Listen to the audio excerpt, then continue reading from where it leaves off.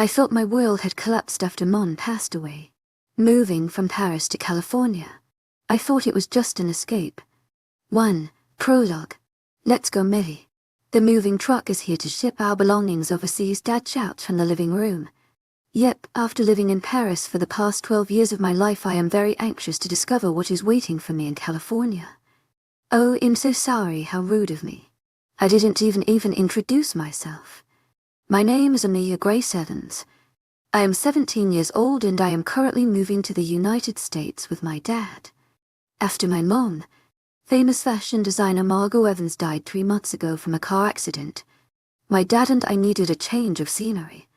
After all, we moved to Paris for my mom's business. Now that she is gone, there is nothing left for us here. I am 54. I have blonde hair long enough to reach my hips and hazel eyes. Incoming, Dad. Just picking up the last box. I yell back. Seeing my room empty is quite heartbreaking. Only a couple months ago, life was perfect. Mom's new clothing line was thriving. Dad's boxing gym was filled with eager trainees and I was a student and about to be captain of my soccer team this season. All because of that drunk driver. All the leaves turned for the worse. I slowly pick up the frame on the top of the box. It's a beautiful family portrait of us. My mom was a beautiful woman. With her golden locks and crystal blue eyes, truly was an angel. As for my dad, he is quite the big guy, considering he's a boxing coach. He has chestnut brown hair and hazel eyes. Their love was envied by many. They were high school sweethearts and soon after high school they had me. It didn't matter to them that they were young. Their love for each other conquered all. Well, I guess it's time to leave. Goodbye, bedroom, you will be greatly missed. I pick up the last remaining box and head downstairs to meet with my dad.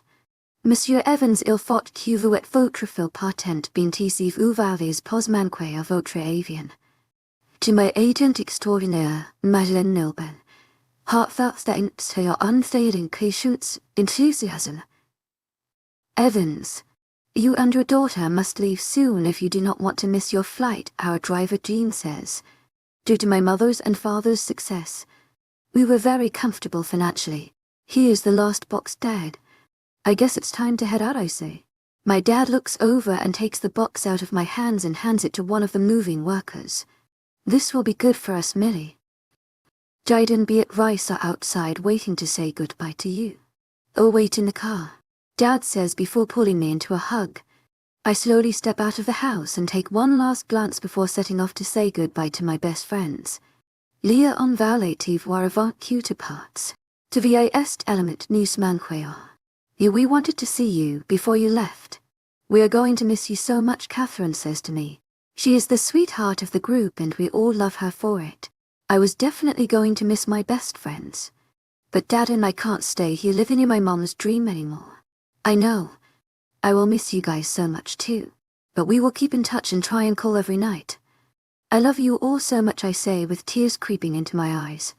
We all pull each other into a big group hug. Timey Leah. Judy Suhate Kidubin Huatanu Velko out of you, Leah. I wish you happiness at your new school, Jade says. She's the mom of our group. You'll do amazing. Anyone is lucky to have you as a friend, Leah. Don't forget to show them your skills on the field too. Beat Rice says. She and I were on the same school soccer team together. Il faut QJ where the I avant QJ exp les ensign lots. Je vous aime as Immerse. I must leave before I bawl my eyes out. I love you, my loves. I slowly pull out of the hug and jump into the car with Dad. It's not easy to walk away from everything I've ever known, even though I know it's the right thing for both Dad and me. We are going to live with his brother, my Uncle Joey, Aunt Talia and Cousin Jackson for a little while before finding our own place in California since they have extra bedrooms in their house. My mom and Dad grew up in California, so I think Dad will be happy to be home. Are you ready, mate? Dad asks. No, but I will be. I reply. With that we drive to the airport, board the plane and get ready to start our new lives in California. As we exit the gate after spending an extra 2 hours dealing with border officers and getting our bags, we spot my Uncle Joey. Last time I saw Uncle Joey I was 12 years old. He is only a couple years younger than my dad, but they are complete opposites. While my dad is a boxing instructor, my Uncle Joey is a doctor. My dad and him were basically the athlete and the nerd. Your Uncle Joey stands holding a big welcome sign, welcome home my croissants, and my Aunt Talia is holding 3 red balloons, both with flashing smiles across their faces. I don't know why people think us French refer to each other as croissants, but I just find it hilarious. We will only be staying with my uncle for a little while until Dad and I find our own home. It's quite difficult to go house hunting while on a different continent.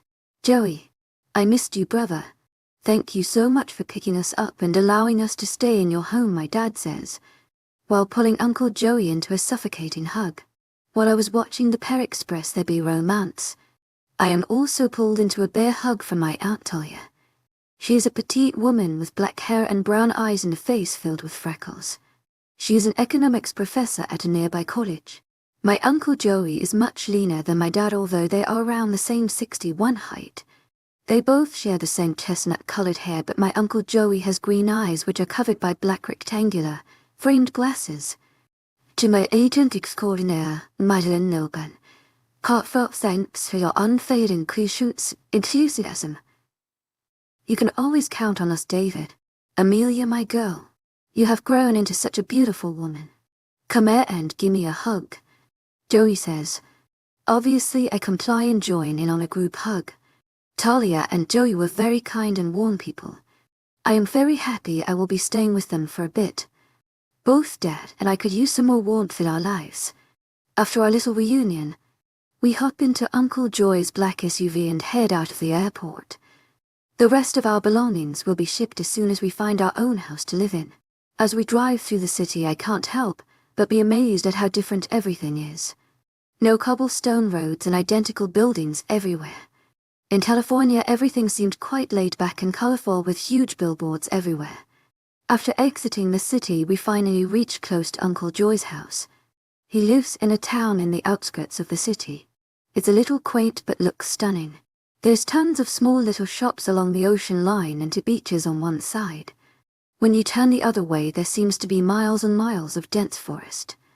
I've never been around so much greenery before, and I have a feeling I will really like it here. So Amelia, the school you will be attending, B. Rosford High, is only a 10-minute car drive from the house.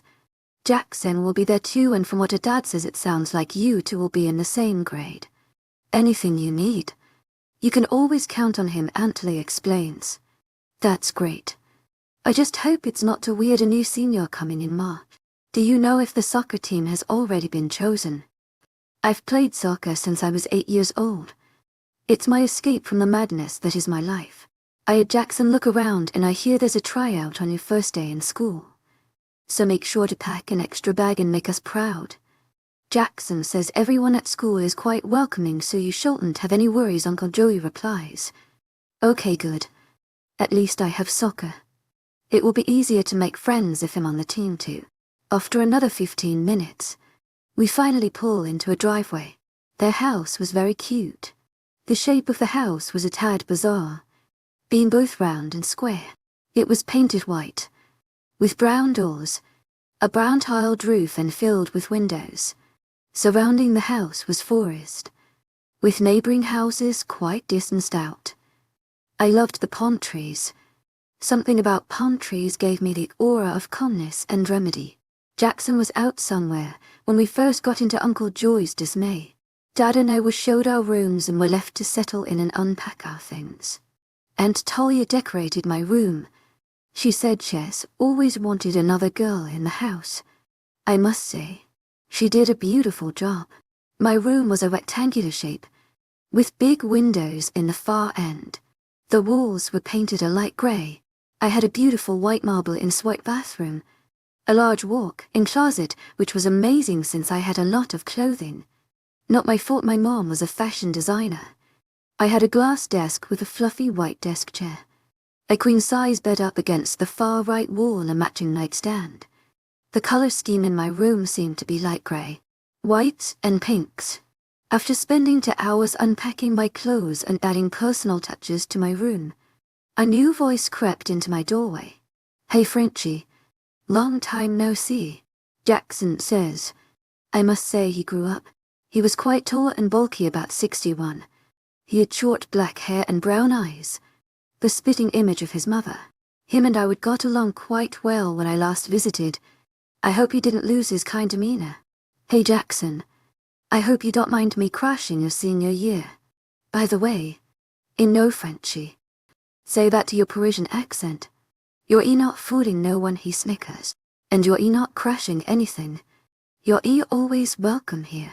Whatever you need, just let me know. I'm really sorry about your mom. Looking at the floor, I don't really like talking about her, since I still miss her dearly. While she was working often, our time together was amazing. She even had me model some of her clothing lines so that I could spend extra time with her. I loved her so much. Anything I need to know about the school, people to stay away from. It's always best to get an insider's opinion. No, you'll do fine. Meet up with me at lunch tomorrow and I'll introduce you to my group. By the way, my mom says it's time for dinner.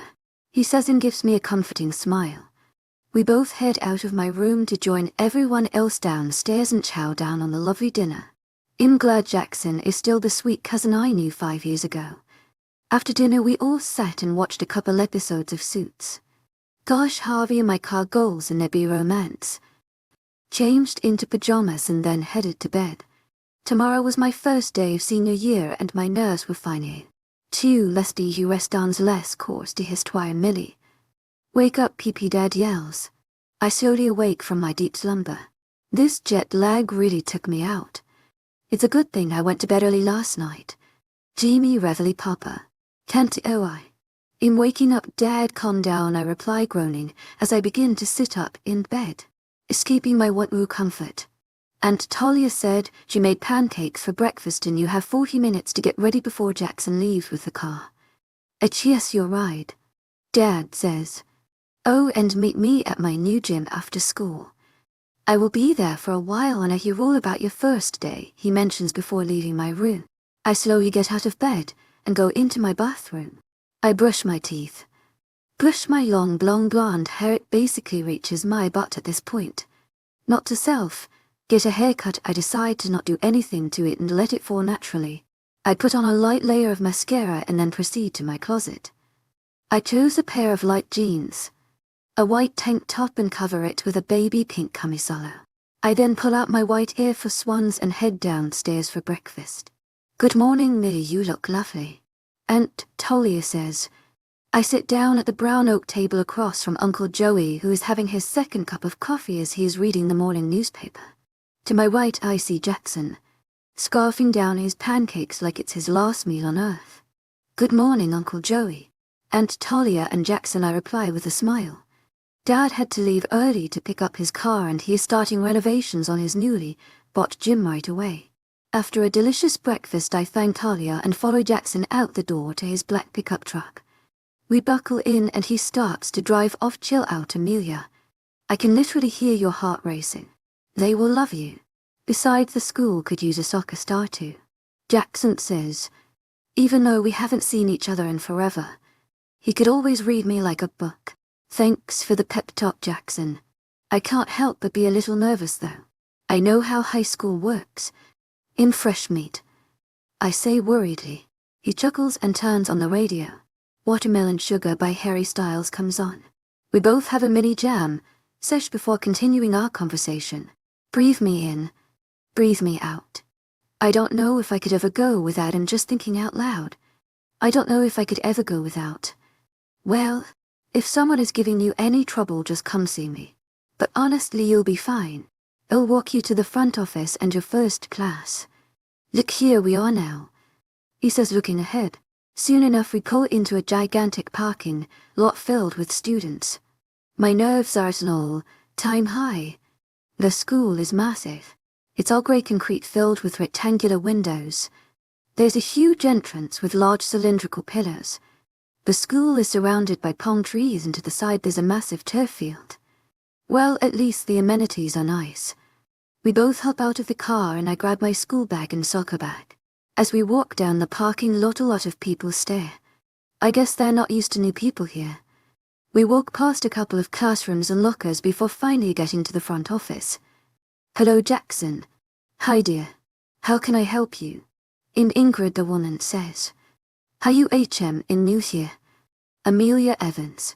I was wondering if I could pick up my lock and my schedule. I reply as strongly as I can. Jackson slightly nudges me, bugging me for my nervousness. I am an outgoing person when you get to know me, but everyone is a little shy at first, right? Oh yes, of course, Amelia. Here's your schedule and lock. If you need anything else, feel free to come by any time, the secretary says with a sweet smile. Jackson takes my schedule and walks out of the office. Jai's long legs it's hard to keep up with. Advanced French. Math. Physics and chemistry. Didn't you skip a grade? How are you even in all these classes? He asks her in a surprised tone. I always like school. And performing. I guess it just comes a little easier to me. I reply. Well, we have history and gym together, but that's it. No brainiac. It's good thing is most of our classes are near each other, so you shouldn't get too lost wandering around the school. He stops abruptly. Here's the cafeteria. Come meet me here at lunch and I'll introduce you to my friends. He says, pointing through to double doors at the end of the hall. The whole time we walk down the halls, people are waving and acknowledging to Jackson, and meanwhile him being stared down or given questionable glances. Okay, so here's your first period math class. Just follow the door numbers down this hall and you should find all your classes by lunch. If ever, just call me if you get lost. Your locker is just here, he points across the hall. Good luck, Jackson says. He then walks off in the opposite direction to join his friends. Okay, Amelia, you can do this. It's just a new school, no big deal. I open up my locker, unpack some of my books and store my soccer bag. I even managed to hang up a couple of pictures of me and my friends before the bell rings, and I head to my first class. I slowly walk in and the teacher tells me to choose any seat. I decide to go to a desk besides the window in the back. As the class rolls in, I'm glad I didn't take anyone's seat. Soon, a girl with a bright smile sits at the desk beside me. Hi, my name is Evelyn. You're E. Jackson's cousin, right? The croissant from Paris. Is it true Armand is the Margot Evans? I love her designs. I wore one of her dresses to my aunt's wedding. Everyone loved it. How are you liking California? I know a new school can be nerve-wracking, but I'm sure we'll be great friends. I hear you play soccer. My friend Ali plays too, so you guys could be on the same team. She says all at once. How did this girl not lack oxygen while speaking? She's definitely the talkative type, but I don't mind, she seems so friendly. She's a beautiful girl, with black hair and blue eyes. She's about 56 and seems quite strong. Hi, Evelyn.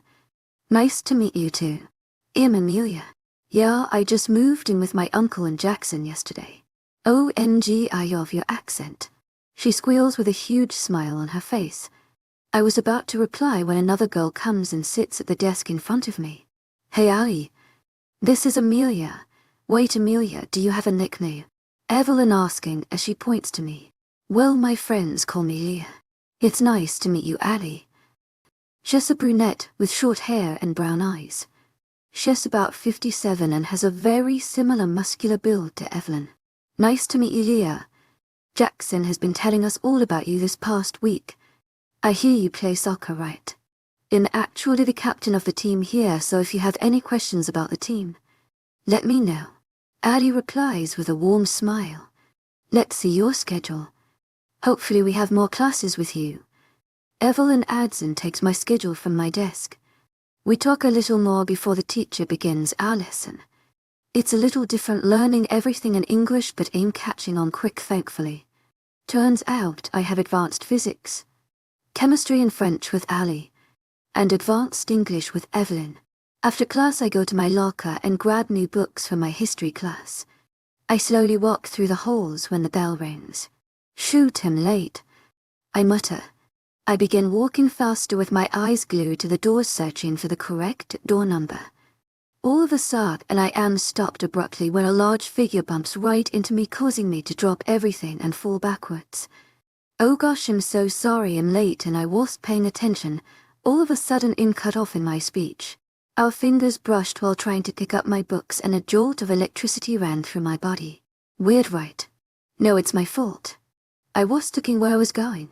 Are you okay? The boy says in a deep voice. I immediately feel drawn to his voice as I look up and find myself getting lost in pools of ocean. The mystery boy has clear tan skin which complements his dark hair perfectly. His ocean, like orbs, complement his complexion perfectly, and his defined jawline just seems like the cherry on top. I find my eyes slowly linger down to his wide shoulders and bulging biceps, however, before I get caught for checking him out. I look back up to his face and once again get lost in his eyes. We both spend about 30 seconds staring into each other's eyes, analyzing each other. A foreign feeling washes over me as I stare into the eyes of the guy in front of me. Mr. Black, what are you doing in the hallways? Class has already begun and you're late. You must be the new girl. Just know this is your only warning. I do not tolerate tardiness. Come in so I can begin teaching. The teacher says. It was like we were in a trance. I feel my cheeks heat up slightly when we finally into each other's eyes and pick up my stuff that is still lying on the ground. As I walk into the classroom, I see Jackson patting the desk beside him, motioning for me to take the empty spot. I hurriedly sit down on my seat and set out my supplies on my desk. The mysterious guy follows behind me and I get a glance at him before he sits to the left of Jackson. She is incredibly tall too, probably like 64, and has even bigger muscles now that I actually can get a good look at him. His fit body is hugged tightly around his grey shirt and black jeans. Nice job, Amelia. Being late to your second class. Jackson jokingly scoffs. Not my fault, the school is huge. I met friends already in my previous classes. Maybe you're right, and it won't be so bad after all. I reply just before the class officially begins. As the class is going on, I suddenly see Jackson and the mysterious guy almost glaring at each other. It's like they focus so much on each other. Like they're attempting to read each other's minds. Maybe it's an American way to communicate. As for the rest of my courses, they are quite boring, and all of a sudden it's lunchtime. I walk into the cafeteria and buy only an apple. I'm not quite hungry yet. Americans eat at different times than I normally do. Hopefully I will get used to it soon. After buying the apple, I search for Jackson's table. Luckily I found it quickly. Jackson, Ali, Evelyn and some other 2 guys are sitting there. Hi guys. I hope you don't mind I crash your lunch, I say as I take a seat beside Ali and Jackson. Not at all, Leah. Meet Bentley and Justin. Evelyn says, pointing to the 2 guys. Bentley has brown hair and blue eyes, whereas Justin has blonde hair and green eyes. Both boys are insanely built. Geez, I wonder but something in the water here, everyone has so many muscles. Nice to meet you guys, I say, smiling.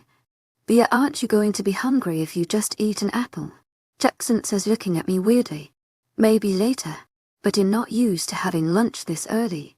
I'm just not hungry yet. In Paris we would have the petit déjeuner at like 900.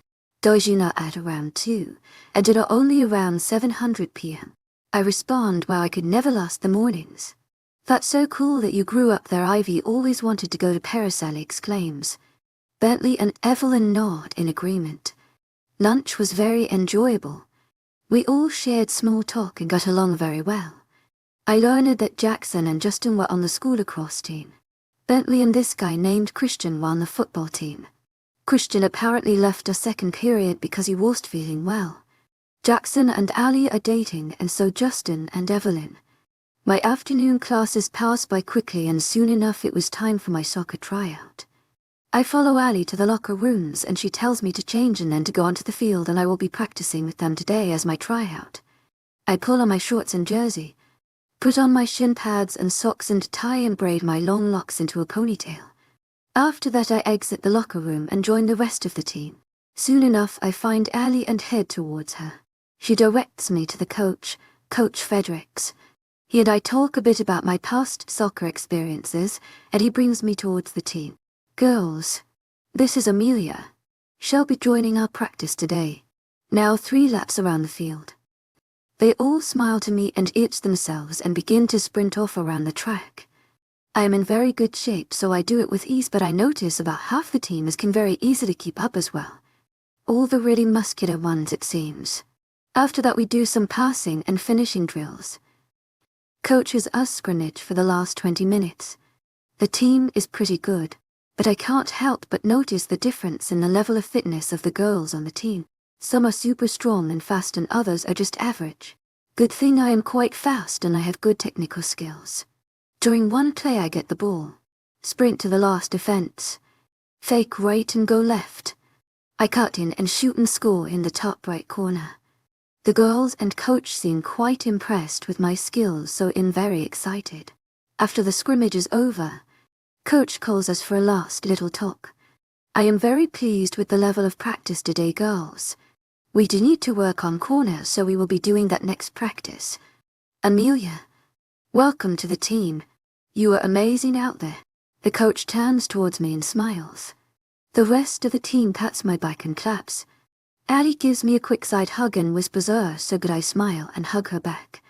Thanks, coach, I'm so happy to be here, I say. Soon we all leave the field, use the locker rooms and the shower, and I meet up with Jackson in the parking lot. He had lacrosse practice till we finished at the same time.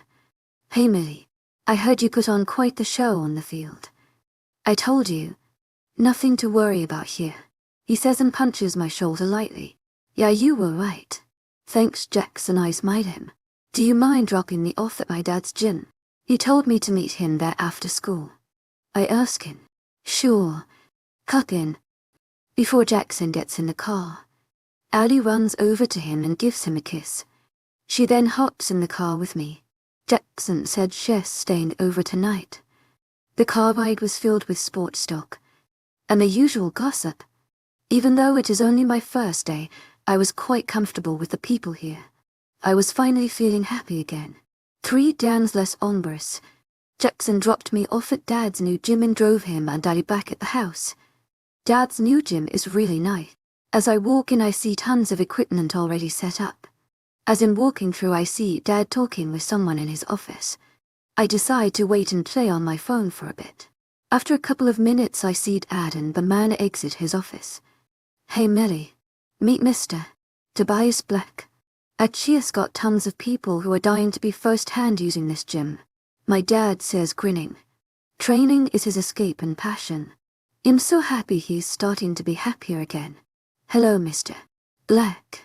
It's lovely to meet you. I'm Amelia, I say and shake his hand. HE's got quite the firm hold. Something in his face is so familiar, like I recognize some features or something. I'm delighted to meet you, Amelia. Your old man here is quite the expert. I'm very glad to be doing business with you. He turned to my dad and smiles. I must get going now, but we will keep in touch, Mr. Black says before leaving the gym. Dad explains that Mr. Black knows a lot of people willing to use the gym and just wanted to get a clear plan on how everything works. After that, I help him out with setting up different equipment and tell him about my day. Achia's ecstatic when he learns I made the soccer team. We pick up Wendy's for everyone at the house and drive him when we're done. Food's here, I yell as I walk into the door. Soon enough, Aunt Talia, Uncle Joey, Jackson and Allie meet us in the kitchen. We scarf down dinner quite quickly and talk about school today and their jobs. After dinner, I head into my room to do some homework. Jackson and Allie invite me to watch a movie, but I'm quite tired after my first day. It's about dusk as I'm doing homework with my window open, and all of a sudden I hear a rustle in the trees. Quickly I turn and look out my window. After a couple of minutes of staring out, I don't see anything. As I'm about to turn around, I catch a dark figure lurking in the woods. Some type of big animal. As soon as it turns towards my window and sees me looking at it, it bolts off into the distance. That animal was quite close to the house. I don't think much of it and return to my homework. Soon enough, I finish my assignments. I shower and change into my pajamas. Before going to bed, I walk downstairs to get a glass of water and Allie asleep on the couch. I slowly walk over and turn off the TV for them. As I go back in my room, I lie in bed and text Jade, Catherine and Beatrice. I tell them all about the day. They told me they want a picture of the mysterious guy who caught my eye today. I told them it was probably all in my head. After more catching up, I turn off my phone and head to bed. Beep beep beep beep. Stupid alarm clock, why did I buy one? Mace Butane. Oh God. Immerse clock stopped ringing. I groan. I am not really a morning person. I walk into my bathroom and take a quick shower and throw my hair into two French braids. I brush my teeth and put on some light mascara. I then proceed to my closet to pick out an outfit. I settle for a cute yellow floral sundress and pair it with brown sandals. I don't have practice today, so I just grab my school bag and go downstairs. Good morning, guys, I say as I'm handed a bowl of frosted flakes. Today I feel like we're one big family with my dad, Ali, Jackson, and Toya and Uncle Joey at the table. It's very different living with so many people. They all say good morning back and we proceed to eating breakfast. I was wondering, what kind of animals live nearby here? I thought I saw a huge wolf near my window last night. All of a sudden there's this awkward silence. Soon enough, Uncle Joey answers my question. There's many animals in those woods. I am quite surprised one would come close to the house. Just be cautious and don't go wandering off alone and you should be fine. Okay, weird. That wolf was so big though. After breakfast, Ali, Jackson and I all head to school. After a first class with Evelyn, it's time for another history class with the mysterious guy. When I walk in, it seems Jackson and the guy switched seats. Do I go sit beside him, or sit somewhere else? Soon enough my question is answered with the guy giving me signal to sit beside him. Hello, my name is Christian. It's nice to meet you, Amelia. He says his pearly white sparkle from his captivating smile. Combined with his dimples melt my heart as I fall in awe of his smile. Hi. Nice to meet you too. I'm so sorry for bumping into you yesterday, I say. My heart is racing right now. He makes my heart race. I shouldn't have been so distracted. You're not at fault. He replies. Wow, he actually seems really nice. The rest of the class goes by and we glance at each other a couple of times here and there. I must say this is the fastest I've ever been so attracted to a guy. As soon as the bell rings, I go to leave the class. All of a sudden my wrist is pulled back and my whole body feels a jolt of electricity. Almost like a calmness takes over. I turn around shocked to see Christian holding my wrist. Amelia, would you maybe want to study together after school for the test coming up? He almost seems nervous to talk to me. I mean, if anything, I should be nervous to talk to him. He looks like a Greek god. Sure, Christian. Do you have a place in mind? He slowly lets go of my wrist and my body all of a sudden feels colder. This is so weird. How is he affecting me so much? Meet me in the parking lot when school is over. We can go to a nearby park. That sounds perfect. See you then. I smile to him and proceed to leave the classroom. Christian's POV. After little sleep last night, school is the last thing on my mind. I shouldn't have gone to her house. She saw my wolf. As much as this could be complicated, I just can't stay away from her. Amelia. What a beautiful name for an even more beautiful girl. Yesterday will be the last time I mind. Link, while walking, I knocked down my poor mate and made her even later to class than she already was.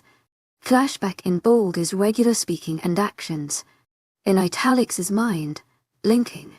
To my agent extraordinaire, webnovel. Heartfelt thanks for your unfailing patience, enthusiasm. Don't forget, I want you to attend a meeting after school too. Alpha Sergio wants to form an alliance. Alpha the bears black links. Don't worry, Dad, all of a sudden I feel a very light body bounce off my large frame.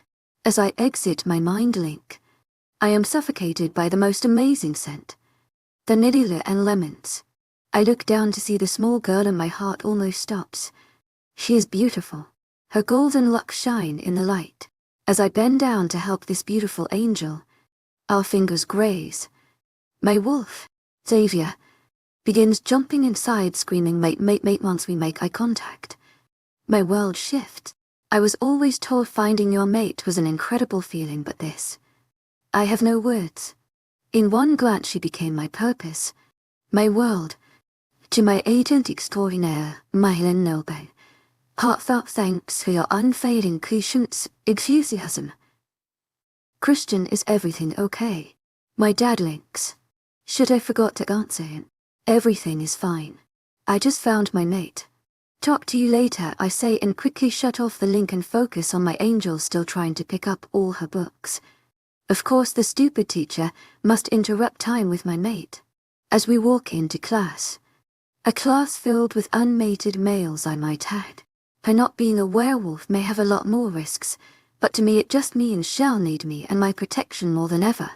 But why is my mate sitting beside Jackson and smiling at him? As soon as I sit in my seat, I link him angrily. Pulls off my mate Jackson. I grit out a low growl. You have Allie. I link calm down Christian.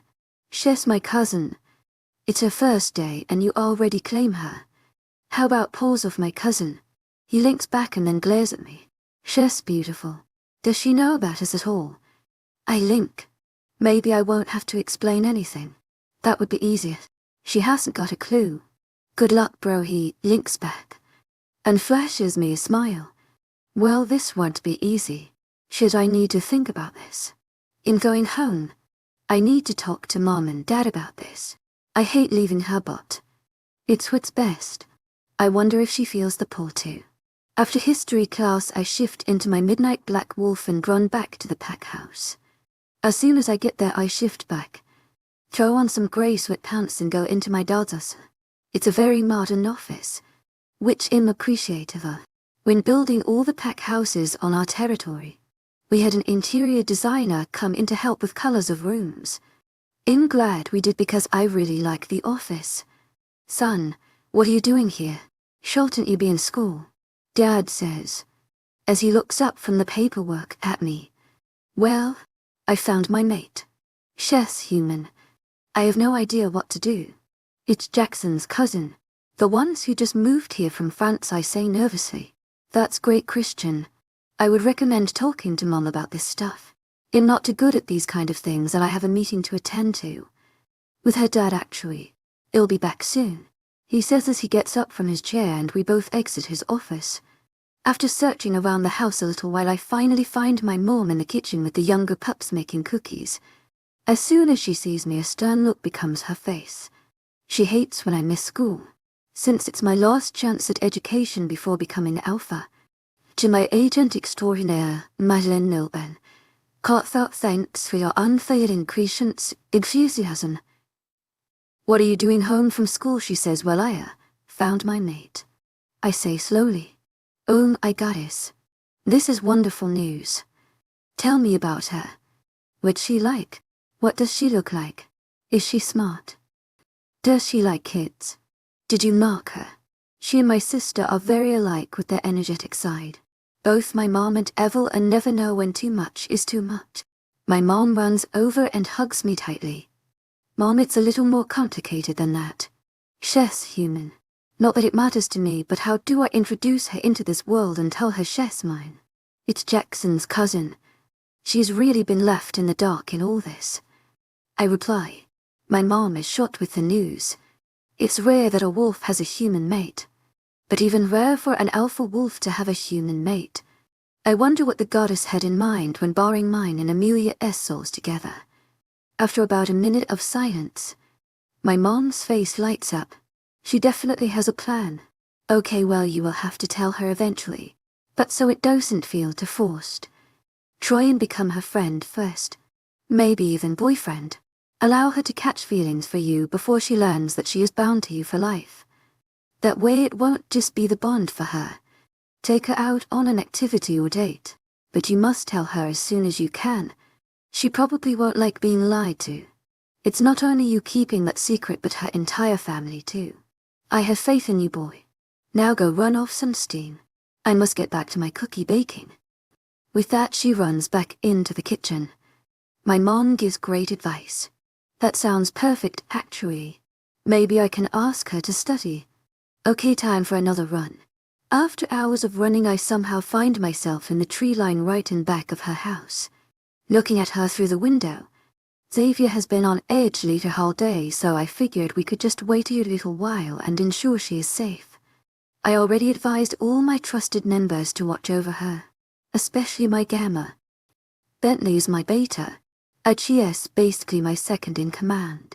Jackson and Justin are my Gamma S. help take care of all that is security of the pack, from training the members to guards at the borders. We all take our true positions when we graduate high school. Us boys are pumped. As I'm lost in thought staring at my beautiful mate, I accidentally bump into a huge bush that makes quite a loud noise. To my agent extraordinaire, him.丨heartfelt thanks for your unfailing patience, enthusiasm. My angel hears it and peers outside to see what's out there. She stands there for a couple of minutes until she somehow lands eyes directly on me. Shit. I run back as fast as I can away from her. She can't see me like this yet.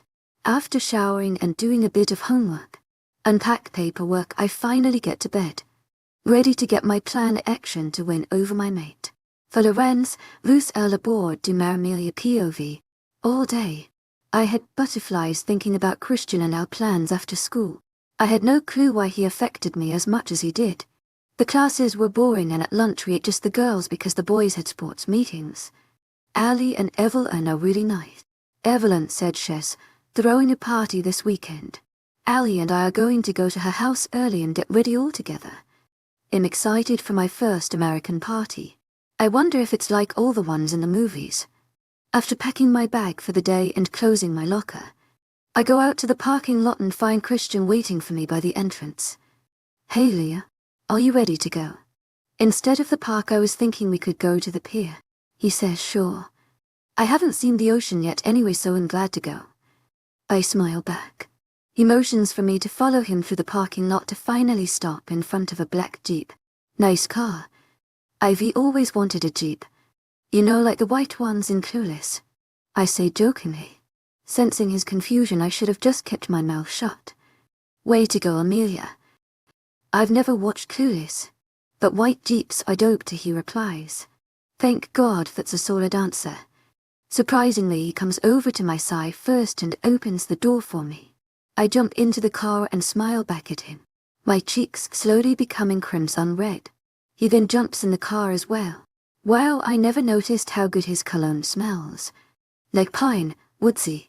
The inside of his car is so nice and clean. Everything is black leather. He then puts on a pair of sunglasses, which makes him about 10 times hotter, and begins to drive away. Do you mind if I turn on the radio? I hate sitting in cars without music. So boring. Sure, pick your absolute favorite song, he replies, flashing me a smirk. Well, now the pressure is on. Maybe I should trick him and play something like Clair de la Lune. They all refer to me as a French croissant anyways. No, let's not take that chance. Oh, I know. They'll play a throwback. Knowing I picked a great song, I press play and prepare myself for the jam session that's about to happen. I felt comfortable around him for some reason, so I decided to sing along. Shorty had them apple-bottom jeans boots with the fur. The whole club was looking at her. She hit the floor, next thing you know. Shorty got low. At first he seemed a little surprised at my boldness, but then he started singing with me. He is becoming my new favorite person to have a jam session with. Them baggy sweatpants on the Reeboks with the straps. She turned around and gave that big booty a smack. She hit the floor, next thing you know. Shorty got low, wrapped in laughter when the music is done. Smiling ear to ear. Who knew you would be the one to finally crack me into singing along in the car, he says, smiling. Well, with this song, if you don't sing, it's a problem, I reply jokingly. After a couple more songs, we finally arrive at the pier. The ocean is beautiful. I was about to get out the car when he stops me. I'm sorry, just my mama raised me to be the most perfect gentleman, he states. Right after he hops out of the car and opens my door. I know some people might find that a little bit cringe, but I don't mind as a chivalry. He offers me his hand and bows jokingly for me to get out of the car. Once again, when I take his hand, a new sense of warmth overcomes my body and I feel tingles where he is touching my hand. Sensing my confusion, he slowly pulls away. Great. Now he thinks I don't like him. I'm sorry, I just got a weird gust of air, I said. Wow, Amelia, real smooth. Come on. Let's sit by the benches over here, he says, motioning to wooden benches overlooking the ocean. As we sit down, I'm reluctant to pull out my history notes. I don't want to be that girl who gets right to the point. I'm mesmerized by the ocean at White Sands here. The view is truly beautiful. How about we talk a little bit? Before we start, I'd like to get to know you a little more. If you don't mind, he says, with a slight hint of nervousness in his tone. Sure, I'd like to get to know you as well, I reply. So Amelia, why did you move from Paris to California? Well, I mean, it's obvious why he's wondering. I might as well just tell him. Just keep the conversation about it short. Not to dampen the mood too much. My mom died in a car accident 3 months ago. And in Paris. It was my mom's dream for her designing company, but for me and my dad. Every time we were home since her death, it didn't feel right. So we decided to get a change of scenery. Since my Uncle Joey lived here and he says he loves it here, we decided to move. I say as quickly as possible. What's your family like? Do you have any siblings? I add before he can comment on my past. He seems a little down now. Shoot. I'm so sorry for asking, Leah, and I'm sorry for your loss. As for my family, my mom's name is Stephanie. She's a caretaker for young children. My dad's name is Tobias Black. He owns a couple of businesses around the town. You've come quite close with my twin sister Evelyn, I hear. Oh my God. That's why I recognized something in that man that was at Dad's gym. Achia's basically the more aged version of Christian. Wow, I must be quite dumb not to put together Christian and Evelyn were twins. Come on, Amelia, think more. Well, I didn't clue in you guys were twins. But now that I know. She's so fun. I think I met your dad at my dad's gym actually. He was saying something about bringing in many clients to train there. My dad was so excited. I reply my dad was telling me about enrolling me into a new gym. Looks like I will be getting to know your dad too then. He says, smiling. I'm going to be honest with you. I didn't really ask you to come here with me so we could study history, he says. At first I'm a little confused. Then why did he invite me here?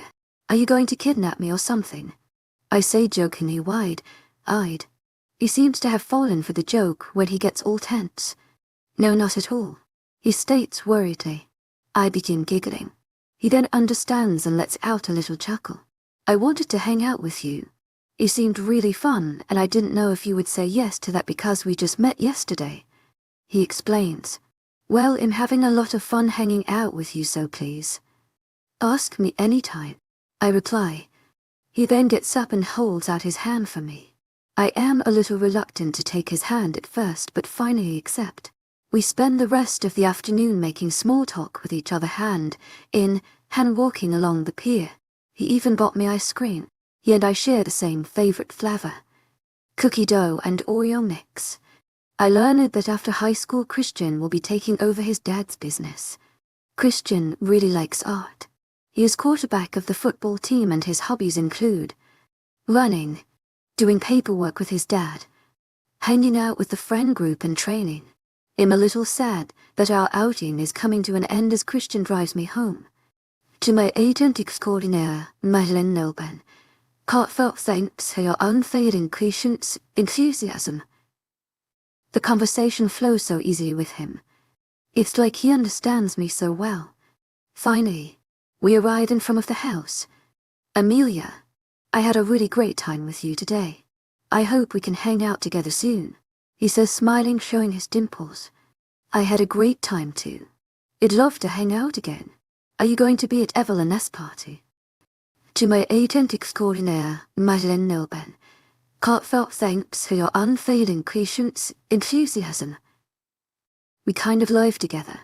We are twins after all, he snickers. Of course, how could I forget? Well, goodbye, Christian. Thanks for today. I say, smiling. Goodbye, Leah, he replies. With that, he waits for me to get in my house before driving off. Wow. I've never had that kind of instant connection with anyone before. I really hope he feels it too. I turn around to see Jackson, both my aunt and uncle, Allie and my dad staring at me. I feel my face going betrayed. So Millie, where were you off to on this fine afternoon? Jackson says. He knows damn well where I was. I guess he just wants the whole world to know. Christian and I went to study history together at the pier, I reply. I think my answer's quite good. I mean, that was our initial intentions either way. Not my fault we couldn't stop talking. Isn't our history test next week? He adds. Smirking. Ali hits his arm to get him to shut up. Yes, Ali. Make Jackson shut up. Well, nothing wrong with being prepared. Anyways, I'm going to go up and shower. They'll be down in a bit for dinner, I add before racing upstairs. Okay, maybe that was the best idea, but I couldn't stand the embarrassment and Jackson's prying. After a nice warm shower, I changed into my pajamas and went downstairs to eat dinner. It was a little awkward at first, but I guess the adults figured it was best not to ask. My dad never had any problems with me having guy friends, so I don't think there's any issue. My last boyfriend only met my dad a couple of times because he was so scared of him. It doesn't help my dating life that my dad is a professional boxer and spends days on and in a gym. After dinner, Ali and I did chemistry homework while Jackson mowed the lawn. I was proud to have won that rock, paper, scissor fight.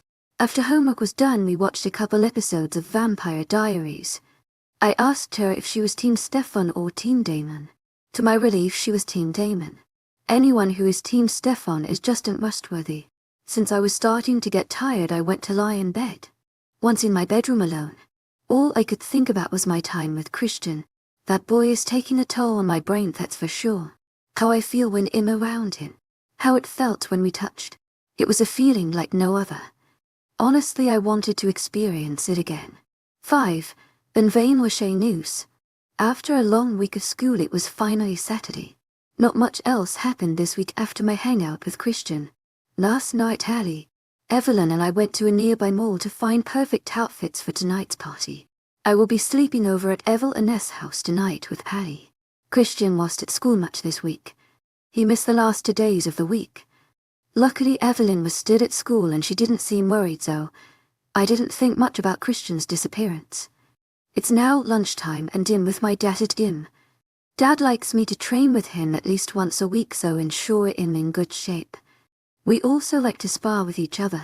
Achia's always teaching me new techniques. Melly, when I step forward, I want you to pull my arm and twist it inwards. Once I'm off balance, bend down and flip me. He explains. I am a decent fighter, considering I have been training with him all my life, but he always finds a way to teach me a new trick. Okay, Dad, I say. I do as I am told, and he lands on the ground back first. He lets out a low groan and gets up from the floor. That's great, May. Now do 5 miles on the treadmill and we'll head out to go look at some houses. It's a good thing I like training because my dad sure knows how to push people past their limits. Dad has been house hunting all week. He has narrowed down his list to 3 favorites. Personally, I don't really mind where we live, as long as it's close to the school and Uncle Joy's house. Once I finish my run, I use the shower at the gym and change into my extra pairs of clothes. I brought a pair of jean shorts and a light blue cropped camisolo top. The gym is basically complete now. Dad is opening it starting Monday and people have been coming all week to buy memberships. Achia is super excited about it. The first 2 houses we saw were decent. The first was in a small project that was filled with new modern houses. Dad and I liked the style of it, but it just wasn't homey enough for our taste. The second house we saw was right beside a big factory and the outside was really not inviting. Enough said, we eliminated that one too. Finally we stumbled upon the third house. It was stunning. It was a 3-bedroom and a bath house right on the beach. The interior was stunning as well. Everything was polished and white, with big windows overlooking the sea. It was perfect for us. Dad contacted the real estate agent and decided they would get together tomorrow to finalize the lease. Our backyard was the sand and ocean, so I am very excited to move into the new house. Although I will miss the company of Uncle Joey, Aunt Talia and Jackson. When we got back to Uncle Joy's, Dad and I told everyone about our new house. They were very happy for us.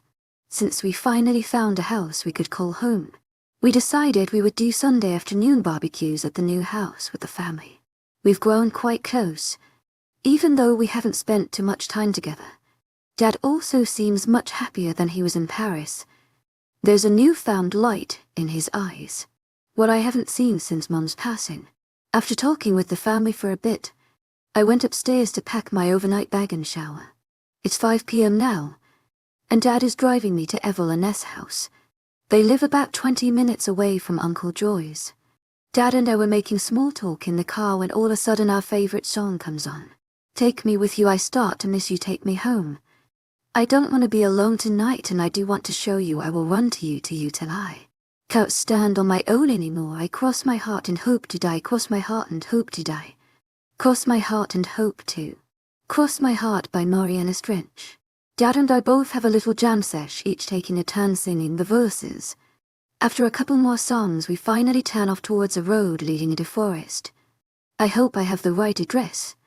We enter a long driveway filled with people dressed like security. They stop us and ask where we're going, and soon enough the gate opens, out with a lot. When we first drive in, there's little shops situated on each side of the road. This community is adorable. After that, to our right was a big glass building with a sign saying gym. To our left was a huge open grass field with paring mats in a field with soccer nets. After passing that section of the community, there were tons of little roads, leading to identical houses on each side of the main road. Soon enough we come up to probably the biggest house I have ever seen. Luckily I see Evelyn and Ali standing in the mini parking lot in front of the house. Evelyn is jumping up and down waving, and Ali just looks at us with a big smile.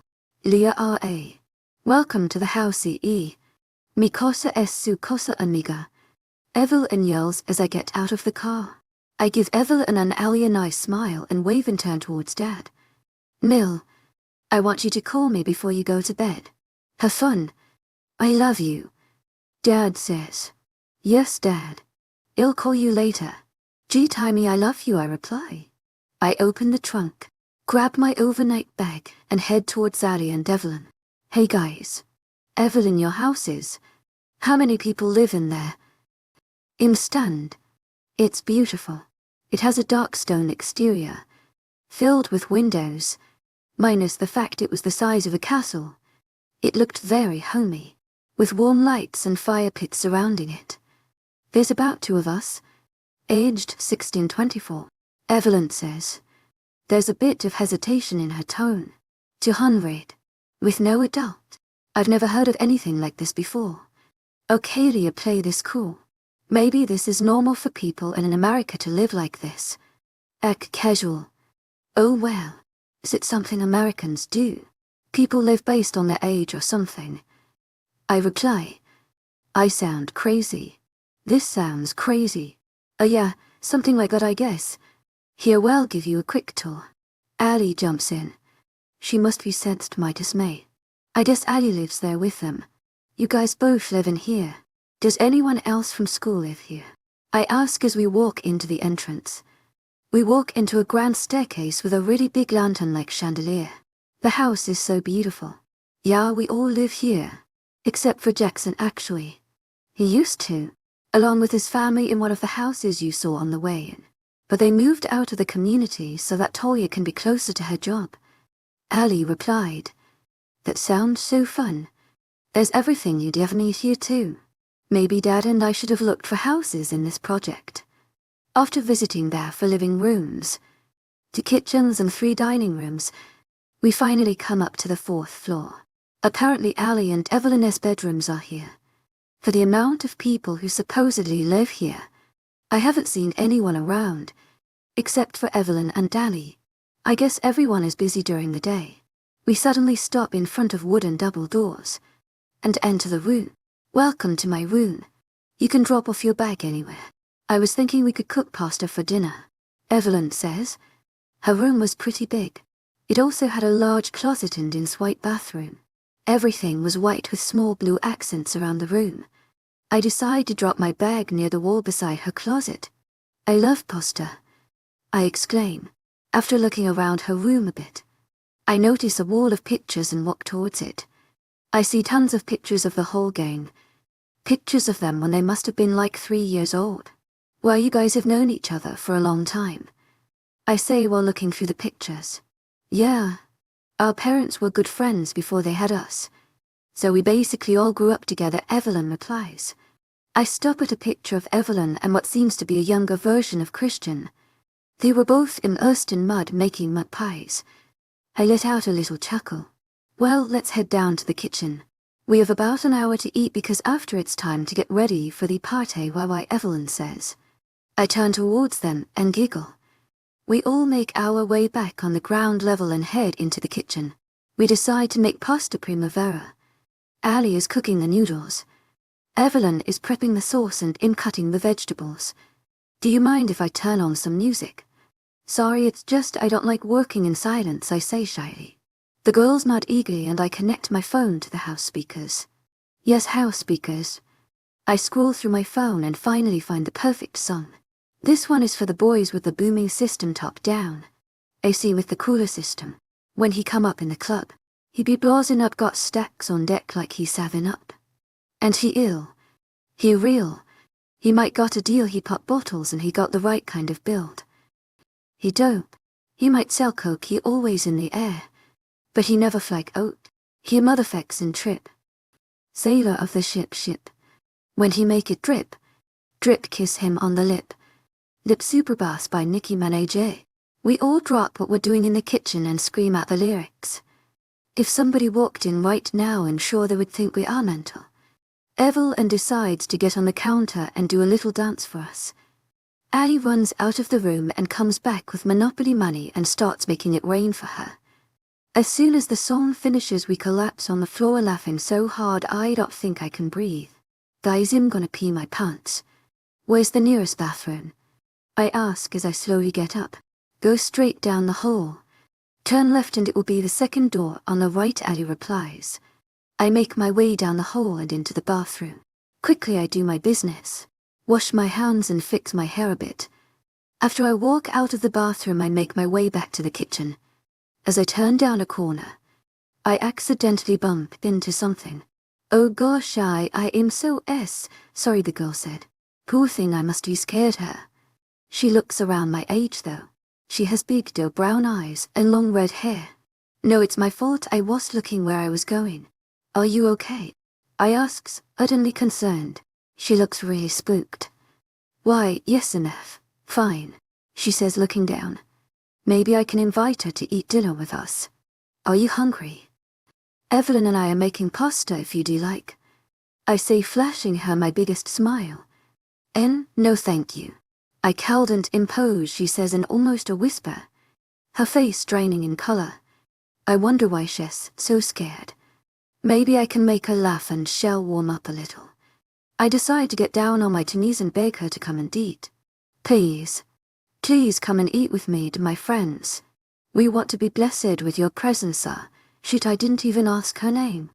Eleanor, she replies, with a small smile on her face. Sure. I'll come, she says, yay. I grab her hand and make my way back to the kitchen. When I walk in, Ali and Evelyn look shocked. Hey guys. My new friend Eleanor here is blessing us with her presence for dinner. I hope you don't mind, I say softly, giving Eleanor a confident smile. Oh, of course. Welcome, Eleanor. I hope you like pasta primavera, Evelyn says, now smiling. Once the pasta is finished, we set a nearby table and all sit down. Evelyn and I are the ones doing most of the talking. Eleanor seems quite shy, but she didn't seem to mind, mostly listening to us. We tried to include her as much as we could. She said she got here 3 days ago, after she ran away from home. Cool thing. After that, we decided to keep the conversation quite positive by discussing school gossip. All of a sudden, Bentley and Christian barge into the room looking frantic. Have any of you guys seen Eleanor? Bentley yells. The poor guy is having a mental breakdown. Christian seems quite worried as well, following closely behind Bentley. Soon enough, Bentley's eyes catch Eleanor sitting in the chair beside me. They invited me to eat with TT, then Eleanor says in almost a whisper. I swear she even flinched a little. They are scaring her. Guys, calm down, she's right here. No need to be barging in like crazy people. I stand up, shielding Eleanor from their view. I felt for her. As jumpy as she is, I'm sure two grown men barging into a room is helping not her calm her nerves. As I get up I almost hear a low growl. Eleanor. I'm so sorry, I was just worried when I didn't find you in our room, Bentley says softly. I've never seen Bentley so apologetic. He looks like a sad little puppy. Bentley walks over towards Eleanor and takes her in a big hug and kisses her on the forehead. I never knew Bentley had a girlfriend. Okay, good, now everyone is reunited. We have to get ready, girls, the party isn't ours. Evelyn suddenly jumps up and starts clearing the table. Allie and I help her while Bentley is still with Eleanor. Christian is still standing in the doorway watching everything go down. He seems quite lost in thought. Eleanor, do you want to come to the party? She sits there for a couple of seconds, I assume she's thinking about it. No thanks. I am quite tired already. Maybe next tea time, Leah. Eleanor responds. She's so cute. To my agent extraordinaire, Madeleine Nilban. Heartfelt thanks for your unfailing patience, enthusiasm. No worries, I reply. If you're up for it, Eleanor. You and Bentley can join us for brunch in the morning. Allie adds. Yes, she quickly responds. Hub and Bentley leave the room hand in hand. Brother, are you just going to stand there all day? Evelyn says sarcastically. Christian is still standing in the doorway watching us. Yeah. I just haven't seen Eleanor interact with someone who isn't Bentley yet. Poor girl, I wonder what happened to her. At least she's with good people now. You can thank Leah for that. She somehow got Eleanor to join us for dinner, Allie says, motioning towards me. I just bumped into her on my way back from the bathroom. She looked so sad. I wanted to brighten her spirits a bit, I say nonchalantly. You're amazing, he says, just staring into my eyes. It's like we are the only people in the room right now. Suddenly we are interrupted by a fake coughing noise. Evelyn. Okay, we're going to get ready for the party. Nice trip, brother, Evelyn says. She grabs both me and Allie and drags us back in her room. Leo, what was that? Evelyn asks as soon as she closes the door to her room. I look over to Allie and she has curiosity written all over her face. What was what? I reply, hoping they won't question me further. Frankly, I didn't even have an answer for them, as I had no idea what that just was. It was like we were in a trance. Well, let you off this time. Just because we don't have much time to chat. We need to get ready for the party, Evelyn states. We all rush into her closet and finally start getting ready. I'm so excited, it's my first American party.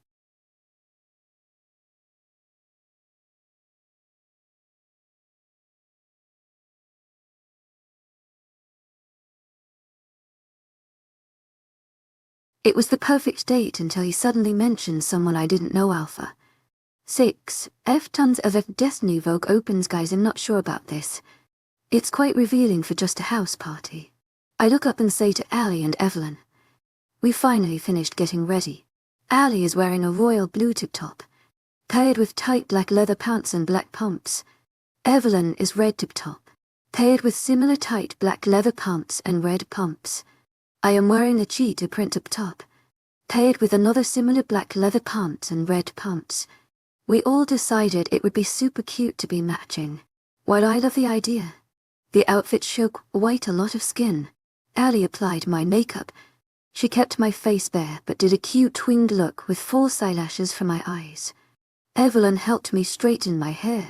Leah, calm down. You've got a killer BOD. It's time to show it off, Allie said. You're dressed fine, Leah. Our house parties are pretty intense anyways. You'll fit right in. Evelyn reassures. As long as you guys are sure. I love that we are all matching, I say excitedly. After that we stage a mini photo shoot and take pictures. After another 30 minutes, we decide to head down to the party. We waited a little while longer, so it was already pretty packed when we got downstairs. They hosted the party in their backyard, which I thought was so smart since there was tons of space. As soon as we got there, I'm pulled by Evelyn to go meet up with the guys. They've already set up a beer pong table. You guys look great. Especially you, Evelyn, Justin says. He quickly goes over to Evelyn and pulls her into a kiss. Thanks, guys. Are you ready to get your asses kicked? Ali replies. The teams are Evelyn and Ali, Justin and Bentley, and me with Jackson. Up first are me and Jackson versus Justin and Bentley. Little did they know I hold a title back in France for my skills. How the fuck did you get 3 in a row? Bentley exclaims. Him and Justin give each other confusion. I got really good in France. Enthusiasm. In my last couple of months there, I became quite the party girl, I replied. Everyone has their fixes for dealing with pain. Mine was hunky dudes and a bottle of booze. Soon enough our round ended. Me and Jackson crushed them. I was still a little tipsy though. I haven't seen Christian around yet. It's weird since I'm hanging out his friends. After the game I make my way to the bar and construct my own vodka cocktail. Ali and Evelyn join me on the dance floor, but they're soon pulled away to dance with their own boyfriends. I stayed dancing with some other girls who were on the soccer team, Giselle and Isabella. Soon enough my feet started to get sore and I needed to pee. I was a little tipsy too. I'm gonna go to the bathroom, see you later, loves, I yell. The music was insanely loud. Okay, stay safe girl, Isabella replies. I escape the crowd and stumble inside to find the bathroom. After what it seems to be 20 minutes I finally find the bathroom. After doing my business I exit the bathroom and make my way back outside. As in exiting the house, some girl bumps right into my shoulder. Normally I'd play it cool, but it was pretty hard and she didn't even apologize. Hey, watch out. I'm not one to get pushed around and not say anything. It's you who should be careful. Stay away from my alpha. Yes, mine. She yells back and shoves me. UTF is alpha. My body sobers up in an instantly. I don't even know who alpha is. I return. I don't really want to make a scene, so I decide to turn and go back towards the party. Suddenly I'm pulled back and she's yanking my hair. Don't act innocent, Amelia. You know exactly who I'm talking about, she yells as she's pulling me down on the ground. That's when I see other people's eyes on us. So much for not making a scene. Protect Luna. Someone yells as they start coming over. I guess the bitch who's pulling my hair's name is Luna. As soon as I hit the ground I get a hold of her hands and flip her over my head. At these moments I am proud to be the daughter of a professional fighter. After she falls but first on the ground, in a huff, she quickly gets up and lunges for me. The second Luna is in the air, chest tackled and pinned down by Jackson.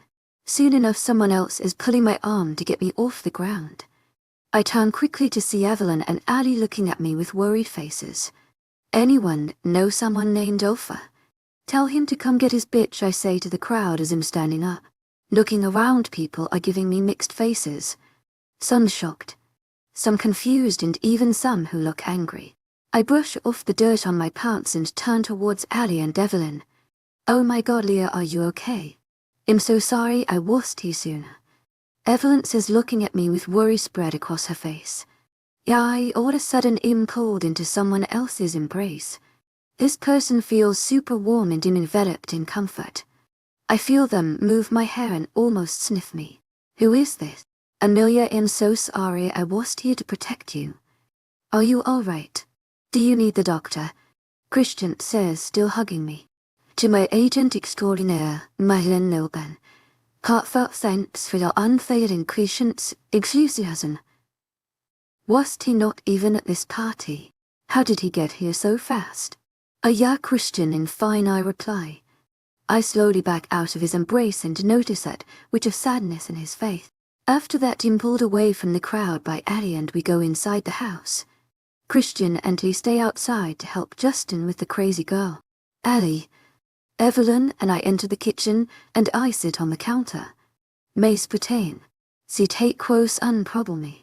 Dyrene fate jiken eyes enni person alpha. El est ben chance usque il y avait d'autres personnes autoadinus sign en el parte dicin ambulance la petite Chris E. When in med my French comes out. Olia. We have close to no idea what you said right there. Ali says. Do you need bandages or an ice pack? Evelyn checks to see if I'm injured. I mean, my hip kind of hurts, but I'm fine. They'll probably just have a bruise tomorrow morning. Sorry, just I don't understand. She said my name and she confused me for someone going after her man and saying HES hers. Do you guys know someone named Alpha? And no Evel and Nim, all right, thanks. I reply. They exchange a weird glance, almost like they know something. Then they turn back to me. Asha just doesn't take rejection easily. You didn't do anything wrong, Leah, Ali says. She gives me a pleading look. I guess I won't ask them any more questions about it. Well, let me go talk to this lunatic. She can't just attack me. I reply, jumping back on my feet. I turn to go back outside. Her name is Emily, not Luna. Stay here, Leah. The guys are taking care of her and then they're coming inside. Evelyn says. She pushes me back to stay in the kitchen. Oh, weird. I was sure I heard someone say something about Luna. I'm so sorry for ruining the party, guys. I try to walk away. I reply. I feel so bad the party is ruined. Emily was the one who started it. But still, Leah, it's not your fault. She had no right to attack you like that. We heard everything. Ali says. Okay, well, at least they don't blame me. I had a lot of fun tonight. Minus the incident. Suddenly all the guys burst through the door and turn towards us. Justin goes to see Evelyn and Jackson goes to see Ali. Bentley and Christian turn towards me. Millie, are you all right? I have to say Uncle David taught you well, Jackson says in a snicker. Ali lightly punches Jackson and scolds him. Yeah, I'm all right. Just confused is all. Now you know your fate next time you eat my Ben and Jerry's, I reply, giving him a stern look. He thought I wouldn't notice my ice cream randomly disappearing from the freezer. It woofs me, I swear. Jackson replies with his hands in the air. Leah, are you sure you aren't injured? Do you need anything? Food or water? Christian says, looking over to me. A glass of water would be nice. And for the last time, in fine, everyone. It takes a lot more than that to bring me down. I reply. Christian rushes over and grabs me a water bottle. As soon as he hands it to me, I take it and chug it down. I haven't had anything but booze all night. How about we all watch a movie? I'd hate to end the night like this, I say. Sure, that sounds like a great idea. First one ready chooses the movie. Evelyn exclaims. We all rush out of the kitchen to shower and get ready. As I go to leave, Christian pulls me aside. I'm so sorry I was there with you. I had gotten distracted with security. I could have prevented this, Christian says, with sadness in his eyes. I find myself making the first move to hug him again. I can't help it. H.E.S. so warm. To my agent extraordinaire, Madeleine Nilban. Heartfelt thanks for your unfailing patience, enthusiasm. It's not your fault. You're not Emily or that guy Alpha. Besides, I should also apologize for ruining your party, I reply. Still in his embrace. Well, actually, some people here call me Alpha. He says hesitantly. I pull right out of his embrace and look at him. What? She's your girlfriend. Why are you here right now? Go calm her down. I reply. I can't believe HED date that. Here I thought he was into me. No. She's had a crush on me for a very long time. And I've told her tons of times I'm not into her at all, he says. Well, he fills me. Oh, well, I don't think she's gotten the memo. I reply with a smirk and start laughing. She will after tonight, you can count on that. I don't like when others hurt the people I care about. And I care about you. He cares about me. I care about him too. It's just so easy and natural with him. I care about you, Christian. Now let's get ready for the movie. As soon as I turn around, he pulls me into him once again. We stand there hugging for a little while longer. Okay, Angel. See you soon. He releases his hold and kisses my forehead. I blush a little before giving him a smile.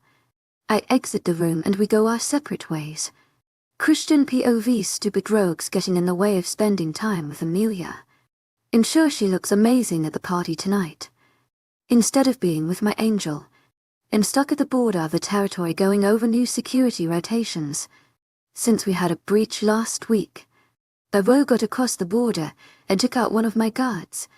Okay, so Jensen and Monroe will be there at 13, and Kelvin will rotate in at 2000. I explain. We had to rethink everything. To my agent extraordinaire, Madeleine Nilban.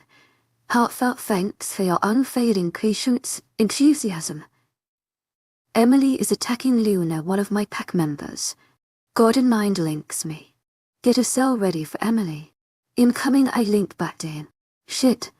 I should have known she'd be there tonight. The damn girl can't understand I don't like her. Amelia is my mate and my heart lies solely with her. Guys, I have to go. Your Luna is in trouble. We will get together tomorrow to finalize everything I say to my men. After that I run back towards the main pack house, seeing as though my territory is huge. I answers Avia, yes please. Avia is my wolf and transform into my pitch black wolf. It only takes me around 5 minutes to reach the party. I already hear yelling and smell the sweet scent of my mate. Gordon hands me a shirt and shorts and I run over to Amelia. I see Jackson has tackled Emily and Amelia is with Ali and Evelyn. Sensing Amelia's heartbeat, I run over to her and pull her into me. Her heart is beating so fast. I should have been here to protect her. This is all my fault. Amelia, I'm so sorry I didn't protect you. Are you alright? Do you need the doctor? I say as I'm checking her for injuries. Luckily I don't smell any blood, but I see her flinch in our embrace as I put pressure on her hip. Emily will pay for hurting her Luna. It's a good thing she's letting me close to her right now because I don't think I could control Avia without her right now. Yeah, Christian, I'm fine, she replies. I and Evia and I to make sure she's safe. Emily, what do you have to say for yourself? Attacking your Luna?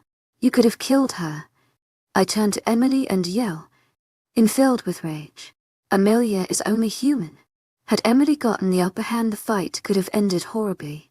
To my agent extraordinaire, webnovel, heartfelt thanks for your unfading patience, enthusiasm. That girl is not your mate. I am, she replies, giving me innocent eyes while fluttering her eyelashes. I can't believe she hasn't gotten the message yet. Emily, my heart lies solely with Amelia. She is my mate and your future Luna. As punishment, you will spend 2 weeks in the cells. Should you disrespect me or your future Luna once again, you will be exiled from Dawn Pride Pack. I reply sternly. Hopefully everyone else around knows now not to mess with my angel. Gordon takes Emily and brings her down to the cells. We cover our cells with wolfsbane to ensure any prisoner is weakened while inside. Thank you for protecting your future Luna, everyone. You are dismissed. I say to the rest of the pack members. Jackson, Justin, Bentley and I make our way inside to meet up with the girls. I just want to be with my mate right now. As soon as we enter, the guys rush over to their mates. Me and Bentley make our way towards Amelia. She looks hot. Those leather pants complement her curves perfectly, and seeing her neck exposed like that is driving Xavier crazy. Millie, are you alright? I have to say Uncle David taught you well, Jackson says to Amelia in a snicker. I have to agree with him though. Even though Amelia is human, she was still able to fight off an angry Emily without getting any major injuries. Yeah, I'm alright. Just confused is all. Now you know your fate next time you eat my Ben and Jerry, she replies. You'll have to take note of that. Amelia likes Ben and Jerry's ice cream. It was me, I swear, Jackson says with his hands in the air. Leah, are you sure you aren't injured? Do you need anything? Food or water? I need to make sure she's okay. A glass of water would be nice. And for the last time, I'm fine, everyone. It takes a lot more than that to bring me down, she replies. I quickly rush over to the fridge and get a bottle of water for her. She must have really needed it. She downed it quite quickly. We all stand there in a comfortable silence. Now that we have all found our mates, the group finally seems complete. How about we all watch a movie? I'd hate to end the night like this. Of course, my beautiful Amelia comes up with this idea. Always so positive. I was so surprised that she got Eleanor to join her and the girls for dinner today. Eleanor hasn't spoken to anyone except Bentley upon her arrival, but she quickly warmed up to Amelia. I was shocked.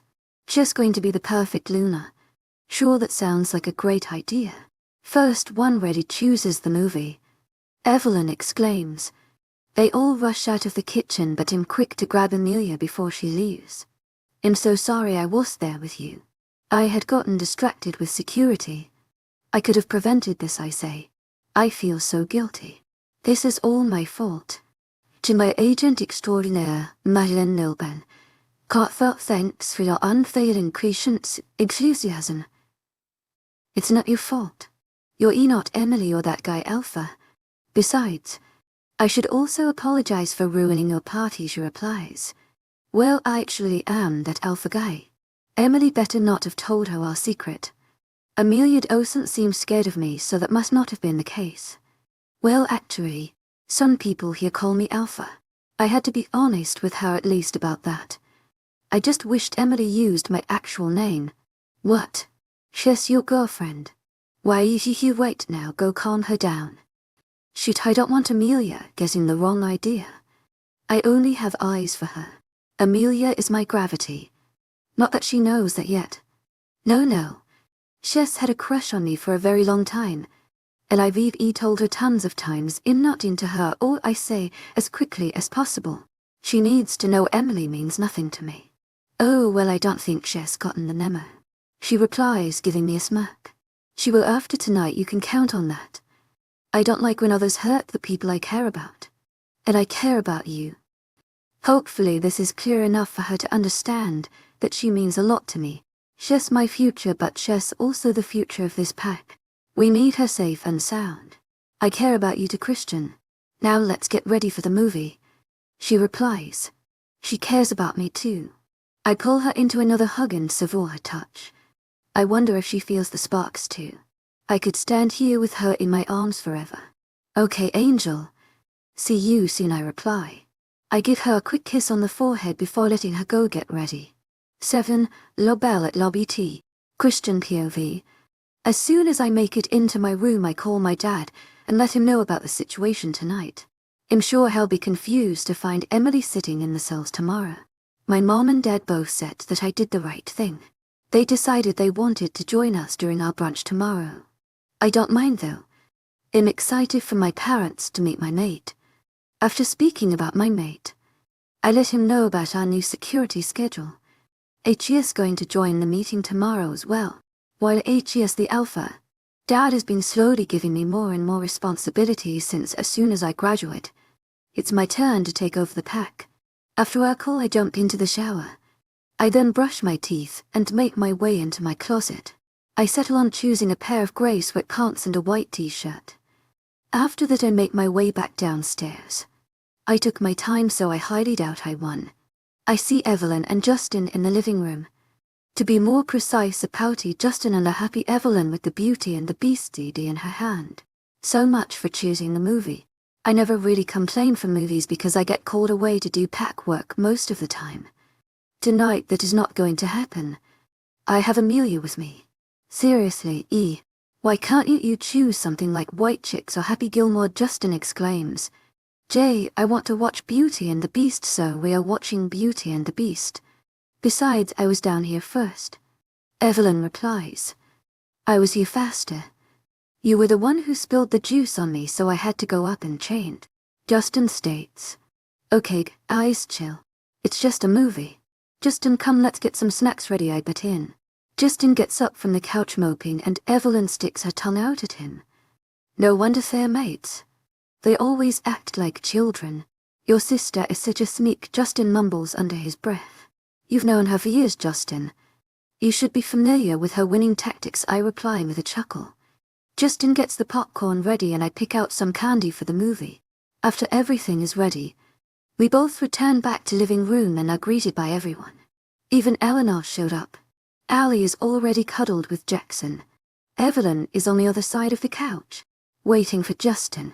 Bentley is on the other couch looking over at Eleanor and my mate, who seem to be in deep conversation. My mate looks beautiful naturally. She's wearing cupcake pajama cupped grey camisolo. Knock knock, I hear Amelia say. Who's there? Eleanor answers. I can tell they're both trying to hold in a giggle. A little old lady, my mate replies. A little old lady, who? Eleanor answers once again. I didn't know you can yodel. Amelia bursts out in laughter, clutching her stomach.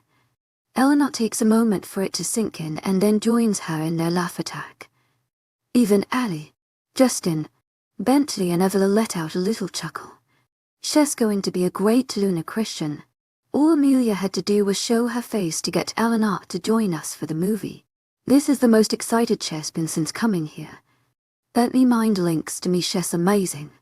Don't worry, we made those bastards pay for the abuse they've caused on your mate. I'm so glad they're getting along, I reply to him through mind link. CM on Slowpoke, let's start the movie. Evelyn says. Soon enough we hand out the snacks and join on the couch. Just unjoins Evelyn and Eleanor makes her way over to Bentley. I sit down on the couch and Amelia comes to sit beside me, needing some space between us. I can tell she's a little nervous, so I decide to pull her into me. She curls up into my chest and I rest my arm over her shoulders. Now that she's here, everything makes sense. Bentley and I used to secretly be jealous of Justin and Jackson for being able to cuddle with their girls on movie nights, but now we both have our mates and everything is complete. The movie's pretty boring, I liked it the first time, but we've all seen it so many times that now we only put it on to please Evelyn. I take the time to analyze the features of my mate. I'm quick to notice she's fallen asleep. Her light skin is glowing and looks amazing against her golden blonde hair. She has beautiful long black eyelashes and full pink lips. Very kissable lips, may I add. Looks like it's just the boys awake. Nice to see Christian and Bentley joining the club, Jackson says. He can't help but let out a deep chuckle. You guys are right. Nothing really feels better than this, Bentley adds. Poor Eleanor has been through so many traumatic experiences before we saved her from her stepdad. Bentley could not have been a better mate for her. What was her mom like? I asked Jackson, motioning to Amelia. She was so sweet and passionate, always including everyone. My dad told me that she used to hang out with him a lot when he was getting bullied in school. My uncle says he sees a lot of her in Millie. Jackson replies. I wish she didn't have to go through that loss. I couldn't imagine losing my parents so young. Why did she tell us to call her Leah? But you call her Millie? Bentley asks. It's just always been like a family thing to call her Millie, but a friend thing to call her Leah. Her mom loved the name Millie, so she keeps that nickname alive. But she's always preferred Leah, Jackson replies. We ended up switching the movie. Since all the girls were asleep, we settled on Bad Boys. It's hilarious. After a couple more movies, we decided to carry the girls to bed.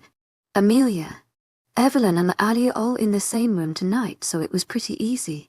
Amelia is as light as a feather in my hold. She even positions herself closer to me and tugs on my shirt in her sleep. Maybe she feels some effects of the mate bond too. I'm going to tell her about us tomorrow. I hate lying, and already her safety was compromised earlier tonight. I can't let this happen again. Justin, Jackson and I make our way into Evelyn's room and lay the girls on the bed. You can tell we all don't want to leave, but we slowly make our way outside of the room. We said goodnight and went out separate ways. As soon as I got into my room, I crashed onto my bed. Sleep took over instantly. Amelia POV. Yadila all wake up, walk nin, shook out of my slumber by Evelyn screaming and I hitting me with a pillow. Why am I friends with them again? I swear to God, if you guys don't get off me now, I will not talk to you guys for a week, I grit out. I slowly open my eyes to see a now silent Evelyn and Ali. Well, good morning to you, to Sleeping Beauty, Ali says, giving me a big grin. I pull off the covers and sit up on the bed. Wait, how did I get here? We've left you sleep long enough. You have 30 minutes to get ready for brunch because we have to go down and cook for 10 people. Evelyn says. Ugh, it's only 9 am on a Sunday. I get out of bed and join in with Ali and Evelyn getting ready. So are you and Christian? Evelyn bugs. Honestly, I don't know what's going on between us. It feels amazing when I'm around him. Just I don't know if he feels the same way. We're just friends, I exclaim. They both roll their eyes at me and laugh. You should give him a chance, Leah. Yes, a really nice guy, Ali says. He's really nice. Just we're still getting to know each other, I reply. My answer seems valid enough because they changed the conversation and now we're talking about James Charles' new YouTube show. I decide to throw my hair into a high ponytail and put on a cute white romper with a halter neckline and pair it with some nude sandals. We all make our way downstairs and start cooking breakfast. I take the lid quickly in the kitchen, and we all distribute tasks. Ali is cooking eggs. Evelyn is washing and preparing fruit and I'm making pancakes and scones. Evelyn says her parents are joining our brunch. I can't help but feel a little nervous, They're also Christian's parents, and I really hope they like me. His dad seemed nice. I just hope his mom is the same. Justin, Bentley and Eleanor make their way downstairs next and we assign them to setting the table. A little while later Jackson and Christian emerge into the kitchen. Coincidentally just when we finish making everything. Wow guys, it smells amazing in here, Jackson says, sniffing around. You can thank Chef Croissant right here. She's a goddess in the kitchen, Evelyn says, sticking her tongue out at me. Looks like they're not retiring that croissant nickname anytime soon. It smells amazing, Amelia. I'm sure everything will taste great, Christian says, giving me a warm smile. Suddenly the door is opened and I hear clicks of high heels on the floor. Who he learned how to cook. It smells wonderful in here, I hear a male voice say. I turn around to see Mr. Black and a beautiful woman with brown hair and blue eyes. She must be their parents. Mom, Dad, this is Amelia. She's Joey Evans' daughter. She's also the magician in the kitchen. Evelyn says as she pulls me over to meet them. Hi dear, it's so nice to meet you. We've heard too many lovely things about you and your family. My name is Stephanie and this old man right here is Tobias, the woman says as she pulls me into a hug. I can see where Evelyn gets her affectionate side from. It's nice to meet you both. You have a wonderful home here. I reply, giving them a smile back. You and your father are always welcome here. We're all very excited to try your father's new gym and learn his techniques, Tobias said, shaking my hand. He still seems like quite the serious man, but HE is still quite nice behind his intimidate frame. Let's get eating before breakfast gets cold, Stephanie says. We all help transport the food into the dining room and dig in. The first minute was filled with moans as everyone took their first bite of the food. Holy crap, I'm going to need you to make scones for me every day, Bentley says. How come I live with you and I never get feasts like these, Jackson adds. You guys never asked for me to cook. Dad says I shouldn't tell too many people so that I'm not stuck doing it all the time. I guess the secret is out now. I reply. My parents enrolled me in cooking lessons when I was pretty young. So I've been mastering cooking and baking for a couple of years now. You're not leaving now. Choose your bedroom, you're moving in as our chef, Evelyn says. We all continue eating and we talk about Paris for a little while. Apparently Stephanie has always wanted to go but Tobias never took her. Then we talk about school. Everyone is going to come to Ali and is getting so I'm even more nervous. I am a confident person when it comes to soccer, but with everyone watching I'm sure I'll get the jitters. After breakfast they insisted I sit by the counter while they did all the dishes. After the dishes, Tobias and Stephanie left saying they had to get some work done and we were once again left with just the regular group. I look over on my phone and see my dad texted me saying he'll be there in 15 minutes. I have to go get my bags ready. My dad said HE is going to be here soon. We have to go sign papers on the new house. Jackson, do you want a ride home? No, I'll come home later today. I have to stick around for a bit. Jackson replies. I exit the kitchen and make my way back to Evelyn's bedroom. I get all my stuff together and grab my bags to leave the room. Hey Amelia, Christian says in the doorframe. A high jump. Jesus heard me. Shoot, sorry, I didn't mean to sneak up on you. I thought you knew I was here, Christian says worriedly and makes his way towards me. He picks up both my bags and carries them. To my agent extraordinaire, Madeleine Noble. Heartfelt thanks for your unfailing patience, enthusiasm. Thanks, Christian, I reply. I was wondering if you wanted to go on a date with me Friday night, he says. I look into his eyes and he looks a little nervous. Sure, I'd love that. I reply. I'm so happy he asked me out. Honestly, I've had no clue what has been going on between us lately. I care for him a lot. That's for sure. Great. I'll talk to you later this week for more details. We make our way back downstairs and soon enough we are back with everyone else. Uncle David is outside, Millie, Jackson says. Okay, well, I have to go. Thanks everyone for inviting me over this weekend. I had a lot of fun. Let me know how Emily is. She must have a big bruise on her ass, I say jokingly. We all said goodbye. I hugged Daddy, Evelyn and Eleanor and made my way to the car. Hey Millie, how was the sleepover? Dad says as I get in. He starts the car and drives off. It was great. They're all so nice and welcoming here. I see them becoming longtime friends. I reply with a big smile on my face. That's amazing. Now are you ready to get our new house? He says excitedly. Dad has quite a hard exterior but is a kid at heart. Yes, I'm so excited. Dad and I make our way to a real estate agency, and after a long hour of paperwork, the house is finally ours. Dad and I leave the real estate agency, stop at McDonald's and make our way back to the new house. We walk through our new house and start planning what kinds of furniture we'll need to buy. Dad finds it quite hilarious how our first meal is chicken nuggets. After another 3 hours of planning, we leave the house and make our way back to Uncle Joy's. As soon as we walk in, we're greeted to a lovely lasagna dinner. Uncle Joey, Aunt Tolia, Jackson, Dad and I all eat together and discuss small things during dinner. After dinner I complete my homework for the weekend, shower and lie in bed. I've never felt so alive being around everyone. I can't believe it, but I think I love it here. With that thought, enthusiasm, I'm enveloped in darkness. 8. Come on, adolescent, de second day Amelia POV. Good morning, class. Today we will be working on our Greek mythology essays.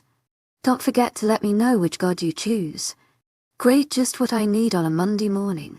An essay. Spent. Allie. Evelyn, who are you guys choosing? I'm going with Artemis. Allie says. I'm choosing Diana. What about you? Evelyn replies. I have no clue. I don't even know the half of them. Our conversation ends there, Ms. Thomas is very strict on no-talking policies, and I don't want to get on her bad side already. I think I'm going to go with Aphrodite. She seems to have quite the story to her.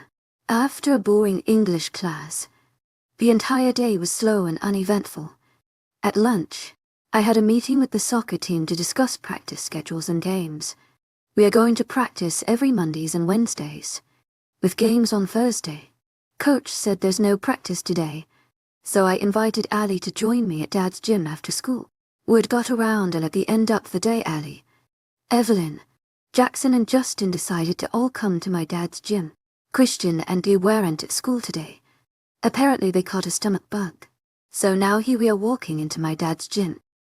Hey Sandra, are the sparring rings free? They want to learn some of Dad's techniques, I say to the receptionist and point to my friends. Dad had to hire some help since he really upped the size and level of the gym compared to the one in Paris. Surely, I'll tell I'd add your E here. She is finishing a training group in about 10 minutes. She replies. She stamps every owner's hand and points to everyone where they should go to change. Thanks, Andra, I say. I managed to change at school, so I walk straight over to the punching bags and start my warm-up. So who's ready to get their asses kicked? Leah Jackson says in a snicker. Don't say I didn't warn you, see, I reply, stepping onto the ring. We both put on gloves and got into our starting stance. I know that Jackson is a lot stronger than me, so in hoping to bring him down in technique, I step and get the fist punch.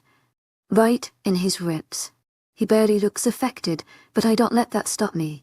He manages to get a hit on my jaw before I can dodge it. Is really fast for someone who hasn't had much training in boxing. I fake a right hook and knock him with my left. I manage to get a little stumble from him and use it to my advantage.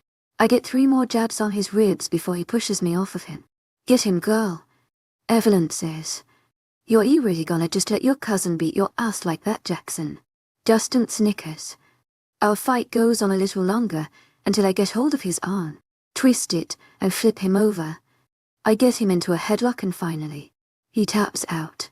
Yas girl, kick his ass, Allie says. Jackson gives her a little pout before getting up from the ground. We kept sparring like that, taking turns in the ring and comparing techniques. They were all incredibly strong and fast, so it was hard to keep up at times. Even Dad came by to watch for a bit to help us. After about an hour and a half, we all went to change and use the showers. With the way we worked out, we all needed it. I finished my shower first and went to see Dad in his office before I left with Jackson. Wow, Dad, it's packed in here, I exclaim. It's crazy, May. A lot of people are so strong and fast already. Looks like keeping fit is a trend in California. Once they have the techniques down, they might even be able to beat me, he replies. I guess I'm not the only one to notice a lot of people here are very strong. I'm really happy for you, Dad. I know Mom would be too, I say. Mom would be over the moon that so many people are here, helping Dad make his dreams come true. She was always so proud of you, Millie, of the wise and beautiful girl you have become, he says, pulling me into a hug. We didn't talk about her much yet. It's still really painful without her. I'll meet you at home. Jackson is waiting for me. We're going to stop at the diner for some food, I say, as I retreat from his embrace. Okay, Mills. See you at home, he replies. I quickly get out of his office and rejoin everyone. Just in cold shotgun. So, Allie, Evelyn, I have to sit in the back of the car. It's about a 10-minute drive until we reach the diner. We go in and sit in a booth by the window. Welcome to Barnabas. Would you guys like to start with some drink? The waiter says. Cheers, pretty cute. With his blonde hair and blue eyes. Classics for dude. Evelyn, Allie and Jackson order iced teas and me and Justin just ask for a glass of water. Your dad's gym is sick. And HES a crazy fighter, Leah. How did he learn all those moves? Justin says. Before being a trainer, my dad was a professional fighter. We used to travel a lot too. So wherever we went, he made sure to meet up with trainers nearby. It's his passion, so he puts his heart and soul into it, I reply. I'd hate to be the guy on the other end of his wrath, Ali adds. I've seen a couple of my darts fights, and I have to say I quite agree. The waiter came back to take our orders, but he kept staring at me. Ali and Evelyn seemed to notice too, so they were quite cold to the poor guy. Geez, Leah, that guy was undressing you with his eyes. Evelyn says. He probably just thinks I'm the fifth wheel, which I kind of am, I say, chuckling. After a little while later, he came back with our food. We talked about school, the upcoming soccer game, and just random things about ourselves. We just finished paying and I noticed he left me his number on the bill. Great, Evelyn and Ali were right. I'll take that. Jackson says, reaching over to the bill with the waiter's number on it. His name is Eli. It's fine, Jackson, I say as I stuff in my school bag. I caught his number in front of him. You're keeping it? Evelyn says. Surprised. I can't just throw it out in front of him, I reply. They all nod and we make our way out of the restaurant. After dropping off Justin, Ali and Evelyn, we finally make our way home. Jackson and I are now sitting at the dining room table trying to write our essays. How many words are you at? Jackson says. 250. I've finished all the research, so it shouldn't take me much longer to put everything into words. Seeing that it's due Friday, I'm doing well with time. I'm at 150. I think that's enough for tonight, Jackson says, packing up his work. While I do the chubby bunny challenge, he adds. What the hell is that? What's that, I ask. I also decide to call it a night and pack up my stuff. We both take a bag of marshmallows and see how many we can fit into our mouth. Loser puts the dishes away, he says with a glint in his eyes. He quickly grabs the marshmallows and opens the bag. Oh, you're going down, I say, grabbing a marshmallow. One, I say to, he replies, we foe. FFF can't even speak anymore.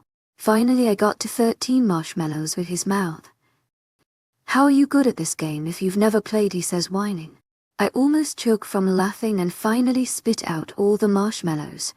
Natural talent, I guess. Have fun with the dishes, see you, I say, snark ILY. I make my way to the living room to watch TV with Uncle Joey, Dad, and Alia. Where's Jackson? Aunt Talia asks. He lost in Chubby Bunny, so HES doing the dishes, I reply, flashing them a smile. They all chuckle and then we go back to watching Modern Family. Okay, class. Today we are dissecting plants. Everyone grab their tools. Miss Patton says. It's Thursday. Game day. Christian is my partner in biology, but HES been a no show all week. I've texted him to make sure HES okay, but he only answered yes and left it at that these past for days. I grab the tools and make my way back to the desk. Hi, miss. Sorry I'm late. Christian says, walking into the door. He looks extremely tired. I'll let you off with a warning this time, Mr.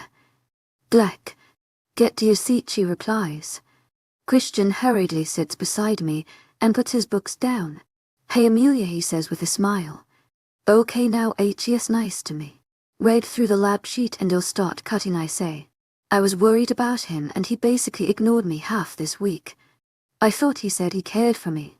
I'm sorry, Leah. I was under the weather and then I had to get some work done with my dad, he says, reaching over to me. It's fine, Christian. I'm glad you're feeling better. I reply. I understand he was busy. I guess I just thought we were closer. Are you excited for your game today? To my agent extraordinaire, Madeline Noban. Heartfelt thanks for your unfailing patience, enthusiasm. It'll be great to be playing for school again. I reply. I quickly make the first incision in the plant and grab a hold of the magnifying glass. We all can't wait to see what you can do. Ali has talked you up quite a bit, he says. Your E's still coming. You look exhausted. He really didn't look well. Like he hasn't slept in days. Of course I am. My mom wanted to swing by too. And I'm feeling much better, so don't worry about me, he replies, giving me a smile. That's how the rest of the class went. We managed to finish the assignment early, so we just kept talking about random things. I'm glad to see Christian is back. All dated A people have been coming by and wishing me luck for today. I'm really beginning to like it here. Everyone is so nice and the school spirit is huge. All players are skipping last period to warm up before the game. After my physics test, I finally made my way to the locker room. Leah, come get your jersey, Giselle says.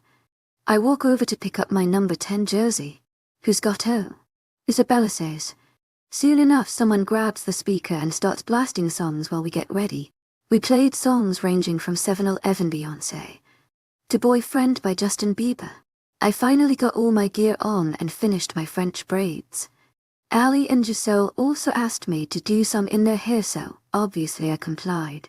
All right, girls. Time to get on the field, Ali says. She's captain of the team. We all grab our bags and make our way on the turf.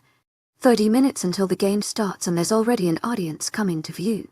Coach has us stretching for the first 5 minutes. So Leah, the goalie, is pretty good, but she has trouble stopping balls on the ground, so aim there, Ali says. In the striker.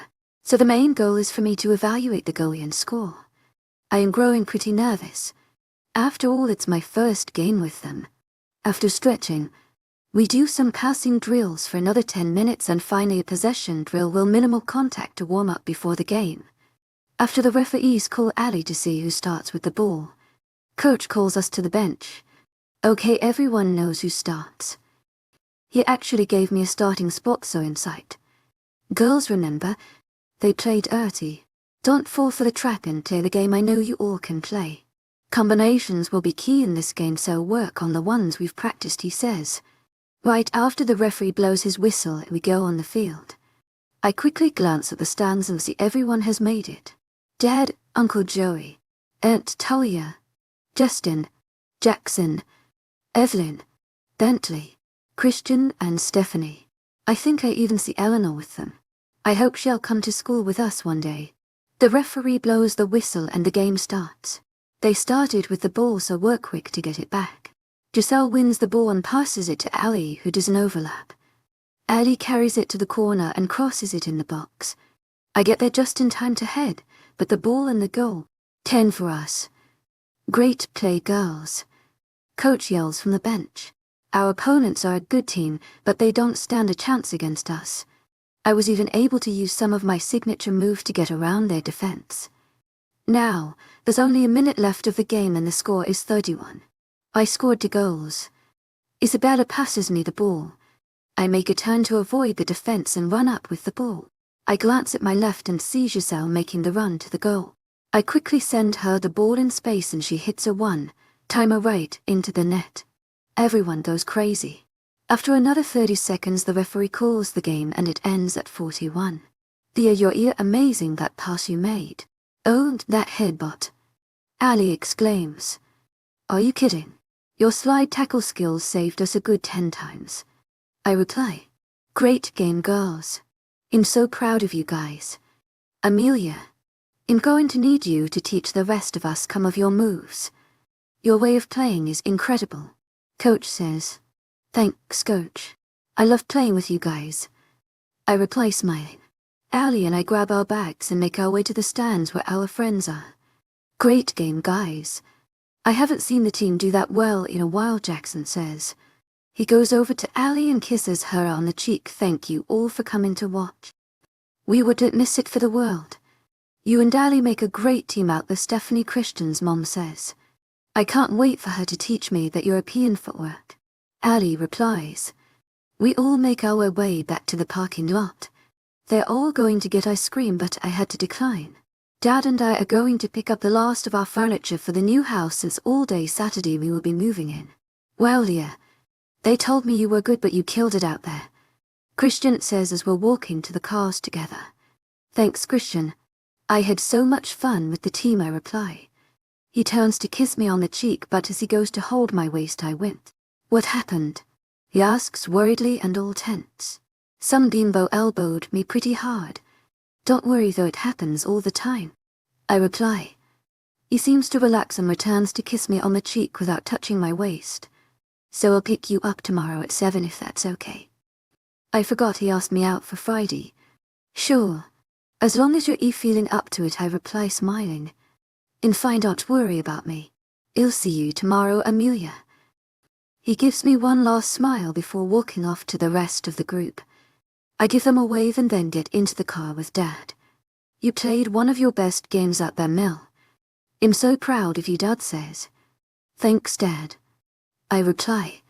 Dad and I make our way to the new house to unwrap the last of our furniture. Our house is pretty complete now. It's very clean and modern, mostly white with black and wood accents. We have beautiful wood and marble floors and it's all a very open floor plan. Here's my new bedroom. On the opposite end there's huge windows and a door that leads onto the back deck facing the ocean. I love the new house and am so excited to move in on Saturday. After a long night of cleaning and preparing, it's finally time for Day and I to go to Uncle Joy's. I'm practically falling asleep in the car when we finally pull in. The house is officially move-in ready. Dad announces as we walk in. Good, because you are hosting Sunday brunch. My aunt teases. I think I'm just going to shower and head to bed. I add. I'm exhausted after the game and all that cleaning. I make my way upstairs and take a shower. After my shower, I blow dry my hair and put on my comfy pajamas.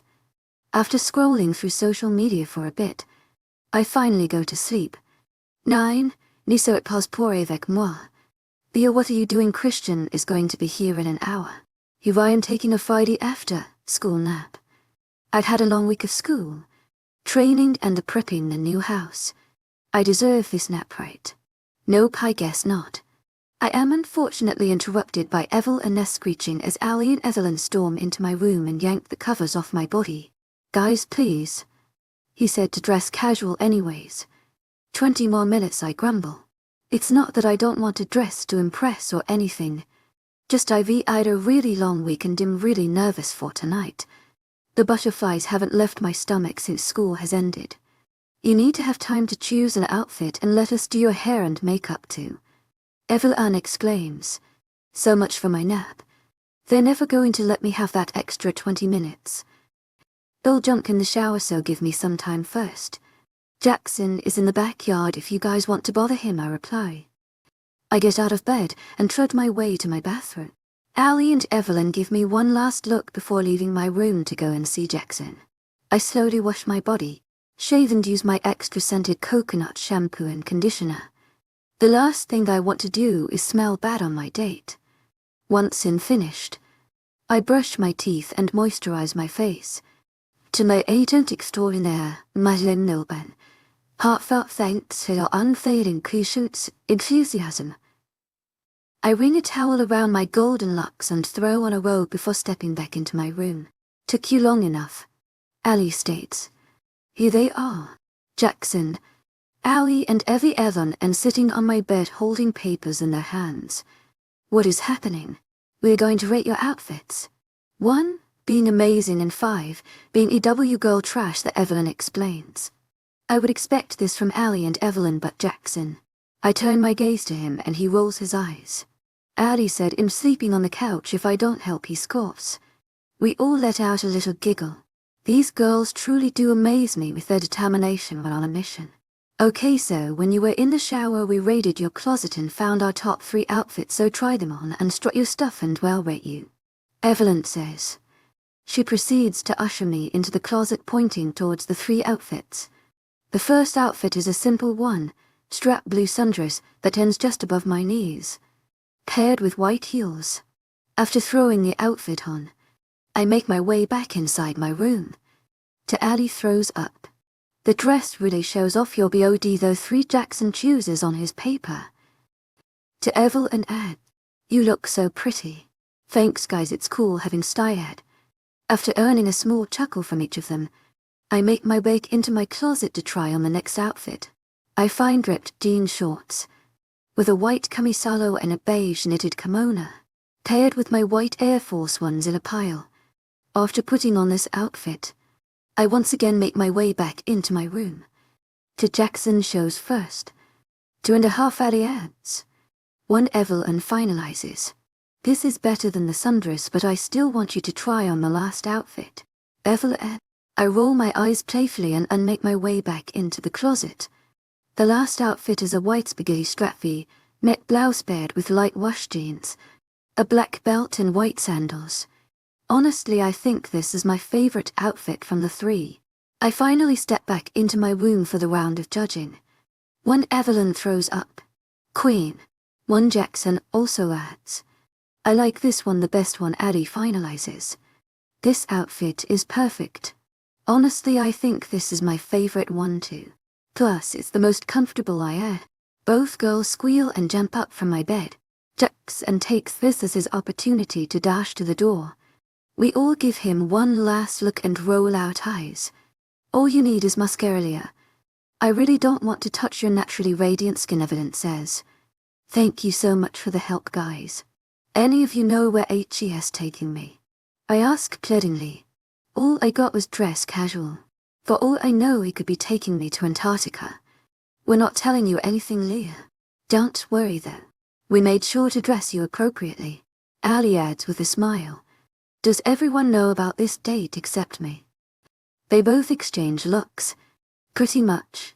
Don't stress about it though. Evelyn replies. As she's putting on my last coat of mascara. Leah, how would you feel if I straightened your hair? Ali asks. Go ahead, Ali, I reply. I haven't straightened my hair in ages. Not that I really need it. I have beach waves and honestly I love my curly hair, despite its high maintenance. After another 20 minutes of fussing over my complexion, the job was complete. You look stunning, Leah. My brother's jaw is gonna drop, Evelyn says. Evelyn is right. If I didn't have Jackson, I would smash Ali ads. Thanks, guys. For everything. Do you mind taking a picture so I can send it to Eleanor? She also wanted to see the final look, I reply. I had texted Eleanor last night about my date, and she wanted all the details. She and I have grown quite comfortable around each other. She's going to start school with us next week. Millie, you have a guest at the door for you, my dad yells. Right as we started taking pictures, we got interrupted by the dinging of the doorbell. I guess this is it. Ali and Evelyn give me a big hug before sending me downstairs to meet up with Christian. I can practically hear my heart beating out of my chest as I make my way down the stairs. It's nice to formally meet you, Mr. Evans. I promise to keep your daughter safe. I overhear Christian talking to my dad. Hearing his voice just makes my heart go in overdrive. I trust you will, Christian. You can call me David. No need for formalities, son, my dad replies. Dad has always been quite calm with past boyfriends. He says his physicality scares them off enough so they know not to mess with him. Achia's a little protective, but I love him for it. There you are, Millie. You look beautiful. My dad turns to face me, his smile big and bright. I finally turn from the stairway and walk towards them. I look up to see Christian and his glowing blue eyes. Achia's wearing a navy blue polo shirt and a pair of jeans paired with black shoes. Achia's also holding a bouquet of lilies. Bea, you look amazing, Christian adds. He gives me a warm smile and hands me the bouquet of flowers. Thank you, guys. And the flowers are beautiful, Christian. I reply, smiling back at him. I'll take those from you. Both of you guys go have fun. Just remember to be back no later than 11, Dad says. He makes sure to give Christian a look before taking the flowers out of my hold. Thanks, Dad. I'll see you guys later, Christian and I both wave to my dad, Ali and Evelyn, before exiting the house. Dear, you honestly look amazing. I mean, you always do, Christian says as he opens the door for me to get in his black BMW. Thanks, Christian. You look great too, I reply. Crap. I'm already blushing. Christian closes the door behind me and goes around the car to get in on the driver's seat. So where are you taking me? You'll see when we get there, Angel, Christian replies and gives me a smirk. I'm glad to see you're feeling better. I was worried about you this week, I say. I honestly was. Despite the little time we've known each other, I care for him. I apologize for worrying you. I'm much better now, he replies. We continued small talk for another 20 minutes until we finally pulled into a parking lot. Christian is taking me to a carnival. I look around to see any kiosks and rides in the distance. I hope you like carnivals.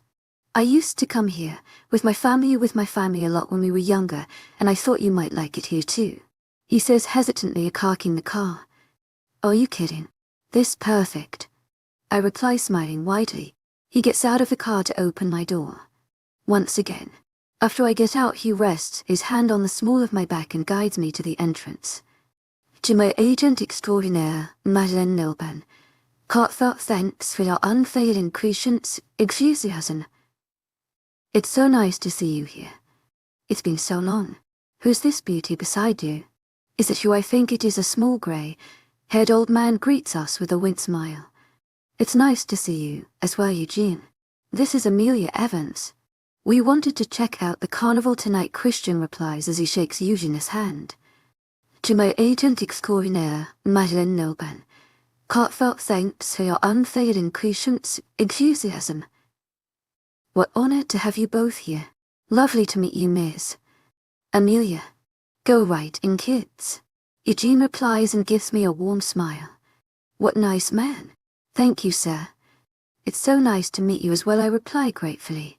Christian, I make our way past the ticket counter, and he grabs a hold of my hand.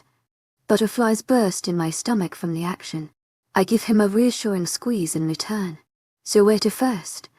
Games, food trucks or rides? Christian asks. Surprise me. What did young Christian Black used to do? I reply, smirking. His eyes light up as he pulls me over to the games.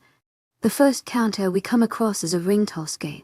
Not to brag or anything, but him kind of unbeatable, he smirks as he grabs his first ring. Am I hearing a challenge? I reply, quickly grabbing a hold of my ring as well. Before Christian has a chance to reply, the bell rings and we are both tossing the rings to get them around the bottles. After about 15 seconds, we had an equal amount of rings around the bottles. Of course, my competitive nature kicks in and we are both glancing at each other's progress, chuckling. Christian raises one hand and attempts to cover my eyes as he is still throwing his rings. Hey. To my agent extraordinaire, him.丨Heartfelt thanks for your unfailing patience, enthusiasm. I yell out, giggling. I dug from his hand and give him a little shove so he loses balance. After a bit more nudging, the game finishes and, of course, Christian wins. Pick your barrier. I've already got my own prize, Christian says, looking directly at me. A shade of crimson makes its way onto my cheeks. Right as I go to look up, I see a little girl lying a blue bunny teddy at this very stand. I quickly grab it off the stand and run to hand it to her. Don't leave without your new friend, I lightly tap her on her shoulder. She turns around and smiles widely, all her missing teeth on display. I slowly hand over the bunny to her. Thank you, thank you, thank you. She excitedly hugs me and starts jumping around. Thank you for your kindness, Luna. I'm sure she'll never let that bunny go now. A woman, whom I assume is the mother of the red-headed little girl, says, No problem. My name's Amelia, by the way, I correct her quickly. It's like the second time I hear that term now. Andrea, how nice to see you. I hope you and Paula are well, Christian says, coming up behind me. He slowly rests his hand on my back and flashes me a smile. We are wonderful ALP Christian. It's lovely to meet you, Amelia the woman. And Ria replies. We say our goodbyes to the mother, daughter duo and make our separate ways. How do you know everywhere no matter where we go, I say jokingly to Christian. My family has lived in this town for generations. I guess you tend to get to know most of the people who live here over time, he replies. We make our way through some more games. I won a couple, but Christian clearly had experience at this carnival and was great at every single one. He won tons of stuffed animals for me, but we handed them out to children around the carnival. I only kept one. It was a beige teddy bear with a blue bow. We decided to take a little break and just stroll through the carnival walkway, hand in hand looking around at the different kiosks and people. You amaze me. You know, Christian starts. Every time I spend time with you, I just discover more and more amazing things about you, he says. I could say the same about you. All of you guys have shown me such kindness. Leaving Paris, I had no idea what my life was going to be like. I love it, I reply with a grin. I'm glad you've come here. You are the missing piece we needed in the group. Christian says. So tell me more about yourself, Christian, I add. What would you like to know? He replies, I'll start easy. What's your favorite color? Green, like the colors of the trees. To my agent extraordinaire, Madeline Nilban. Heartfelt thanks for your unfailing patience, enthusiasm. He replies it used to be orange, but now blue, I say, staring directly in his eyes. There's so much warmth in his gaze. When is your next lacrosse game? Tuesday actually.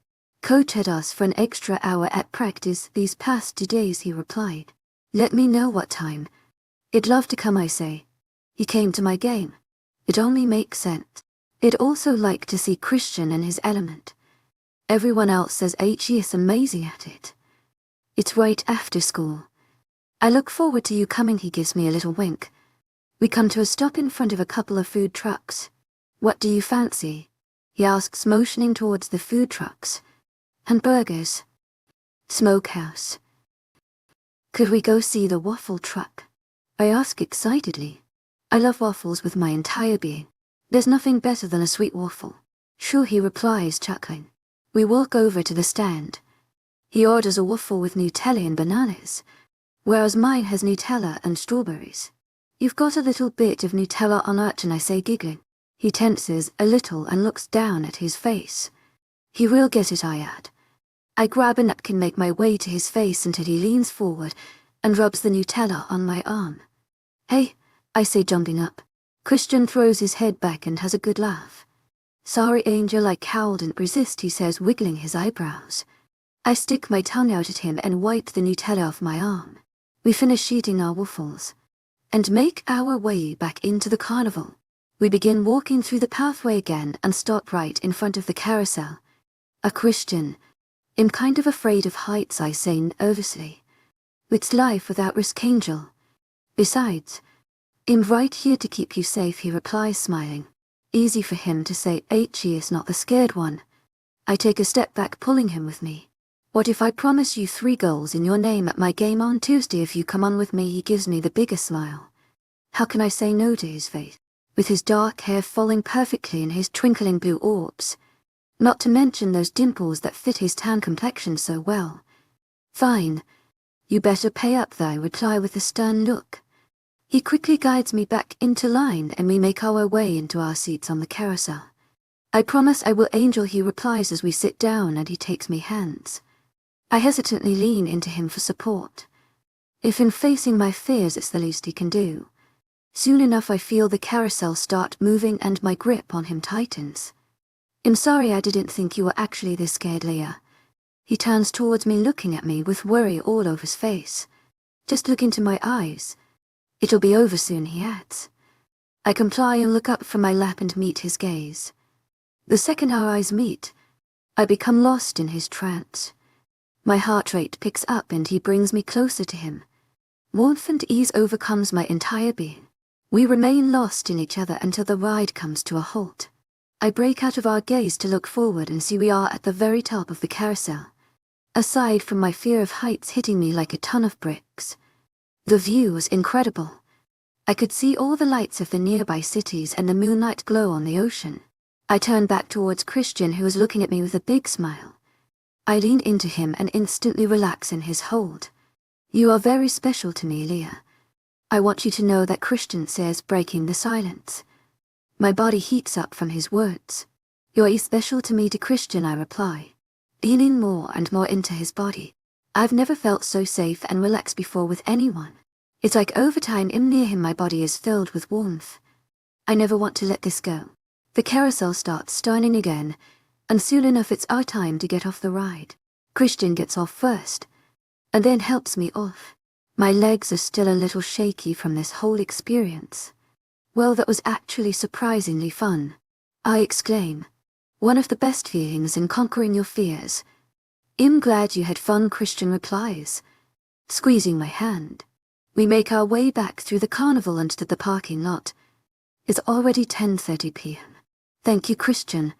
I had an amazing time tonight," I say to him as we get into the car. "Anything to see that smile, Leah," he replies. He drives back to my place, one hand on the wheel and one hand in mine, as we let the cool fall breeze roll through the car. "You guys should come to brunch on Sunday. Jackson's family is already joining. Some more people would be so fun." "I can ask the guys about it, sure." "At Jackson's?" "Nope. Dad and I are moving officially tomorrow, so we'll text you the new address. You can invite your parents too if they want. I can even cook up some scones." I reply and give him a wink. "My mom will come for sure then. Everyone will be thrilled actually." He adds. Soon enough we pull up in front of my house. He parks the car and walks me to the front door. "I would love to do this again sometime, Leah," Christian says. He bends down a little and gives me a peck on the cheek and my whole face heats up. "I would too." "Good night, Christian," I reply. "Good night, Angel," he says. He slowly lets go of my hand and makes his way back into the car. I give him one last glance and make my way inside. "Hey Mill, how was it?" I hear as soon as the door closes. I look into the living room to see the whole family sitting and watching TV. "I had a fun time. He took me to a nearby carnival," I reply, smiling. I look at that she even got a bear. My Aunt Talia squeals. Both my dad and uncle roll their eyes. "Get some rest. We have a big day tomorrow," Dad says. I bid them good night to my bedroom. Most of my belongings are already at the new house, so I only have to pack up my closet, some toiletries and a few other things. I collapse on my bed hugging the bear Christian won for me. I've had boyfriends and things before, but no guy has ever made me feel the way Christian does. It's only our first date too. I can't help but worry a bit though. My heart can't take another hit. I truly hope Christian feels the same I do. With that thought I get up, I gab and wash my face, brush my teeth and change into my pajamas. I jump into bed once again and reply to the Collie Girls group chat with Ali, Evelyn and Eleanor in it. I'm bombarded with questions for my date tonight. After answering most of their million questions, I send them a goodnight text and turn my phone off. I quickly fall asleep with a smile on my face thinking about tonight's events.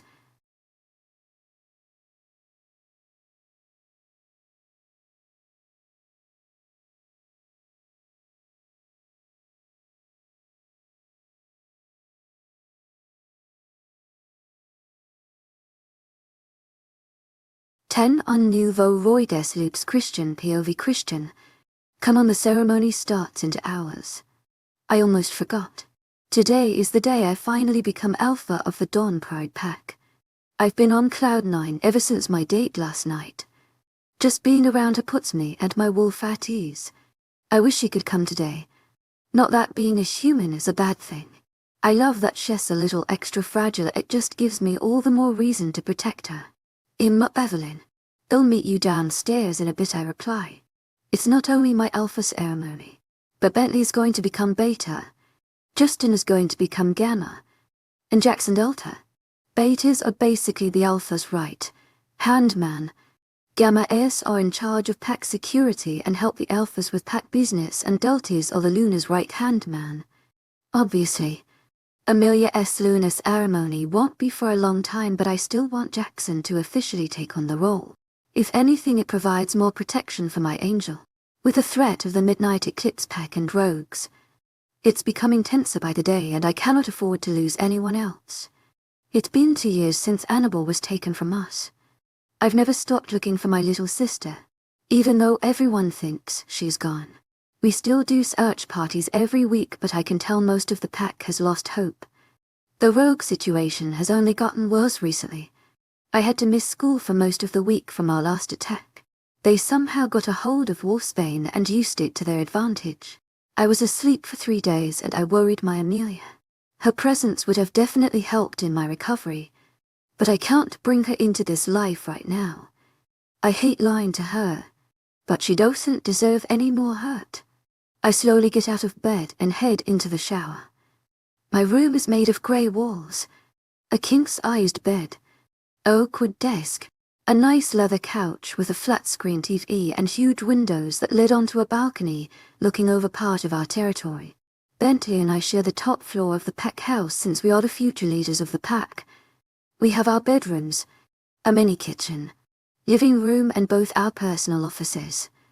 Our main offices and meeting rooms are on the first floor of the pack house. After a long shower, I go into my closet and choose to wear a white dress shirt with a navy blue suit and tie. After that, I look into the mirror once last time and leave my bedroom. Today is the day I finally take on the responsibility. I've been training for this since I was 5 years old, so today is definitely a day to remember. "How are you feeling, Chris?" Bentley says as I walk into our living room. "Why, you guys got this," his mate Eleanor says. Eleanor moved in with Bentley the day they found each other. I had sent him to look over a pack who seemed pretty shady recently, and where he found out the alpha used to abuse all the omges in the pack. Eleanor has been starved and abused almost her entire life. She's been here about 2 weeks now, and I'm glad to see her finally coming out of her shell a bit. She still has a lot of trust issues though. Honestly, I'm ready for it. "What about you, Bentley?" I reply, looking back at the two. "I can't wait for the day Amelia moves in with me, and we finally start the rest of our lives together. I'm excited to finally take over too. We've been at this for so long, it's pretty nice to see this day come," he replies. "So you're coming?" Eleanor asks. "No, she still doesn't know about us. And besides, she's moving into her new house today. Tomorrow we're all invited for brunch if you guys wanted to come," I reply. She gives me a hesitant look before turning back to Bentley. "We'd love to join you guys. Eleanor here has been bugging me to see you anyways," Bentley says, smiling. Eleanor starts to blush a little before tucking her head into his neck. "Great, I'll let her know. We have to get to the ceremony. It starts soon," I reply. I'm really glad that my mate and my best friends make it along so well. It's always been a silent hope of Bentley and I. "Let's go, love. Time to see your hot mate get crowned," Bentley smirks. Both him and Eleanor get up from the couch and join me in the elevator. We all fall into a comfortable silence before getting off the elevator and entering the main kitchen where everyone else is. "Here's my two dashing young leaders," my mom says as she pulls us into a hug. "We're so proud of you, Melissa," Bentley's mom adds. "Who know you two troublemakers would mature enough to rule the pack, John," Bentley's dad says. "Yep, today's the day. You can't give us a curfew anymore," I reply. Both Bentley and I fist bump. "We don't have much time, so we should head over soon," my dad says. We all exchange last glances and head out to the clearing where the ceremony is taking place. Everyone is already seated by the time we get to the ceremony. My mom, Dad, John, Bentley and I walk down the long aisle to get onto the stage where the ritual is taking place. "Good morning, members of Dawn Pride Pack. Today is a historical day where my son, Christian Mason Black, becoming the alpha of our pack. He has grown into a fine young man, and I expecting greatness to come with his lead. With the recent finding of our future Luna, Christian is more than ready to assume the role. We will now do the blood oath ceremony," Dad says. He proceeds to grab the alpha's blade and switch his wrist. "To my agent extraordinaire, Madeline Nilben, heartfelt thanks for your unfailing patience, enthusiasm. Do you pledge your loyalty to the members of Dawn Pride Pack? Do you promise to honor and lead them with greatness, courage and your entire being?" Do you promise to put them first and never stop fighting for this pack? Do you promise to treat each and everyone like your brothers and sisters and rule with fairness? Dad recites the oath and hands the Elf's blade to me. I take hold of the blade and cut my palm as well. I pledge my loyalty to the pack, I reply bright-eyed. Both my dad and I connect our palms and I officially become Alpha. I feel a surge of power go through my body and I feel stronger than I ever have before. I turn towards the rest of the pack members and they all bow into submission before me. As first action as Alpha, I would like to appoint Bentley Cadoni as Beta on Pride Pack, I state. Bentley comes up to the stage, sits his palm with the blade and connects his palm into mine. The rest of the pack howls in approval. Thank you, Don Pride Pack. I pledge my loyalty to you, Bentley says as he stands beside me on stage. I would like to appoint Justin Collins as Gamma of Dawn Pride Pack, I announce. Justin comes up on stage and repeats the same ritual as Bentley did before. I pledge my loyalty to Dawn Pride Pack, he says, before turning to stand beside Bentley. I would like to appoint Jackson Evans as Delta of Dawn Pride Pack, I finally state. He too repeats the same ritual as Justin and Bentley. I pledge my loyalty to Dawn Pride Pack, Jackson states. He then proceeds to stand by Justin. I hereby announce our new leaders of Dawn Pride Pack, my dad finally announces to the entire pack and motions towards us. We pledge our loyalty to Alpha Christian Black, all the members of the pack recite at one and howl. I feel the strength in my body grow as the bond is finally sealed. I'm officially Alpha. I would like to invite everyone to join me for the very first pack run under my reign, I announce. All pack members eagerly gap from their seats and join me in the forest. As Alpha, it is my job to lead the pack runs, with Bentley behind me, Justin in the middle and Jackson in the pack of the pack to ensure everyone is safe. Of course normally I would have my Luna beside me too, but since Amelia is human, I'm not sure how that will work. Do you feel the strength too? Bentley whispers to me, yep. It's amazing, I reply smiling at him. We both take off our clothes and shift into our wolves. My wolf is now the biggest of the pack. He is midnight black fur and my blue eyes. As soon as Ivy is shifted, I turn towards the rest of the pack and let out howl. We all begin our run on the perimeter of the territory. After a good 2-hour run, all pack members go back to their households to get ready for tonight's party to celebrate. I also head back into my room to shower again and change my clothes to something more casual for the bonfire. I feel over the moon right now. The only thing that could lighten my mood is having my angel beside me. I hope she accepts all of me and the pack. I don't even know what I would do if she didn't want this life. Hey Alpha brother, get over here. Evelyn calls me over as I yard for the pack bonfire. It's rare we manage to get everyone together like this. And as Alpha, I want to make this more of a regular thing. I motion to walk towards Evelyn and everyone when I feel a tug on my arm. I quickly turn around to see Emily. We let her off with a warning with what happened with Amelia, since she did her ass kicked by a human anyways. Hey baby, where are you going? You need to introduce your Luna, she says, flirting as she bats her eyelashes. Emily, you're not my Luna and I don't feel anything more than a friendship with you, so it suggests you stop referring me by my title, I reply sternly. My heart only lies with Amelia and I don't understand how she doesn't get that. She gives me a frown as I pull away from her to meet up with the rest of the group. Alpha Christian, I like the ring of it, Justin says, smiling at me. Thank you, Gamma Justin. I'm pretty happy this day finally came, I reply, matching his smile. So Alpha Christian, how was your date last night with the Luna? Ali says, smirking at me.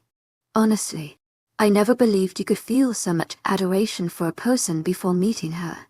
She's going to make a great Luna, I reply, smiling from the memories of last night. She even managed to meet some pack members during our date and they all had wonderful things to say about her in my mind link afterwards. When are you going to tell her? Jackson asks. I don't know. I have to talk about it with your family first too. Maybe they kept it from her for a reason.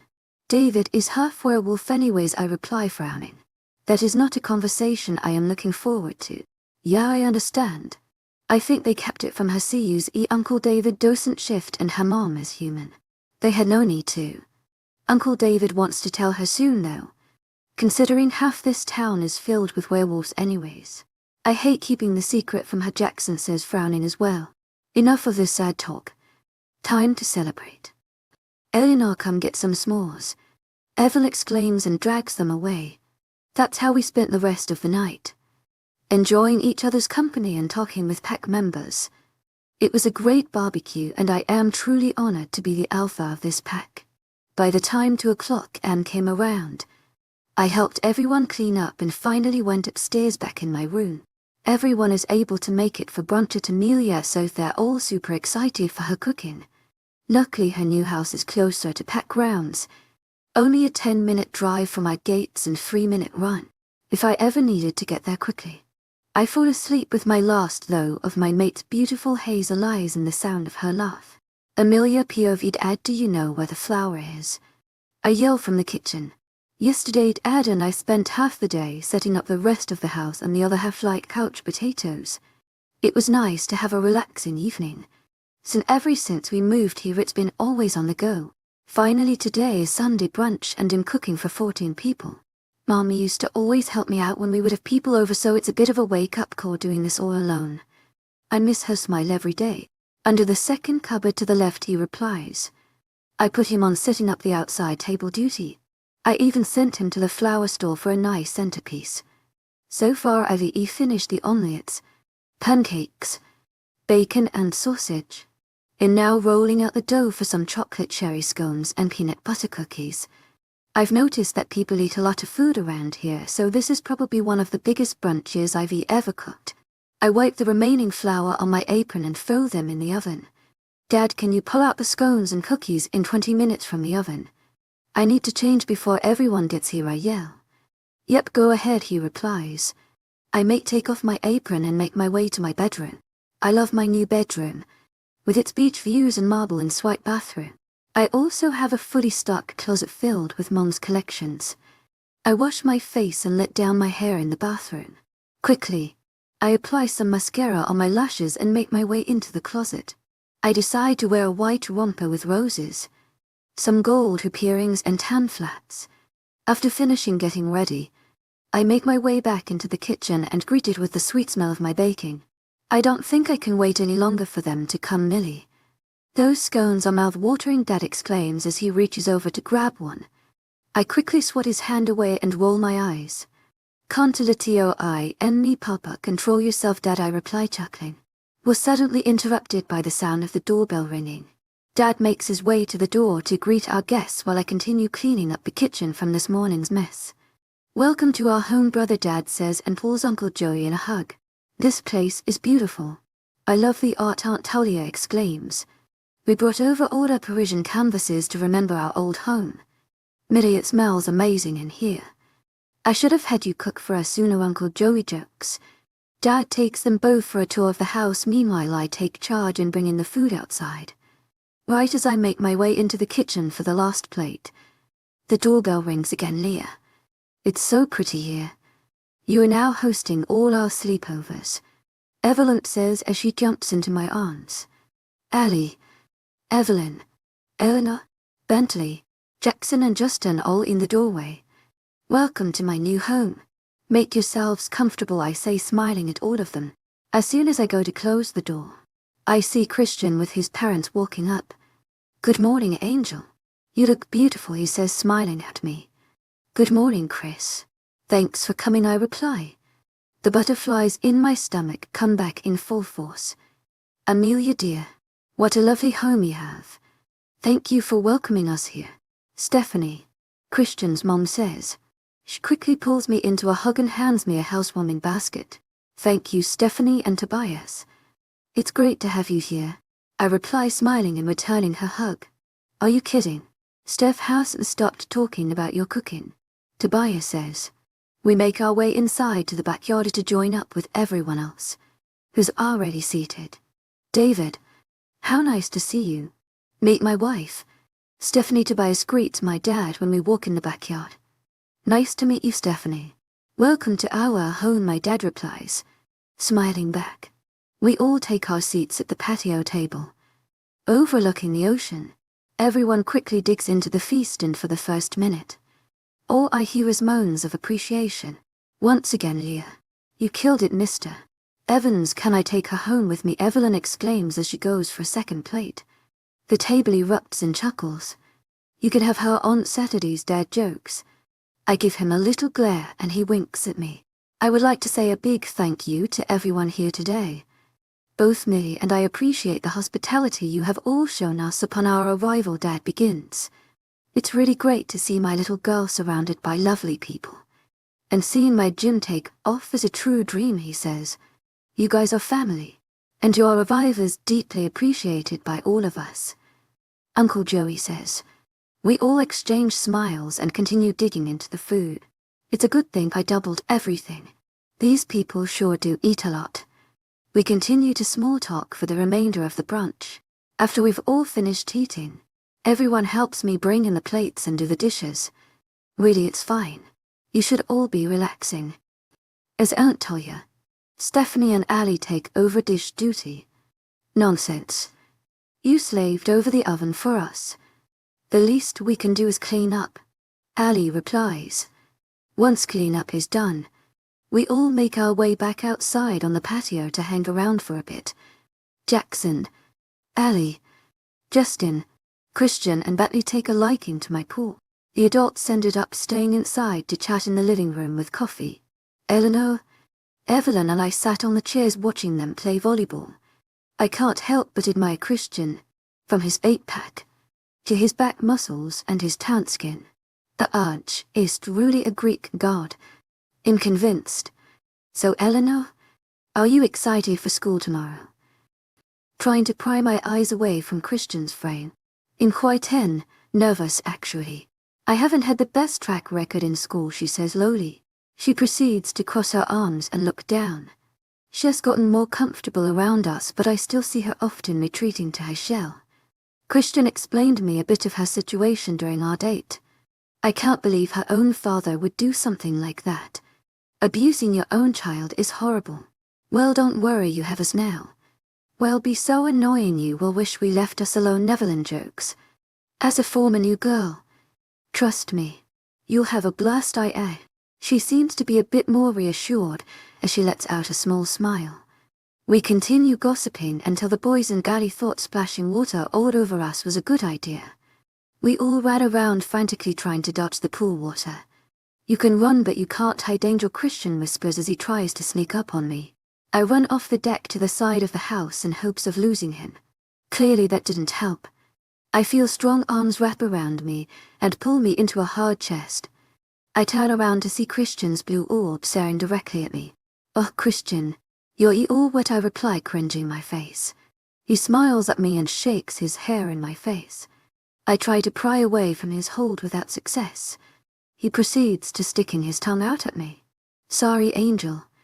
I couldn't resist, he says, smiling widely, showcasing his beautiful dimples and white teeth. I take this as an opportunity to get back at him as he slowly released his hold around me. As soon as my feet touch the ground, I duck under his left arm, kick his right leg and he falls right on the ground. Sorry, Christian. I couldn't resist him and stick me tongue out. He smirks at me and I dart before he can get me back. I can't help but explode in laughter as I make my way back onto the deck. Following behind me is a grass-covered Christian. Everyone turns towards us and erupts in laughter. Oh my God. What happened? Evelyn shouts in a mid-giggle. Someone thought it was funny to distract me enough and launch me on the ground, Christian says in a pout. Eyeballing me. Don't fight with fire if you can't take with flames, I reply, smirking. We all start laughing again and Christian grabs the hose and gets all the grass off his body. Oh dear, Christian. I would like to think you know better than to use a hose as a shower at a guest's house. Stephanie exclaims as the adults step back outside on the patio. We all look at each other and start laughing all over again. It seems I've slipped in the grass, Mom, he says bluntly and staring right at me. Stephanie catches the hint and runs over to me to give me a high five. That's my girl, she says excitedly. We all dry off and finally everyone had to leave to continue on with their days. Thanks again for having us. How about next Sunday we host? Tobias says as he shakes my dad's hand. Sure, that sounds great. See you this week, Dad replies, and the couple makes their way into the car. See you at school tomorrow, Leah, Allie says. Everyone else smiles and waves goodbye. Christian gives me a kiss on the forehead before making his departure, and I break out in a blush. Talk to you later, Angel, he says as he leaves the house as well. Aunt Talia, Uncle Joey and Jackson also leave, and finally it's just me and Dad. Look at us hosting brunches. Our friends in Paris would never believe it, Dad says jokingly as we walk back into the living room. We were always so busy. I'm starting to like this laid-back life. Without all the paparazzi all the time, I add. Everywhere we went we used to be bombarded with questions from my mom.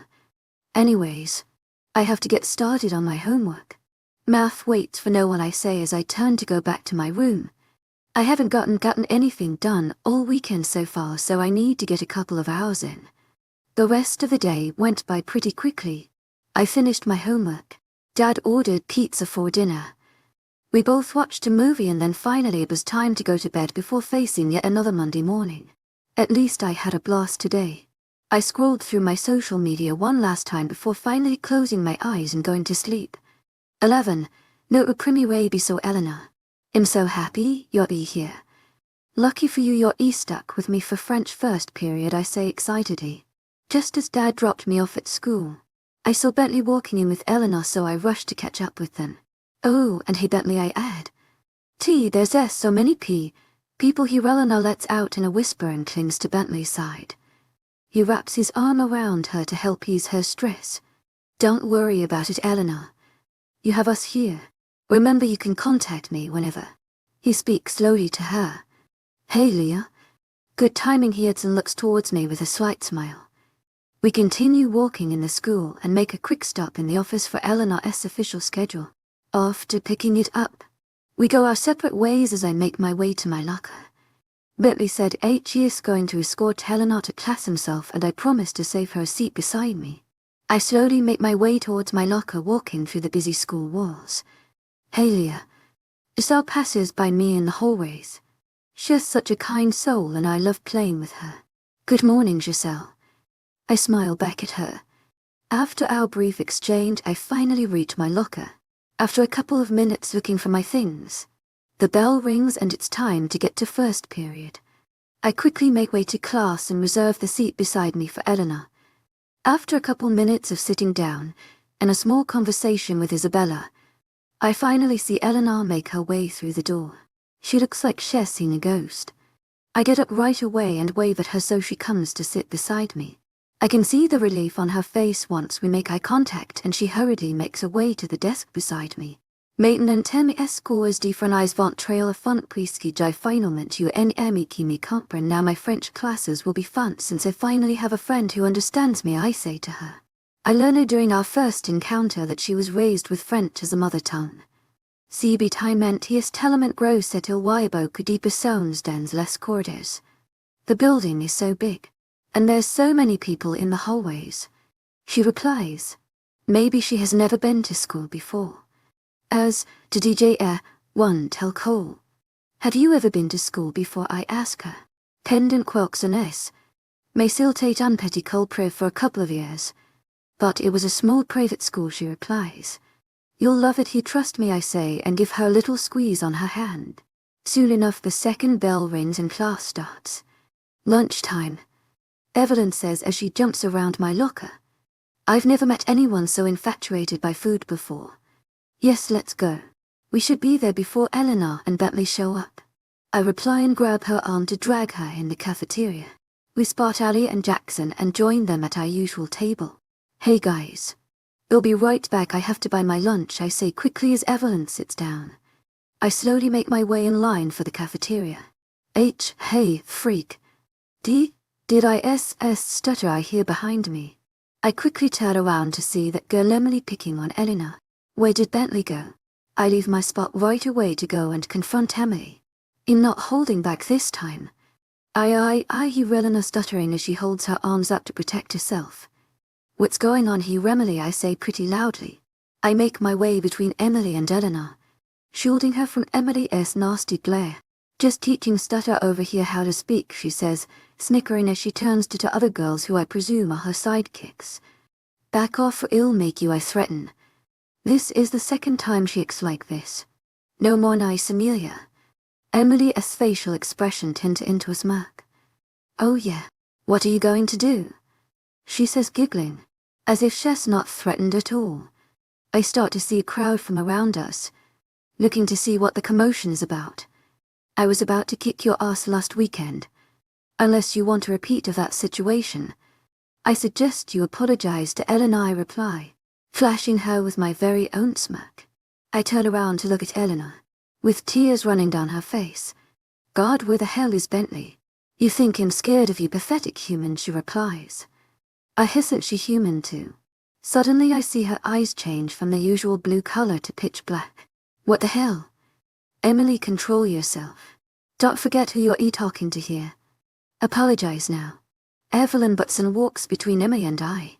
Suddenly, it almost seems as though Emily starts shaking. It sounds like she's growling. Both Justin and Jackson run to the scene, pick up Emily and run out of the cafeteria. They'll be back for you. You stupid bitch.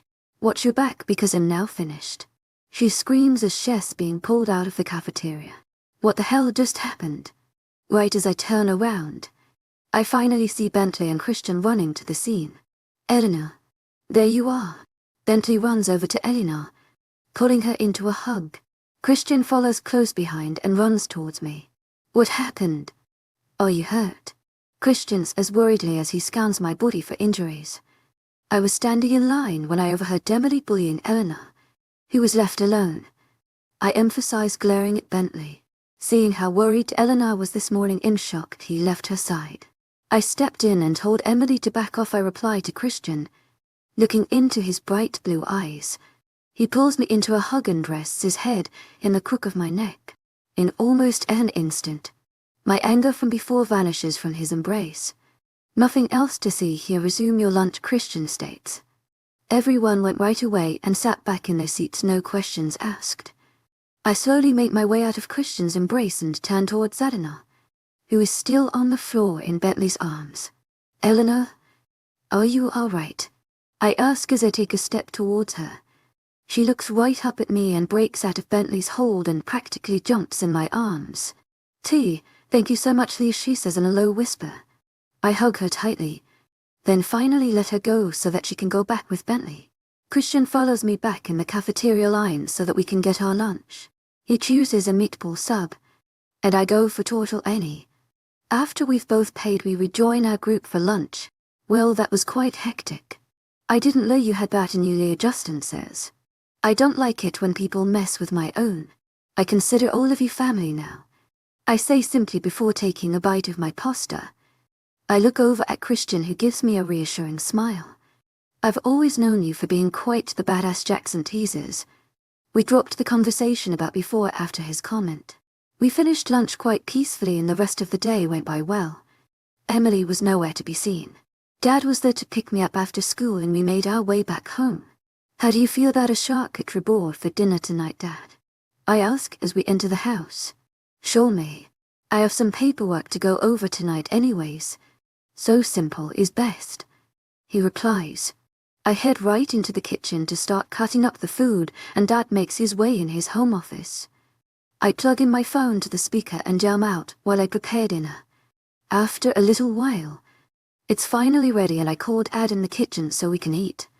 I'm so happy you went to those cooking workshops, Millie, Dad says. I look over to him and let out a grin. Dad, do you still love her? I ask him on a more serious note. You'll love her for the rest of my life, Millie. Your mother is the love of my life. He replies, looking down. I'm really sorry about the way I acted when she died, Dad. I culled and handled it, and partying and drinking was my way of forgetting. I'm so sorry I left you alone, I say. My last months in Paris I had completely changed. My heart always hurt. The one way of getting rid of it was distracting myself and partying. I was not the easiest child to handle for my dad during those times. I regret everything. It was your way of coping, Millie.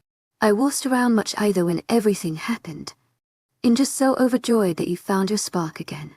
Seeing you so happy again, it warms my heart, honestly. He replies, damn, here comes the waterworks. I want you to be happy, to Dad. Whatever it takes, I pull him into a hug. We both sit there for a little while, just leaning on each other. Okay, enough of this sappiness. I'll clean the dishes. You get going on your homework, he says. I let out a little laugh and head into my room to do my homework for the night. Once I finished my homework, I watched some episodes of Modern Family with Dad before going back to my room and heading to bed. After a long day of school, I close my locker and get ready to make my way to the lacrosse field. I had to stay back to return a book at the library, so I'm meeting everyone else at the game. As soon as I walk closer to the field, I'm shocked with the amount of people here. There was already a lot of people at my game last week, but now, there's almost no more room left to sit. Leah over here, I turned to see Addie calling me over. Right before I turned to go meet up with the rest of the group, I look on the field and see Christian running towards me. I decide to walk over and reach him first. I was worried my good luck charm was going to show up. He lets out a smirk. Just remember our deal, All-Star. 3 goals, I reply, giving him a smirk of my own. Anything for you, Angel, he says, leaning over to kiss my cheek. My cheek heats up in a matter of seconds from his action. You better get back there. Good luck, I say. He flashes me a wink before returning to the team. On my part, I turn and head towards the rest of the group. You guys are so cute, Evelyn says as soon as I take my seat on the bleachers. I reply to her comment with the blood rushing to my pink cheeks. She lets out a little giggle and soon enough the game starts. I have to admit, Christian and Bentley are amazing athletes. It's a close game between both teams and they're playing pretty dirty. But I can tell both boys are handling their own with ease. So far Christian has only scored 1 goal and we're 20 minutes in the game. I hope we didn't miss too much. Stephanie says her and Christian's dad make their way on the bleachers. Bentley has 2 assists and Christian scored 1 goal so far, I reply. They give me a quick nod and turn towards the game. There's only 5 minutes left and our team is ahead by only 1 goal. Christian has already scored 2. And Bentley has scored 1. Jason, a member on our lacrosse team, makes a quick pass to Bentley, who runs up the field and sends it to Christian, who manages to launch the ball hard in the top corner of the net. Looks like he makes his 3 goals after all. He flashes me with a wide grin as soon as he scores, before returning to the game. After another couple of minutes of back and forth play, the game is finished and we won. The crowd rushes to the field to congratulate the players. We had decided before the game that we'd all go to the diner afterwards, so everyone except me and Eleanor left to reserve our table. Both her and I are awaiting Bentley and Christian on the sidelines. I see Bentley making his way over and Christian not far behind him after a few minutes. Great job, Benny, Eleanor says. He quickly grabs her and gives her a soft peck on the lips. They both leave for the parking lot. After a moment I look up to see Christian's bright blue eyes in front of me. He picks me up and spins me around. I told you I wouldn't let you down, he says with a huge smile. I let out a giggle and he places me back on the ground. We both get lost in each other's eyes again. When he starts to lean forward and looks down at my lips, I notice him quickly wet his own before leaning more and more towards me.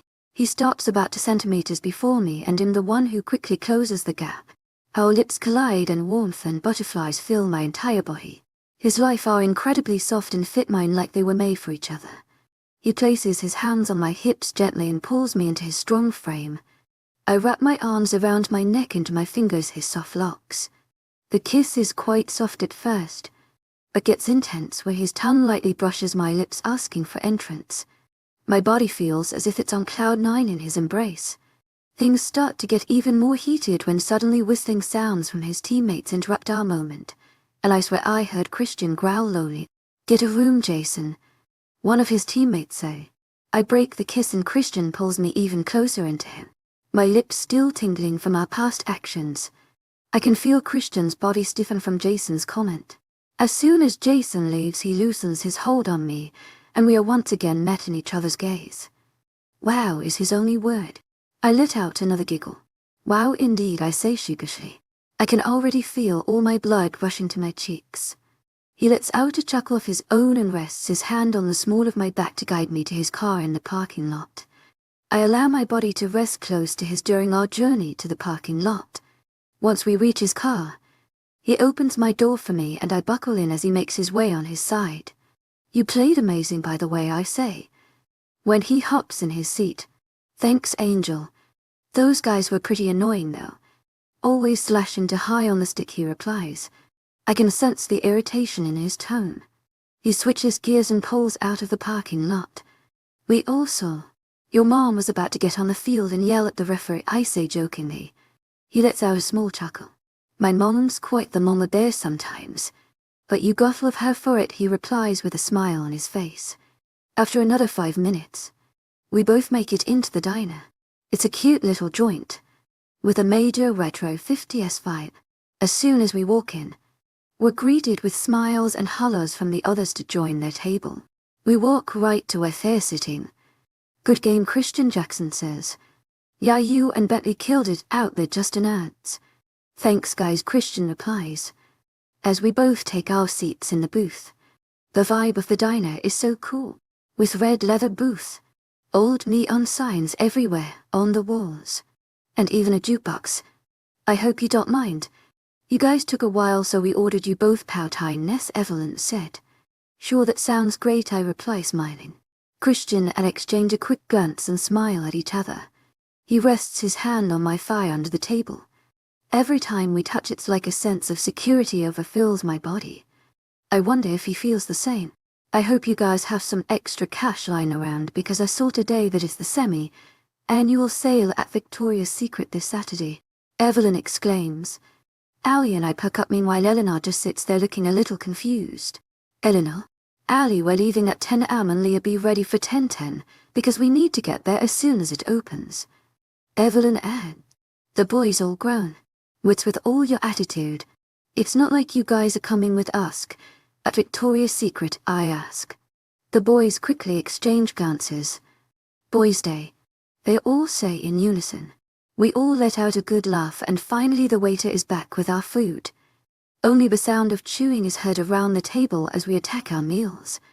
Once we all finish, we pay and exit the diner.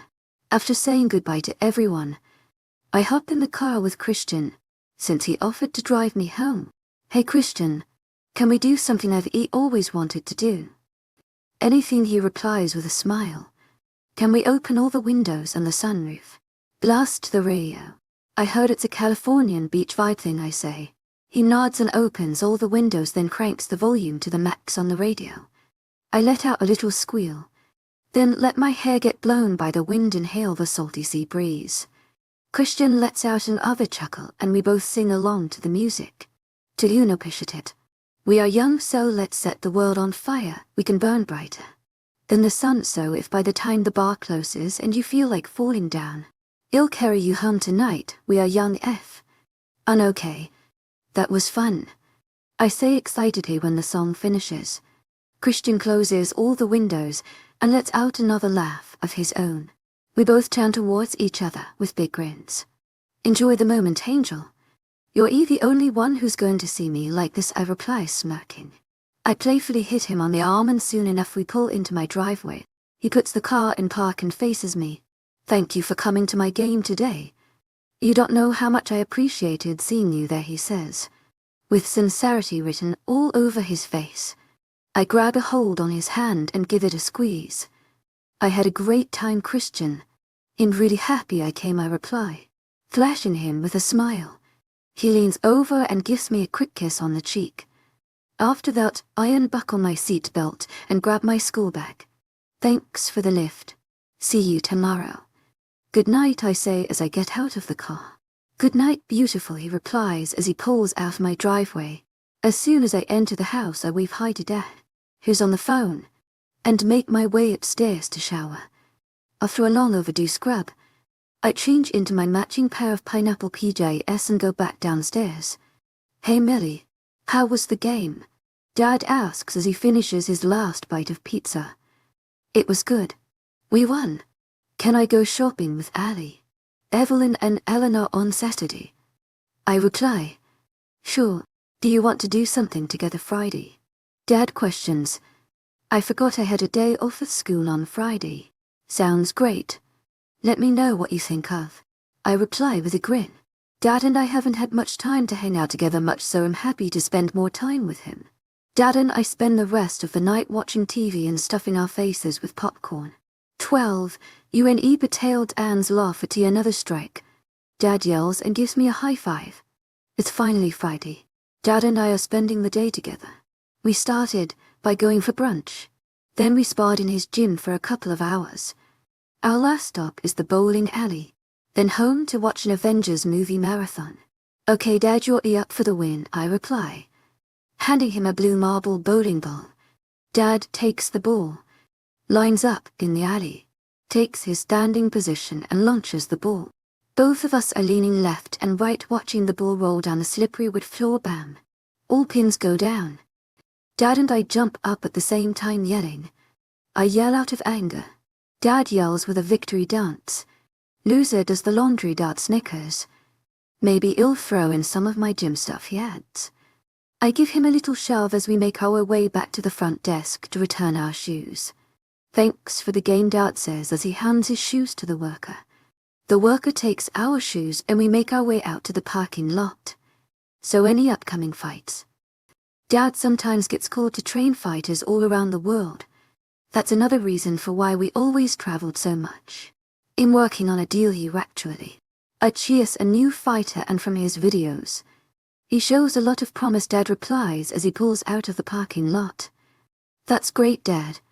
Hopefully you could get Uncle Bruce to come and visit our gym, I reply. Uncle Bruce isn't really my uncle, but he has been my dad's best friend since they fighting 30 years ago. I'm trying to. He said he'll try and come out for the summer, Dad says. After about 20 minutes, Dad and I are finally home. We both go shower and change into comfy pajamas. Then make our way back to the living room to start our Avengers movie marathon. Dad grabs 2 bowls of popcorn and starts the movie. Superhero movies are my dad's favorite. It's now for and Dad and I are both crying from the last movie. He turns off the TV and we both make our way to bed. Looks like I won't be getting much sleep tonight since the girls are going to be here at 10. I brush my teeth and jump in my bed in starfish formation. It only takes a matter of seconds for darkness to consume me and I fall into a deep slumber. Millie, wake up, your friends are going to be here in 20 minutes. I'm awoken by Dad's voice shaking me from my slumber. Shoot. My eyes flash open and I pounce out of bed. I feel like I barely slept 20 minutes. I say tiredly. Dad lets out a chuckle and leaves my bedroom. I run into my closet and throw on a white top paired with ripped jean shorts and white sneakers. After approving my outfit for the day, I race into the bathroom and begin brushing my teeth and doing my morning facial routine. I decide to do a fist-tape braid in my hair today and put on a coat of mascara on my eyelashes. Millie, I hope you're ready. The girls are pulling up. Dad yells from downstairs. I grab my purse and exit my room to meet everyone downstairs. Leah, are you ready to spend all your money? Evelyn says as she sees me enter the room. I can already tell she's holding back a squeal. Well, see how good the sales are, I reply, chuckling. I wave a goodbye to Dad and join the girls in the car. There shouldn't be much of a lineup to get into the store, but remember, girls, elbows up. Evelyn says. Evelyn, it's just a sale. Not the last meal on Earth, Allie says, laughing at her ridiculousness. Eleanor and I exchange a giggle. Let me enjoy my shopping moment, Miss Grumpy, Evelyn says, sticking her tongue out. Oh, Leah, Christian wanted to come back to the house with us afterwards. Something about a picnic, Evelyn says. I can't help but smile a little hearing that. Just hearing his name starts to warm my heart. At least we know who's buying lingerie, Allie jokes. My face gets even redder at the comment. We're not even official yet. I'm not planning on jumping in bed with him anytime soon, I say, attempting to hide my embarrassment. Maybe you guys could help me out. I think Bentley and I are ready, Eleanor says timidly. Evelyn, Allie and I squeal. To my agent extraordinaire, Madeline Noban. Heartfelt thanks for your unfailing patience, enthusiasm. You're gonna knock his socks off when we're done with you, Evelyn says. Soon enough, we pull into the mall parking lot. Surprisingly, there isn't much of a line at Victoria's Secret, so we go right in the store. Oh, Evelyn, you have to try the plum. Justin will love it, Ali says as she hands her a corset. I swear we've been in the store for only a couple of minutes and her hands are already full. Eleanor, red will look great on you, I say. Eleanor walks over to where I am and picks out a few things. I'm not letting this sale go to waste, Leah. I'd recommend looking for something white. It'll look great on your skin color, Evelyn says, flashing me a wink. We spend a good 2 hours in the store trying on millions of undergarments and finally buying everything. I recommend stopping at a nearby cafe to recharge from being on our feet for so long. A cute restaurant comes into view and we decide to go and get a table. Hey girls, need some company. A random guy comes up to us and asks, as we're looking through the menus. She is pretty tall, with super pale skin and brown hair, quite lanky too. We're good, Addie says coldly. Are you sure? I wouldn't want to pass this up, another guy appears. Guy is shorter than the first guy, but they share the same lanky figure. Well, pass, Evelyn says. We all give them cold glares. I guess they don't get the message, since they decide to bump me and I over to take on the booth. This guy beside me smells like 1,000 pounds of cheap cologne. I can barely hold back the cringe coming on my face. I'm pretty sure they asked you guys to leave them alone, I hear a familiar male voice say. I look up to see Christian, with Bentley behind him. If looks could kill, the 2 lanky dudes would be gone all right. Now they're our friends. Actually, one of the creepy guy answers and attempts to put his arm around me. I scoot the furthest I can away from him. Christian catches his arm before he touches me. Let me rephrase. Get your paws off my girlfriend before I make you, he grits out. His eyes are no longer the blue I'm used to. Now they've turned into a dark black. Oh, sorry man, we were just playing. CM on Cody, the creep says as he pulls his friend, and they rush out of the restaurant. All the girls relax as soon as they leave. Thanks, brother. They just were and getting the message, Evelyn says, rolling her eyes. Both boys also let out a deep breath. I was about to introduce that guy to my right hook. I say, half jokingly, I'm just glad we got here fast enough. Why don't we finish this at home? Christian replies. We all agree and leave the restaurant. Ali and Evelyn leave in the first car and me and Eleanor get pulled in the boys' car. I sit in the front with Christian, who has his hand securely on my thigh, and Eleanor sits in back with Bentley. The car ride is pretty awkward and tense. Luckily Christian's eyes are back to their normal blue. Maybe it was all in my head. We get back to their house after a short drive. I'm going to take Leah out now. Is that okay, Leah? Christian says he opens the door card all for me. Sure, thanks for the shopping day, girls. I say with a smile. Evelyn takes my bags from me and I wave bye to them. Come with me, Christian says as he takes a hold of my hand. We go behind the house, towards the dense forest. Now not when you take me in the forest and murder me, right? I say jokingly. He snickers a little and continues our walk. As we walk into the forest, I notice tons of different trails leading all sorts of ways. Don't worry, you're safe with me, Angel, he says with a grin. We walk in a comfortable silence for a little while. I admire the greenery and spot out all surrounding wildlife. Amelia, I won't be going to school anymore, Christian blurts out during our walk. I stop dead in my tracks. What do you mean? My eyes wide. He frowns in return. I've officially taken over my dad's business and I don't need or have time for both. Me and Bentley won't be there anymore, he says. Why would you take it over now? There's only 3 months left of school, I ask. For several different reasons, he says vaguely. Either way, if I finish or don't finish school, it doesn't change regarding my future, so it was decided now he finishes. I can't but stop a frown from coming on my face. So I won't see you anymore. My voice cracking a bit. I always looked forward to seeing him in school, especially since we are partners in chemistry. Of course I still want to see you, he looks me right in the eyes and holds both my hands. Just it won't exactly be at school anymore. I can see the disappointment on his face too. We both don't say anything for a while and get lost in each other's eyes, staying in place. After a minute or so, we are interrupted by a crunching noise. My heart starts beating rapidly at the thought of someone sneaking up on us in the middle of a forest. I look over to Christian, who remains emotionless. Angel, stay behind me. And when I say to close your eyes, I want you to close your eyes, he says with no emotion in his voice. What do you mean? Is someone here? I ask worriedly. Jackson and Bentley are on their way. Do you trust me? He replies, with the same emotionless tone. Why are they coming? What's going on? I say, and suddenly we are met with more crunching and cracking noises. I jump behind Christian, holding his tense arm for reassurance. If you trust me, close your eyes and stay where you are, he replies. We both look up to see 5 of the biggest wolves I've seen in front of us snarling. They're almost as tall as me. My heart picks up like a drum set and I dig my hands in Christian's arm, holding in a scream. Okay, Leah, close your eyes. Christian looks back at me with a pleading face. He waits there for a couple of seconds to see that in no way I'll ever close my eyes, with huge snarling wolves staring at us like we're a feast. He sighs and releases me from his hold. Shift and no one gets hurt, he booms. Like Gaichichi is speaking to the wolves. What is shift supposed to mean? Amelia, get back. Christian, suddenly. I take 2 steps away from him with my shaky legs. As soon as I do, a wolf lunges at us.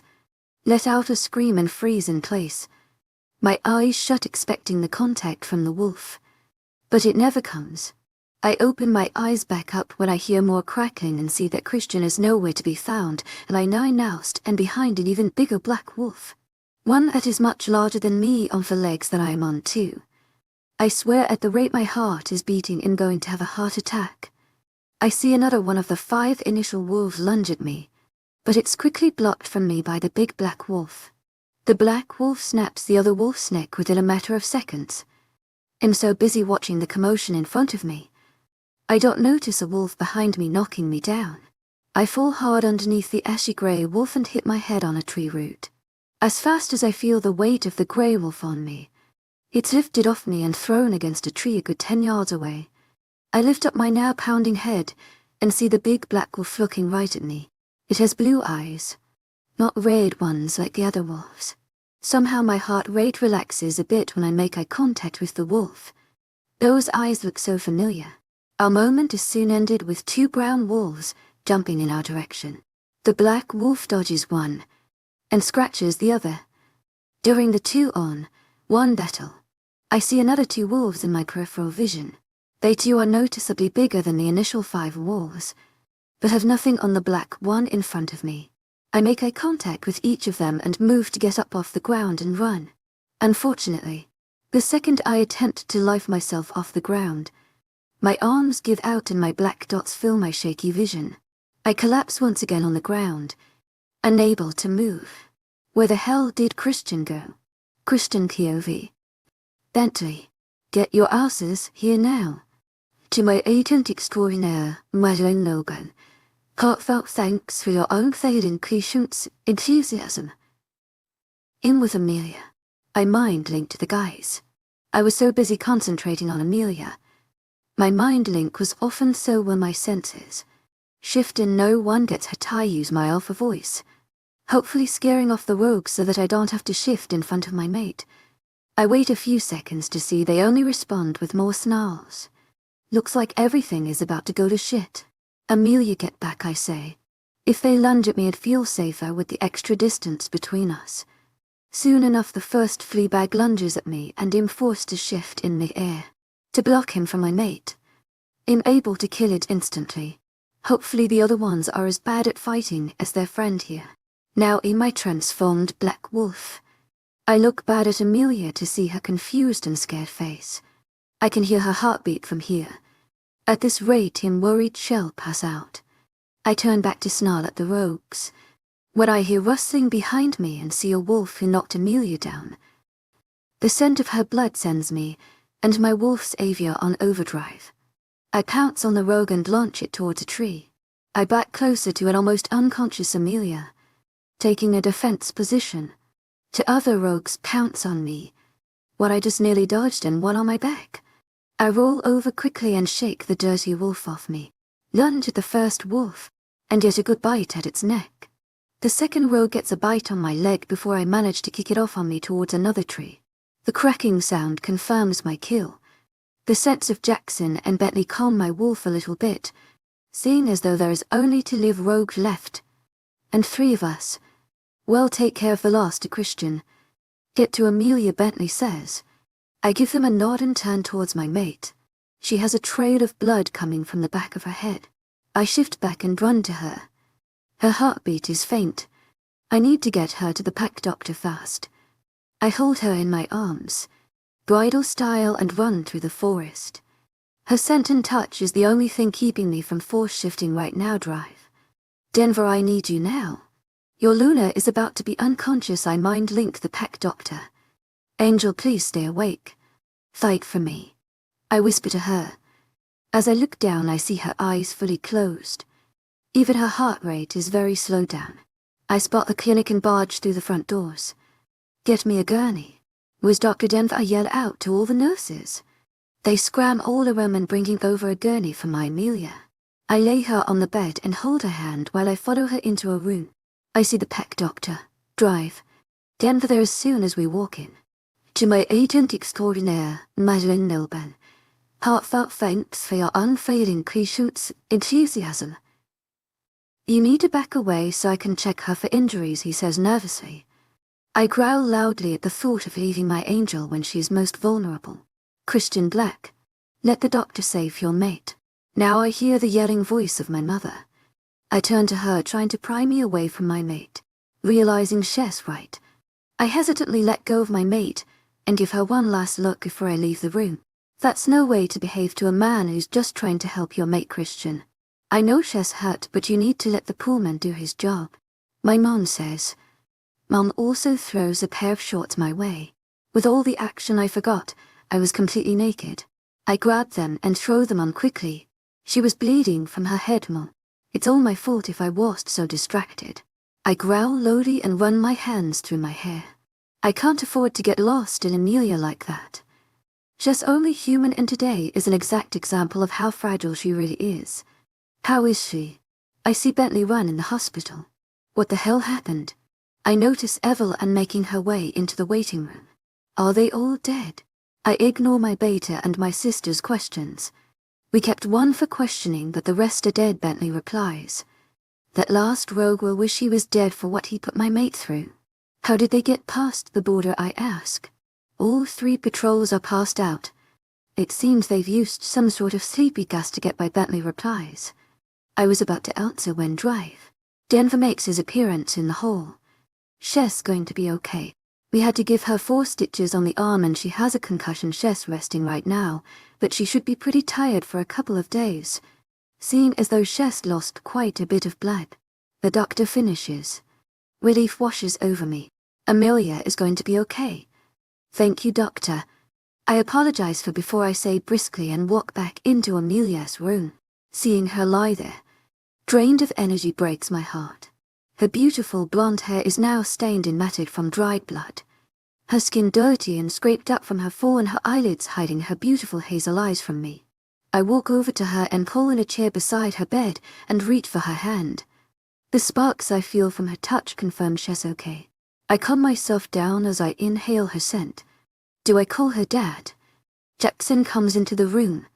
With my wolf so tense, I end up growling at Jackson's intrusion. Jackson takes a stance back and submits to me, showcasing his neck. To my agent extraordinaire, webnovel. Heartfelt thanks for your unfailing patience, enthusiasm. Please tell him to come here. I reply. At least he already knows about our kind. But I bet he won't be happy to see his little girl lying on a hospital bed. To my agent extraordinaire, webnovel. Heartfelt thanks for your unfailing patience, enthusiasm. You're bleeding too. You need to have the doctor check your leg, I hear Evelyn say as she walks in the room. With all the commotion, I forgot about the mutt that bit my ankle. Send in some disinfectant, and it'll heal, I reply. I've got to thank my genes for being blessed with rapid healing. Evelyn comes back with a bottle of disinfectant and leaves the room. I reach over and pour the contents of the bottle on my leg. I hiss at the staining, and dab my leg with some gauze. That'll do. I turned back towards my mate, with a pull at my heart. I could have lost her today. I don't think I could ever recover from losing my Amelia. She's become my entire being, my own angel. The mate bond made my attraction to her instant. But I knew I loved her after our first walk on the pier. Just everything I'll ever need in this world. Where's my doji tea, oh God, Millie? I hear Mr. Evans come barge into the hospital room. He runs over to her hospital bed and grabs a hold of her other hand. What the fuck happened? You said she was safe here. David yells, glaring. My patrol got knocked out and 5 rogues attacked us. One sneaked up behind me when I was fighting the other ones, I say lowly, ashamed of my capacity of protecting my mate. Thank God it was only 5. I guess she knows. David asks with a shaky breath.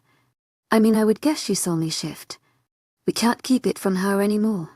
I gave you until she was in danger. I can't wait until she graduates anymore, I reply. Initially David wanted to wait until she graduated to embark in our world. And seeing as though HE's been keeping this secret from her way longer than I have, I accepted his terms. After today, I'm done lying to her. I understand. He pauses. Do you truly love her, he asks, looking straight into my eyes. In a matter of weeks, she has become my everything, so I reply. What I felt with her mother was already all-consuming. And in only half werewolf. I can only imagine how intense mates must be for you, he says.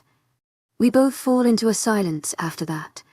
David and Joey, Jackson's dad, are both half werewolves.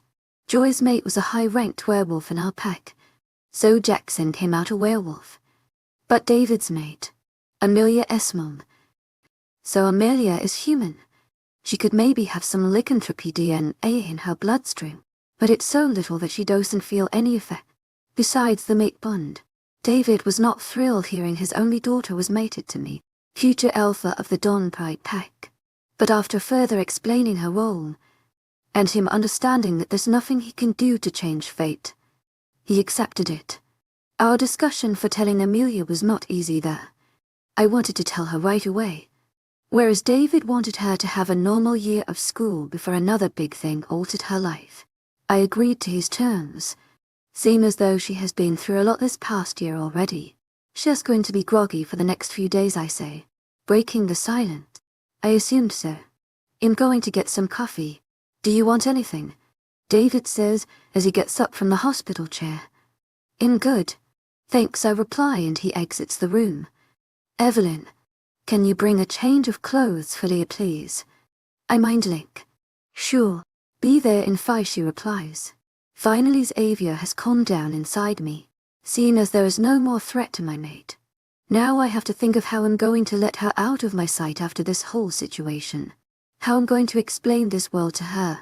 Explain that we're mates and figure out a way to be around her enough. While not attending school. Easier said than done, that's for sure.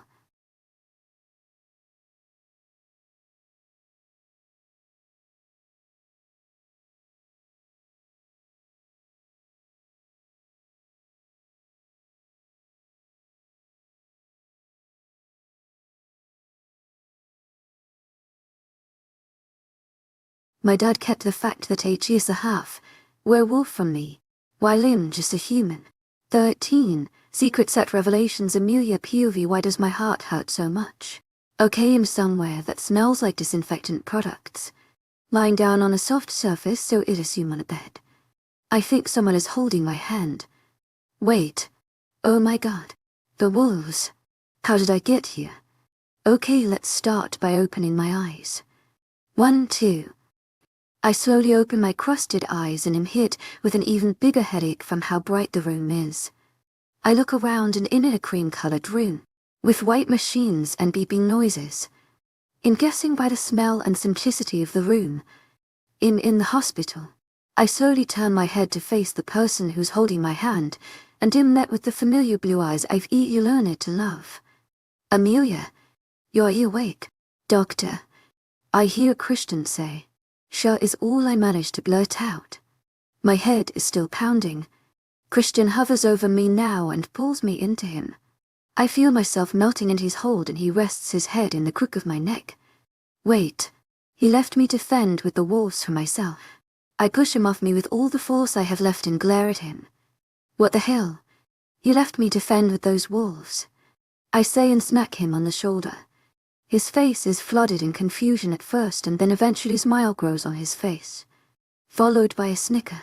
To my agent extraordinaire, webnovel, heartfelt thanks for your unfailing patience, enthusiasm. I was there with you the whole time, he replies, holding back a smile. I stare at him in confusion. How was he there with me? There was only a big black wolf that helped me now. A wolf saved me. You saved your own ass, I reply coldly. How could he say he protected me if even I opened my eyes he was gone like the wind? Look at me, Amelia. And locks eyes with me. I stare into his beautiful blue orbs wondering what he's talking about. Wait.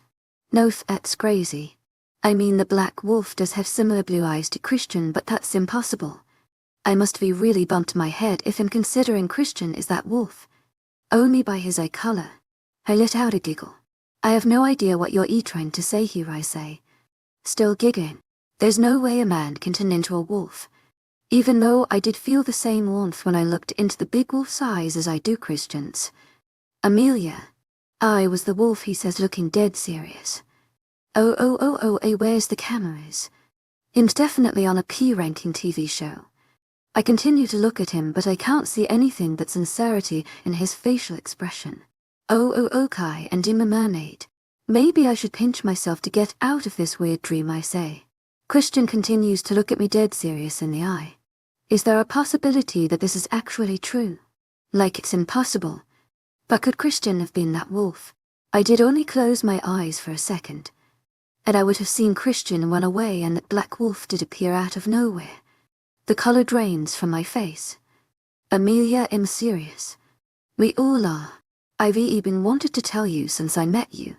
But your family wanted to wait a little while, he says, still looking dead serious.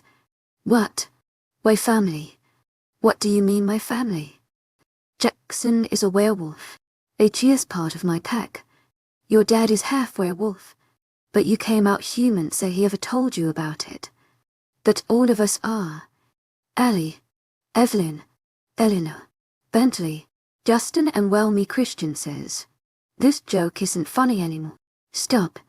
This prank isn't funny anymore, Christian, I say coldly. There's no way my own father would lie to me about this. I'm sorry, Angel. Do you want to hear it from your dad?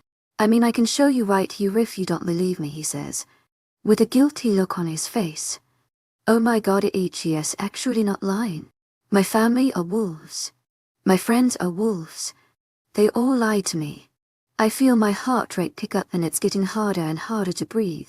They lied to me. Calm down, please, Christian pleads. He picks me up and places me on his lap and cradles me. Okay, breathe in. Breathe out, Millie. Breathe in. Breathe out. To my agent extraordinaire, webnovel, heartfelt thanks for your unfailing patience, enthusiasm. Breathe in. Breathe out. Okay, better. Your dad is on his way, Christian says. I clutch onto his shirt and allow myself to relax in his arms. Maybe I feel so relaxed and warm around him because he's a werewolf. Then again, I don't feel this way with anyone else. Do you feel it? I ask in a whisper and look up at his ocean eyes. A big smile creeps on his face. Feel what, Angel, he says, still smiling like a little boy. The warmth, I reply simply. I guess he liked my response because he pulls me even more and possibly close to his body. Oh baby, you have no idea, he says as he rests his head in my neck again. Our moment is interrupted quickly after the door slams open. Christian pulls me behind him and I hear a sort of growl coming from his chest. So all those times, I actually did hear a growl. Millie, thank God you're okay. Dad runs over to me and Christian. Dad, do you have anything you want to say to me? I reply coldly. I even break out of Christian's embrace. I'm still furious at both of them for breaking my trust. I'm sorry, Millie, for keeping this from you. I'm half wolf, so I can never shift, and your mother is human, so you were never around or kind enough for me to need to share it with you. Even when I brought you here, the last thing I thought was that you would be mated with one. I thought if it wasn't in your life, there was no reason to share this information with you. When Christian found you, I told everyone to not say anything until you graduated. I wanted you to have some normalcy before finding out all this. I'm sorry for lying to you, Millie, he says. What's a mate? Christian and my dad exchange a look. More like Christian glares at my dad and my dad has guilt washed over his face. I thought, well, I shouldn't be the one who explains that, Dad says. Nervousness in his voice. So you guys all lied to me for what? You thought I cowled and take it, didn't you? Well, that was not your decision to make. I raise my voice. Dad is about to open his mouth when I cut him off again. Now I wake up with a fat-ass headache and find out all my family and friends are lying to me. Enlighten me, Father. How does that make this situation better? I finish and lie back down on the bed. Note to self, don't raise voice if you don't want your head to feel like it's going to explode. I won't apologize for questioning your stability, Amelia. You remember what happened in Paris. I couldn't have that happen again. And this is a big secret, Dad explains. Of course he has to bring this up in front of Christian. I shoot him a glare. What happened in Paris, Christian asks. I scoff into Nova so I don't have to face either of them. Amelia Dad says. Like I'm going to tell Christian that I got drunk and did drugs and partied every day until I almost permanently ruined my life. I curled into a ball, trying to fight back my tears. She didn't make the smartest decisions after her mother passed away. I could have lost a dad, says simply. I can feel Christian tense, as HES sitting on the edge of the hospital bed, leaning on my legs. I want to be alone, I say simply. I can't face either of them right now, to be honest. My head hurts. I found out that I've been lied to by everyone I love and now Dad is sharing my bad decisions with the one that I want a future with. Amelia. Dad says apologetically. Leah, it's okay, Christian adds. No, both of you out. Now I raise my voice. Both men get up and hurry out of the room. When the door finally shut, I let out a shaky breath. Tears fill my eyes and I break down. My whole life is falling apart. I understand why the others wanted to respect my father's wishes, but I can't believe Dad would lie to me. I thought once we moved here, we were past all the drama. My eyes become heavy from all the sobbing and I slowly drift off to sleep again. Christian, POV. She almost died. My mate. I could have never even had one. Now because of her father, she's mad at me too. I shortened to him and told her like I wanted to. I slowly shut the door, bending the doorknob from my force. What the hell happened in Paris, I grit out. Glaring at him, I feel Xavier trying to push to the surface. I had specifically asked him if there was anything major I needed to worry about when it came to Amelia. I think she should tell you, David said. He lost every right in giving me his opinion after this whole stunt. No, I think you're going to tell me, I say coldly. I'm done with the lies. If it comes to the life of my mate, I want to know. It started a week after Margot died. Amelia would leave home for days at a time, only to come back wasted, or high off God knows what. I had been so occupied mourning my mate that I wasn't paying as much attention as I should have when it came to Amelia. After a month and a half of her behavior and it only deteriorating, I contacted one of her friends and she told me everything. Amelia was out partying every night, sleeping at God knows whose house, getting drunk every day and starting to take pills. As soon as I found out, I called around to get a location on her. As I was driving around, I got a call from the police and they had found her passed out on a park bench, with nothing but undergarments on. David says. He takes a shaky breath. I met up with them in the hospital and she had to get her stomach pumped and apparently barely had a pulse when she first arrived. After she spent a few days in the hospital, I sent her to a rehab for another month. She recovered fairly quickly, and now she has a therapist's number for if ever she needs to talk. David finishes. My Amelia was all alone in this. Her own father wasn't even there for her during those times. No wonder she hardly ever talks about her life in Paris. She fell apart. Now I will be the one to help her get back together. My angel is a survivor. She's okay now. Honestly, that's all I can manage to say after hearing this. My poor Amelia. She beat her addiction in rehab, and hasn't relapsed since. Her health is back to normal and Shess only called her therapist once upon moving here. Honestly, I think meeting you guys helped fill her heart again. I'd let her go to parties, but she hasn't gotten drunk since the whole situation, he replies. We both sit there in silence for a little while. I try to process everything a little better now. I don't think she would ever relapse upon hearing there were werewolves. I do understand David didn't want to break her trust right away again. He just got her back. How is she Christian? My mom comes into the hallway. She's kicked us out. But judging by her heartbeat, I think she's sleeping right now, I reply. Don't worry about it too much. She just needs time to process everything, Mom replies. Her capability to make everything positive truly astounds me. Stephanie, do you think you could talk to her? I think she needs a mom right now. Margot would always know what to say when she was upset.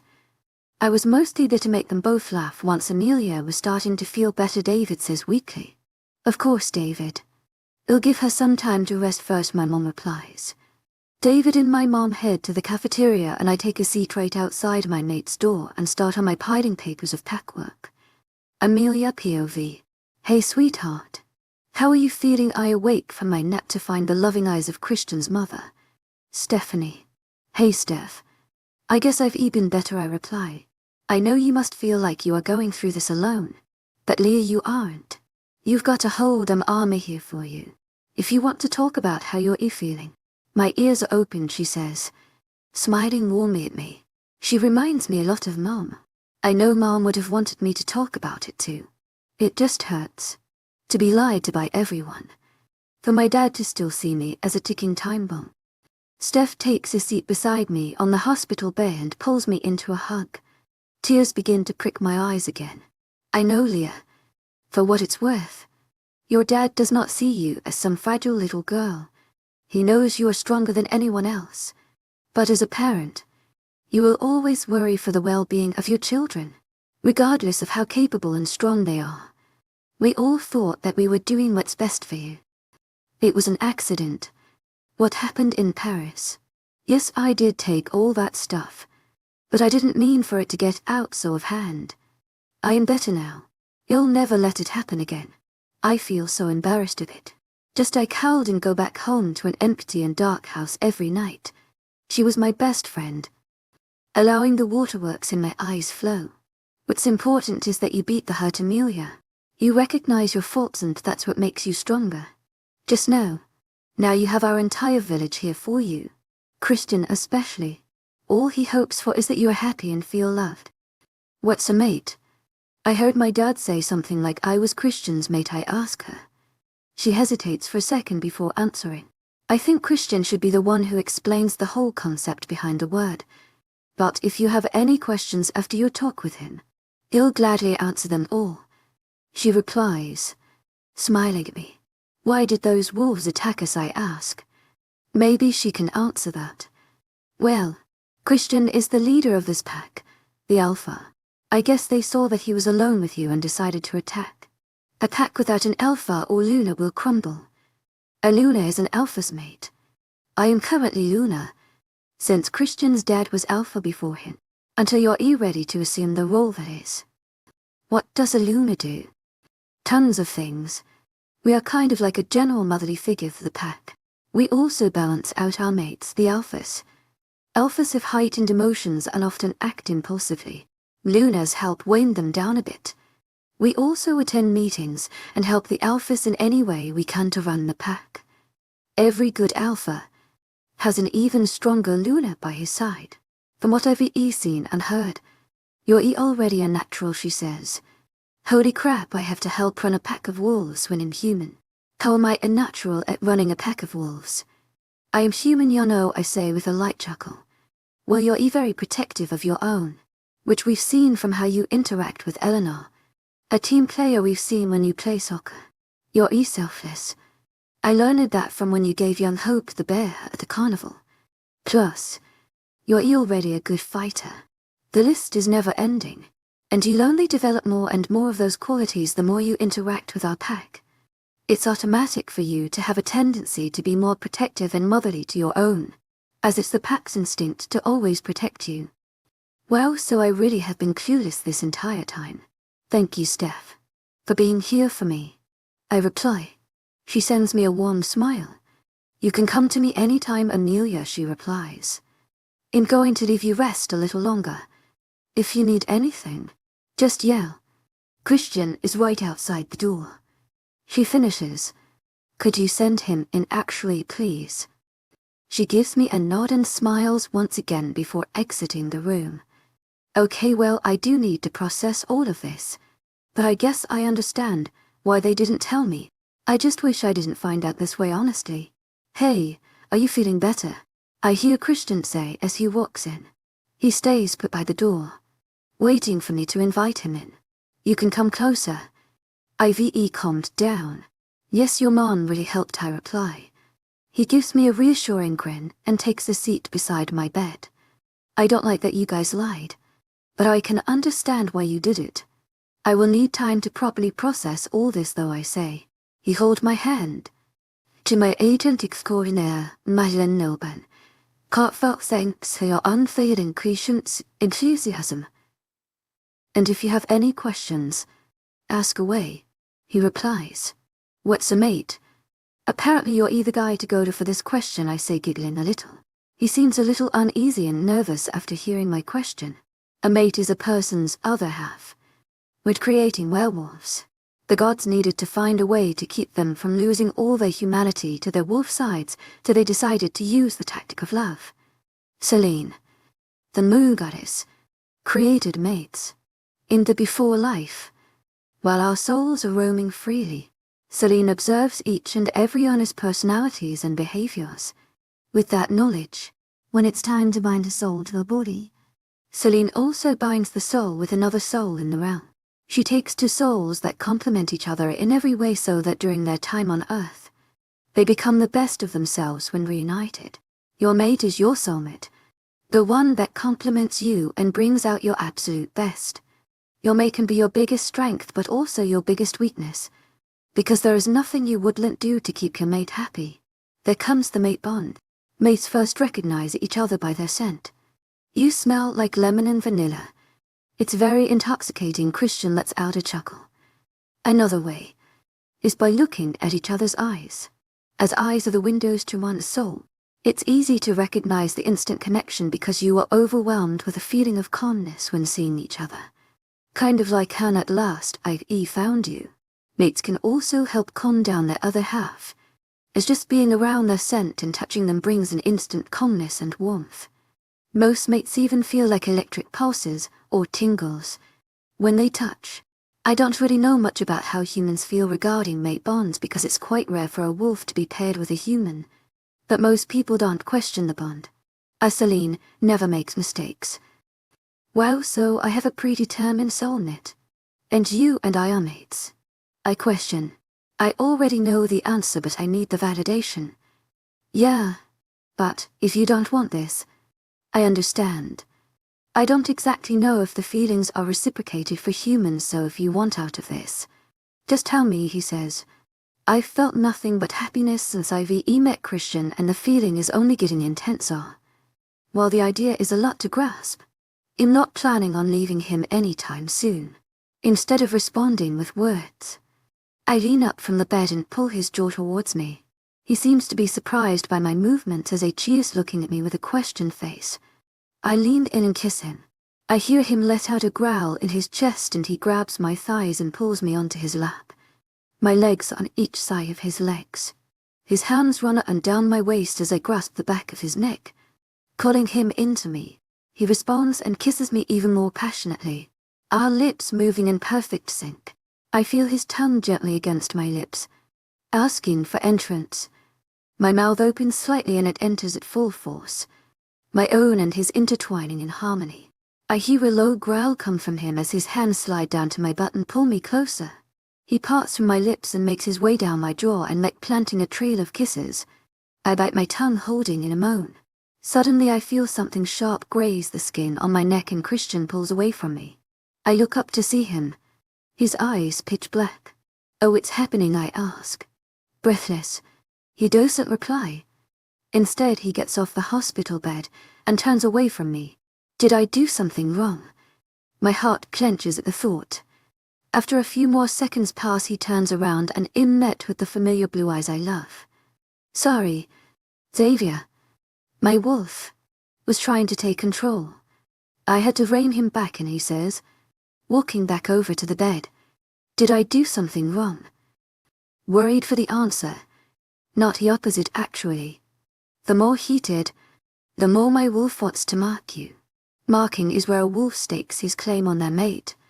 They bite down on their mate's neck and it creates a mark, apparent for all wolves to see. The marking also amplifies the connection between both mates and puts each other's scent on each other permanently, he explains. You have to bite me. I just found out about this all today. I'm not sure I'm ready for a permanent tattoo of him on my body. Oh yeah, but we use the term marking. It's kind of like a permanent love bite. You can only do it on one part of the body. Apparently it only hurts for a second though. Then it feels good, he says. I'm not sure I'm ready for that yet, Christian, I respond. I really like him, but that seems like a big step. There's no pressure for me to do that to you anytime soon. I would never force you into doing any of the rituals if you aren't ready. I'm willing to wait 100 years if it means I still get to spend time with you. Just there will be instances like what just happened, where I have to stop before my wolf takes over and does it. He has more primal urges, so it's harder for him to understand the concept of consent, Christian explains. Oh, thank God. I can live with eventually. But right now I have enough to process. I think I feel the mate bond. Like when I see you, I feel relaxed and safe. When we touch, warmth electrifies all my body, and when I'm with you there's always butterflies in my stomach. When we kiss, I feel tingles on my lips. I feel home with you, I explain. His face lights up with my new information. He sits on the bed and pulls me into a hug. You have no idea how much that means to me, Amelia. He replies, and kisses me on my forehead. We stay there for a few minutes in silence, enjoying each other's embrace, until a thought creeps into my mind. Did my dad tell you about Paris? I ask nervously. Yes. But Amelia, I want you to know that doesn't change the way I feel about you. You went through something unimaginable. For you to come out of that entire experience happy and healthy proves how strong you are. I want you to know that I'm always here for you. He replies. My heart warms at his words. He still wants me. Thank you is all I managed to say. I let a yawn escape my lips. You should rest some more. Your still run down, Christian says. Okay. Will you stay here though, I ask? Tu es agent extraordinaire, webnovel. Heartfelt thanks for your unfading patience, enthusiasm. Sleep well, angel, he replies. I lay back on him and rest my head on his chest, listening to the song of his beating heart. My eyes close instantly and I fall into a soundless slumber while Christian runs his hands through my hair. 14. Destos Jawa, so how's my favorite little Luna doing today? Any headaches or nausea? I'm greeted by the bubbly drive. Denver this morning. I've been in the PAC clinic for 2 days now, and I'm praying he'll discharge me. Dad went to sleep at home, and Christian has been staying on a cot beside my bed. I tried to convince him to get some real sleep in his bed, but he insisted on staying with me. Right now HE is doing some work, so I was about to take a nap. I feel great. Like a new person, stronger than ever, you know. I say convincingly. Truth is my head's if I move quickly, or if someone is really loud, but I need to get out of this room. From your charts, you look healthy enough to be discharged. I'll call over Christian and we'll get it sorted. Drive. Denver says. To my agent extraordinaire, webnovel. Heartfelt thanks for your unfading patience, enthusiasm.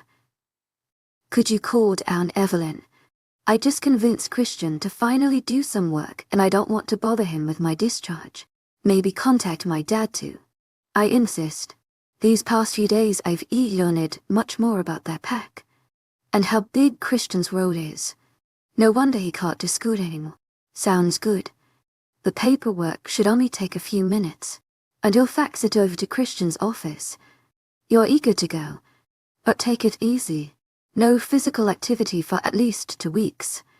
No more than an hour a day on any electronic devices. And make sure to notify your teachers if you get a headache at school, he finishes. Thanks for everything, Doc, I reply. He shoots me a smile and leaves the room. I jump out of bed and change into a pair of jogging pants that my dad brought in one of Christian's shirts. No hospital gown. Finally, jailbreak. Evelyn bursts in the room, wearing a big smile. 3 days is more than enough hospital time for me. Evelyn lets out a chuckle and guides me out of the hospital. I wave bye to all of the nurses and finally get a step outside in the fresh air. I take a moment to appreciate my newfound freedom. See him on Slowpoke. Your dad is waiting at our place, Evelyn calls me over. We both hop in the golf cart and she drives off towards the mansion. They drive around in golf carts on the packed land. I'll definitely have to convince the guys to let me test one out sooner than later. After a short 5-minute ride, we finally pull up to the familiar mansion. I am greeted by Jackson, Eleanor and my dad on the front steps. You're finally free, Ali exclaims. Her and Eleanor are up to give me a hug. Everyone visited me in the hospital every day when I was there. As much as I hate that they lied to me, I can't stay mad at them. Careful with her guys, Jackson says in the background. I learned that Jackson is the Delta of the pack, and will actually be spending a lot of time with me when I take on my role. One of his main duties now is keeping me safe. I still have not completely wrapped my head around this whole werewolf thing, to be honest. But I've decided to take it day by day. So Millie, are you ready to head home? Dad says as we all turn towards him and Jackson. I definitely miss my own bed, but being home means I'm not around everyone else anymore. Especially Christian. I've developed mixed feelings about the whole scenario. Yep, I'll just let Christian know I'm leaving first, I reply. Dad nods in agreement and we all step into the mansion. My dad, Ali, Eleanor and Evelyn all sit down on the couch while Jackson brings me to Christian's office. He has an office on this floor too, but his personal office is on his floor of the pack house. Him and Bentley share a floor to themselves. It's basically like a mini apartment up there. Only Bentley, Eleanor and Christian are allowed up there. And us, if we are invited. But seeing as though you are Christian's mate, it's basically your floor too. Jackson explains as we get on the elevator. He motions to a 6th floor button on the keypad. I was wondering why Evelyn and Ali didn't take me up there on my first tour of the house. Now it all makes sense. After a minute or so, we finally emerge on the 6th floor. The elevator doors open and am greeted by huge windows overlooking the wide range of greenery outside. Jackson and I both step off the elevator. I'm sure Christian will give you a tour sometime soon, but for now we'll just take you straight to his office, Jackson explains. I nod and follow him through the room. He turns left down a large hallway, with tall dark wood doors on each side. He knocks on the 3rd door to the left. Come in, I hear Christian's voice from the other side. Jackson pulls on the handle and motions for me to go in the door. As soon as I step in Christian's office, the door is shut behind me. It's beautiful in here. There's a huge black wooded bookcase behind Christian's desk, large windows overlooking the forest, a nice black leather couch, and more importantly a simple black desk, where Christian seems to be working on mountains of paperwork. What are you doing out of bed, Angel? Did something happen? Christian gets up from his seat and walks towards me worriedly. I can see him mentally scanning me for injuries. Great news. Discharged. I just wanted to let you know that Dad's taking me home, I say. I see his face drop slightly. Honestly, we were both enjoying spending all the time together recently. Okay, Leah. I want you to call me even if you feel the slightest under the weather, and you are always welcome to come here anytime, whether it be for a couple of hours, or even overnight. He says, looking at me sternly. Don't worry, Mr. Micromanager.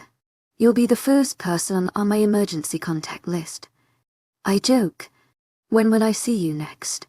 It's going to be different now being around him so much. I've even found myself sleeping so much better by his side. I have quite a few meetings and paperwork to catch on during the next 2 days. How about you sleep over on Friday? He suggests. 3 days apart. That's doable. You'll need to rest and catch up on the school days I've missed anyways. That sounds perfect, I reply. He pulls me into him and holds me tightly. Both of us enjoy the last of each other's comfort for a little while. After a little while, he lets me go and plants a kiss on my forehead. Goodbye, my love. They'll be expecting updates at least every few hours, he says as we part ways. Goodbye, Christian, I reply and walk out of his office. Jackson, who is still standing in front of the doorway to the office, nods to me and we make our way back downstairs. After a few minutes, we finally meet up with everyone else in the living room. Take care of yourself, Leah. See you in a couple of days, Evelyn says. We love you, Eleanor adds. I wave goodbye to both girls and Jackson. Dad and I exit the house and make our way home. I only live about 10 minutes from the pack house, so we got home pretty quickly. Dad grabbed my bags from the truck and we both entered the house. This have still been a little tense between us regarding the whole situation. We've talked it out, but I still need some time to process too. How about you go grab a shower and nap for a little while? Dad suggests. I guess my constant yawning in the car gave away my rundown state. Yes, a good idea, I reply. He lets out a light chuckle. I'll make some soup for dinner tonight, Dad says. I nod in approval and turn to make my way upstairs. I jump into the shower as soon as I walk in my bedroom and wash away the clammy hospital smell. After my shower, I braid my hair in French braids and throw on a white cropped tank top with comfy grey sweatpants. Once I get out of my closet, I starfish on my bed and pass out as soon as my head hits the pillow. Guess what, guess what, guess what, T. Evelyn yells as she runs over to our table in the cafeteria. Eleanor, Allie, Justin, Jackson and I had just gotten seated when Evelyn started to run over. What's up, Justin says. They call each other by the first letter of each other's names. It's kinda cute. The theme for prom this year is happily ever after. Now we can buy big princess dresses, she squeals. Eleanor's face lights up in excitement, while Allie and I let out a little groan.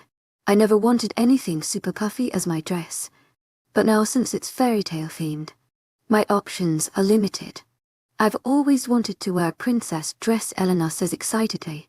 Justin and Jackson quickly zone out of our conversation and talk about that coming football game. This weekend we have to go shopping before all the other dresses get sold out. I say we go to a store in the city. Evelyn suggests. Sounds great, I say smiling. Do you guys do proposals here? Eleanor asks. Some people do, yeah. If my Justin doesn't do one, he'll be sleeping on the couch until prom, Evelyn says, giving him a nudge on the shoulder. Justin smiles sheepishly. I'll make sure Bentley does a grand one for you, Eleanor. I wink at her. A blush creeps onto her cheeks. Are you coming over after school? Allie asks. Yep. Christian's picking me up to get my bag from home first, though. It's finally Friday and Christian and his first official sleepover, yay. It's not easy living with two boys all the time. They're so serious that I never get to pick the movie, Eleanor says. I say we pull a prank on them tonight. I smiled deviously. Justin and Jackson, you're sworn to secrecy. I look over at the boys. I knew Evelyn and Allie would never spoil it, but Justin and Jackson could have some sort of bro code I'm unaware of. Don't worry, we won't mention anything. Just get a video of whatever you guys do, Jackson says. Justin nods in agreement. Eleanor and I spent lunch plotting the perfect prank, with Allie and Evelyn's help. Eleanor was going to get the supplies while I was out with Christian, and we were going to send the boys out to get food while we prepare our masterpiece. The rest of the day went by incredibly slow. In English, I got another essay to write. I had to write a test in history, and finally we had a theory class in physics. I was antsy due to my anticipation for tonight. I haven't seen Christian at all since the day I got back home, so I'm excited to see him. Not that I'm the super dependent type, but the mate bond has proven to be quite influential. I finally packed my bag and walked out of school. As soon as I walked out the front doors, Christian's black BMW was clearly in my view, along with the Christian leaning on his card or looking down at his phone. I quickly walk over to him. Good afternoon, sir. How are you on this fine day? I say to him as I walk closer. He looks up from his phone instantly and flashes me his beautiful smile, showcasing his dimples. Much better now that an angel has walked in my life, he replies with a smirk. He steps closer and pulls me into him. I'm surrounded by his familiar minty scent. I learned that mates have distinct scents only each other recognize. I missed you, he says, as his face intucked in the crook of my neck. He kisses my neck softly and pulls out of our embrace. I missed you, to wolf, I snort. He gives me a you serious look, and I stick my tongue out at him. He opens his car door for me and I jump in my seat.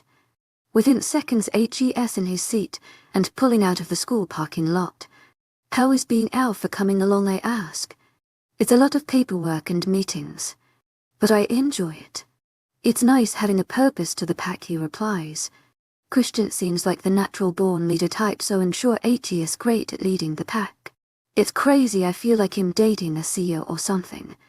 I'm really glad you like it though. I joke. He lets out a low chuckle. How would you feel about it, he asks. What do you mean? I respond with another question. Being Luna, do you see yourself eventually accepting the role?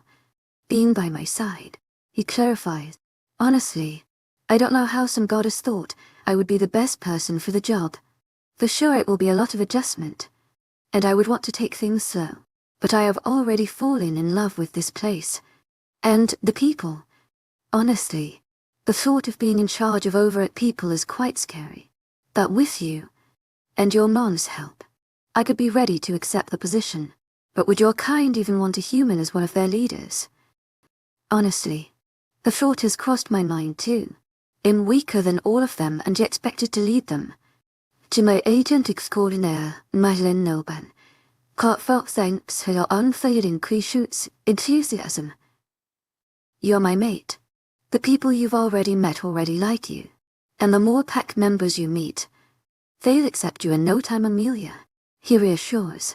I look over to him and give him a smile. We pull into my driveway and I make my way into the house. Christian had to take a call, so he waited in the car. Hey Dad. Just came by to get my stuff, I say as I walk toward the kitchen. Weird, I swear I just heard a woman voice. I walk into the living room to see my dad sitting on the couch with a woman who looks around his age. She has shoulder-length thread hair and big brown doe eyes. Oh, Amelia, hey. Oh, this is Carrie, Dad says nervously. I look over and see her smile. Carrie, nice to meet you. How do you guys know each other? Shooting Carrie a smile. Carrie's helping me work on marketing for the gym. We met when I hired her for the job, Dad replies. Judging by the coffee cups and TV in the background, I highly doubt they were talking about marketing. That's great. Well, Christian is waiting for me, so we'd better get going, I say. Be careful, Millie. Text me later to let me know what you guys are up to. Dad replies. Bye, Dad. Love you. And nice meeting you, Carrie, I say before leaving the room. Nice meeting you too. She waves bye. I exit the room and run upstairs to grab my bag. Dad has a girl over. Dad has someone over. Of course I want Dad to be happy, and Mom would have wanted that too, but it seems pretty sudden. As soon as I grab my bag, I descend back downstairs, leave the house and jump into the car. What's wrong? Christian asks. I guess I gave a little away by my frown and lack of enthusiasm. My dad had a woman over when I walked in, I say simply. He looks over to me and grabs my hand. I'm sorry, Leah. I know how it can seem sudden, Christian says. It's not that I had a problem with Carrie. If anything, she seemed very nice. Just, Dad didn't even tell me about her. And I don't know if I want another female figure around us just yet. I'm not exactly sure what was happening between them. But it didn't seem like work business. No matter what. I want Dad to be happy though. I just didn't expect to see him with other women so soon. He nods in agreement. How about you talk to him about it next time you see him, he suggests. Yeah, that's probably what's best. Anyways, enough of this subject. What's the plans for tonight, I ask. Up to you, Angel. Your wish is my command, he says, giving me a wink. Seeing as though we've both had big weeks, how about a night in? I suggest. That sounds perfect, he replies, flashing me a relieved smile. I figured HU'd be tired after all the work that's on his plate now. Soon enough, we pull into the driveway of the mansion. He turns off the car and grabs my bag from the back. We both walk out of the car and make our way into the house. Is that my favorite little human? I hear Stephanie say as soon as we walk inside. Stephanie and Tobias don't live in the pack house, but they still spend a lot of time here. Hey Steph, I reply with a smile. After our talk earlier this week, I've been a lot more comfortable around her. She comes over and gives me a hug. I kindly return it before pulling away. You look like you're doing so much better. Anyways, I'll get out of your hair. Let me know if you guys need anything, she says. Thanks, Mom, Christian replies and gives her a kiss on the cheek. I've always admired Christian's family-oriented values. She is very protective of his loved ones. We both walk into the elevator, hand in hand, and get off on his floor. Finally, Eleanor says as she jumps up from being with Bentley and runs over to see us. Tout le matériel downs the garde-robe, all the stuff is in the closet, she says as she subtly points to a door in the living room. What did she say? Christian asks. Hey Bentley, nice to see you again. Oh, she suggested you guys go and buy some Chinese food for the four of us while we choose a movie. I brush off the excuse.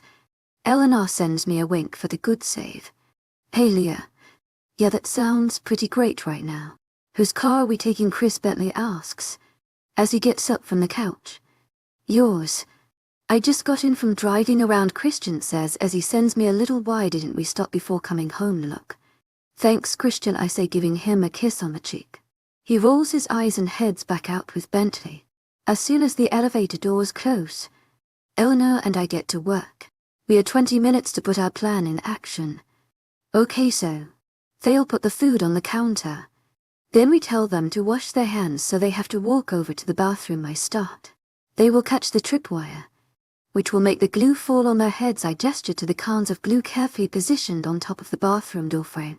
And then with the falling of the buckets, it triggers the fan to turn on, and the pile of gems and flower petals. Eleanor motions to the pile sitting on the bathroom counter. We'll flow right on them, she finishes. After being friends with Eleanor for a couple of weeks, we discovered we share a calm and envious side. Our pool men will look like a 5th grade arts and crafts project after our prank. It took us exactly 18 minutes to set up our prank, and add a camera hidden in the corner of the bathroom which had a perfect view of where the prank will take place. Just as we made our way back into the living room, the elevator bell dinged and the boys were back. Food's here, Bentley said as they entered the door. Smells amazing, I add, sniffing the air. The boys came into the kitchen and dropped the food on the countertop. They were just about to open the back when Eleanor swatted their hands away. Wash your hands first, boys, she teased.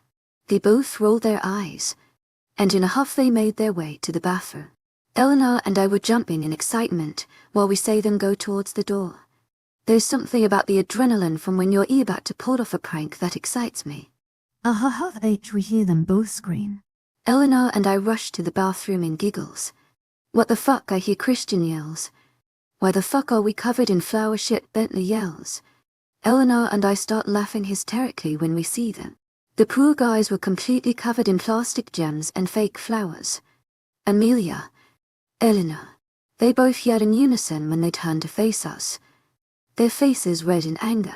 We're giving you 5 seconds to run, Christian says in the calmest voice possible. Oh shit. It's always worse when they're so angry that they end up calm. Eleanor and I look at each other in fright and bolt down the halls of the apartment. I stumble a little at each corner I turn by. I don't have a clue where I'm going. Even though I am running as fast as I can, I hear heavy footsteps behind me quickening their pace. You have not been a very nice mate, Angel, Christian says lowly. I let out a shriek when I feel 2 hands pick me up by my waist. In hunted over the very broad shoulders of Christian, with my face in direct view of his ass. TSK. Now what will I do with you? Still in a very calm voice, I let out a huff. You can laugh at the prank and I'll help you get the glue off you, I suggest, hoping he won't retaliate even worse. I most definitely could. But where's the fun? I hear him reply. I hear Christian open up a door and am brought into a very hot room. Suddenly I'm thrown off his shoulders and my body submerges in hot water. Shit. Of course he has a jacuzzi on this floor. I jump back out of the water. My turn to glare at him. Although I can hardly keep a straight face when my big bad wolf is covered in flowers and gems. This will do for now. Just know you've started a war, he says with an evil smirk. 15. Unpetty Dijun, how far fell you? Let's hurry. The glue is starting to dry, Christian says as he itches his. Flakes of glue falling off. I manage to wrap myself in a robe and take off my drenched clothes. He guides down the hall and into another room in the apartment. As soon as he opens it, I quickly register. This is his room. It's very masculine, with black walls and a black bed frame. There's huge windows overlooking the woods, a small couch area and a fireplace. They'll give you a more official tour of the floor. But for now, here's my room, he says nervously. It's beautiful. I love the windows. I reply. He sends me a grin. CM on. You did this mess. Now you're helping me, he says as he pulls me into the bathroom. His bathroom is just as extravagant as his bedroom. White and black marble walls, a double sink, huge bathtub and a big glass shower. As I'm admiring the bathroom, I see Christian taking off his clothes. Whoa, don't strip, I say, covering my eyes and blushing cheeks. They'll stay in my boxers, don't worry, he says. I take my hands off my eyes and find myself admiring Christian's physique. He has crazy back muscles, which complement his taut skin perfectly. He turns around and I count 6, no 8-pack of ABS. My eyes move higher to his bulging biceps. I can't seem to keep my eyes off my Greek god of a man. Like what you see, Angel, he says, smirking. You look up to see his face. Amusement clear in his eyes. Yeah, get in the shower, Wolfie, I say, attempting to cover up my blushing cheeks. Damn, I got caught. He gets in the shower and I follow him, standing just outside the door. He hands me the shampoo and conditioner and I have a go at trying to get all the glue out of it. Maybe glue was the best idea. I have to grab a stool to stand on, just to reach his head. After 3 shampoo applications, and 2 conditioner applications, his hair was back at a silky state. Remind me not to use glue again, I say, chuckling. He gives me a small glare. There will be no more pranks again, he corrects me. I roll my eyes and make my way out of the bathroom to let him finish in the shower. I go over to my bag and change into my PJ as while Christian is still in the shower. I bought a burgundy silk camisolo and matching shorts. After changing, I sit on the sofa overlooking the forest and wait for Christian to be finished in the shower. I still feel sticky, he says as he walks out of the bathroom. I've never seen Christian in such relaxed attire. Achilles wearing grey jogging pants and a regular black t-shirt. CM on, let's go eat dinner, I say, springing up from the couch. My stomach has been growling these past 5 minutes. As soon as I get up, I notice Christian eyeing me. What's wrong? Looking to see if there's something on my shirt. I feel a cool breeze come from the open window. I can't help the small shiver. You're always wearing that when you come here, he says, still eyeing me. Did you want a sweater? He asks when he sees me shiver. If you don't mind, I reply. He nods and heads into his closet, coming back with a large black hoodie. He hands it over to me and I put it on. The sweatshirt is so big I can't even see my pajama bottoms. All right, let's go eat, he says, giving me a kiss on the forehead. He guides me through the halls, back into the kitchen. As soon as I walk in, I see a grumpy Bentley and a giggling Eleanor sitting at the table. Hey guys, I say. Bentley and Eleanor look up at us and smile. Hey Amelia, why is your hair wet? Eleanor says. Christian, I grab our dinner and bring it to the table, to sit and eat with Bentley and Eleanor. Oh, I just decided to jump into the jacuzzi with all my clothes on, I say, glaring at Christian. He sends a glare back, pointing at her, meaning you did so much worse. Okay, cool. Eleanor tries to hold in a chuckle but fails miserably. Even Bentley lets out a laugh. Just be ready when we get you guys back, Christian says. And Bentley exchanges smirk. Can we invite everyone up to watch a movie? I turned to ask Christian. Sure. Just the guys are choosing the movie this time, Christian replies. Eleanor and I nod, agreeing to his terms. I expect to see someone pull up their phone to text the others, but they just continue to sit there eating. Aren't you guys going to text everyone to invite them up? They all look at each other. No, I can invite them using my mind. It's sort of like telepathy. A wolf can talk to, or we use the term mind link, to anyone in their pack. Christian explains. That's so cool. So you guys could like tell each other answers to a test and no one will know. That's so. I need a mind link. Yeah, but if you get caught you face a lot of consequences. So we rarely use it for those type of occasions, Bentley explains. We all finish our dinner and wash the dishes. To my agent extraordinaire, webnovel, heartfelt thanks for your unfailing patience, enthusiasm. We make our way on the couch and wait for the rest of the group to arrive. What movie are we watching? Eleanor asks. Bad Boys, Bentley replies to her. At least they chose a funny one. Christian grabs a knitted blanket and lies down beside me on the couch. He pulls me into him and places me between his legs, with my head resting on this chest. Woohoo movie night. I hear Jackson say as the elevator door opens. In the elevator are Evelyn, Justin, Ali and Jackson. They all get off the elevator and make their way onto the couch. So did you guys do it? Evelyn asks, looking at me and Eleanor. I jump up from sitting with Christian and race into the bathroom. I forgot we filmed it yet. Even got it on camera. Returning from the bathroom. What? Christian and Bentley say in unison. They get up from the couch as well and walk over to see the camera.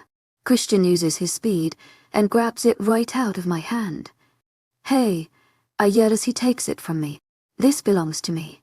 No one will ever see this, Christian says, leaving the room to go hide it somewhere, I'm assuming. We got them to good. Eleanor says, letting out a giggle. Bentley growls loudly. To my agent extraordinaire, webnovel, heartfelt thanks for your unfailing patience, enthusiasm. What movie are we watching? Justin asks. Bad Boys.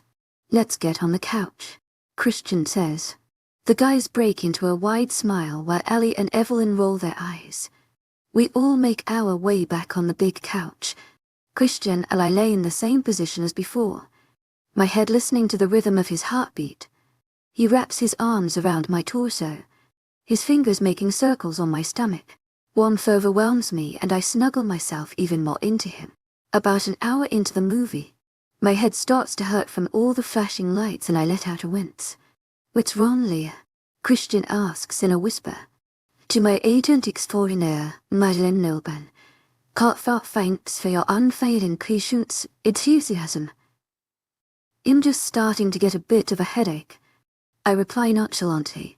His face froze in concern. Do you want to go back to my room? Or do you need Advil?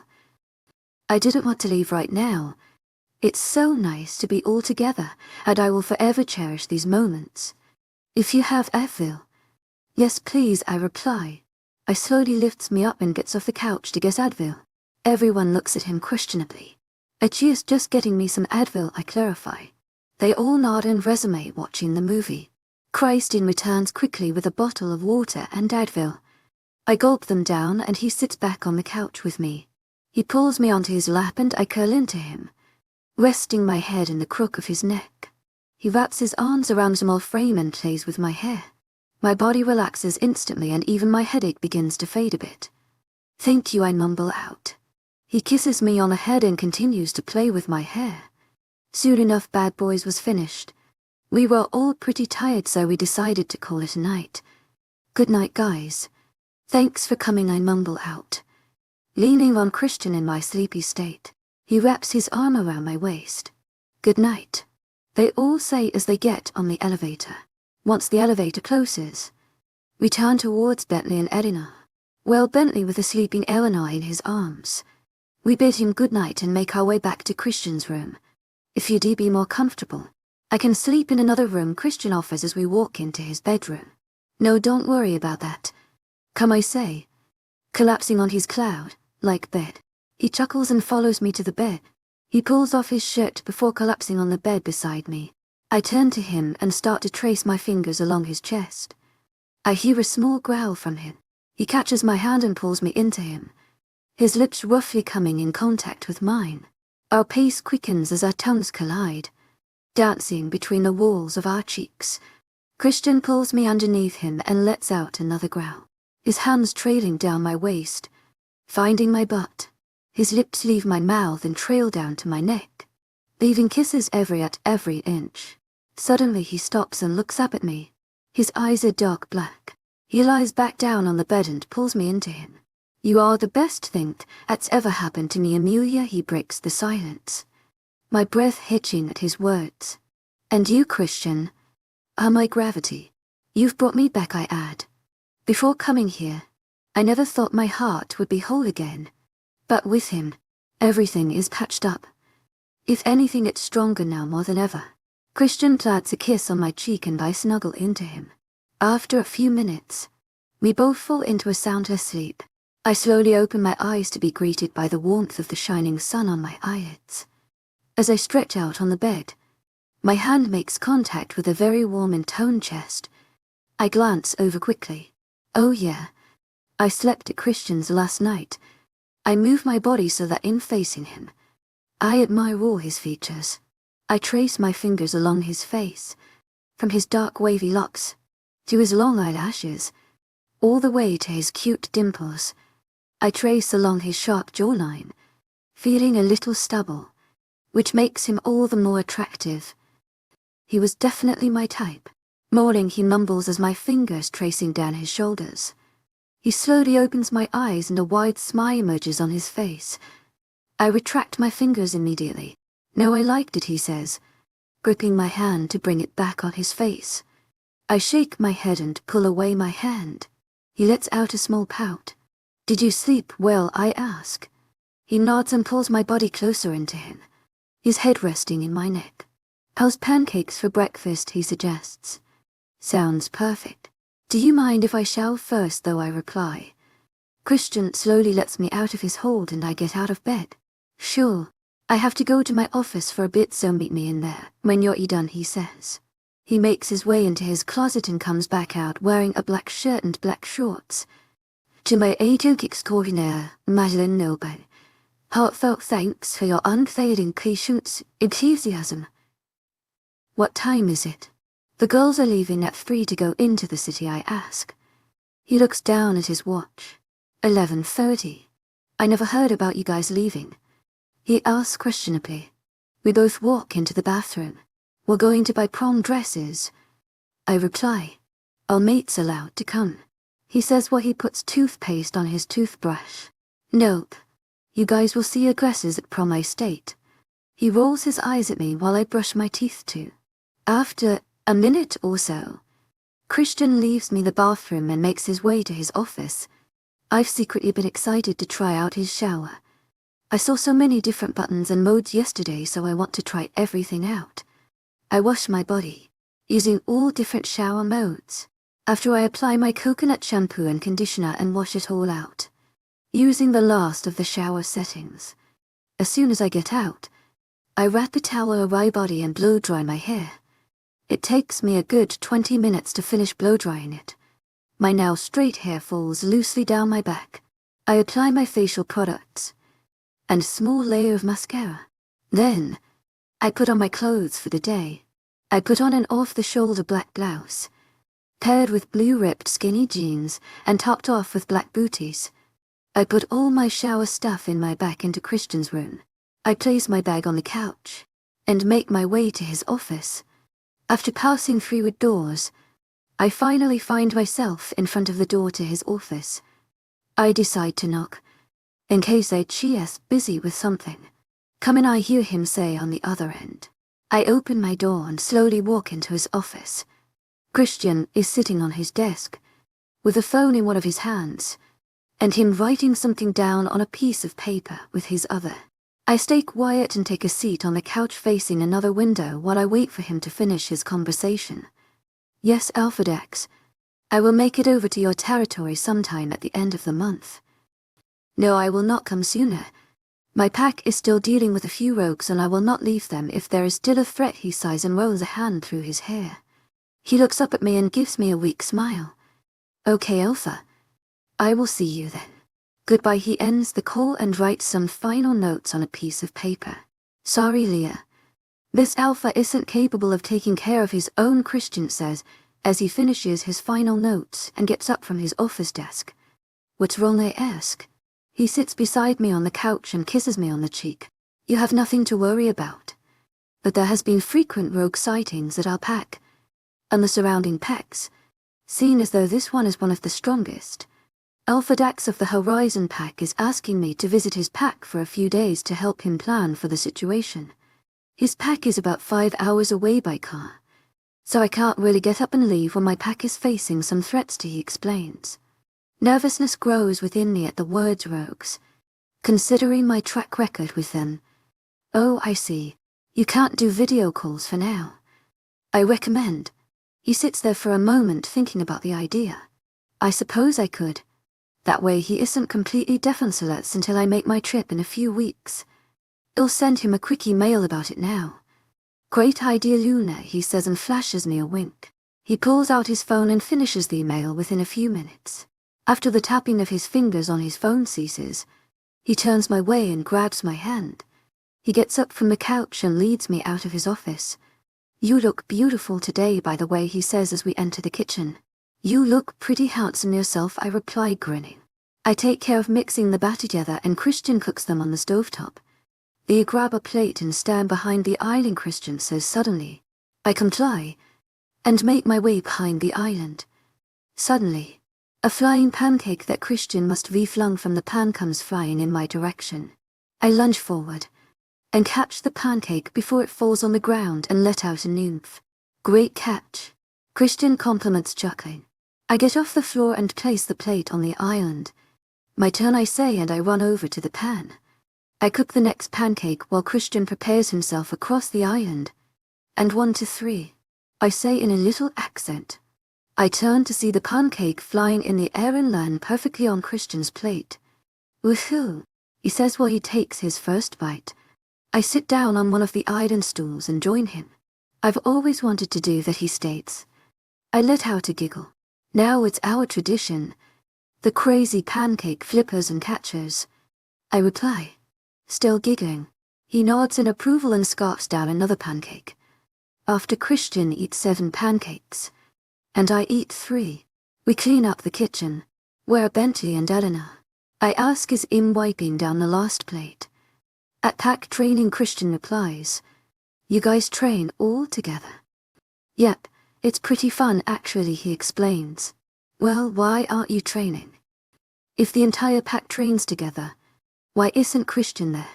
I'm the Alpha, so I can't always make it to run the pack training since I have a lot more work to do. Also, I'm with you today, he replies. I don't want to keep him from his duties. I'm a big girl, I can handle being on my own for a bit. Or I'll even train with them. Go get changed. You shouldn't be missing out stuff like this for me. See him, and I say, grabbing his hand, dragging back to his room.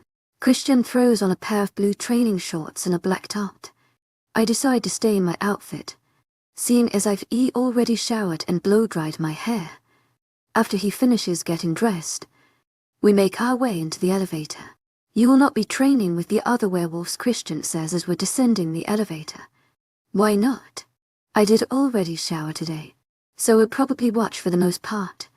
But if I'm going to be a part of this pack, I want to at least try to be as strong as them. I reply, werewolves are physically stronger and faster than humans, and they heal a lot faster too. They could hurt you easily and I won't allow that. We both get out of the elevator and I cross my arms as we walk through the house to the training grounds. Oh, you won't allow it, Christian. I understand you're worried about my safety. But I think that with my years of training I can sense my own limits, I reply, with a hint of coldness. I'm really starting to like him, but I will not allow anyone but myself to decide what's best for me. Fine, but you only train with me. Jackson, Bentley, Justin or Evelyn. Werewolves act a lot on emotions, so if you make one mad, They may forget you are merely human and attack. I trust them the most around you. Okay, I guess I can compromise to that. Okay, Chief, I say enthusiastically. We walk along a field, where there seems to be hundreds of people running in groups, working out and even sparring. As soon as we walk on the field, everyone stops what they are doing and turn to us. All the eyes on me freaks me out a little, and I creep a little behind Christian.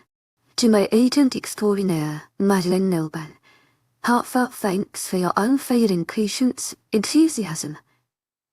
They all say as they bow down to us, baring their necks. Okay, this is something new. What the hell, why are they bowing down to us as if we're royalty? Good morning, Don Pride. Continue on with your training, Christian says in a voice that is completely different from his own. This voice is low and super authoritative. A shiver runs down my spine when I hear him. As everyone starts to look away and trains again, Christian looks down at me and sends me a reassuring smile. See him on.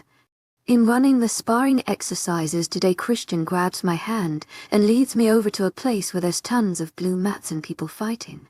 This I may be good at. Dad has always taught me how to use my body type to my advantage. Good morning, Christian. Justin says as we walk over. I can't seem to keep my eyes off everyone sparring. They move insanely quick and I can tell with all the noises how strong their jabs really are. I hear the voices of Christian and Justin in the background, probably talking about training stuff. I feel Justin tap on my shoulder. What? I say, looking at them. They both let out a chuckle. Do you want to see what your alpha can do?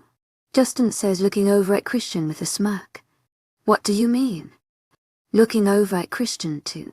Normally when I come out and train, my pack members try to spar with me. I just got challenged. I wanted to see if you wanted to stay here or come watch, Christian explains. To my agent extraordinaire, webnovel, heartfelt thanks for your unfailing patience, enthusiasm. I'll come watch. Maybe you will get your ass kicked, I say, giggling. Justin's face seems shocked while Christian only lets out a smirk. I think you do need to see what your alpha can do. My dearly, you are the only one who has ever brought up me losing a fight, Christian replies. What the hell? Is my boyfriend some type of assassin or something? He grabs my hand and leads me to an empty blue mat. I sit on the ground a few meters away while he goes to take off his shirt. I'd have never lost a fight, Angel. Not in human or wolf form. My pack is known for their strength in battle, therefore as alpha. I must be the strongest there is, he says as he steps on the mat. I see 3 men walk towards the mat, but instead of only one of them go on the mat, all 3 get in a stance against Christian. How is 3 on 1 fair? Thank you, Alpha, they say and bow. Christian nods and turns towards me.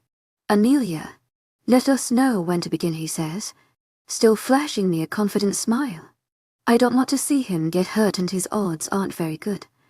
Yeah, Christian is tall with a lot of muscle, but the other 3 men are tall and fit to go. I say, Oli.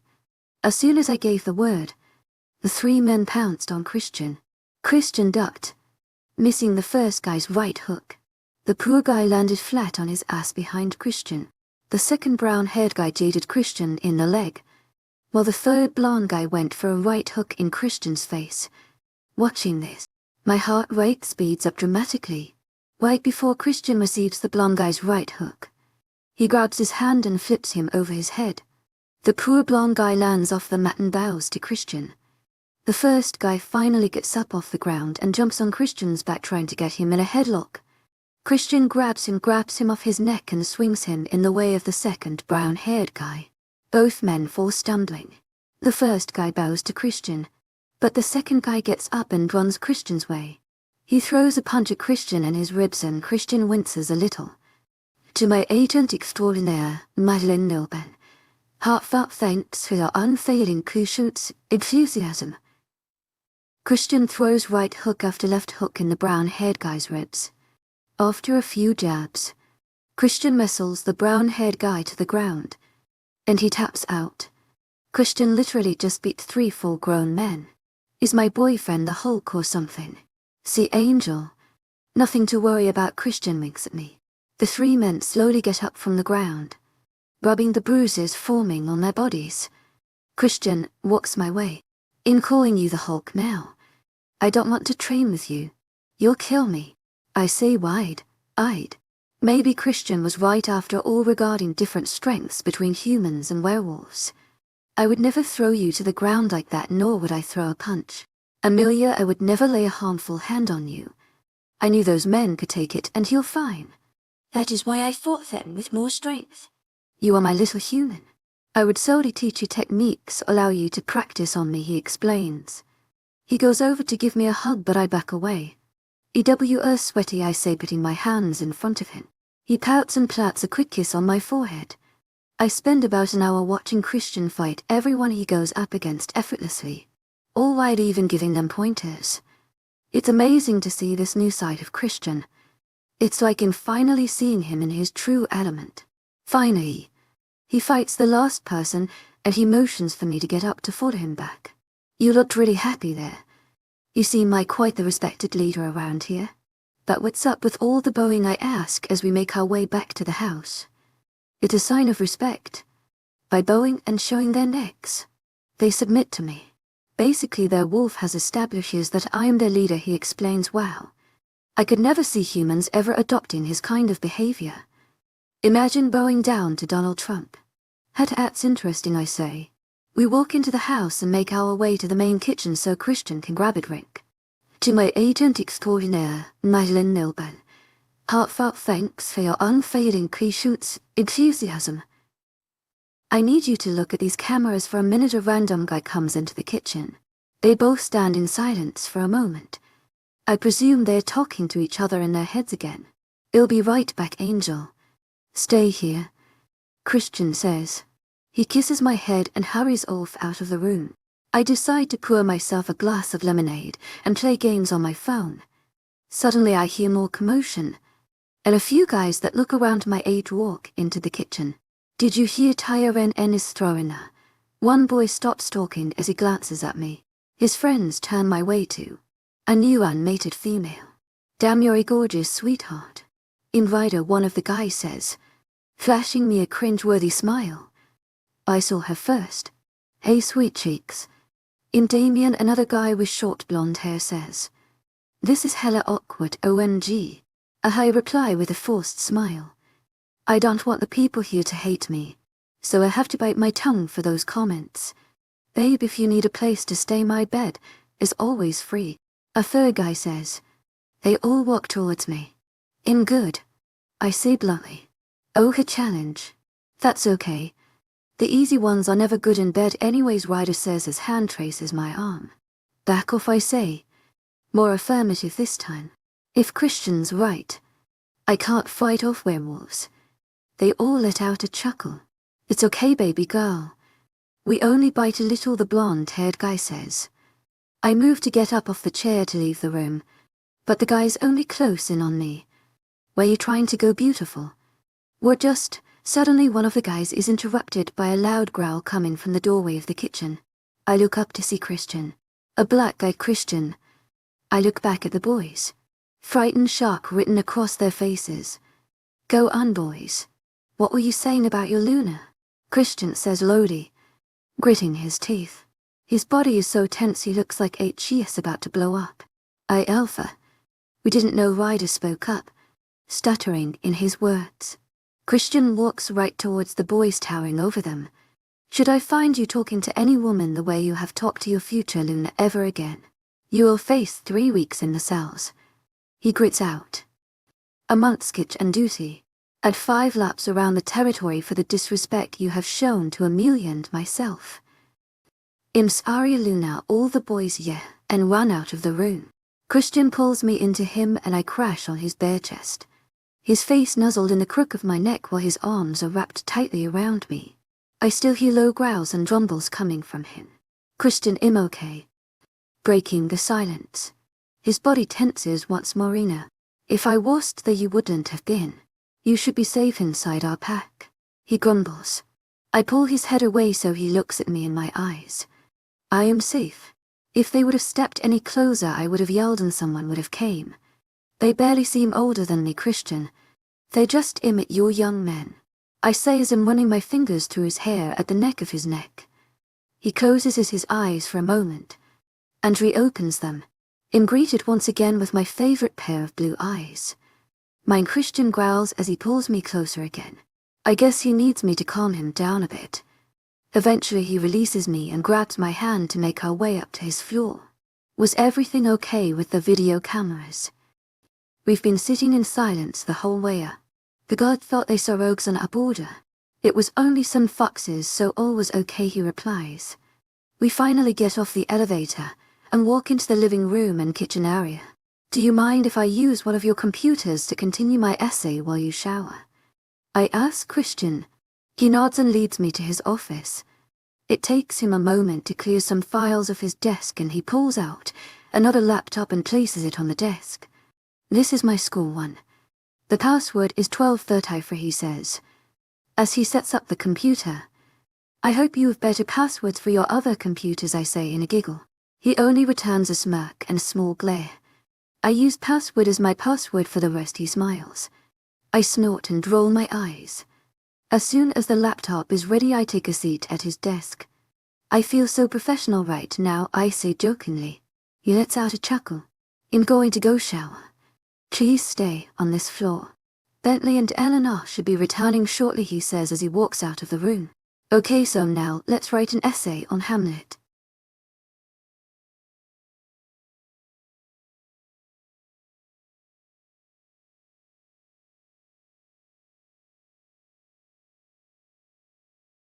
Today, I was betrayed by my best friend. 16 on him.丨Princesses. Oh, Ellen, and look at this one. Evelyn yells across the store. Eleanor runs down the aisles to meet up with Evelyn. Oh my gosh, it's beautiful, she exclaims. Ellie. Evelyn. Eleanor made it to the city after an hour drive to the dress shop. I managed to get my essay finished this afternoon, so I have no more stress for the weekend. The dress store is huge. There's 3 floors of dresses and rows upon rows on each floor. Allie says she wants to get a red dress. Eleanor is still deciding between a black or emerald green dress, and Evelyn wants a royal blue dress.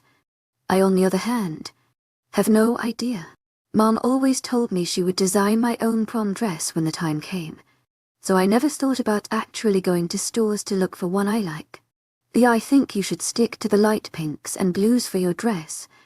They will complement your blonde hair perfectly, Evelyn says. We spent the first hour in the stores just looking for dresses and making our cabins. After that we decided to go one by one so that the other 3 can do a rating. First up is Evelyn. Okay, so dress number 1. She comes out of the changing room in a bogan strapless navy blue dress. I think it's cute, but I feel like there's better for her out there. It's really cute, Allie says. Evelyn nods and goes to change in the next one. Dress number 2. Evelyn comes out in a dress that seems to have been made for her. It's royal blue with off-the-shoulder straps. Her blue eyes pop when she wears this dress. Plus it's fancy enough for our theme of prom being happily ever after. I love it. This is the one, Eleanor adds. I'm taking it, Evelyn says, jumping up and down in the dress. We take some pictures and videos of her as she finally returns in the dressing room. Next up is Allie. Dress 1. Allie comes out in a knee-length spaghetti strap-lace dress. But I do not know if it completely goes with our theme, Evelyn says. I love shopping with her because she always tells us the honest truth. Allie nods and returns in the dressing room. Dress 2. Allie walks out in a simple strapless red gown. It complements her body and brown eyes perfectly. Eleanor says, "This one is perfect," I add. Allie nods in agreement and decides to buy the dress. Allie quickly changes and joins us on the sofas. Next up is Eleanor. Dress 1. The first dress she tries on is a 1 shoulder high, low black dress. I love the color on you. She nods in agreement, but continues to try on her second option. Dress new Marauder, she says. Eleanor walks out in a beautiful emerald green dress. With a low cut near the cleavage, the color accents her ginger locks perfectly. Girl, you have to get this one, Allie says excitedly. Evelyn fakes passing out on the ground and we all laugh. Him saying yes to the dress. Eleanor says. She goes back into the changing room to change. Finally it's my turn. I never wanted anything too extravagant, so my choices are simple dresses. My first option is a light pink strapless silk mermaid dress. Your ass looks great in that dress here, Evelyn says. Hot damn, Eleanor I nod in approval, but I still want to try my next dress to be sure. My next dress is a light blue flowery lace dress. It has a slit and spaghetti straps. Yes, this one OMG, Evelyn jumps up from the sofa as I walk out. If you don't buy this dress, I'm suing Ali adds. Eleanor agrees with both of them, yeah. This is one I say twirling around. Once I finish changing, we all make it down to the cash registers and pay. After about 2 hours, we finally walk outside of the store. We walk about 10 minutes and get to where we parked the car. We put our dresses in the trunk and jump in. This was so fun. That store was insane. Eleanor squeals. We should come into town more often. I would have wanted to stay over tonight even. Stupid rogues, Addie add. The rogues are that bad? I ask nervously. Christian made it sound like it was a minor inconvenience. Not a huge problem. No, not really. Just since they're starting to be more active around the borders. Christian sent out word that no one leaves the pack overnight unless deemed urgent. This way everyone is safe and protected because we'll be together, Evelyn explains. Okay, yeah, that makes sense. I comment. Our ride home is pretty long, since we used up all our energy to shop. I'm going to be sleeping over at Christian's again tonight because Dad had to work with a client for a game anyways. We figure why go home to an empty house. We stopped for McDonald's on the way home, and finally after singing through him.丨and Justin Bieber's albums, we finally made it back to the house. As soon as we pull in, I see all our boys waiting in the driveway for us. You guys are home, Jackson says, walking over to Ali. The rest of the boys follow us to the trunk. Oh, no peeking, I say when Christian tries to unzip the dress holder. He only lets out a pout and helps me carry it inside. The rest of the group follow behind us. Girls, I want to see all my baby's dresses. Do you have any pictures? Stephanie squeals when we all walk in. The girls rush over to her, me included, and we show her all the videos of our dresses. Wow. Beautiful, stunning. Oh, it's perfect, she says about each of the dresses. She pulls us into a big hug. My girls are growing up so fast. We all let out a giggle comment. I turn to see the boys all pouting for being left out. We decide Stephanie will take our dresses and keep them in her house. That way there will be no snooping from the boys. Trust me, you'll be happy to see the surprise.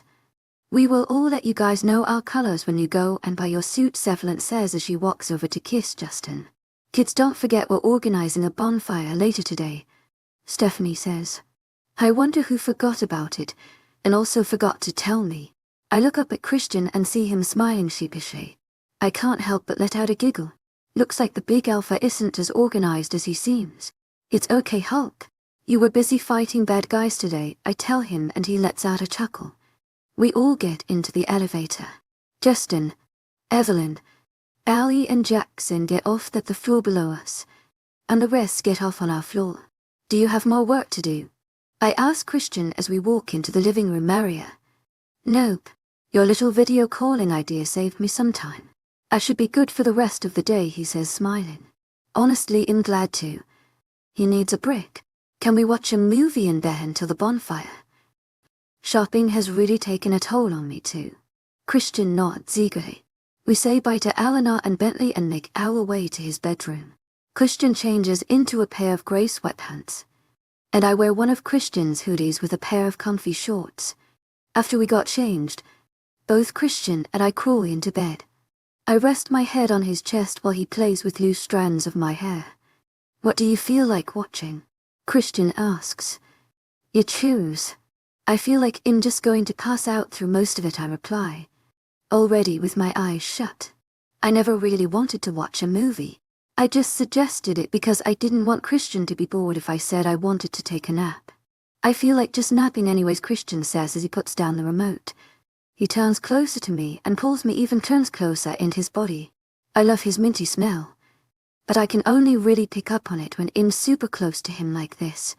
Our legs are all tangled together, and I'm currently lying on his bicep and my head situated in his lower neck whereas he is resting his chin on the top of my head. Christian quickly sets an alarm on his phone, so that we wake up in time for the bonfire, and I instantly fall asleep. Beep beep beep beep beep beep beep beep beep beep beep beep beep beep. Wake up. Fuck, I hear Christian mumble as he turns over to set off his alarm. Every time I sleep with Christian I always wake up so much more refreshed. Even a simple 2-hour nap and I feel like I can conquer the world at his side. Christian turns back around and kisses my forehead. Wake up, sleeping beauty. The bonfire awaits, he says, sneaking a peck on my lips.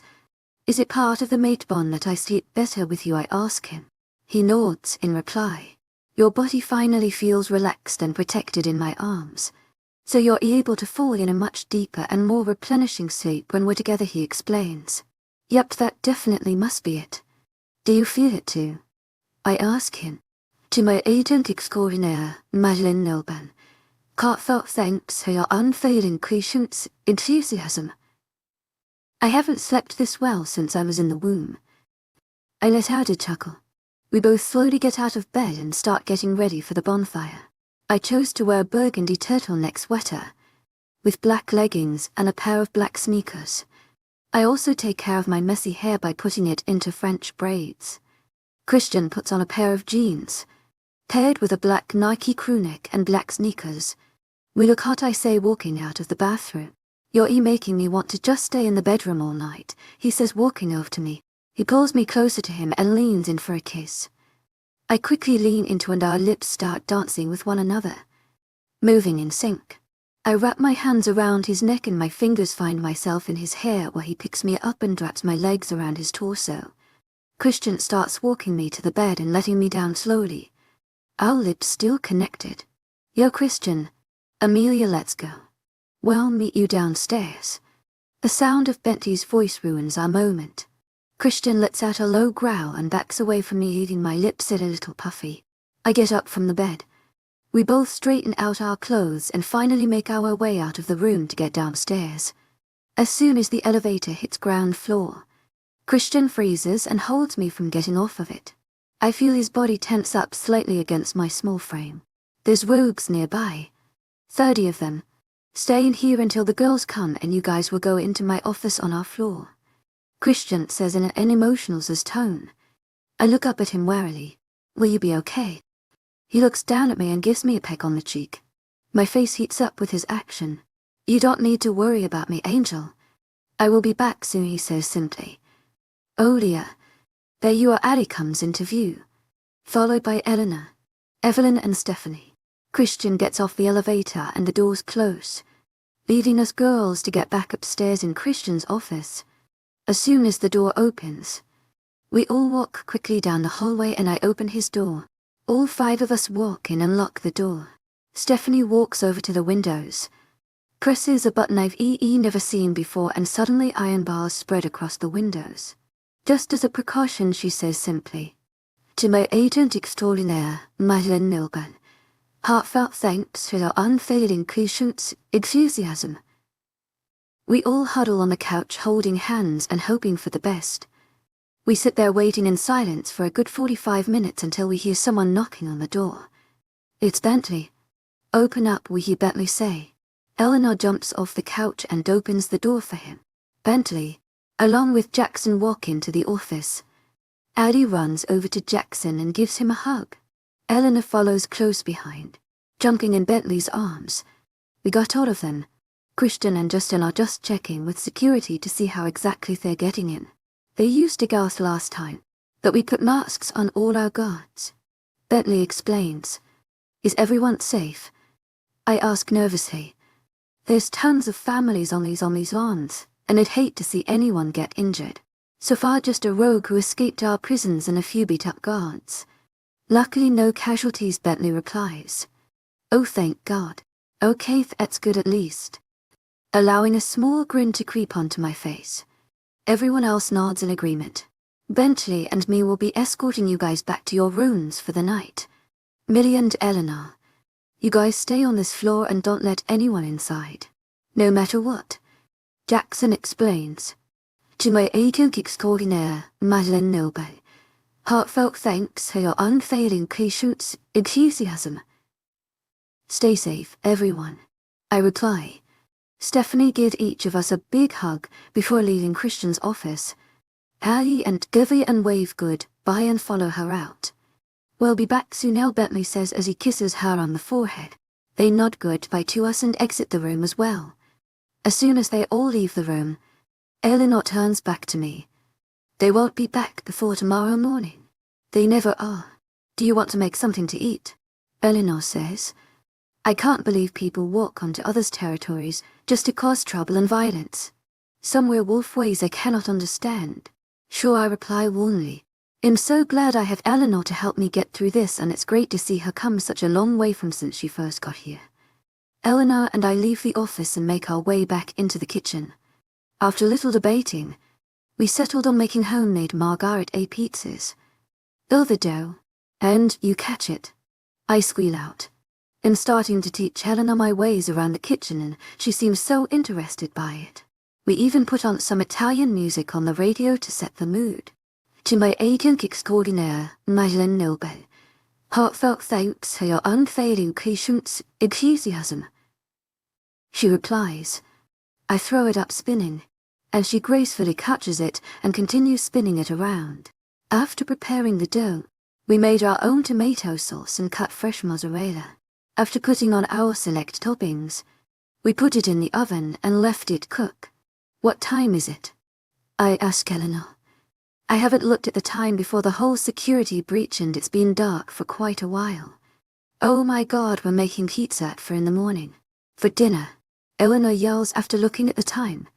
We both start giggling and clutching our stomachs. We spend the time in the kitchen talking about random things until our dinner was ready. We pull out the pizza and start eating as soon as it's not scorching hot. I says, moaning from the taste. We're hella good chefs. I say if this werewolf gig doesn't work out, we open our own restaurant, I joke. Eleanor nods in approval and we both start laughing again. After our yummy dinner, we cleaned up the kitchen and wrapped the rest of the pizza for the boys when they got in. I think I'm going to head to bed. Good night, Eleanor. See you in the morning, I say, yawning. Me too. In beat. Good night, Leah, Eleanor replies. We both go our separate ways and I make my way into Christian's bedroom. I jump into a really quick shower, throw my hair into 2 French braids and change into my pajamas. After my night routine, I jump into bed. My eyes close instantly and I fall into a deep slumber. Christian POV earlier that day at the time of the elevator. To my agent extraordinaire, Madeleine Noble. Heartfelt thanks for your unfailing patience, enthusiasm. 10 at the west border. 5 coming in from south. My Amelia is safe upstairs. Let's do this.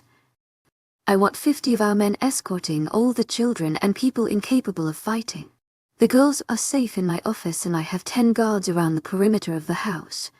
I want everyone else on their way to the west border and south border.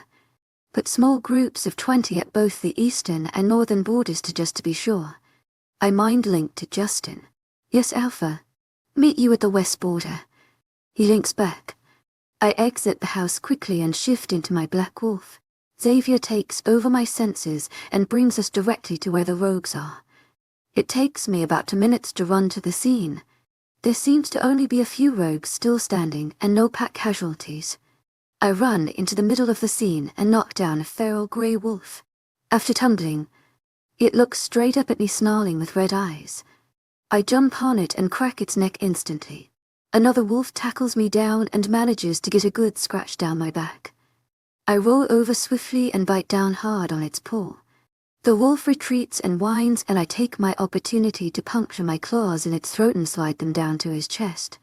The wolf drops limp instantly. Rogues are down, Alpha. All dead. Gordon, one of my warriors, mind links me. We will keep everyone in lockdown for another 20 minutes, just to be sure there are no more lingering. I reply. I let out a howl for my whole pack to hear, meaning the threat has been eliminated. Drive. Denver. How are the wounded? I mind-linked the pack doctor.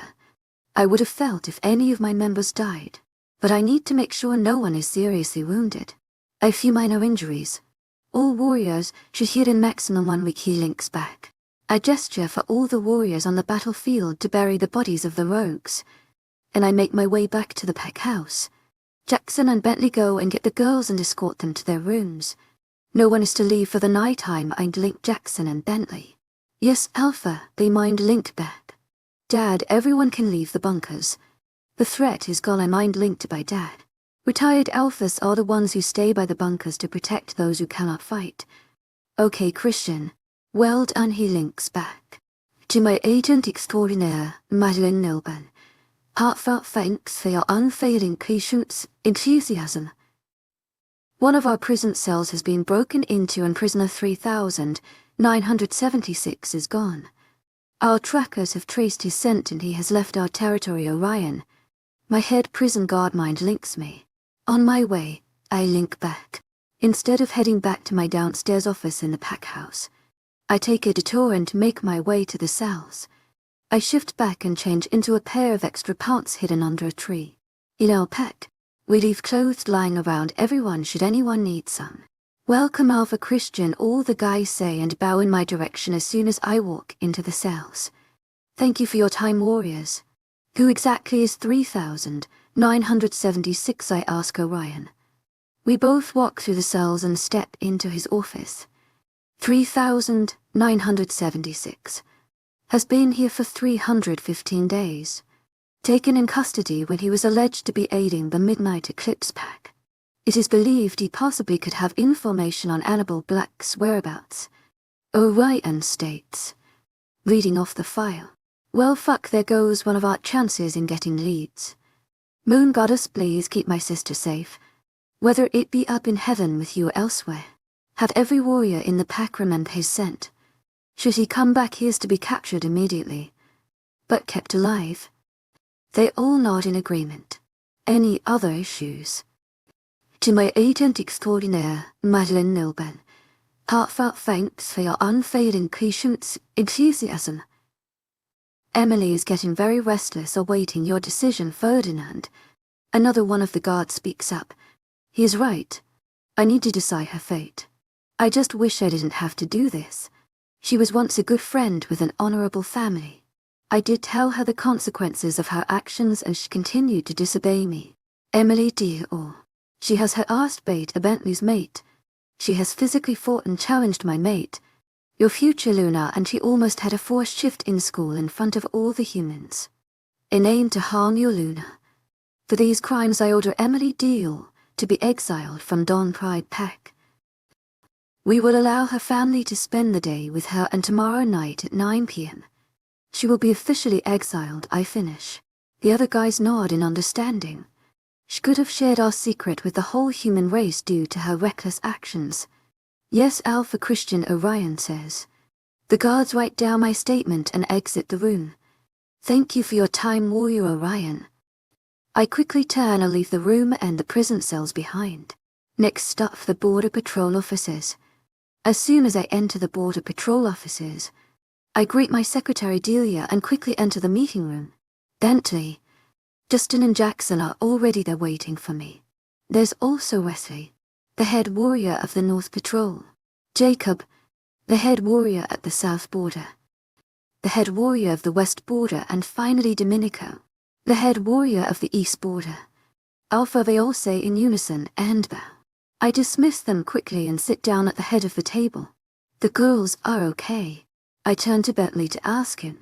I can't exactly be home right now, so I'll have to take his word for it. Yes, they're all fine, he replies briefly. I nod and return my gaze to look at everyone. To my agent extraordinaire, Madeline, heartfelt thanks for your unfailing patience, enthusiasm. This is our sec and rogue attack in the past week. I recommend we double up on patrol warriors until the threat has died down. Each warrior will do 6-hour shifts to ensure their responsiveness. I will install 300 new motion detectors along our territory, and only then this room will have access to the data. Regarding the gas the rogues have used, drive. Denver has created a pill. He named it the TM Rose. That stops the effects. Every warrior will be given one pill to keep in case they attempt to use the gas. Should the warriors inhale the gas, they must take the pill instantly to stop its effects. We will keep our curfew until further notice. Does anything to add? All men are typing down the information I've given them as I speak. Alpha Dax has reported rogue sightings as well this evening. Only 15. While he was willing to do the online meetings for a while. He's in need of your presence. In 2 weeks' time, he has scheduled a meeting with you. Alpha Carson of the White Claw Pack, Alpha Giovanni of the North Mount, and Peckant himself. Bentley says, I guess I will be going to the Horizon Pack soon after all. It will be beneficial to go, as I will be able to secure our alliance and make my statement as new Alpha.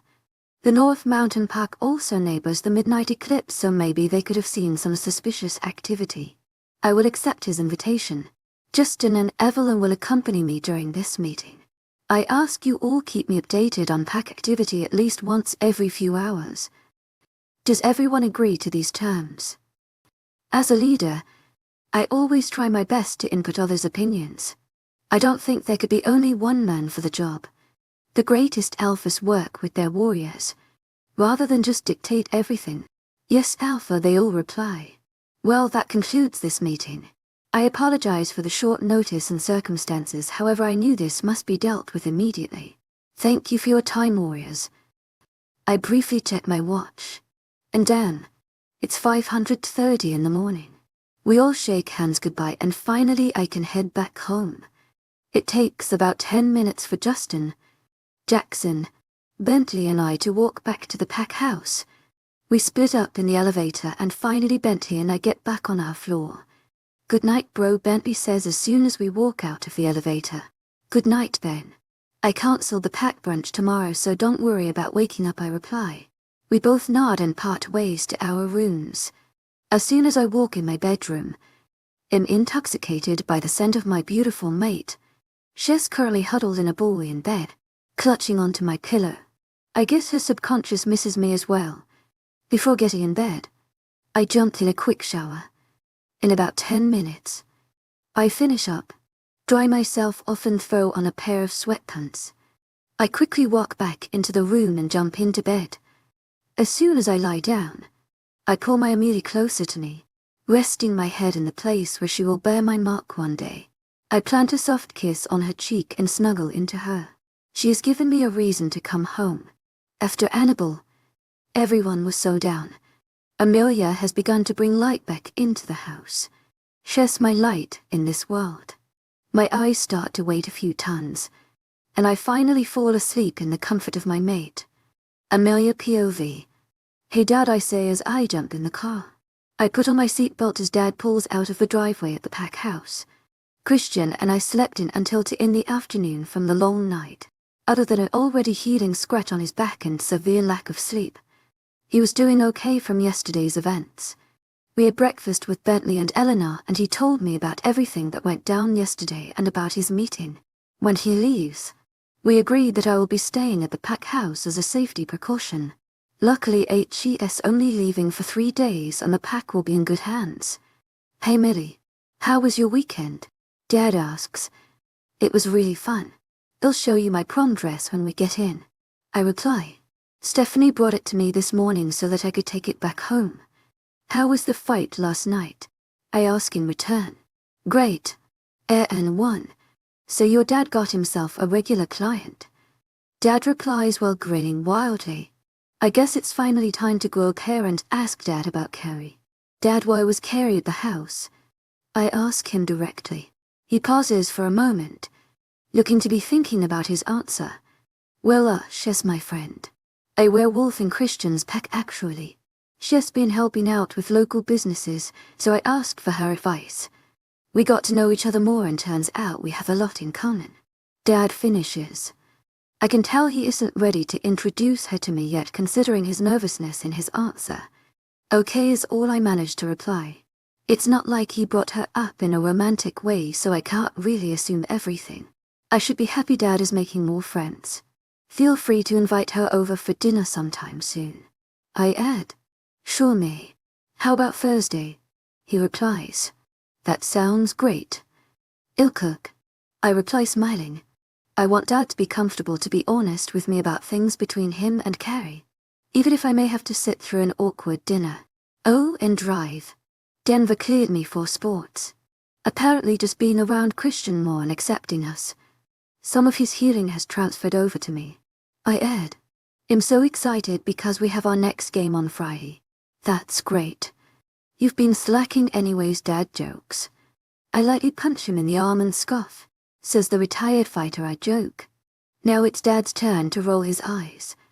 The rest of the car ride continued on with our crude banter. 17. Regardons les fleurs aujourd'hui. I hope everyone has brought an umbrella today.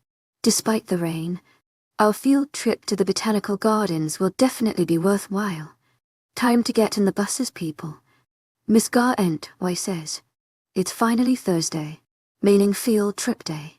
Soccer practice after school, and finally Carrie is coming over for dinner. I've decided to make filet mignon, with roasted Parmesan potatoes and a garden salad. Only. We got to get on the bus. Jackson says as he directs me to where all the other students are going. Yeah, I'm coming. I say, walking behind him. When we finally get on the bus, it's crowded with people from our grade.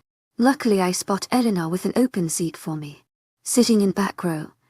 Allie and Evelyn are in front of us, and Jackson is with Justin beside us. We thought you guys weren't going to make it on time, Allie says as we grow closer to our seats. Miss Slowpoke was walking towards the wrong bus, Jackson says, nudging me. I shoot him a glare and scoff. You were the one who said the buses were on the left side of the school. I reply. Everyone laughs at our argument and both me and Jackson take our seats. So how are you feeling about Carrie coming over for dinner tonight? Eleanor asks me as the bus pulls out of the school parking lot. Honestly, it's a little freaky. But Dad says nothing is going on between them so far, and I'm glad HES getting to know the locals and making friends. Do I find it a little soon for a potential love interest? Possibly. But it's not really my decision. I reply. I just want Dad to be happy, even though the thought of him may make me a little uncomfortable at first. I just always only saw him ever with Mom. Yeah, I get it. If after the dinner you have any concerns, I suggest you talk more to your dad about it though. Is Christian going? Allie asks. Both her and Evelyn have turned to make conversation with us. I'm not sure honestly. He has a lot on his plate right now, so I don't want to bother him for a silly dinner. I reply. Christian and I call almost every night, but I always feel like I'm in the way of his alpha duties. Achias visited me twice, this week during the night. It's harder and harder to sleep when I'm away from him here. He would want to be there supporting you. It's what mates do. My brother may be dealing with a lot, but he always will be. I'm sure he can spare a few hours to help you get through dinner with your dad and his friend. Evelyn explains. I guess she's right. It just scares me to depend on someone so much. Like, what if something happened to Christian? I don't even know what I would do. The bus ride was about 30 minutes until we got to the gardens. We were talking and cracking jokes the whole way. As soon as we got there, we got split into groups, and unlucky for us, the whole group got split up. Thankfully, Jackson was still in my group, but he was busy talking to all the football guys on his team. The guides take us through the building explaining the meanings of the flowers and different insect species there. Hey Amelia, I'm startled by the voice of Tyler, one of my classmates. Hey Tyler, what's up? She has always been very kind to me when we talked. Not that we talk very much. Tyler is one of the golden boys of our school and HES on the track team. This place is sick. I picked this for you, Tyler says. He hands me a pink tulip. She is so sweet. I just hope he isn't looking for anything more than a friendship. Thanks, Tyler. It's beautiful. I reply and sniff it. I've always loved tulips.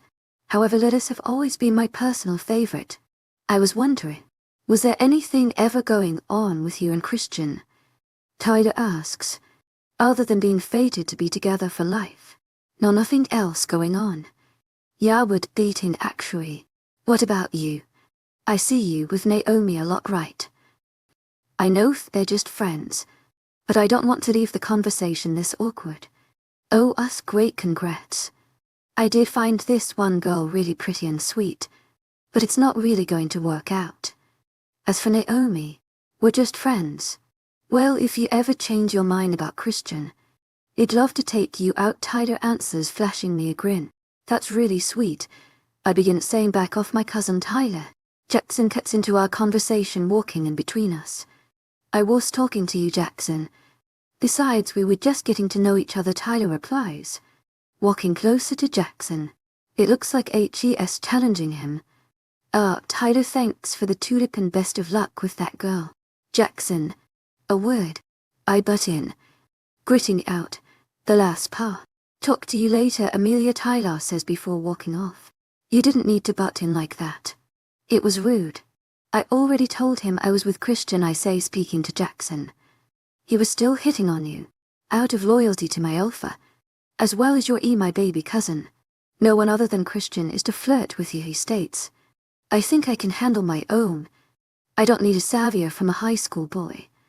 I appreciate your intentions, but I don't need a savior. You of all people should know that. I say before I walk ahead of him. I'm tired of people always defending me. I can defend myself. The rest of the field trip went smoothly, and at the end we could each choose some flowers to take home. I dashed for the lilies right away. I picked out some purple, yellow and white lilies. Once everyone finished, they rounded us up on the bus and it was time to go back to school. When I'm older, I'm going to plant my own flower oasis, like a mega garden with a waterfall, so that when you're stressed you can go there. We're all in the same bus seats as before. Justin, Jackson and Evelyn are passed out. That would be so fun to have at the pack. I would love to help, Ali adds. I nod in agreement. We could even put like an empty green space for like yoga or meditation. Eleanor suggests. As soon as I move in with you guys, we'll start planting it. The girls nod in agreement. We spend the rest of the bus ride thinking of cool ideas and ways to make the oasis. They said that as long as I bat my eyelashes, Christian will for sure say yes. I mean, all I need is his okay to use up some land. After about 20 minutes, we arrive back in school. Ali and I run to the locker rooms to change into our soccer gear. The bus arrived 10 minutes late. Sorry, coach. The field trip ended late.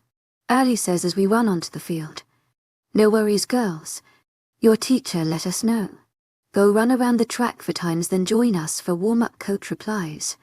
We run around the track for times and then meet up with the team. They're practicing juggling for now. Once everyone reaches 30 touches without the ball falling, we'll start our drills, coach says. I reach 30 right away and then make my way to help out the teammates. After about 10 minutes, we all succeed. Coach makes mini 3 versus 3 games on the side in a queen of the court style. To my agent extraordinaire, Madeleine Nilben, heartfelt thanks for your unfailing Kushut's enthusiasm. We practice our free kick positions, and finally finish with a penalty shot competition. Great work today, girls. Make sure to rest up for our last season game tomorrow. Coach says before we all get off the field. It's unfortunately our last game before playoffs. We are second in the league right now, and if we win tomorrow, we will be first. I'm expecting everyone to go to bed early tonight. Especially you, Amber. No texting Keegan. Addie begins and we all chuckle. Amber always complains that she goes to bed super late because she's busy texting her college boyfriend. Remember to eat breakfast and lunch tomorrow, and most importantly try to limit your carb intake to only before the game Mally finishes. We all nod in agreement to her terms. I shower at the school and change into my dinner outfit, seeing as though I'll have to start cooking right when I get home. I throw on a yellow floral skirt and a white cropped off the shoulder top with brown buttons and long sleeves. I pair the outfit with white pumps and let my hair air dry. Hot damn. Christian taking you out. Isabella asks as I walk out of the locker room. No, I have a dinner with my dad and his new friend, I explain. Well, you're E7 Lux. Have a great time. I pull her into a hug to thank her. Thank you. See you tomorrow. I wave goodbye. As soon as I walk out of the building, I notice my dad's car isn't here. Ali has already left and no one else lives near me enough to give me a ride. I'm just about to pull out my phone to call my dad when I narrow my eyes to see Christian. Achias standing in the parking lot, with a bouquet of red roses. I walk over to him eagerly. Hey beautiful. A little birdie told me you needed backup tonight, he says while showing me his beautiful smile. Christian looks amazing tonight. Achias wearing a navy blue dress shirt, paired with black pants and black slacks. His hair styled perfectly and his piercing blue eyes melt my heart. IW and Christian, you didn't have to do this. I know you're so busy, I reply, taking the bouquet from him. The roses are stunning. I'm never too busy for you, Angel. I want you to know that. You can always depend on me, he says seriously. I nod, understanding what HE is trying to say, and we get into the car. Looks like you get the honor to be my kitchen helper tonight, I say, teasing him. Oh, I am honored to learn from such an expert. You do know I can cook too, right? Christian says, half chuckling. I'm only teasing you. I'm well aware of your skills, I reply back, smirking. Right in the middle of our conversation, Kiss Me by Ed Sheeran comes on the radio and I blast it. My heart's against your chest, your lips pressed in my neck. I'm falling for your eyes, but they don't know me, and with this feeling you'll forget. I'm in love now, kiss me like you wanna be loved. You wanna be loved, you wanna be loved. This feels like falling in love, falling in love. We're falling in love, Kiss Me by Ed Sheeran. I start singing along to the radio and Christian slowly joins in with me. By the end of the song we're both laughing, trying to hit all the notes. A few songs later, we finally pull into the driveway and enter the house. Dad has gone to get Carrie himself, so it's just Christian and I right now in the kitchen cooking dinner. You know, part of cooking is to leave food for the people you're making food for, I say to Christian as I see him steal another Parmesan roasted potato. I playfully throw one at him. I'm poised and testing, Angel. I wouldn't want our guest to be sick, he explains. I roll my eyes at him and let out a chuckle. Hey guys, I hear my dad say in the door opening. After a bit of shuffling, both him and Carrie enter the kitchen. Hey Mr. Evans. To my agent extraordinaire, Madeleine Nilbay. Heartfelt thanks for your unfailing patience, enthusiasm. Christian shakes my dad's hand and greets Carrie with a warm smile. To my agent extraordinaire, Madeleine Nilbay. Heartfelt thanks for your unfailing patience, enthusiasm. Nona. It's a pleasure, Carrie says, bowing at us. Oh please, Carrie. Amelia is just fine. I reply and give her a quick hug. She seems genuinely nice, so I should make an effort. Smells great in here, Millie. What are you cooking? Dad asks. Filet mignon, with Parmesan potatoes, or what's left of them. I look at Christian playfully and roll my eyes. And a fresh garden salad. I was thinking of molten chocolate cake for dessert. I notice Christian's eyes light up at the mention of chocolate cake. Oh wow, David is quite lucky to have such a great chef at home. It smells amazing, Carrie says. I smile kindly at her and go back to finishing dinner. My dad and her open a bottle of red wine and sit at the counter. Christian, do you mind setting the table, please? Oh Dad, look at these roses he got. I ask Christian and then motion to the beautiful bouquet Christian bought me. You did good, boy, Dad says, giving him a pat on the back. Oath, a lovely alpha. Who knew he was such a romantic, Carrie says, giving me a wink.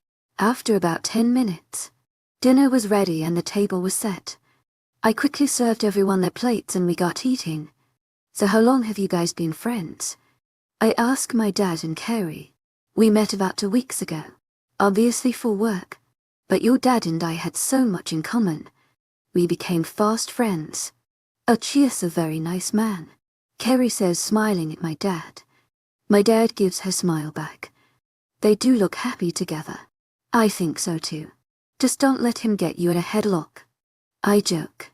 Actually, David, I wanted to ask you about something. Seeing as your marketing advisor is here, I was wondering if you would be willing on training the pack at your gym.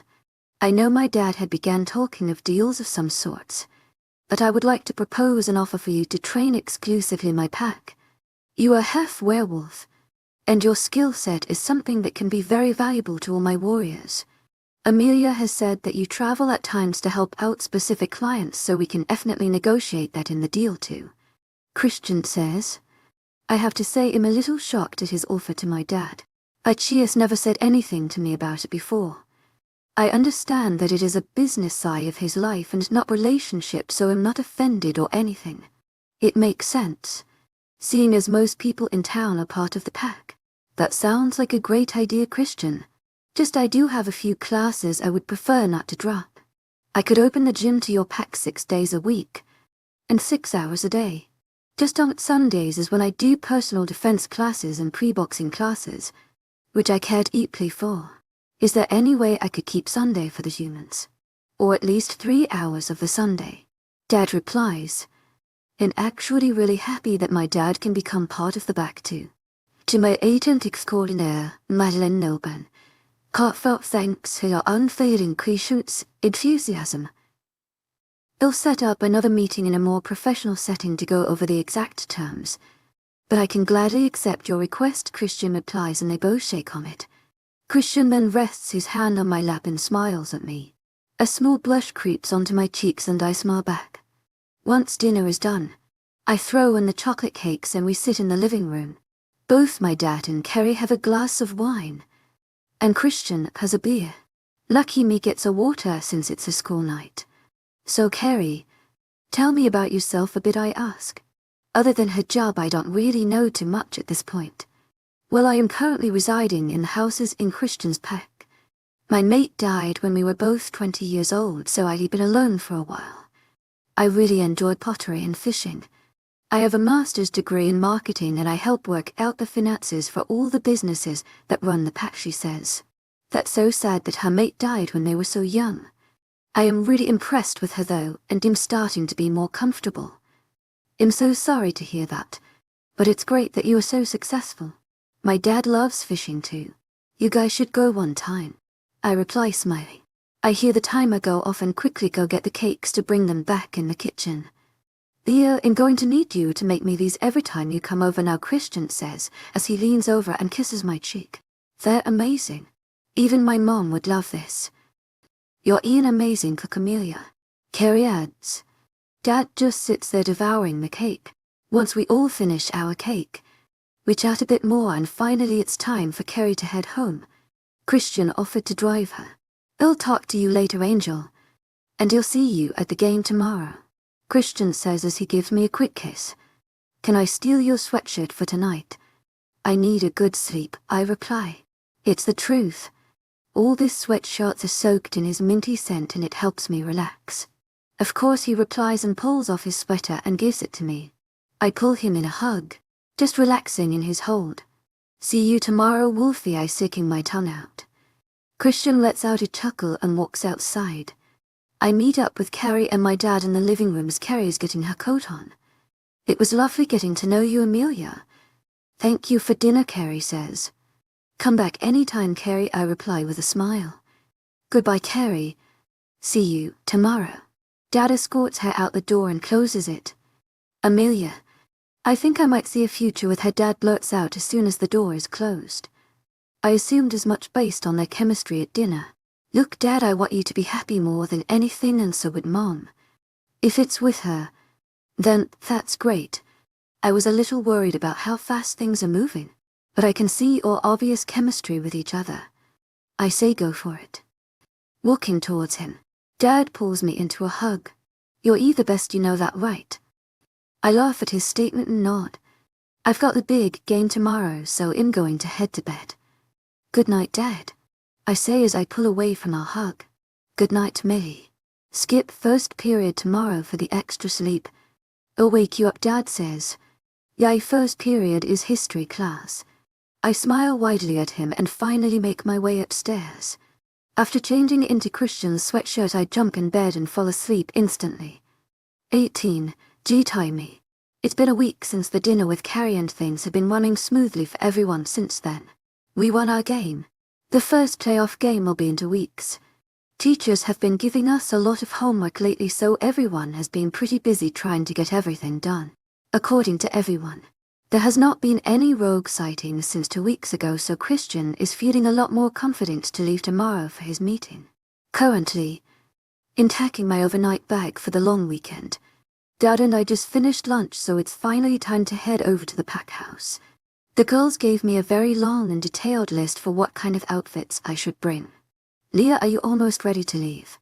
Dad yells from downstairs. Dad is all staying on the territory in Carrie's guest bedroom.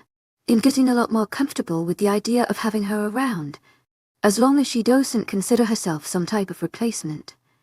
Coming, Dad, I yell back. Okay, all finished packing my bag. Now for what I'm going to wear now. I decide to put on a pale pink spaghetti straps on my dress that falls just above my knees. I pair the outfit with white sneakers and throw my hair a high ponytail. As soon as I'm done getting ready, I grab my bag and joined Dad in the car. After a 15-minute drive, Dad pulls up to the pack house and drops me off. Bye, Dad. Have fun. Waving him goodbye. You to me. He'll take you out for brunch on Saturday. Stay safe. Dad replies, waving. I nod in agreement with the idea and he drives off to Carrie's house. I grab my bags and enter the pack house. As soon as I enter, I hear Stephanie in the kitchen. Hey Stephanie, how are you? I ask her as I enter the kitchen. She turns my way and runs to give me a hug. Oh, Amelia, doing great. How are you? She asks in return as she lets out of our embrace. Good. I'm really excited to spend the full weekend with everyone. I was actually wondering if I could shadow you during your Luna duties. I hope she doesn't mind me asking her. Just I figure the best way I should learn is by experience. Of course, my beautiful girl. Tomorrow you guys have school. But for the rest of the time, of course. You'll love it, she says enthusiastically. Do you know where Christian is? I ask her. Yes, he is in the main office right now. She replies. Thank you so much, Stephanie. Oh, and I have a great desert surprise for you this weekend, I say. Her face lights up with excitement. We both say goodbye and I make my way to Christian's public office. I've actually never been inside before. I knock on the large black wooded door lightly as soon as I arrive. Come in, I hear Christian say on the other end. This office is even more extravagant than his one upstairs. He has 2 seating areas, one for meetings, and another a very comfy couch. The entire design is very modern and industrial, which flow perfectly with his dark wood desk and leather chairs. Hey Christian, I say. He shoots up from his paperwork instantly and greets me with a warm smile. He gets up from his desk and walks over to me. Hey Angel, welcome to my public office. Sorry, I'm just wrapping up the last of everything before the trip. I have about an hour of paperwork left and then I'm all yours, he says and gives me a quick kiss on the cheek. No worries. Take all the time you need. Can I leave my bag with you? Evelyn texted to meet her outside, I ask him. Sure. I'll meet up with you guys in a bit, he replies. I leave my bag beside his desk and exit his office to find Evelyn. It's a good thing she told me to wear my swimsuit underneath because Evelyn, Allie, Isabella and Giselle are all in the pool outside. Hey girls, I say as I enter the pool space. Be a your he Evelyn says. Come put your stuff on the chair beside me. She motions to the empty chair to her left. I quickly take off my clothes, leaving my white bikini. It has a triangle top and a cheeky bottom. But overall it's quite simple. Girl, you look hot, Giselle says as I walk into the pool. Says you. I love your leopard print. I compliment her back. As soon as I put my foot in the water, I instantly retreated.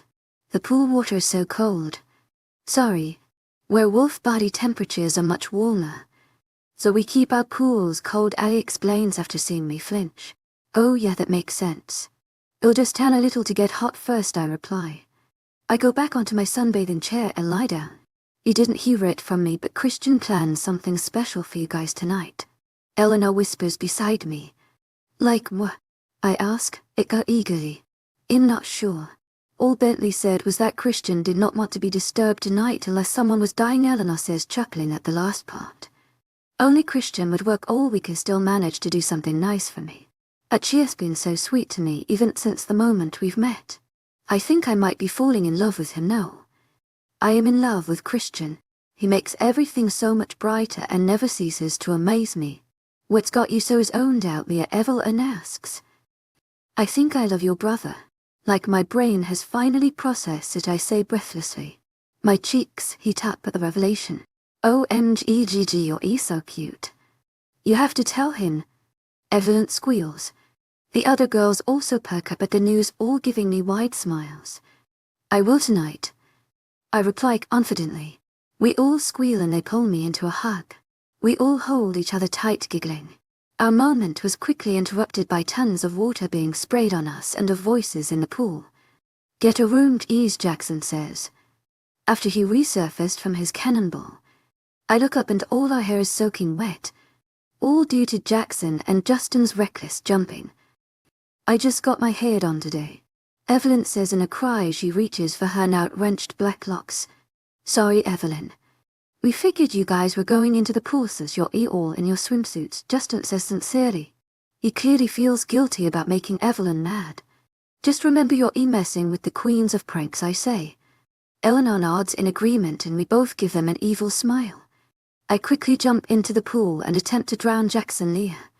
It's not going to happen, Jackson says while I'm on his back pushing down his head towards the water. You guys are no fun, I say, pouting and getting off his back. Let's play volleyball, I suggest. There's a volleyball net inside the pool, so it's a lot of fun. The teams are me, Allie and Jackson against Eleanor and Justin. The other girls are still suntanning outside the pool.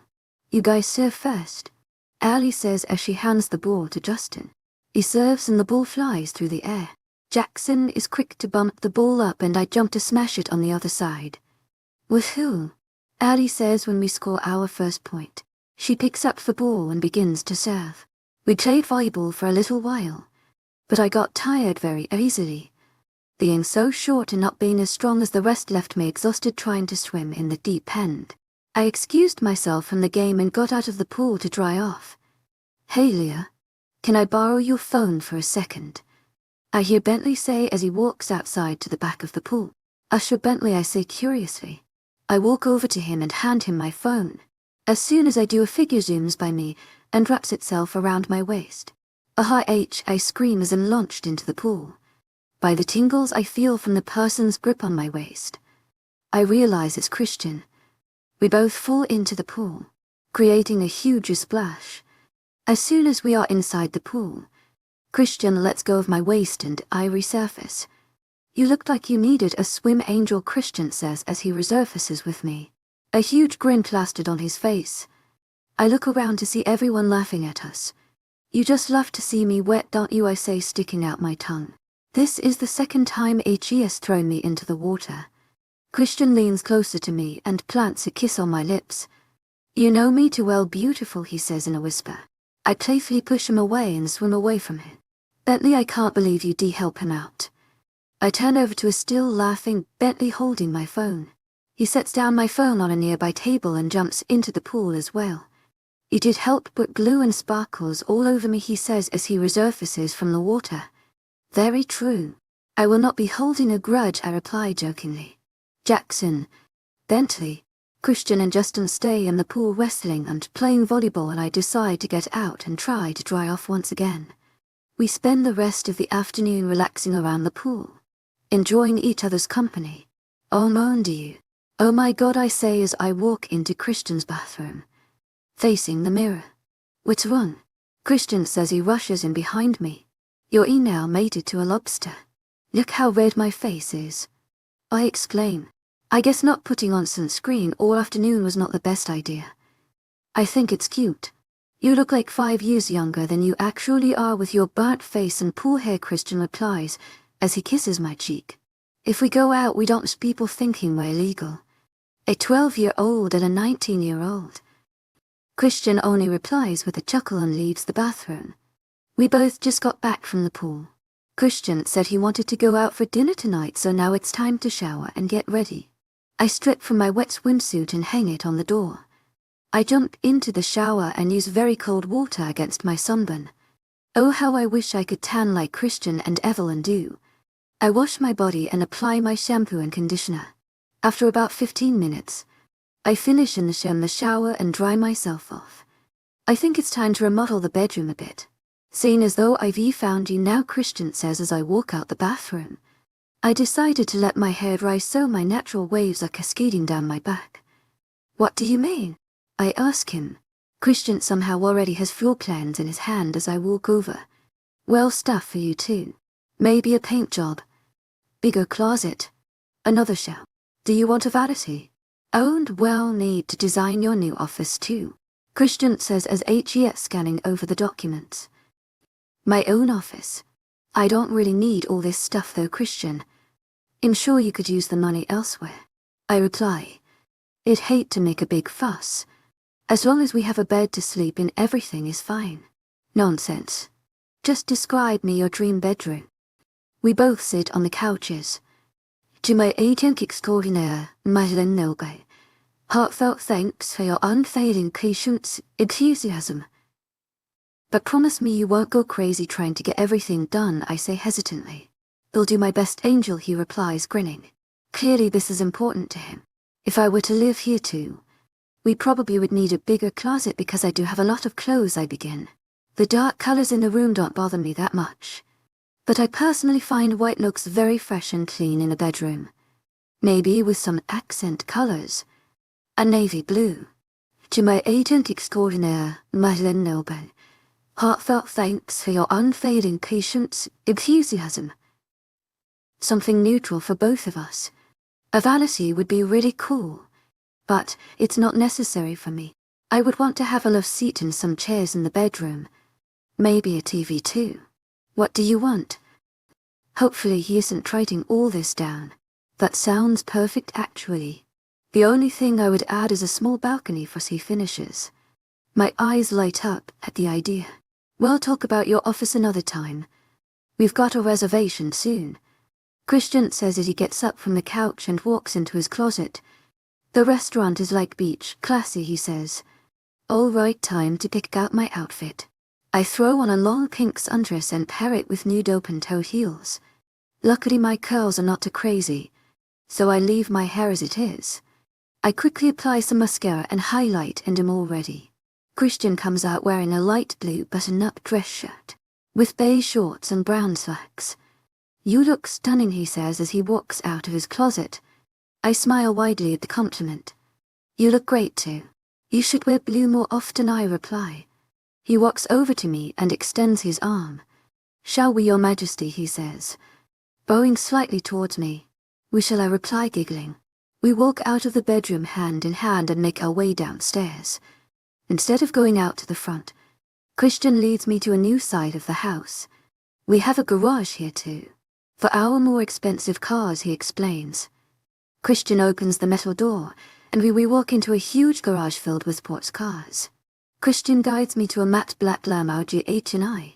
How do you guys have so many cars? I say, my eyes wide scanning the room. There's at least 15 sports cars in here.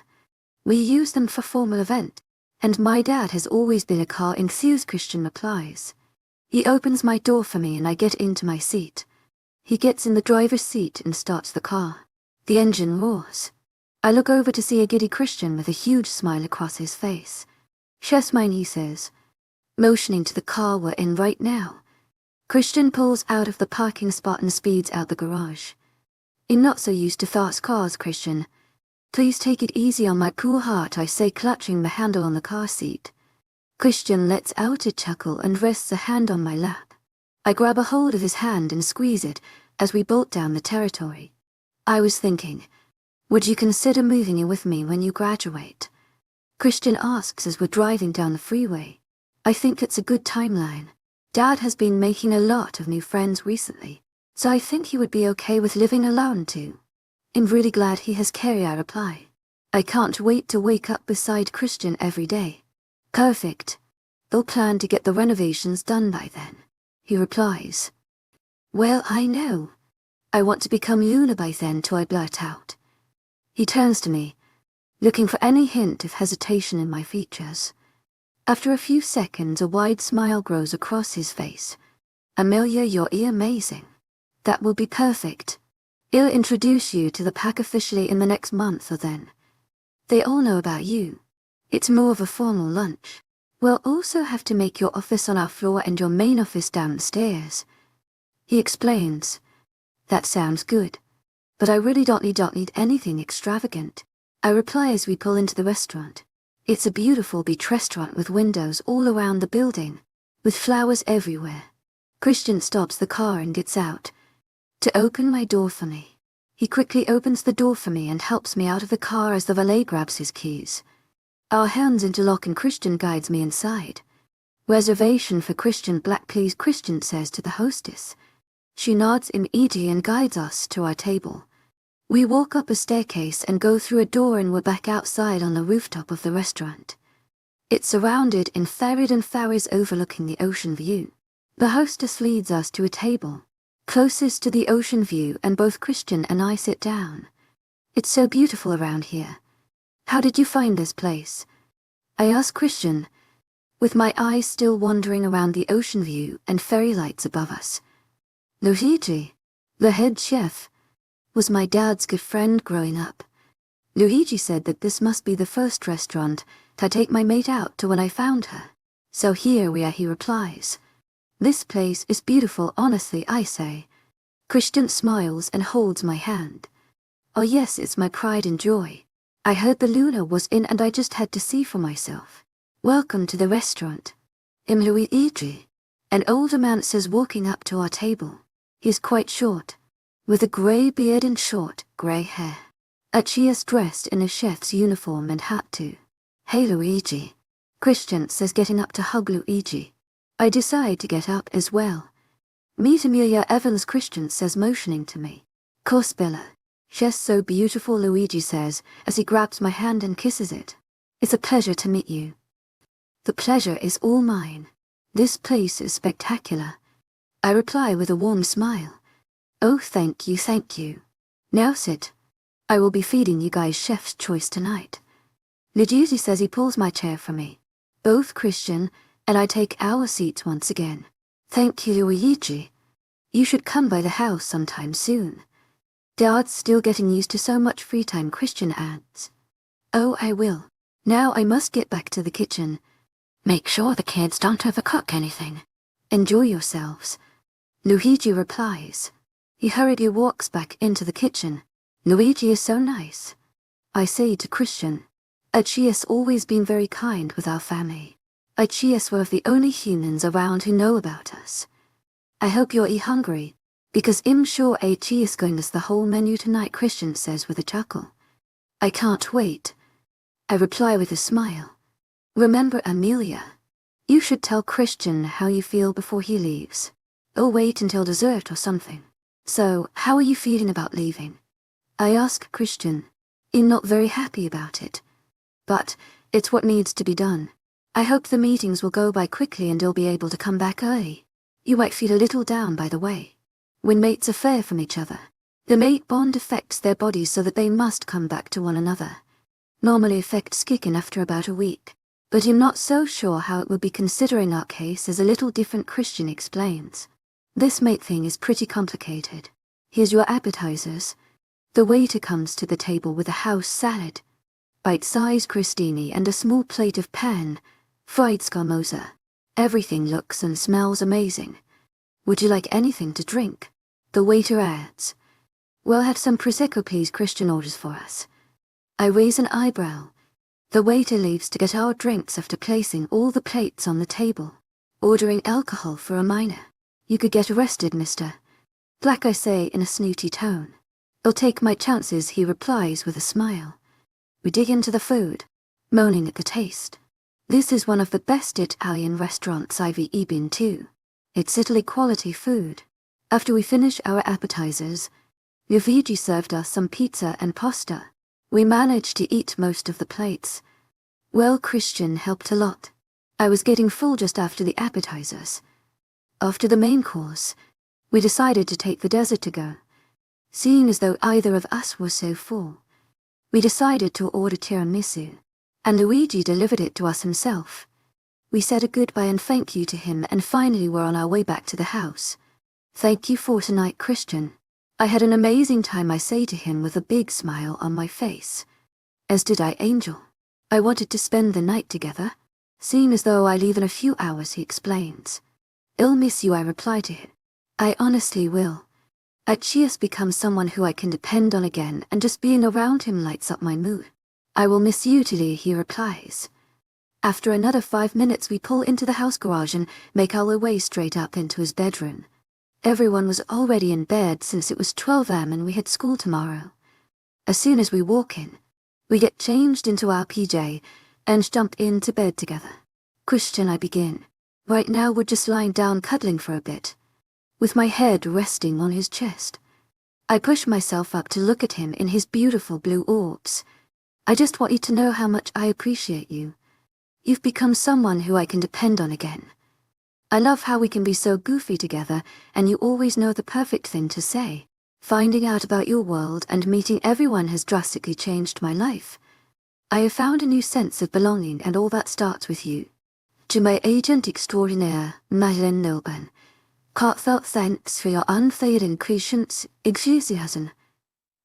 I love you, I say to him, my eyes locked with his. He sits there for a moment, just processing everything I have just revealed, and I can't help but heat up a bit. Did I say this too soon or something? My thoughts are quickly interrupted when he pulls me into him and smashes his lips on mine. To my agent extraordinaire, webnovel. Heartfelt thanks for your unfailing patience, enthusiasm. I've loved you since the day we met, he replies and leans back in to kiss me. He makes his way on top of me, with our lips never parting. My hands grip onto his back, pulling him closer to me, while his are wrapped around my small figure tightly. He parts from my lips and pulls off his shirt, revealing his toned 8-pack of perfection. My fingers graze across each crevasse of his body, with me staring in awe. Christian leans in again and makes a trail of kisses down my neck. Mark me, I whisper out in plea. Christian backs away straight away to look me in the eyes, once again scanning me for any sense of hesitation. Suddenly he sighs. As much as I'd love to do it now, I think it should wait until I get back. When I mark you, the whole mate bond will become much more powerful. I won't be able to be away from you for that long, he explains.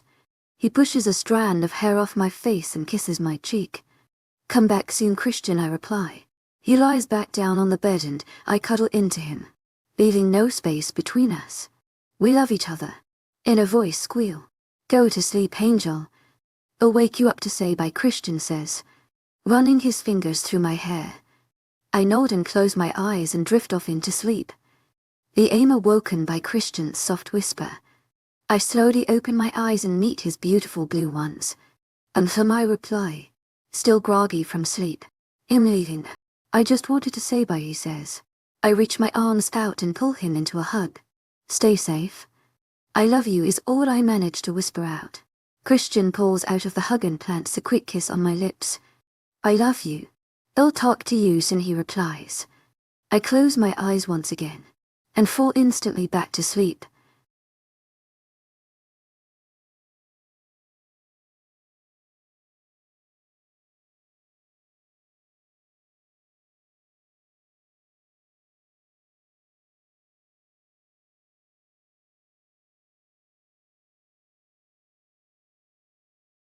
(19) Party Christian POV. To my agent extraordinaire, webnovel. Heartfelt thanks for your unfailing patience, enthusiasm. We'll be at the Horizon Pack in about 20 minutes, Frankie, our driver for the weekend says. Justin, Evelyn and I left at 3 am this morning, so we didn't get much sleep last night. Our 5-hour car ride is finally up and I'm pretty excited to stretch my legs. I look over to see Evelyn and Justin leaning on each other, still in a deep sleep. When I first found out one of my best friends was mated to my sister, I was furious. But now, I see how much they really complement each other. I lightly nudge Justin to wake him up. Well, they're in 30, I say quietly. He nods and starts to sit up.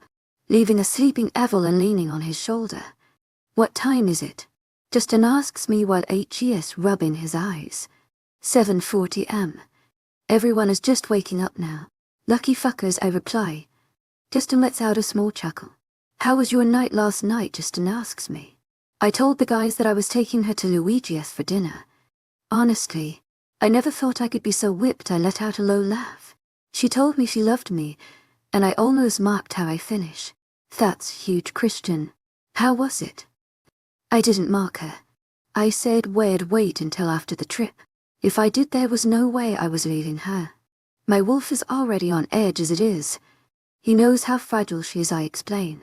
Justin nods, understanding what I mean. She may be human, but she's definitely one of the toughest humans I've met. Justin says. With that, I definitely agree. She was even willing to try and fight one of us off, and she never runs away from confrontation. Who are we talking about? My sister asks in her groggy state. Christian almost mocked Leah last night, Justin says. Evelyn jumps up in her seat, eyes wide. What do you mean almost, Christian? Did you lose control? Evelyn yells and gives me a harsh glare. No. She asked me too. I said we would wait because I was leaving today, I explain, hopefully calming her down. Evelyn immediately relaxes and smiles. She told you she loved you, didn't she? Evelyn says with a grin. You knew. I ask her now. Did Amelia tell her how she felt? Amelia brought it up in the pool today. She said she finally came to the realization, Evelyn says with a bright smile. To my agent extraordinaire, Madeleine Noban, heartfelt thanks for your unfailing patience, enthusiasm. Can we stop for breakfast or something before going to the pack house? Justin asks me. Honestly, I'm pretty hungry too. And her eyes unpack aren't known for their culinary skills. Frankie, stop at the closest breakfast please, I say to the driver. After about 10 minutes we end up just getting McDonald's takeout. We spent the rest of the car ride talking about how to act in the new pack, and what to expect from all the alphas. They would all be on edge, since they're asking for my help. It's very hard on an alpha seagull when they can't lead their own pack correctly. We pull into the driveway to the pack house. It's much smaller than mine, but it's very modern, black and white with large glass windows. As soon as the car comes to park, we jump out of the vehicle. Alpha Christian, welcome to Horizon Pack. Alpha Dax is standing in the doorway with the Luna. Alpha Dax, Luna Renee, thank you for your hospitality. This is my sister Evelyn, and my gamma Justin. I motion to the couple beside me. Please come in. They'll show you to your rooms right away, Luna Renee says. We all nod and follow behind her. After going up a staircase and turning down a few hallways, I'm finally greeted to my bedroom. I open the door to find a decently sized room, with a very minimalist style. It's all white, with a queen-sized bed and small desk in the corner. Luckily there's an ensuite bathroom and large windows. The meeting is only in for hours. I'm gonna lie down for a bit, I say to Justin and Evelyn as they turn into their room across from mine. Us too. See you later, Justin says. We both close their doors and I crash on the bed, falling asleep almost instantly. Alpha Carson, Alpha Giovanni, it's a pleasure to see you both, I state as I enter the meeting room. They walk up to me, and I shake both their hands. Alpha Christian, we appreciate your presence. Alpha Carson says, you've grown up well, Alpha Christian. Your father must be extremely proud, Alpha Giovanni says. Alpha Giovanni has known me since I've been a small boy and knows my father quite well through all the years. He sends his best. Where's Alpha Dax? I ask both the Alphas. They both shrug. I'm not sure. He had told us the meeting starts at 1, Alpha Carson says. We all decide to take our seats while we wait for the unpunctual Alpha. So Alpha Christian, has Dawn Pry found their Luna? My Juliet has been wondering. Alpha Giovanni asks. Juliet is the Luna of the North Mountain Pack. Yes, Ivy found my mate. You are welcome to come for the announcement. We will be doing it in June. I reply. June? Why so late? Schulten Trolunaby introduced immediately for the better of the pack. Alpha Carson says. The nerve of this guy giving me pack advice. Archie's the one asking for my help to defend his own pack and dare speak about my decisions like this. My mate is human, and needs her time to adjust.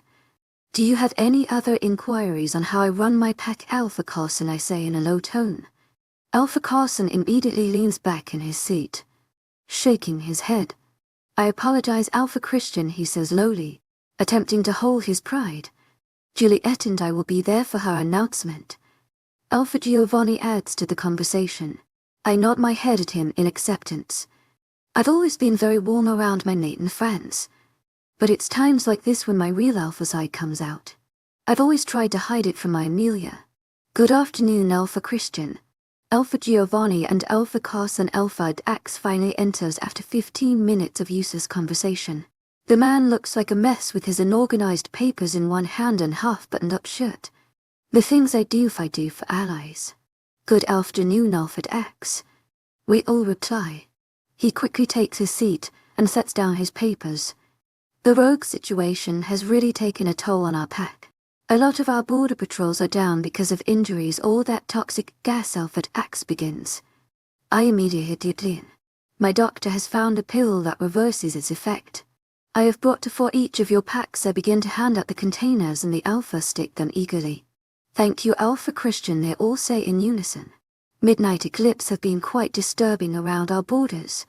Rogues pass in and out of their pack, leaving lots of sightings on our lands. Alpha Giovanni states, Midnight eclipse are the scum of all werewolf packs, with a mentally insane leader.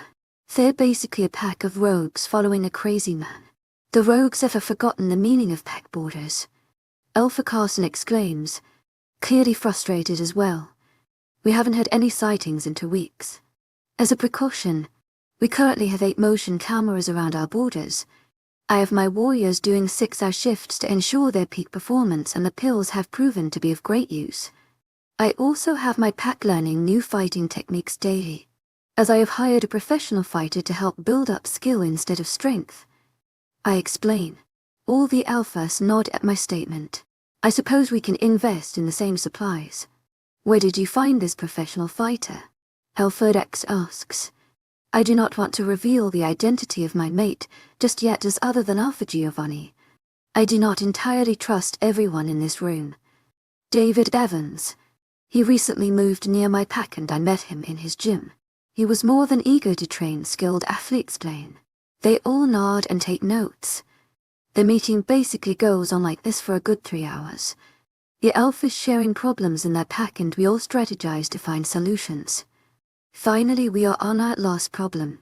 Training your pack for times a week to hours a day isn't enough, Alpha Dax. I begin.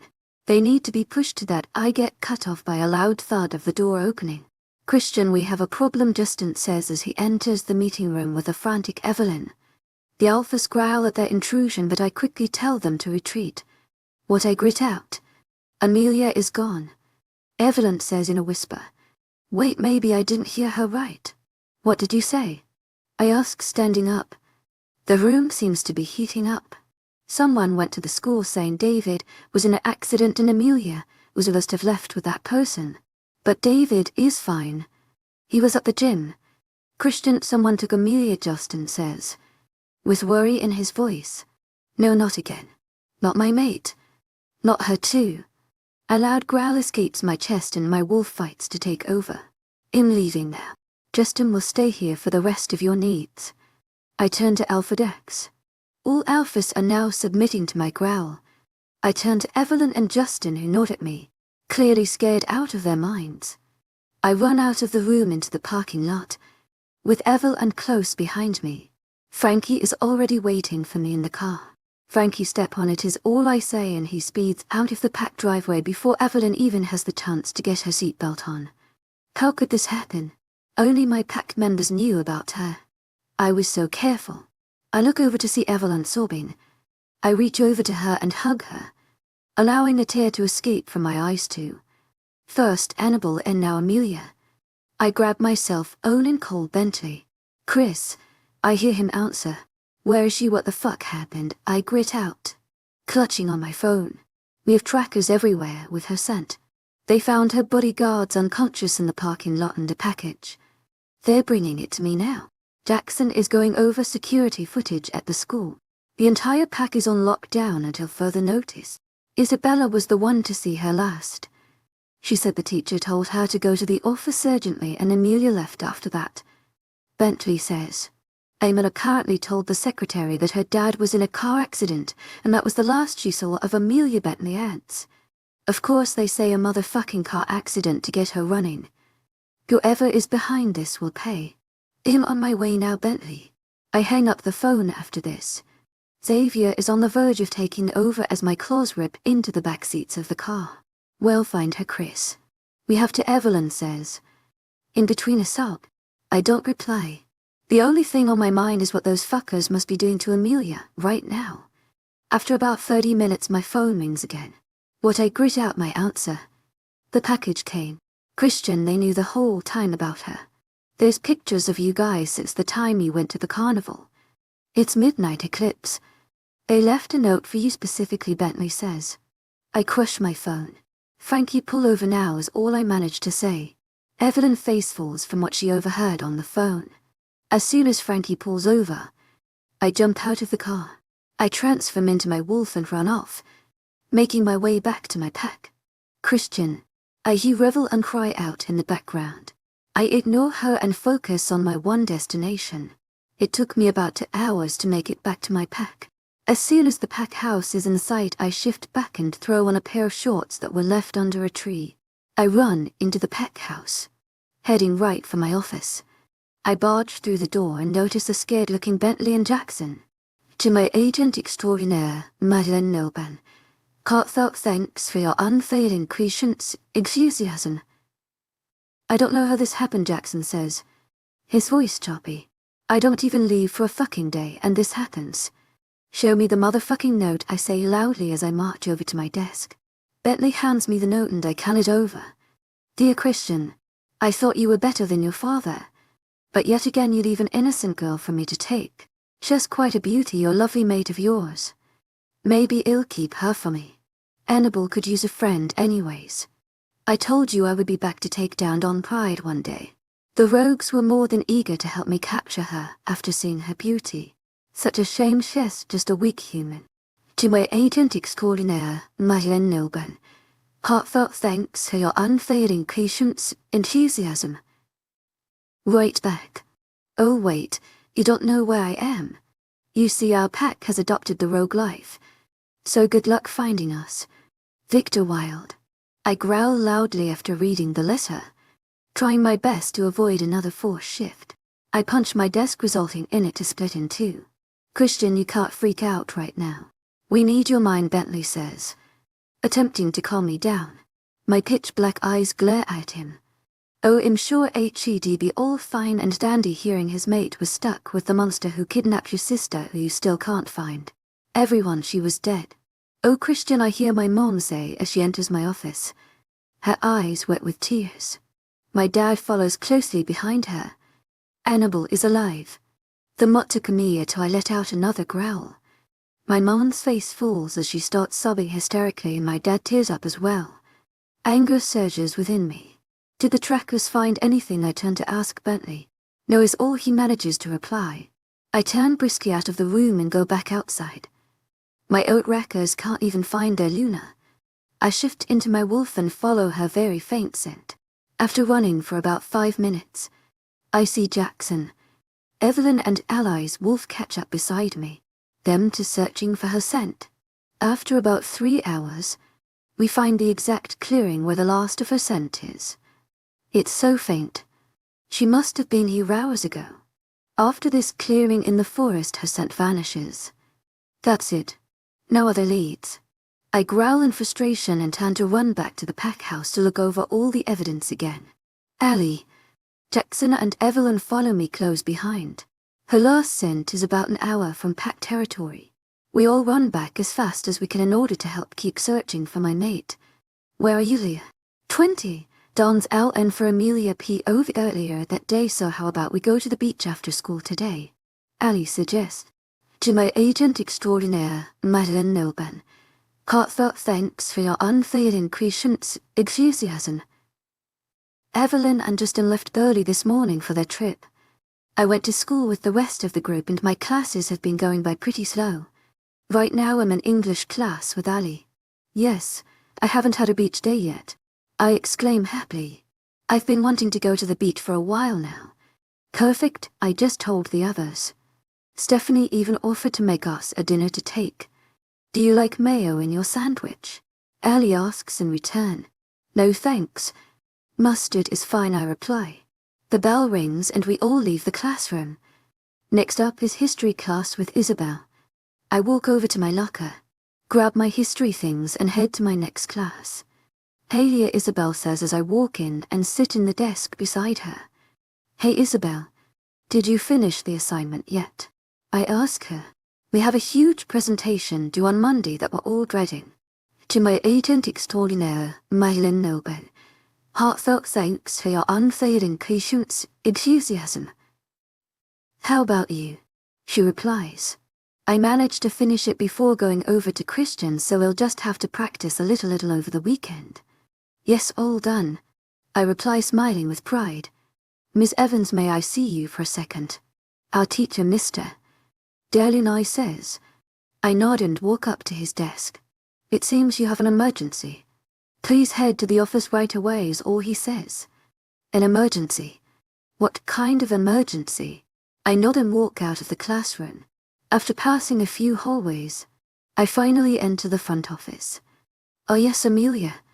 It seems your father has been in a car accident. This man is here to bring you to the hospital. The secretary motions to a strange older man with a grey, hairy beard. A car accident? No, not again.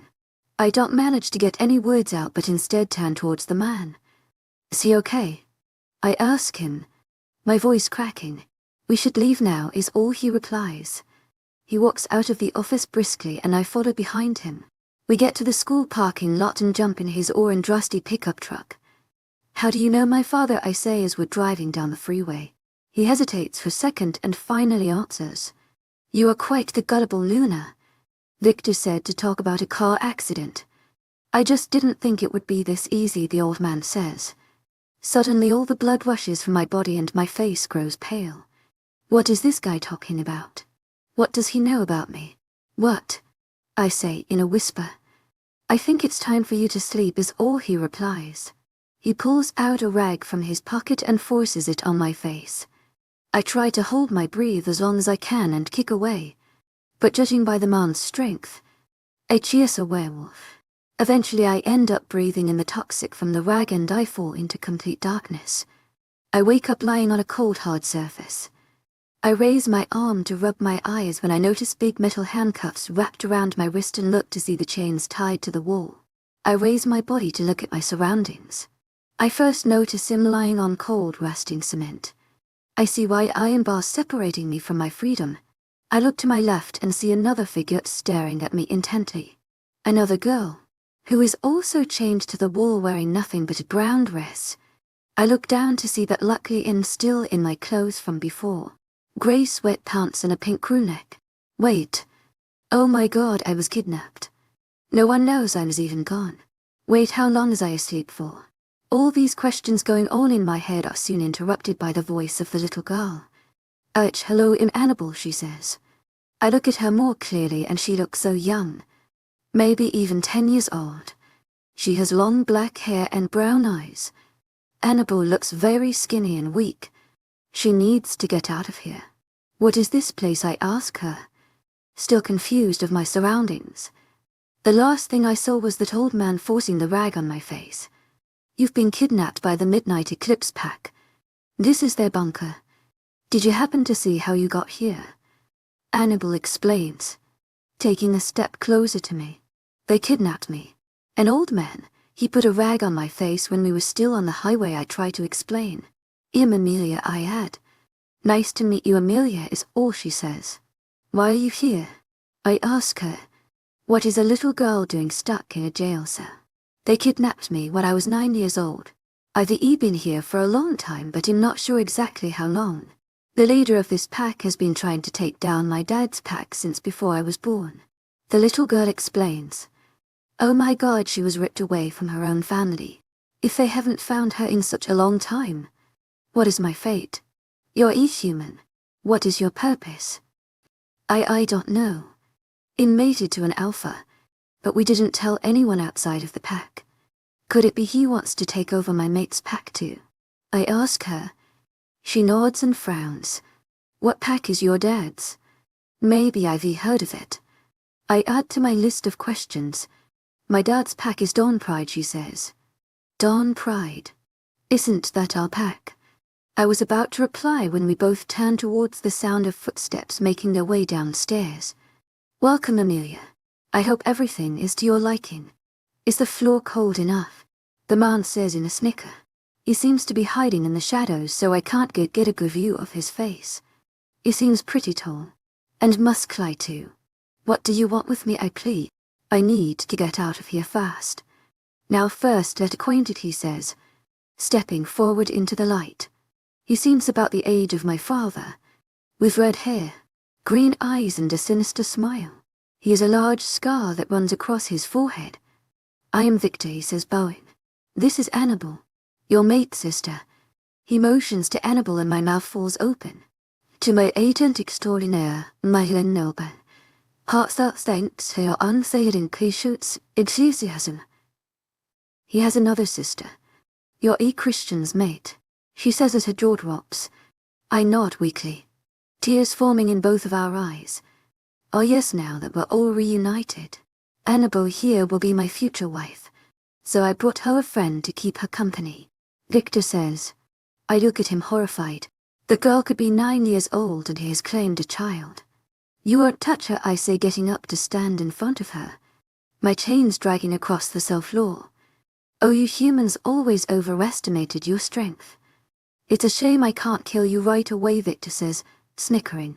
Anyways, I'll leave you both alone for tonight. See you tomorrow, my kittens. With that, Victor turns and walks up the stairs. I turn to face the teary-eyed Annabelle. We will get out of here, I say, stepping towards her. I cautiously bend down and wrap my arms around her small frame. She reciprocates the action as she leans on me, letting her tears fall freely from her face. They haven't found me, she says, her voice cracking in between her sniffles. I pull her closer to me and run my hands through her matted hair to comfort her. Then you will go to them. Annabelle, you aren't alone anymore. We will get out of here together, I reply in a whisper.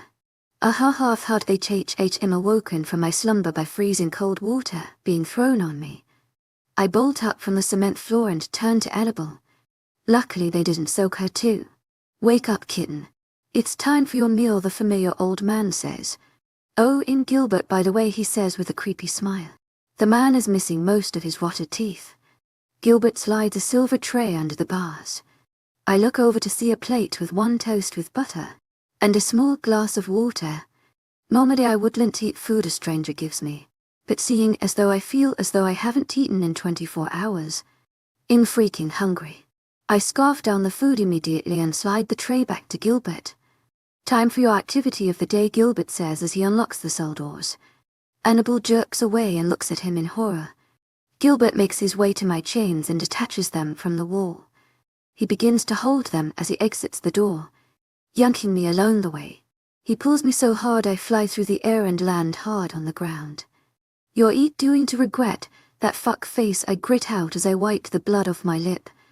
Gilbert only laughs as he continued to drag me down a long grey cemented hallway. I hear the cries of Annabelle in the background and my heart breaks for her. He turns briskly and opens a metal door and pushes me inside. I fall hard on my ribs on the hard floor. I look up to see a dimly lit room filled with lab equipment and one chair, with restraints. Oh my God. Now let's put you on your throne, Luna, Gilbert says. He grabs me roughly and forces me on the chair. I kick and scream with all my might. I even attempt some moves Dad taught me, but he outmatched me in size and strength by too much. Gilbert restrains my wrists and head to the chair and lets out a dark chuckle. You see, Amelia, this is all Christian's fault. You are here because of him. We are doing this to you because of him. Young Annabelle doesn't see it. But we will show you how much of a monster Christian truly is, Gilbert says. He then reaches over to a lab table, grabs a long needle and walks towards me. I squirm with all my might, creating burns from tugging on my restraints. He will find me.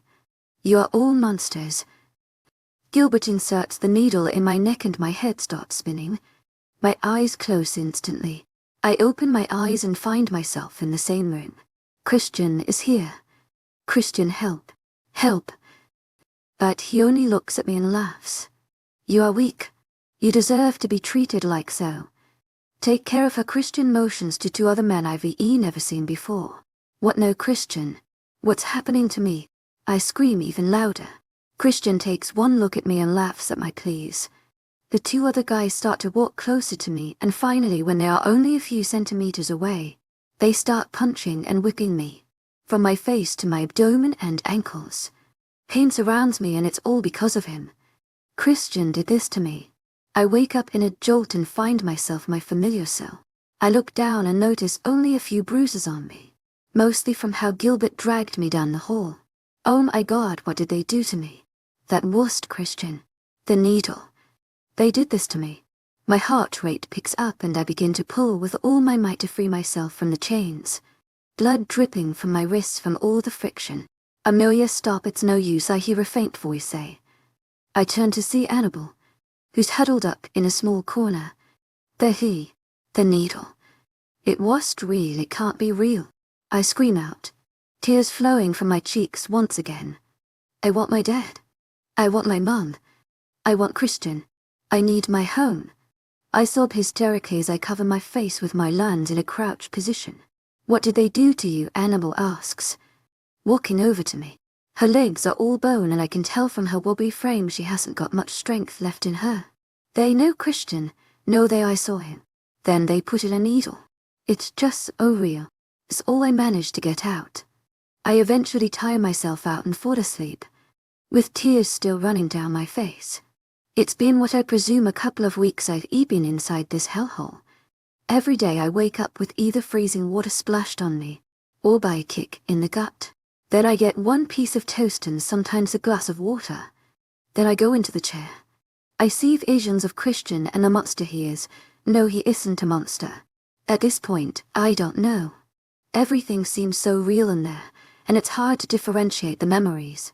Sometimes I see us in his room, when suddenly he has his hands around my neck killing me.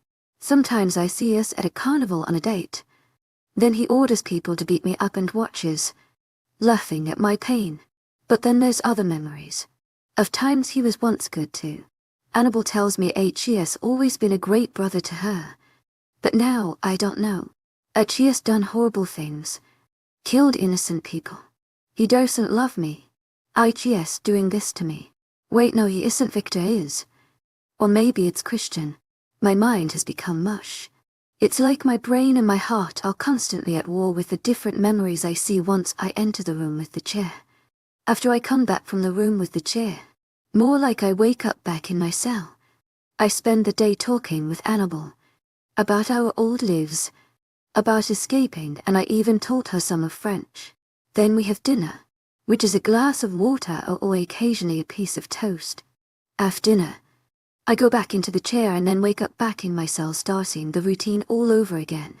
I've already lost all out of my body mass and I worry if I stay here too long I won't get myself up anymore. I need to keep going on though. One day the guards will make a mistake and Annabelle will escape. She's too young and undeserving of this. She deserves a childhood. I've lived. I can handle it. My reason for waking up every day is her. She's my hope. 21. Unpudu Leray Christian POV. It's been a month since I've last seen Amelia. There's no longer a light inside me. She was my light. She was my purpose. Xavier and I are at a loss with the missing of our mate. A whole month and still no fucking leads. We've searched all neighboring packs. I even marched on to Midnight Eclipse lands, and there was no trace of her. It seems Victor left their pack a few months ago. Now Midnight Eclipse has a new alpha. A quarter of my pack warriors are out all the time searching for Amelia and Annabelle. I spend most of my time alone, in my office doing pack work, or training on the field with the pack. I've had everyone train every day for at least hours. I stay in train until Bentley drags me inside. Every night I go out in wolf form, attempting to track her scent. When I come back, I spend my time on our bedroom, doing all the renovations for her green room. Everyone is miserable too. No one laughs anymore. It's like a dark cloud has consumed our pack with the loss of their future Luna. Amelia may not have been formally introduced, but she has definitely impacted the pack. Finding out my sister was indeed alive this whole time and being in Victor's hands also shocked the pack. Everyone is constantly worried. Amelia is taking it pretty hard too. He feels like HES already lost her and blames himself for moving here. Kerry has been his rock throughout this. David has stayed with her this whole time. He spends all his time training at the gym and meeting with everyone who is trying to get Amelia back.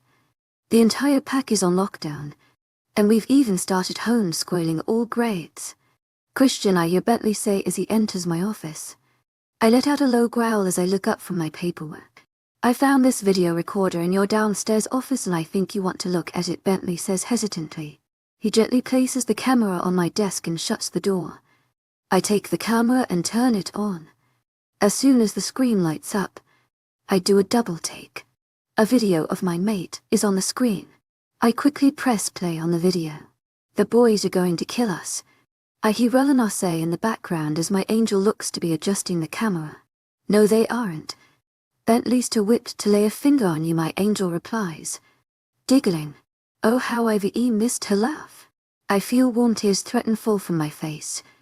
I have not cried since her kidnapping. All I've felt was anger for this past month. I think we should introduce our prank to our viewers, Amelia says with a shout. I hear feet stomping and soon Eleanor shows up in the frame. Welcome to our prank cam, Eleanor shouts. Both girls are giggling and smiling. I can't help myself but smile at the video. We will be ranking our macho werewolf mates. Oh Eleanor, we should show this at a packed dinner or something. Imagine everyone seeing their leaders covered in flowers. Amelia says, full on laughing at this point. Yes. I say as high-rank females of the pack. We hold an annual prank week, on top of April Fools, Eleanor suggests. To my agent extraordinaire, webnovel, heartfelt thanks for your unfading patience, enthusiasm. Dear Dawn Pride Pack, we will be holding a prank week from Amelia starts then gestures to Eleanor. Our birthdays. They're 5 days apart, we should do it that week. August 3rd to August 10th. Best prank wins, Eleanor says. A personal chef for 3 days. Amelia finishes excitedly. Okay, we must seal the date. With a dance party, Eleanor yells out. Both girls jump around the bathroom excitedly. I can't help a chuckle from escaping my throat watching the girls. They're here. I hear the elevated O-ring in the background and the girls sprint off out of the bathroom. The entire prank is recorded on this. My mate, her beautiful smile and contagious laugh. Things I haven't seen in what seems to be an eternity. I jump out of my chair and leave my office, searching for Bentley. For once, a small smile emerges on my lips. I walk into the living room and see everyone. Allie, Bentley, Eleanor, Evelyn, Justin and Jackson sitting there. To my agent extraordinaire, webnovel, heartfelt thanks for your unfailing patience, enthusiasm. I hear Revelant say as she runs up to me and hugs me, with tears still streaming down my eyes. I hug her back. See, can we see the video? Eleanor asks in a whisper. I nod and walk over to show them all my mate. Everyone laughs at their silliness and soon we all end up teary-eyed towards the end. You know, I still find those damn gems when I go in that bathroom, Bentley says with a weak chuckle. I found flowers in my hair for a week straight after their little prank I had. With a chuckle of my own.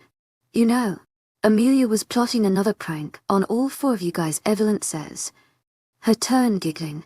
She was going to pour soap all over the floors around the kitchen and call you all so that you would come rushing in. It would have been like a slip and slide in here and you guys would have fallen everywhere, Evelyn finishes. We all let out a small laugh at that idea. Can we show this to the pack, Christian? I think they need to see who exactly they're fighting for. Everyone has felt the loss, but I think they've forgotten the light from before. Ali asks hesitantly. We'll hold a pack dinner tonight and show it just before dessert, I reply. Honestly, I think we all needed a little silliness around here. Everyone else nods and smiles excitedly. If anyone can come out of this smiling, it's Amelia. Jackson says, a frown growing on his face. I hate myself for saying this, but knowing Annabelle is alive, I'm kind of glad she has Amelia. Evelyn adds, crossing her arms on her chest. Alpha rogues have come in the territory. Northern border. One of my warriors mind link me to our agent extraordinaire, Madeline Milgan. Heartfelt thanks for your unfailing patience, enthusiasm. Northern border, I grit out. I carefully place the camera on the coffee table and rush into the elevator, with the rest of them following me. As soon as we hit ground floors, run outside, shifting into our walls as fast as we can. Xavier has been much less merciless. I've killed more rogues this past month than I have my entire life. In a matter of minutes we find the rogues. Only 10 of them. They're standing right outside of the Pax orphanage. We all pounce on the rogues, each of us snapping their necks instantly until only one is left.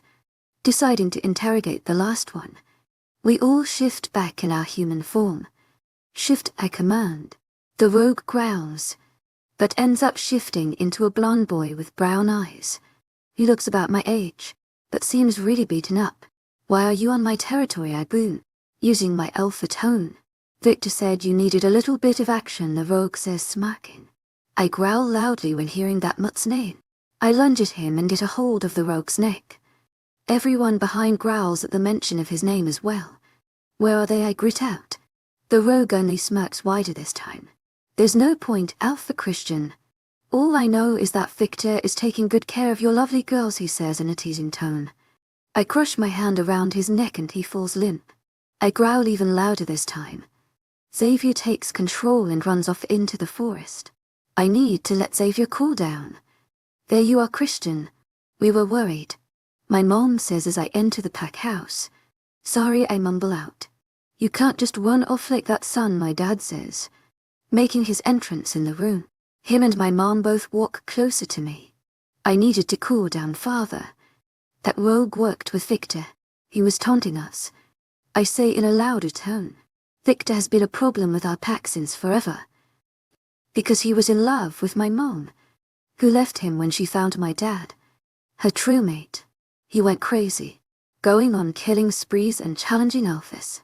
He had a baby with a random werewolf female in his pack, resulting in the birth of the future alpha. When I was 15 years old, his pack tried to attack ours since Victor wanted my mom back. They lost the war, and I killed Victor's only son in the crossfire. Then, when I turned 17, he kidnapped Annabelle. Everyone thought he killed her since there was a huge pile of her blood at the scene where she was taken.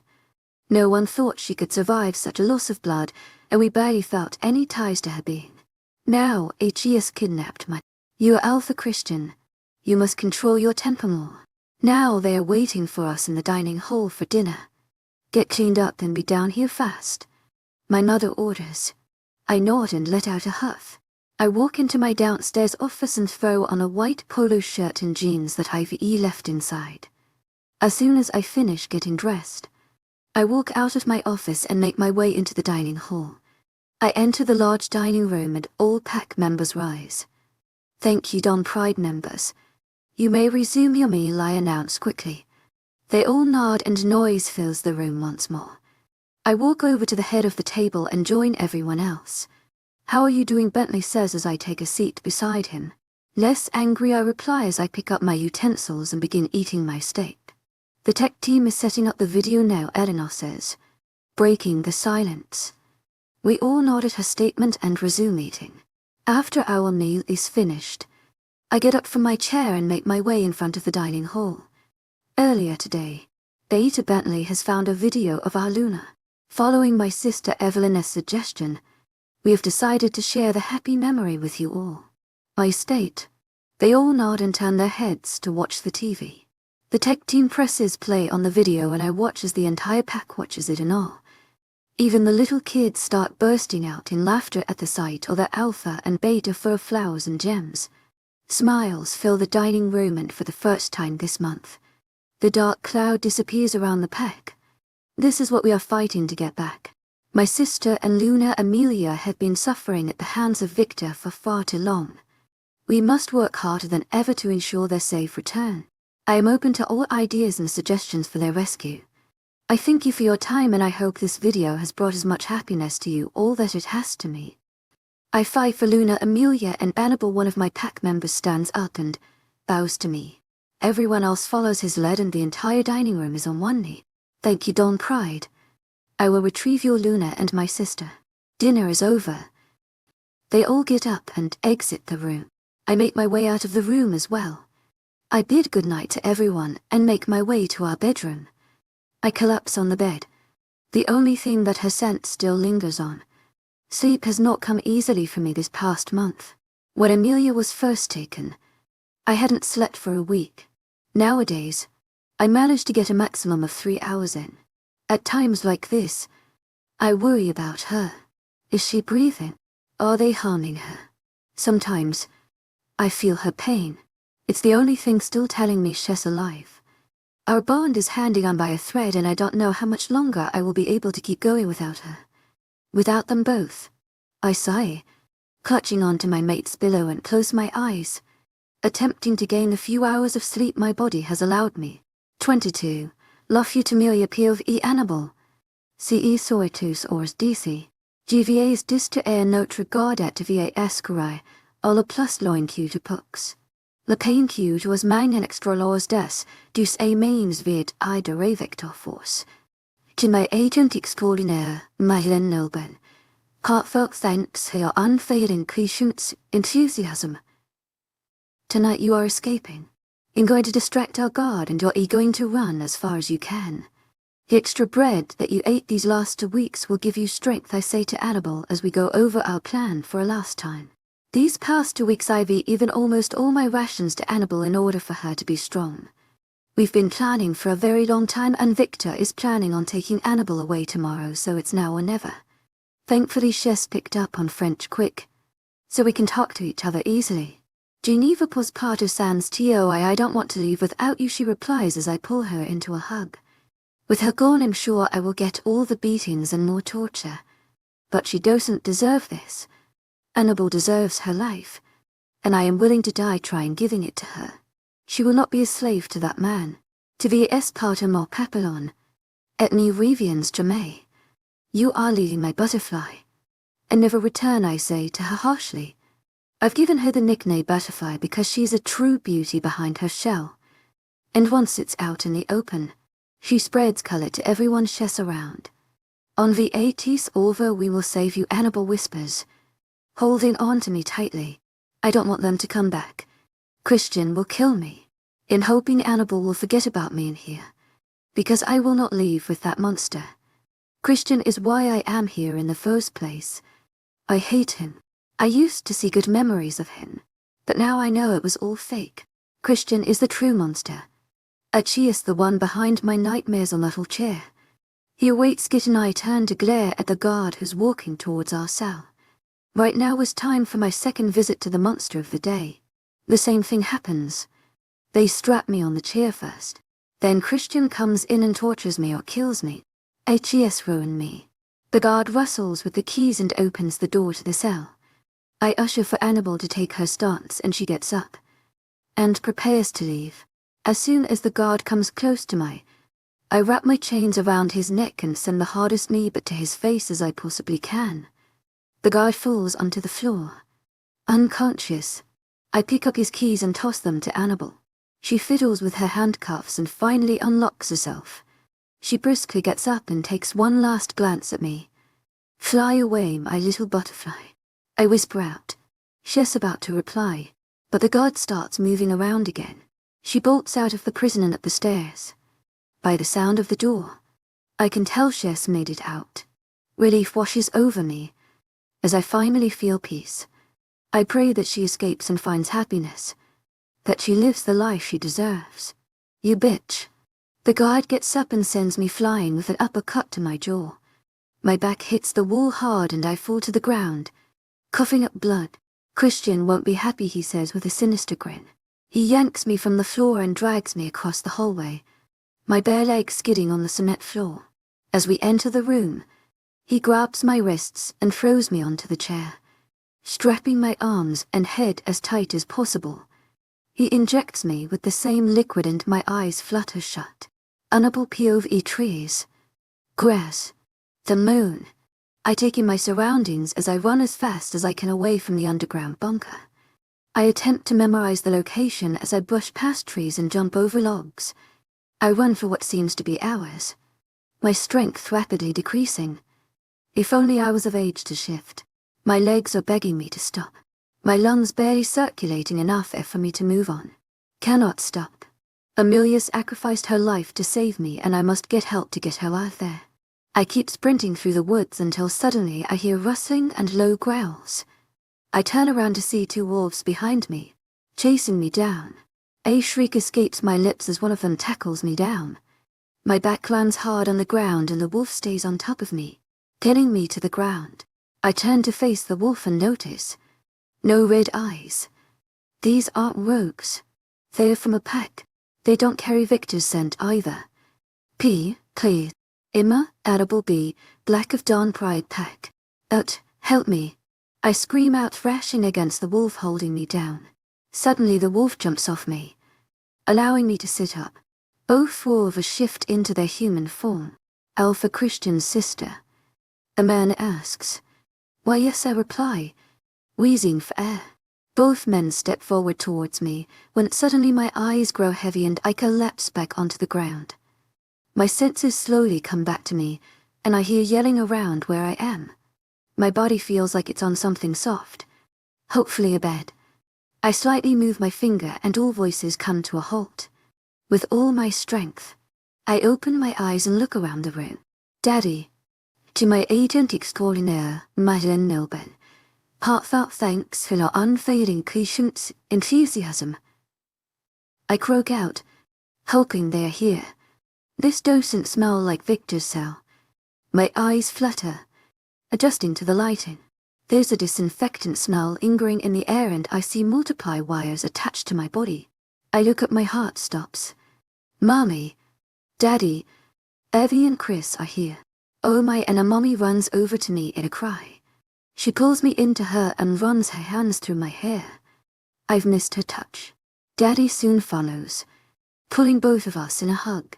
I look over to see Evie and Chris, both hugging each other, their hands covering their mouths. I missed you, I choke out. Chris and Evie walk over to me and soon we're all in a big family hug. Warmth fills my heart. I've escaped. Oh sweetie.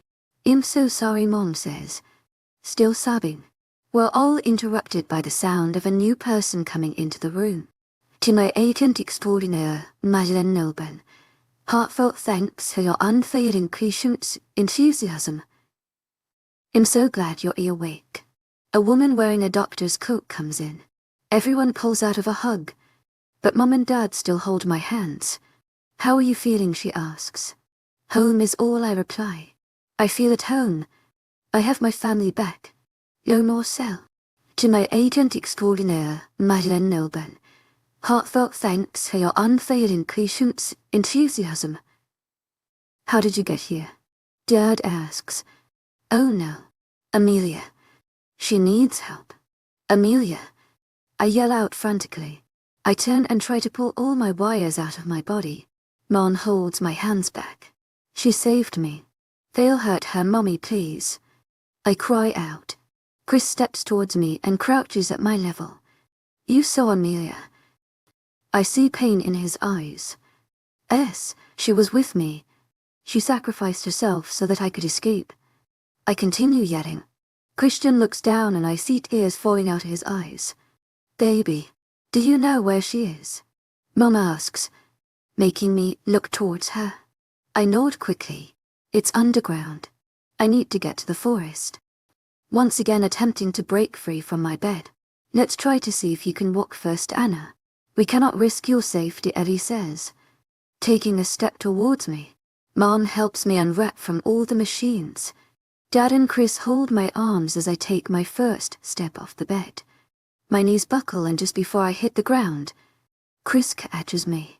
You are in no condition to leave Annabelle, Chris says harshly. He walks out of the room and Dad places me back in bed. I'm sorry, Annabelle. Christian is just a little upset, Mom says. Amelia needs help. Mommy, please. Someone can carry me. She is Chris' mate, right? They all nod. I will carry her. I want 10 warriors around us. I will talk with Christian, Dad says, getting up from the chair and leaving the room.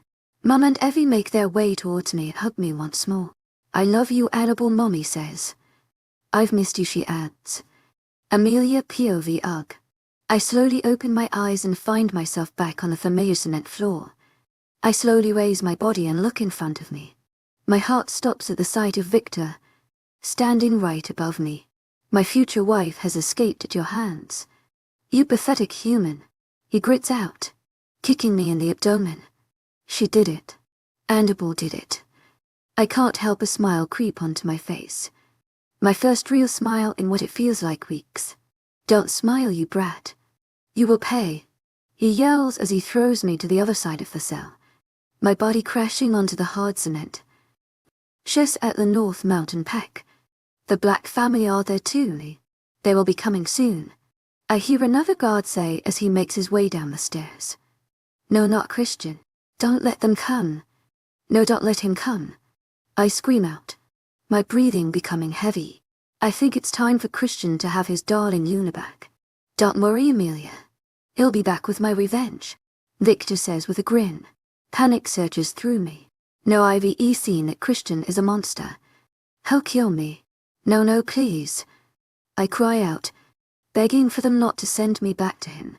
They both exchange eye contact and chuckle. I wonder how Christian is going to deal with this. CM and Amelia. Time for your last visit to the chair, Victor chuckles as he pulls my hair and drags me out of the cell. My hands reach out to anything in attempt to hold me back from going there. Stop resisting, bitch, he grits out. He picks me up by my legs and throws me over his shoulder. I hear him open the familiar metal door and am launched on the chair. Remember, Amelia, this is all because of Christian, Victor says as he straps me into the chair. I thrash in an attempt to break free, but my attempts are short-lived as I'm once again injected with the serum. I wake up in the woods, running frantically from the familiar black wolf. He growls loudly as he gets a hard bite on my leg. I collapse and cry out in pain.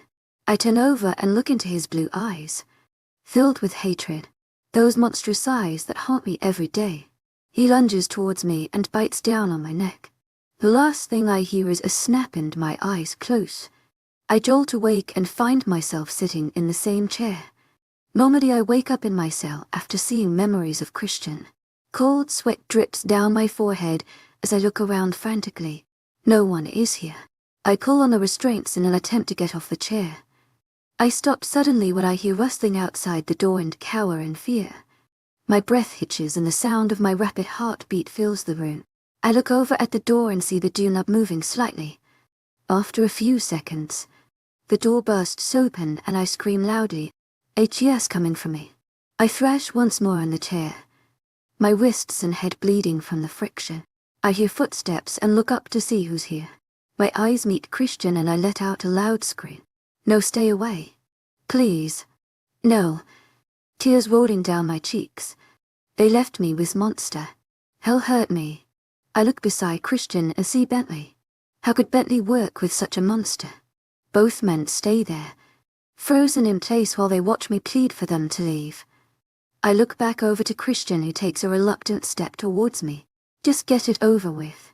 Kill me. I scream at him, admitting my defeat. Victor told me he would come for me eventually. I begin to sob even louder than before, my lungs barely able to provide me with enough oxygen. Christian and Bentley rush over to me and I scream out once more. Angel, please, it's me. I could never hurt you, my love, Christian says as I begin hyperventilating. I scream once more and finally my eyes grow heavy and I lose all my senses. My last thought is my parents. I will finally be with my mother now. I'm sorry you're now alone, Daddy. 23, Death surprises at a Union's Christian POV earlier that day. Hey, and I say as I walk back into her hospital room. Dad, Mom and Evelyn went to get lunch for us in the cafeteria. Hey Chris, she replies, with a big smile on her face. I've missed that little nickname she's given me. I make my way onto the bed and sit beside her. I'm so sorry that we didn't find you sooner, I confess. It's eaten my up inside since I first saw her frail little body. When we got the call from Alpha Giovanni, our hearts stopped. Seeing her, lying in the bed almost lifeless with bruises over her underweight body, it killed me. My baby sister was left to deal with her demons all alone. Chris, knowing you had a hold on Nami. Victor told me he made it look like I died. I knew you would always search for me, and look at us now. In home, she replies. I smile at her and pull her into a hug. We were always close as siblings. All three of us. Are you sure you're okay with going back there? I ask her sincerely. As much as I hate the idea of not going to my Amelia sooner, my sister just got back from almost 2 years of hell. Yes, Christian, she needs us. But she's changed, I think. Annabelle says. What do you mean? I ask her. What the hell did Victor do to them? Well, at first, she used to be optimistic like me, saying that you guys will come for us. They would take her into a room. Then hours later, she would come back unconscious. I have no idea what they would do to her. She would wake up freaking out in the beginning, saying weird things. Eventually, she stopped talking about her before life. She seemed conflicted with herself. Whatever they did to her, it seems to have really messed with her. She told me not to come back with you, Annabelle explains. A low growl comes from my chest hearing those words. Victor and his Hold'em army will pay. To my agent extraordinaire, Madeleine Noban.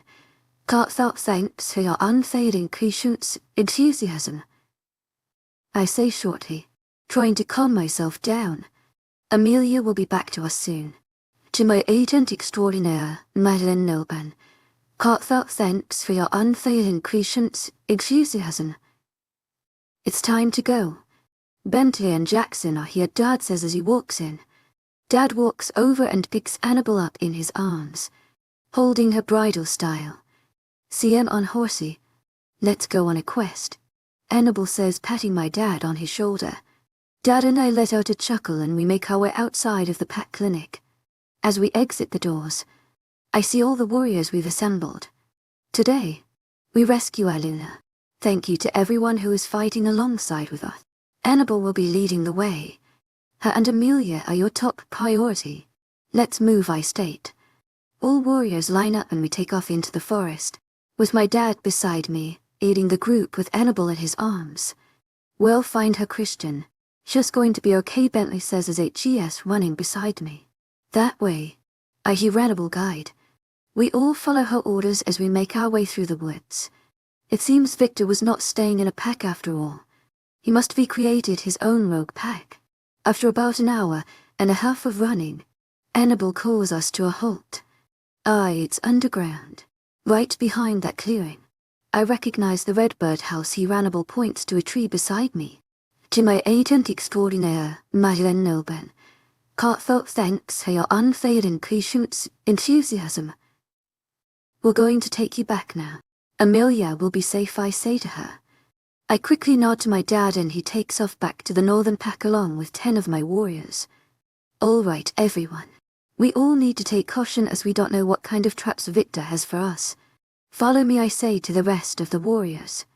We walk further into the clearing and as Annabelle said, an old rusted bunker comes into view. I walk closer to the door and notice there are no other people outside. Why isn't this place guarded? There's no one here, Jackson whispers to me. I nod and my confusion grows. Surround the bunker. No one gets out. I announce. Everyone quickly disperses around the area as me, Jackson, Bentley and a few more warriors make our way to the entrance. I place my hand on the door handle and find it unlocked. I slowly open it and am greeted with the smell of my mate. I walk into the bunker and rush down the stairs, my men following close behind. As soon as we hit the bottom of the stairs, I turn and see a cell. My mate's smell and Annabelle S. still lingers in the room. I walk closer inside and notice 2 sets of handcuffs chained to the wall and some blood. Amelia S. blood. To my agent extraordinaire, webnovel, heartfelt thanks for your unfailing patience, enthusiasm. I storm out of the cell and make my way down the long narrow hallway. To my agent extraordinaire, webnovel, heartfelt thanks for your unfailing patience, enthusiasm. What if it's a trap? One of my warrior asks me as we begin our walk down the hallway.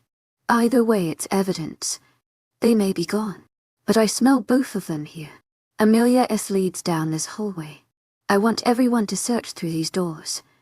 Pick up anything you can and motion to the few doors down the hallway. Finally, I get to the door where Immerse scent is strongest. I hope she's still here. I go to open the old rusted metal door and of course it's locked. To my agent extraordinaire, webnovel, heartfelt thanks for your unfailing patience, enthusiasm. Jackson found this set of keys in an office. Bentley hands me a set with keys. Luckily, the first one I attempt works and I slowly open the door, with Bentley following close behind. As soon as I open it, I hear thrashing. Immerse scent comes at me in full force. I throw the door open and my heart stops at what I see. Immerse barely looks herself anymore. She's so skinny and her eyes sunken in. She's wearing a ripped brown dress and covered in blood and bruises. No, stay away. Please, no. She screams when she finally looks at us. She begins throwing herself around even more, trying to break free from the chair. I look around and she's in some sort of laboratory. My heart hurts as I see blood draw down her head. I motion to take a step towards her, attempting not to scare her. Just get it over with. Kill me, she yells once more, with tears streaming down her cheeks. Kill her. Bentley and I rush over to break her free from the restraints. I hear her heart rate pick up tremendously. It sounds like she might have a heart attack. Angel, please, it's me. I could never hurt you, my love, I attempt to whisper to her as I finally reach her. She starts hyperventilating and eventually passes out, her body hanging limp from the restraints. Bentley, search everything. Take all the evidence. I'll take care of my mate, I order quickly. Bentley just stands there wide, I looking at my mate. Bentley now. I grit out. He quickly snaps out of his thought and starts gathering things from around the room. I turn back to my Immerse. I snap all the restraints off her wrists and head and she falls limp into my arms. I whimper at our first contact. Her body so fragile and weak. I lift her up and she weighs as much as the young children in our pack. I'm never letting anything happen to you again, Angel, I whisper in her ear and kiss her on her forehead. Christian, you need to see this, Bentley says, motioning him to walk towards him. Immerse's pulse is dying down by the minute. I need to get her help. They'll send extra warriors to help you, I reply to him. He nods in agreement and I run out of the room, with my little mate in my arms. To my agent extraordinaire, webnovel, heartfelt thanks for your unfailing patience, enthusiasm. They've been here the whole time, Jackson says, turning out of one of the doorways. As soon as he sees me, his whole body freezes. Oh my God, a Smithy, he says as he runs towards us. I let out a warning growl. No one is to touch her but me. She find Jackson. You and Bentley take everything here. Immerse needs a doctor, I grit out. Jackson bows in submission and I continue my journey out of the bunker. Finally, I walk outside again and notice my Immerse start to shiver. I need a blanket, I yell out to my warriors. Ted runs over and covers my Immerse with a warm blanket. I pull her closer to my chest, attempting to use my body head to soothe her. I've missed those tingles and her captivating scent. Ted, Damon and Matt, you will follow me back to North Mountain. The rest of you are under the orders of Beta Bentley, I announce. They all bow and I once again take off to the territory. We run even faster than before, my Immerse's lips becoming blue. After about 45 minutes, we make it back to the territory. I check Immerse's pulse once more and it's barely there. I break out into a sprint with her in my arms. We barge into the pack hospital. I can't even hear her heart beating. Doctors, I yell. They run over and I place Immerse on a gurney, with my hand still in hers. Alpha Christian, you must let go, we need to revive her heart, one of the nurses say. I hesitantly let go and watched them shock my Amelia back to life. Her heart stopped. I collapsed onto my knees at the sight of my mate lifeless. After 4 rounds, the doctors found a faint heartbeat and take her into another room. They refused I go with them. I stay there on the floor, watching them roll away my purpose, my entire world. I pray to the moon goddess, she is watching over my angel. Christian, you need to get up. I look up to see Evelyn looking down at me. The one kneeling to someone. Kneeling to my queen. I accept Evelyn's hand and slowly get off the ground. Her heart stopped. Evelyn, I say shakily. Evelyn leads me into an empty hospital room and pulls me into a hug. She needs to see David. To Christian. We need to go home, Evelyn says, breaking the silence. I nod to her, agreeing. As soon as they finish the checkup. Well, leave, I reply. We both walk out of the room, finally gaining some composure. I walk back into the hallway and walk towards the receptionist. Hey, when can Annabelle and Amelia leave? I ask her. She looks into the computer and finally looks back up at me. Oh, for Christian, Annabelle is free to leave.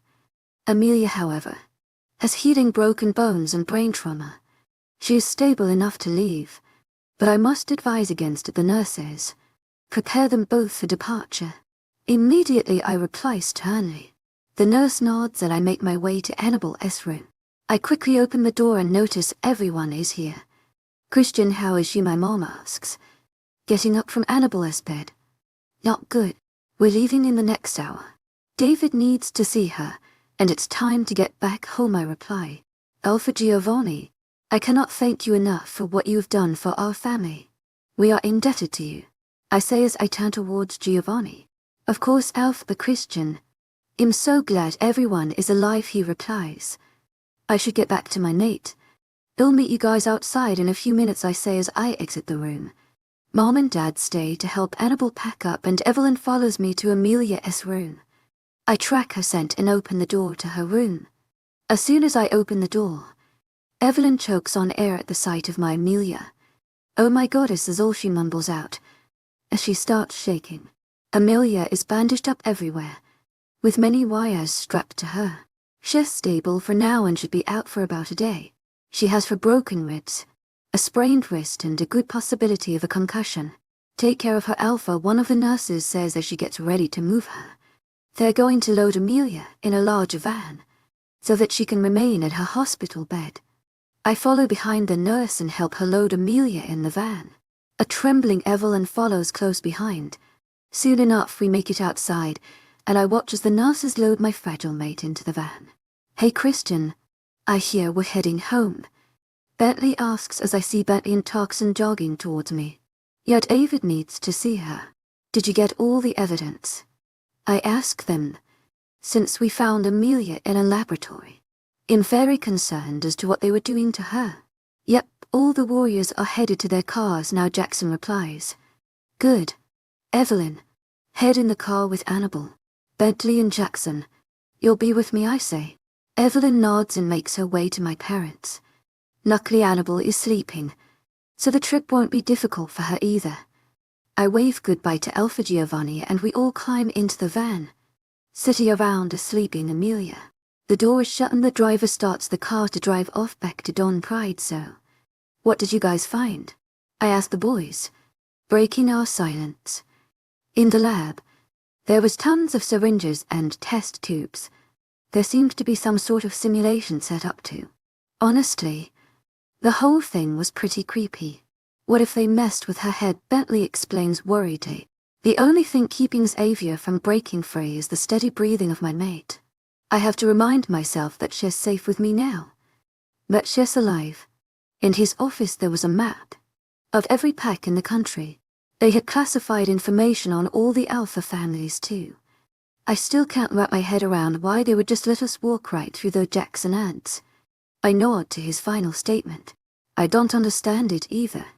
She is definitely not done with us yet. I reply sighing. Oh, how I wish life was easy. Do you think she'll be the same? Jackson asks, looking down at a sleeping Amelia. I gently push a hair out of her face, looking down at her as well. I think she'll be stronger, I reply. Honestly, I have no idea how she'll wake up. But if she managed to trick a werewolf only 2 days ago, I know my little fighter is still in there somewhere. Eleanor will be able to help them both at least. She's been through the hell, Bentley adds, and we all nod. I think we should wait a few days to tell Uncle David. Amelia looks worse than Margot looked when she died from the accident. We should let Amelia's body heal a bit before he sees her, Jackson suggests. No, I can't wait. If someone kept from me that Amelia was home, I'd be pissed. No matter her condition. This whole situation has lost me more boyfriend points than I can count, I reply. Our trip home was a long and stressful one. Every once in a while Amelia's heart rate would spike and we would all freak out. Trying to fix her hubby or even give her compressions. We talked strategy for when we return and how we're going to deal with Amelia and Annabelle coming back. Amelia was gone for the whole month. I was able to finish our bedroom before her return, so at least she will have a good surprise. I've already called the hospital to put Lily's all around and even brought in her bedsheets from home. Finally, we pull into the parking lot of the hospital and throw the doors open. Alpha Christian, welcome that drive. Denver greets us as soon as we get out of the van drive. Denver, thank you for coming, and I reply to him. Bentley helps me roll Amelia's hospital bed out of the van. Oh my goddess, drive. Denver says as Amelia comes into view. I look over and see my parents' van also pull in. Annabelle is in that van. Well, bring Amelia into her room as she's stable right now. Go check on Annabelle, I say to drive. Denver. He nods and heads to the other van while we roll my mate into the hospital. As soon as we open the doors, we're greeted by the worried faces of my pack. They all stand there speechless at the state of their future Luna. I brush past them all and finally get Amelia into her room. I'll call David over. Spend some time with your mate Christian, Bentley says as he exits the room. I nod and turn towards my mate. Her bruises look worse and her body is so sunken in. She has bandages all around her torso and a small cast around her wrist. Her once radiant blonde hair has turned matted, filled with dirt. I'll have the girls give her a bath once she becomes stable again. I grab a hold of my mate's hand and bring it to my cheek. Oh, how I've missed her touch. The way she would scrunch her nose when she smelled something she didn't like. The look in her eyes when she was behind a joke or prank. Even her gorgeous smile. That was contagious to anyone who saw it. With my daughter, I hear the door burst open and I let out a warning growl to anyone who dare interrupt me right not. I quickly turn to see David, who is frozen in place staring at his only daughter. I quickly get up to guide him to see Amelia. Oh Millie, David says, breaking down. Tears stream from his cheeks as he makes his way beside my mate. I rest my hand on his back, attempting to comfort the poor man. She has lost so much this past year. I could never imagine the pain she has gone through. Did you kill him, Christian? David asks, gritting the words out of his teeth. Normally my wolf would take that tone as a sign of disrespect, but I know he means far from that. No one was there, sir. They let us walk right in and take her. I've called off all my warriors searching. We're going to barricade the pack for now to let everyone heal. We Cluna means a weak pack. I try to explain to him. David only nods and returns his gaze to Amelia. Christian, this is to never happen again. You have one last chance. If you think I won't bring Amelia right back to France, you're wrong. I will always choose the safety of my daughter over everything. David threatens. I can't help but let out a low growl at his tone. She will not leave me again, David, I reply coldly. Our conversation ends there and we both sit there, staring at my mate. Hello, Alpha. Mr. Evans. We need to take Amelia in for examination. If she is as malnourished as your sister, it won't be an easy recovery. I need you both to leave the room. Drive, Denver says as he walks in. I expect someone to be with Amelia at all times. 2 guards will be standing in front of her door as well. I reply, getting up from my spot. I lean down and plant a quick kiss on Amelia's forehead and leave the room, with David following me. I'm going to grab a coffee, David says as he takes off down the hallway. I decide to make a quick visit to Annabelle while I wait. This is going to be a very long night.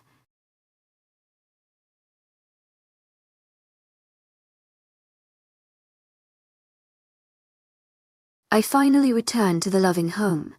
But every time I closed my eyes, it was filled with nightmares. 24. Concentrate-was-la Alice Amelia POV. I slowly feel my body resurface from the darkness I've been stuck in for quite some time. The first thing I notice is the smell. Some sort of disinfectant. Am I in a hospital? Next I feel warmth and comfort.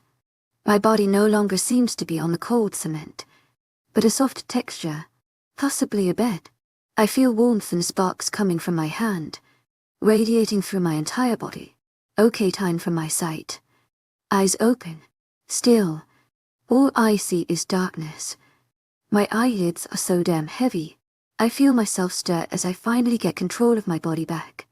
I attempt to open my eyes again, and finally am graced with sight. I see a familiar white ceiling. I hear the beeping of hospital monitors and turn my head towards the warmth radiating from my hand. As I turn, one person comes into my view. I scream at the top of my lungs. Christian is holding my hand. No AGS going to break it. Christian jolts awake from his slumber and looks at me worriedly. Get away from me, you monster. Get away. I scream once more. Christian jumps up confused and attempts to take a step closer to me. Suddenly the door bursts open and I see Evelyn. Oh my God, Evelyn. Christian will hurt her. Please, don't hurt her. I yell at Christian and motion to Evelyn. Both of them look at me with confused expressions. Christian leans his hand forward in an attempt to hit me, I assume, resulting in me screaming louder. Help, help, help, I screech. Christian backs away from me slowly and I manage to calm down a bit. Evelyn rushes to my side in return. You, it's wrong. She asks me worriedly. All I can is point to Christian.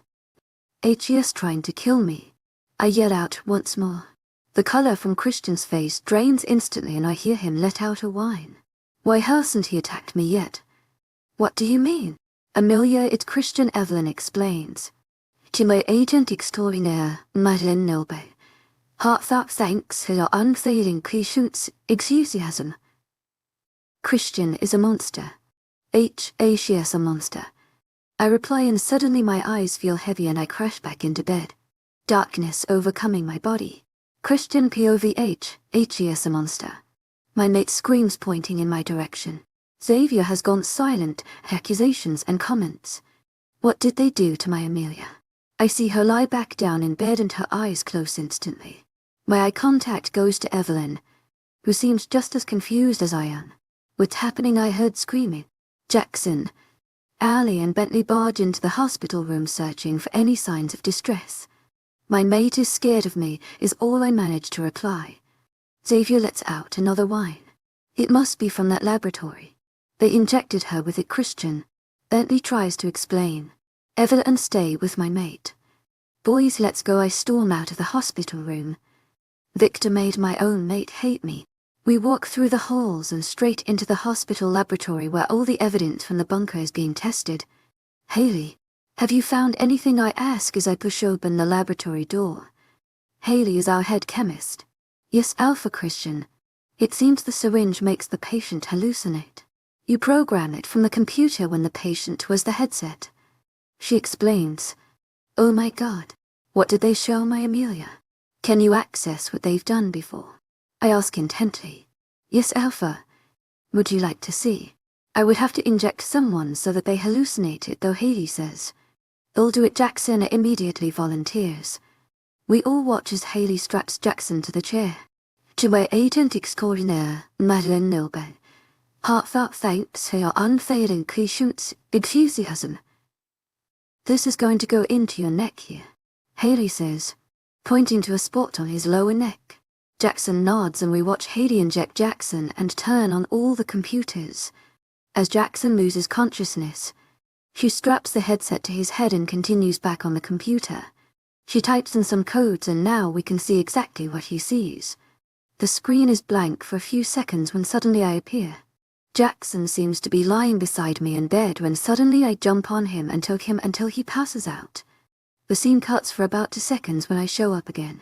This time inside that bunker, where I'm ordering people to torture him.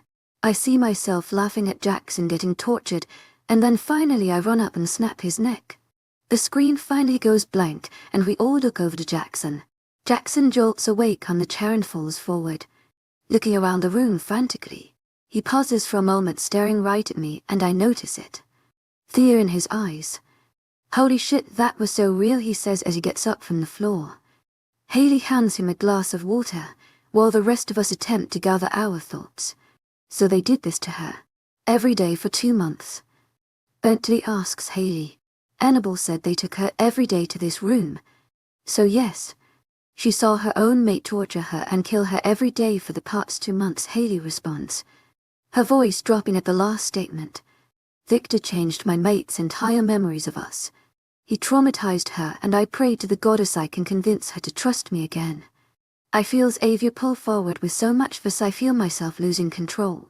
Xavier wants Victor's head for what he's done to our family. I'll leave the room and bolt it shut. I don't have much control. I grit out slowly. "Haley, Jackson." Allie and Bentley run out of the room and lock the door. Xavier pushes my mind backwards and I black out in rage. Amelia POV. My eyes flutter open once more and am greeted by Evelyn and Allie's warm smiles. I search the room once more and my body relaxes, seeing he isn't here. I turn back towards the girls and smile weakly. "Oh Amelia, we were so worried about you," Evelyn says in a cry. They both lean towards me and give me a hug. "Where's Annabelle?" Pulling away from them. "I haven't seen her since they took me out of the bunker." "He'll go get her," Evelyn says as she jumps from her seat and running out the door. "How long have I been gone?" I finally get the courage to ask her. "Being in the basement of a bunker. We had no clue what time or day it was." 2 months, she answers with sadness across her face. "Oh my God, I missed everything. 2 months of the school year, and the rest of the soccer season." I can't hold in the silent tears slowly escaping from my eyes. "The WN Leah. I'm so sorry," Allie adds in a whisper. She leans in and gives me another hug while I silently cry for all the time I've missed. Mum always said the last months of high school were the best. Christian took it all away from me. "Don't worry, Allie. It's not your fault. It's Christian's," I reply to her, my voice still cracking. I feel her tense in our hug and she slowly pulls away. "Amelia, they messed with your memories. It's not real," Allie says with a desperate tone in her voice. "I just don't know what real is anymore. All I know is for the time I was there, everything happened because Christian ordered it. The lack of food, every punch and injection, all because of Christian," I reply, meeting her gaze. "In the beginning of the memories that they showed me, my heart fought against them. Christian wouldn't do that, my mind would wind me. But after seeing so many memories that look so real, I can't differentiate the ones they've showed me compared to the real ones. My brain and heart are constantly at war and it's exhausting." "Amelia." Allie's about to answer until the door bursts open and we're interrupted by a running Annabelle entering the room. Annabelle jumps on my bed and I pull her into a big hug. "You did it, Butterfly," I say, sniffling as I hug her tightly. Annabelle slowly pulls away and looks at me with a big smile. "We did it. We got out, Amelia," she says excitedly. I notice a light in her eyes that I've ever seen before and I can't help but smile with her at the sight. "Are you supposed to be out of bed? You should still be resting." I scold her, realizing she should be as weak as I am right now.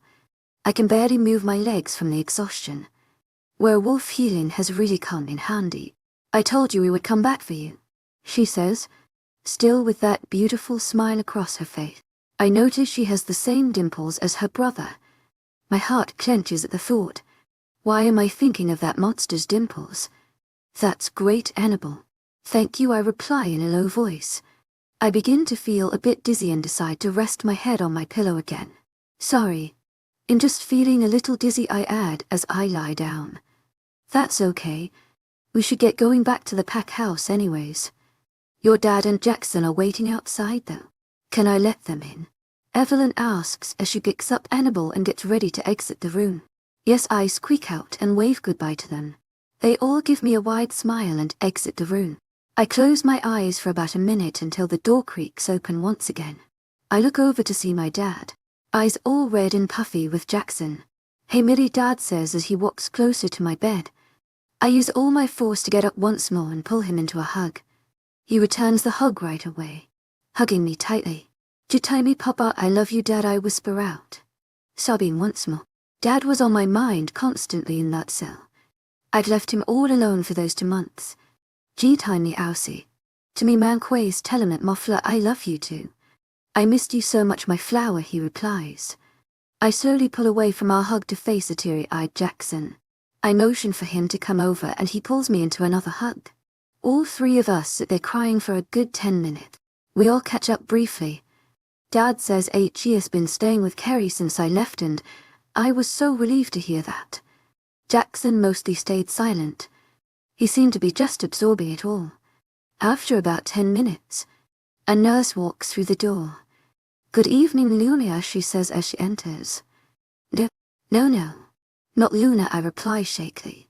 Dad reaches over and grabs a hold of my hand, attempting to calm me down. They always called me Luna and said it was a death sentence. Saria, it's time for your dinner and we need to do a quick checkup if you'll allow us, she says hesitantly. I nod slowly and she turns to bring in a tray of food. By Amelia. Welcome by tomorrow. Call us if you need anything, Dad says as he gets up to leave the door. I wave goodbye to both of them, and then the nurse walks over to hand me my food. There's some turtle any with apple juice on the tray. I smile as she hands it over to me. Thank you, I whisper out. My mouth explodes in flavor as I take my first bite of the pasta. I haven't eaten anything flavorful in so long, it seems. I manage to eat half of my plate before my stomach can't hold any more food. I put the tray on the table beside my bed and lie back down. I've had a constant headache all day, so it's nice to be alone once again. Miss Amelia, it's time for a quick examination drive, Denver says as he walks in, interrupting my silence. He walks towards my bed and slowly examines me, checking my charts. How are you feeling, he asks, breaking the silence in the room. To my agent extraordinaire, Madeleine Nilben, Carthar thanks his unfailing patience, enthusiasm. I've had a headache all day, I reply, hoping he'll leave me sleep now drive. Denver nods and continues his examination. I wince as he puts pressure along my rib cage. He'll leave you sleep for the night. You should regain some more body strength within the next couple of days.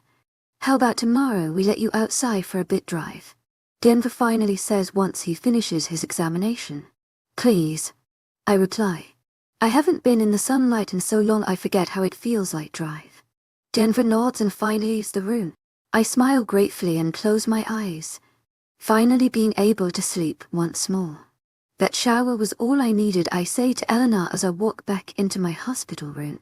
Eleanor guided me back to the wheelchair left in my room. I managed to hold myself enough to shower, but I knew my legs would give out soon. Yeah, you did stink, Eleanor replies. I stick my tongue out at her and finally take a seat back in the wheelchair. Today, I get to go outside. Eleanor volunteered to come with me. I strap myself in the chair and finally she wheels me out of the room. As we move through the halls, a wide grin spreads along my lips. Everyone seems to smile and wave as they walk by me. I forgot how nice people are around here. Eleanor guides me outside and she pushes me through the hospitals, walking down a small cement path around the hospital. The sunlight on my skin ignites my core. I can't keep my eyes away from the foreign greenery and flowers. I close my eyes listening to the birds chirp and bees buzz around me. Amelia, I don't want to upset you, but I need to talk to you about this, Eleanor says, breaking me from my trance. What about, I reply, wondering what she's been holding in. The things that they showed you about Christian aren't true. Achia's not a monster, Amelia. He loves you, she says desperately. I do want to believe her, but my brain refuses. I've seen what Achia's done to me. To other people. He would never have sent me there if he loved me. Eleanor, Achia's tricking you guys. He would never have sent me there if he loved me. He is the reason I was only allowed 1 slice of bread a day. He is the reason behind all my bruises. He ordered Victor to strap me to that chair while he kills me. My voice slightly shaking at my last statement. Amelia, they lied to you. You can trust us, right? Why would I ever lie to you? She stops the wheelchair and sits down beside me on a bench. I don't know. Eleanor, everything is so real. It's like I have the same memory with two different endings. Both so real. I can't differentiate them, I reply. A loud air escapes from my eyes, falling down my cheeks. Ask him, Amelia. He will tell you the truth about the memories. Without you getting injected and strapped into a chair, she pleads. Amelia, you both need this. She adds with desperation in her tone. I can't be alone with him, Eleanor. I can't right now. Can you and Bentley be there too? I attempt to compromise. I fear I will faint if I'm alone with Christian right now. Yes, of course. Can I call him to your room now? Well, meet them there, she suggests. I nod slowly and a big smile emerges on her face. She begins to wheel me back to the hospital and my stress increases tremendously. Soon enough, Eleanor and I stop right in front of my room door. Are you ready? She whispers in my ear.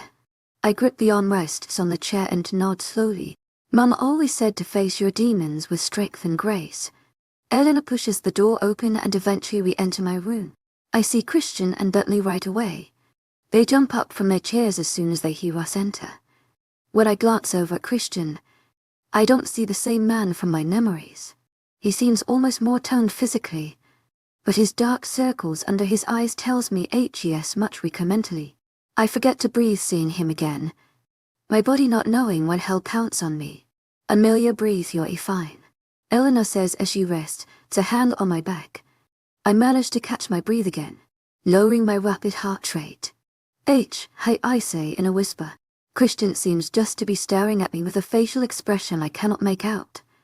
Hello, Amelia, he replies. He attempts to take a step forward and I jump in my chair. Please stay there, I mutter out. Christian immediately retreats and sits back down on the chair. Bentley follows his lead and sits down as well. Eleanor wheels me back to my hospital bed and I quickly lie back down on the bed, keeping my eye on Christian to prepare for one of his attacks. So, Amelia, is there anything you want to clarify? Eleanor says, nudging me to speak. The silence in the room is deafening. What should I ask him first? Maybe a memory that has two endings. That way I can know which ending is real. What happened in the woods? When I first found out you guys were werewolves, I finally ask. In one hand, I remember his black wolf fighting off all the rogues and trying to save me. In the other hand, I remember him working with the rogues, chasing after me for hours in the woods, ending with him killing me. I brought you out on a walk, because I wanted you to discover our territory a little bit. I was too busy focusing on you that I wasn't paying attention to our surroundings. Rogue wolves came out to attack us and I told you to trust me and close your eyes. I tried to fight them off the best I could, but one managed to give you a concussion. Eventually I killed the all but you passed out on our way back to the hospital. He explains hesitantly. He just recounted that memory without mistake. I guess the other one was a hallucination. What did you do when me and Gellin up P ranked you guys? I ask him again, eager for his answer. I threw you in my hot tub, he says in a chuckle. Amelia, I would never harm you. Me and my wolf could never even imagine the thought, he adds. I guess that rules out the memory of him choking me until I passed out. I remember spending an hour rinsing the glue from your curly hair. I let out a small chuckle, finally making eye contact with Christian. Those blue orbs that I had seen filled with hate for so long almost look worn, loving even. They said you were the one to order my kidnapping. I was to fix Luna for your world and you wanted me to suffer, I explain. He almost seems pained with my words as his face drops at my statement. You are the only one for me, Amelia. Victor, there's been some family drama between us for a long time and he kidnapped you to weaken me and our pack. He kidnapped you from us while I was away at the meeting. Losing you killed me, Angel, he says in a plea. As much as I've seen the extent of his monstrosity these last month, I can't help but sense sincerity in his voice. His blue eyes are only filled with adoration and pain. I believe you. In trying my best to figure out which memories are real. Thank you for coming, I reply to his statement. Christian seems to like my answer as a small smile creeps onto his face. If you don't mind, can I show you something tomorrow? Christian asks. Maybe this will be how I can decide to trust him. If I'm with him alone tomorrow and he doesn't do anything, Then all those horrible things he did were not real. As much as it scares me, I think I should accept his request, yes. I think I would like that, I reply lowly. Eleanor and Bentley grin and my answer, sending me warm smiles. Christian's face lights up entirely and smiles as well. Thank you so much, Angel. If you need anything at all, please let me know, Christian says, and I respond with a short nod. I think I need some time to process. If you all don't mind, I speak out.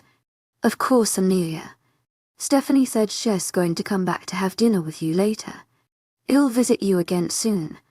Eleanor says, giving me a hug before she leaves. Bentley smiles and waves before he also goes to exit the door. I'll see you tomorrow, Christian says as he makes his way out of the door, closing it gently. I suppose asking him questions directly was a good idea.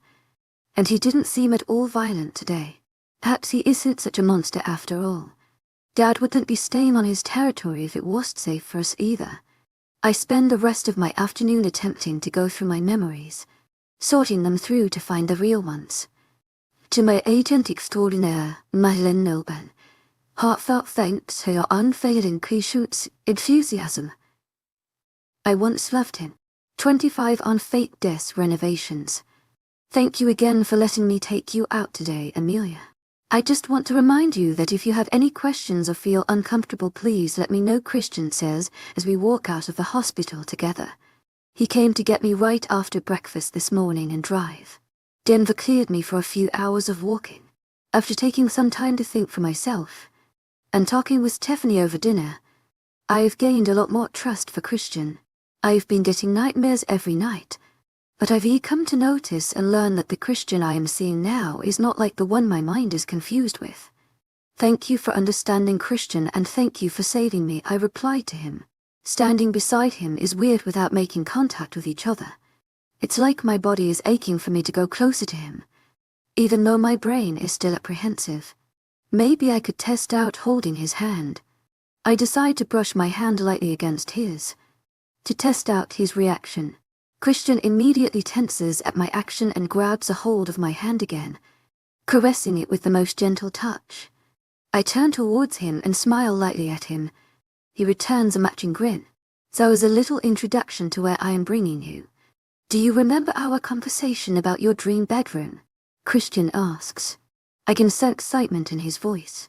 Oh gosh, I do remember that conversation. Yes, I do actually. Why, I reply, wondering where he is going with this. It's time for the big reveal. He replies, grinning. He completed it while I was gone. But why would he do that if he didn't even know if I was alive or making it back? All these questions run through my mind as we walk through the familiar pack house and get on the elevator, heading towards the penthouse floor. I tense a little being in such a confined space with him. Dangerous thoughts lingering in my mind. Christian seems to sense my nervousness and begins to trace light circles on my hands, attempting to calm me down. Soon enough, the door opens and we get off on the penthouse floor. We turn down our hallway and finally stop right in front of the bedroom door. Before I show you, if there's anything you'd like to change, please let me know. I had my mom run through it with me for a second opinion. I also have your officers to show you later, he says before opening the door. As soon as I step inside, my jaw drops in awe. He created a beautiful bedroom and I love how our styles blend together perfectly. He put in the lightness I requested and matched it with nude and dark tones subtly around the room. I walk more into the room, exploring the new fireplace and touching the soft fabric of the new chairs. To my agent extraordinaire, him.丨Heartfelt thanks for your unfailing patience, enthusiasm. I begin, not having words to say. It's perfect, I mumble out, my eyes still wide capturing the beauty of our new bedroom. I walk closer to the windows and see HES even put in a balcony, with white chairs and a small table 40 in the morning. I can't help but jump on the bed, wincing at the light pain still in my ribs. The mattress is incredibly comfortable, and the bedding is extremely soft. I turn back to meet his gaze. All is showcased through his blue orbs as he has a wide growing grin on his face.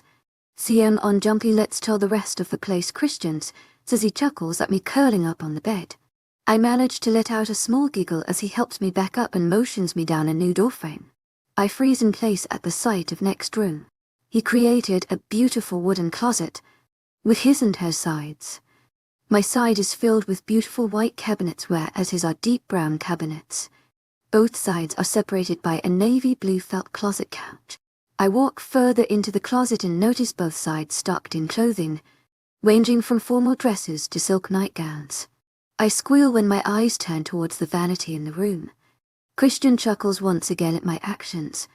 I turn back towards him, showing off my biggest smile. How could a monster build me my dream home? Victor may have tried to tear us apart. But looking at Christian now, I can't see this man hurting me in any way. After I finish touring the closet, Christian directs me through a set of double doors, and once again, my eyes grow wide at the sight of our bathroom. The natural light that flows into it bounces beautifully off the wooden double sink. I walk over to the bathtub situated in front of beautiful bay windows, making sure to catch every detail. I turn once more and admire the huge shower inside the room. The white and nude marble on the walls tie the room together perfectly. Finally my gaze meets Christian's again, and I run over to him, jumping in his arms. I hug him tightly as if it was our last embrace. My body shifts as a foreign sense of comfort and warmth erupts from our contact. I feel as if I'm finally alive again, being in his arms. He hugs me back gently, as if I was glass, and rests his head in my neck. A few tears run down my cheeks as I realize how much I've missed him. He quickly pulls away, smelling the saltness running down my face. Angel, what's wrong? Did I hurt you? Christian asks frantically as he cups my cheeks in his palms. I shake my head right away and hug him once more, not wanting to break from his hold yet. I missed you.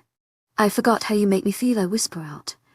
Clutching onto his large frame, Christian returns the embrace once more, his hands running up and down my back attempting to soothe me. After a little while, he finally calls out of our embrace but catches my gaze intently. Amelia, you have no idea how much I've missed you. These 2 months without you have been some of the hardest times of my entire existence. I love you, Angel, and in never letting them take you again. Leaning down to kiss my forehead, I wipe the last of my tears off my cheeks and send him a warm smile.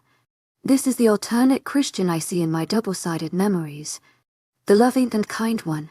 The one I once said I love you to. Please don't, I reply, praying I never have to step foot in a cell again. We break out of our moment and head back into our main bedroom. Christian holds my hand the whole way drive. Denver said you shouldn't be on your feet for too long, so I think we should head over to your offices right away, as soon as you are cleared from the hospital. You can stay here if you do like, he says. I nod in agreement, seeing as though I'm already starting to feel a little queasy. What about my dad? As we walk out of the bedroom, making our way back down the hallway, you didn't hear this from me, but HES practically already living with Carrie. He won't be alone, Amelia, Christian replies. After being away from everyone for so long, I'm glad Dad has someone new to care for him. Mom would be happy for him too. I know it. Are you ready to look at your new office? This one will be more personal, seeing it's on our floor, Christian says as we stop in front of the door across from his office. I nod, understanding what he means, and Christian opens the door. I walk into the room, and once again, my mouth is hanging wide open. I can tell Stephanie helped him a lot with this office, seeing as though it's far from his dark modern style. They definitely got my style down, with a homey meat chic style of the office. I take a quick seat on the widow seat, testing out the soft cushion. I tour around the office, taking in the details of the white wall cabinet, to my extra soft light blue office chair that fits with the light blue walls. I admire the stone used for my office desk and smile at the sight of white lilies on the edge as a decoration. He even put in my favorite flowers. This is amazing. You guys got my style down perfectly, I love it. I squeal once more, my eyes spinning from not knowing where to look. I'm really glad you like it. Your downstairs one is a bit less personal, seeing as though people will be inside it often, he says as he grins at my reaction to the new room. I can't contain my excitement at all the new renovations. After I finish looking at my new office, Christian brings me back to the main living room of the floor and we walk back into the elevator. I can't believe you got all this done, Christian. I'm speechless, I say, letting out a sign of relief. This time in the elevator. I'm already much calmer around him, even though that doesn't stop him from tracing light circles on my hands. We finally debark from the elevator and he brings me towards the front of the pack house where his office is. We walk past his office and stop in front of a door right beside it. Are you ready for the final one? Christian says easily as he reaches for the door handle. I nod eagerly and he lets out a chuckle as he pushes the door open. This office is much more modern and professional. At a first glance, I admire the amount of natural light inside the room and stare in awe. In the center, there's a beautiful wooden desk, with a leather couch against the wall in front of it, and behind it, a leather office desk. Much like my office upstairs, there's an even bigger white wall cabinet filled with books and decorations. The wooden floors of the office complement perfectly with the earthy decorations. So Mr. Black, what may I help you with today? I say jokingly to Christian as I take a seat on my office chair, attempting to be as professional as possible. He lets out a laugh at my silliness and I match it with a giggle. I turn to my left and notice a pair of frosted French doors leading to another room and look back at Christian with curious eyes. Open it, he replies to my glance. I jump up from my chair and eagerly open the doors. As soon as I walk in, I fall in love.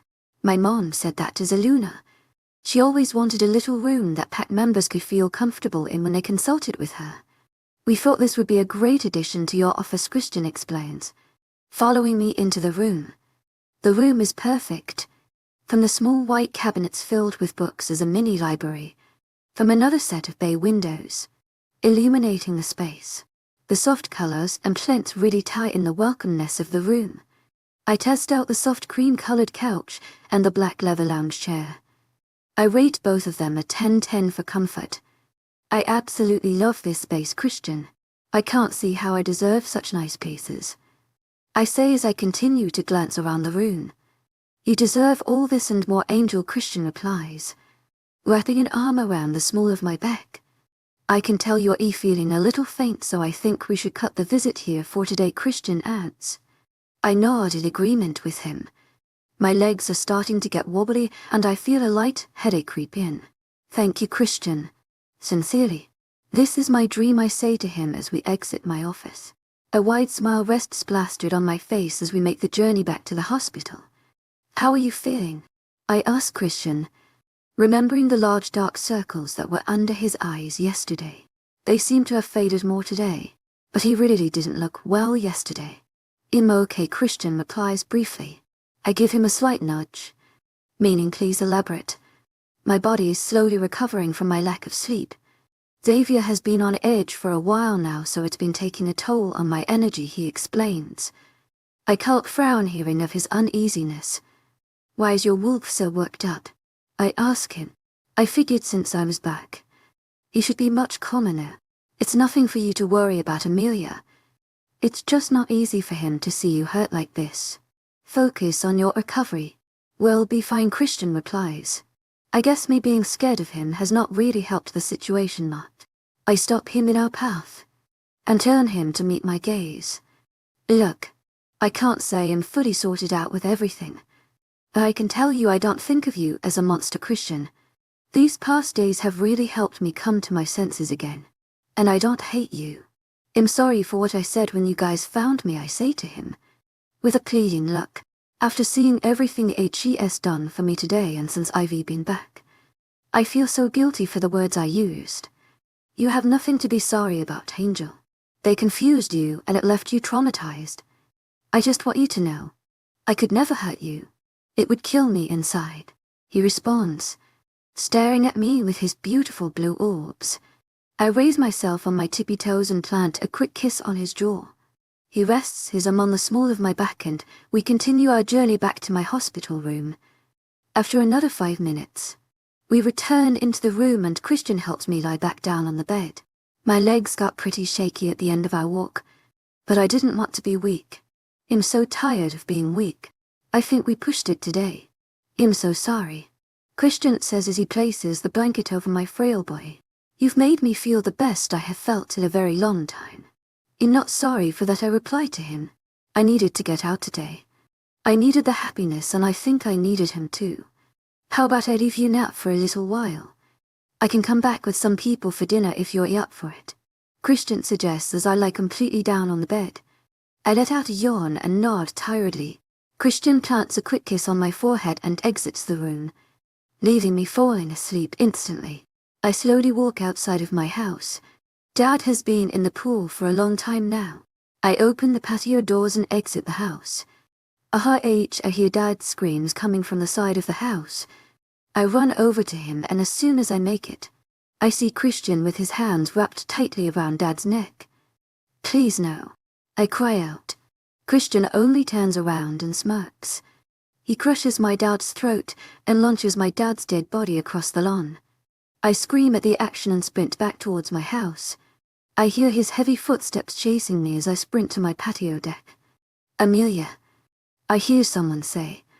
Amelia, I hear once again. My eyes jolt open, sweat dripping down my face. I look around to find myself back in my hospital room. As I look around the room, my gaze meets Christian's, and I let out another scream. Wait, Amelia, this is not a dream. Christian will not hurt you. Yes, sorry. I whisper out once I realize that it was all a dream. Christian slowly comes closer to my bed and places a wet cloth on my forehead.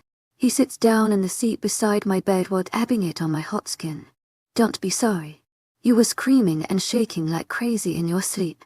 We just had to wake you up, Evelyn explains. I look up from my bed and notice Evelyn, Justin, Allie and Jackson in the room as well. I let out a small yawn as I begin to sit back up on my bed. Christian moves the pillows to support my back as I do so. Oh yeah. Well, hello everyone, I say awkwardly, hoping to avoid my nightmares. How are you feeling? Justin asks as they all take seats around my bed. Better after sleeping a bit. Anyone bring food? I ask as my stomach starts to grumble. I move to stretch my legs out a little bit, seeing as though they're sore from the walking today. Yes, we picked up some Chinese for us, Allie says as she starts to unload the feast on a spare table in front of my bed. I have a little victory dance at those words. The General Tao here is to die for. You'll get your plate. Just sit back and let me know what you want, Christian says, getting up to help unpack all the food. I must say I hate feeling so sleepy all the time, even though it's only been 2 days since I woke up. Just give her the whole box of General Tao and fortune cookies, Jackson says, teasing me. 3 pieces of General Tao, 3 pieces of pineapple chicken, 2 pieces of sesame beef and brown rice stir-fry, please, I say to Christian. He gives me an "Are you serious" look as he counts each slices of meat. As soon as he finishes, he hands me the plate and starts preparing his own. We all sit peacefully eating the food for a few minutes, savoring the taste. Suddenly queasiness grows in my body and I feel myself grow pale. I jump off my bed, leaving my half-eaten plate and sprint to the bathroom. The contents of my stomach empty out into the toilet as soon as I reach it. My body grows so weak I can barely support myself up. Christian is quick to come behind me and hold my hair back as I continue to throw up. You'll get the doctor, I hear Riley say from the other room. I feel my body start shaking and cold sweats cover my skin. As soon as I finish emptying out my stomach, I attempt to get back up from the floor and fail miserably. Christian bends down and scoops me in his arms, carrying me back to bed. I might need a bucket beside my bed, I stutter out as Christian lays me back down on the bed. Noticing my shaking frame, Christian takes off his sweatshirt and pulls it on my small frame. Just ungrabs a bucket and places it beside me, while level and holds out a glass of water for me. Amelia, how do you feel, Drive? Denver asks as he enters my room. He walks quickly to my side and looks at my charts. Cold and dizzy, I mumble out. The room looks to be spinning a bit and my teeth begin chattering at the coldness. I grab Christian's arm and pull him closer to me, attempting to find any warmth. Her vitals look fine. Amelia, how much have you eaten today? Denver asks. I had eggs and sausage for breakfast, a smoothie for lunch, and now this for dinner, I reply, still clutching onto Christian as an anchor. Christian sits on the bed and picks me up to place me in between his legs. My back resting on his chest and his arms wrapped around me for warmth. I think we're feeding her a little too much for her stomach to handle all at once. Her metabolism isn't as strong as ours and she isn't digesting everything well. For now we should stick to a more gradual dietary plan. I'll have a nurse come back with some anti-nausea medication drive. Denver replies, "Why do I always have to be so weak?" "Thanks, Doc." Christian replies to drive. Denver. He fills out some stuff in my charts and proceeds to exit the room. "You can tell us if you're not hungry," Amelia Jackson says once the drive. Denver leaves the room. "I just want to get better. I don't like being so weak," I explained desperately. I thought if I ate the food they required, I would get stronger faster. "You can't expect to get better overnight, Millie. Take care of yourself and get better," Jackson says in a more forceful tone. Christian growls lowly at Jackson and I tense immediately at his action.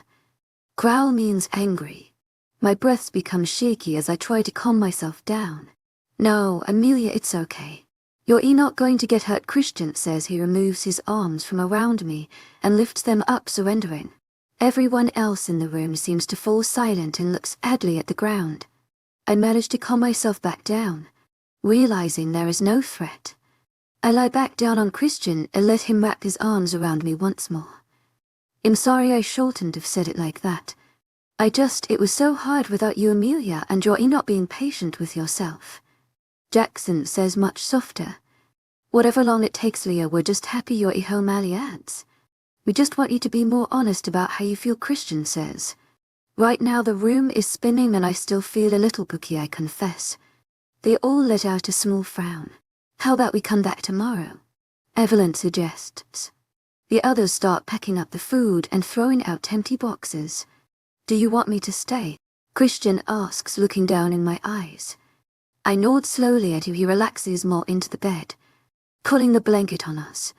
"Thanks for coming, guys," I whisper out before they leave the room. To my agent extraordinaire, Madeline Noban, heartfelt thanks for your unfailing enthusiasm. "Rest up," Justin replies. They all wave by and finally, left in the room alone with Christian. "You can sleep, Amelia. I'll be right here. I promise you are safe with me," Christian says, leaning down to kiss my forehead. I nod shakily and lean down on his chest. Once my breathing calms, I fall into a deep sleep. For the first time in a while, I don't feel afraid of nightmares that may come. 26 Petty Super N for meal today has finally came. After a week in the boring old hospital room, Drive Denver has finally cleared me to leave. I've been recovering pretty well. My body has regained enough strength to walk on my own for a good amount of time, and able to keep down a good 2 meals per day, and am slowly getting some body mass back. I will be officially moving in the pack house too. I've gotten much more comfortable around Christian, and aside from nightmares, I don't fear him. Stephanie and Eleanor have been around a lot with me too, just talking about my experiences and explaining the blanks. Annabelle has jumped right back into things as well. She got discharged a few days ago, seeing as her werewolf healing helped her much faster. Dad also put up our house for sale. He's going to move in with Carrie. They run the gym together and seem really happy together. Right now I'm changing out of my hospital gown and packing up my things before Christian comes to pick me up. Evelyn rocked off a pair of grey joggers and a white sweater this morning before I woke up. I put my hair in a high ponytail and threw this in my bag. "All right, Leah. We're bailing you out." I turned to see Allie. Evelyn and Ellen are walking into my room with wide smiles. This day could not have come sooner, I reply, matching their grins. I lug my bag over my shoulders and follow Allie, Eleanor and Evelyn out of my room, catching a glance at it one last time. "I won't miss you, tiny hospital bed." "All right, Amelia. If you don't feel good, I need you to let someone know right away. You'll have to come by every few days for a checkup in the next 2 weeks as well. Other than that, have fun, Luna. You're officially free. Drive," Denver says as we reach the nurse's desk for my discharge papers. Christian got caught up with work, so he asked you fax over the papers to his office and answers to the nurse. Her and Evelyn are taking care of my papers for now. Thanks, Drive. Denver, I reply to him. He pulls me into a quick hug and then departs to another hospital room. After the papers are all finished, me and the girls finally leave the hospital. I jump around in excitement once we get past those glass double doors. The girls laugh at my silliness. If you guys had to eat that green crap for breakfast every day, you would be jumping around too, I say as we walk towards the pack house. So what do you want to do first? Evelyn asks excitedly. I'm long overdue for some good food. Let's make dinner for everyone tonight.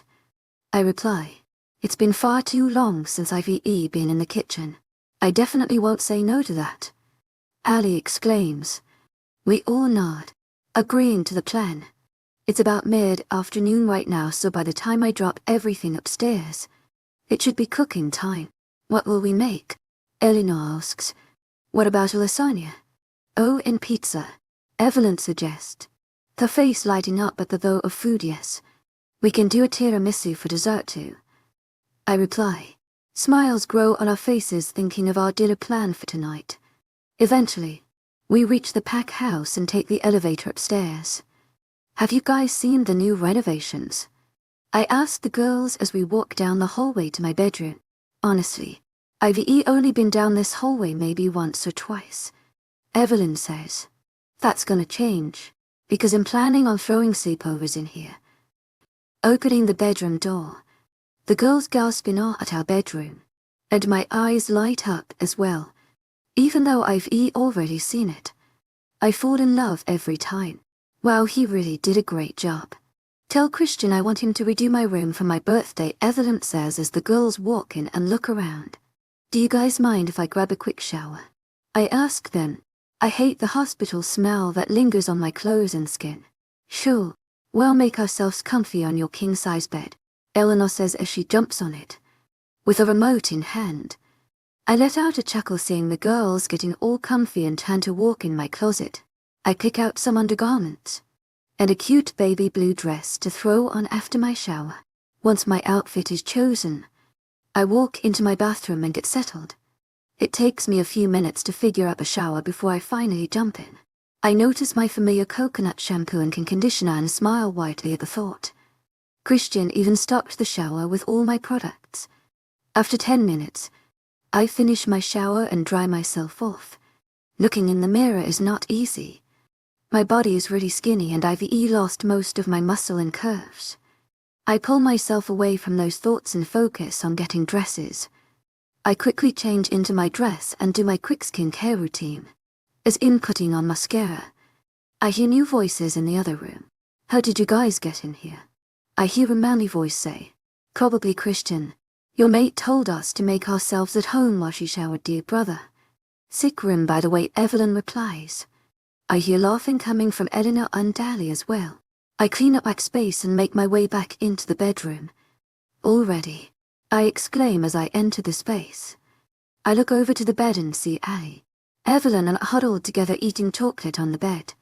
I turn towards Christian and see him glaring at the girls, with a not-so-impressed look on his face. You look great, Leah, Ali says as she turns towards me. Both girls nod in agreement. She looks beautiful, Christian says as he walks over to me. I'm sorry I couldn't be there when you left. My meeting ran late, he adds as he plants a kiss on my forehead.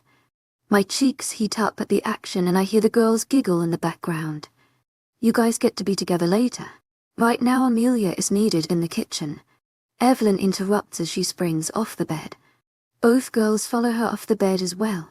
My mate just got out of the hospital and you have her cooking you guys dinner. Christian turns to ask the girls, with a little irritation in his voice.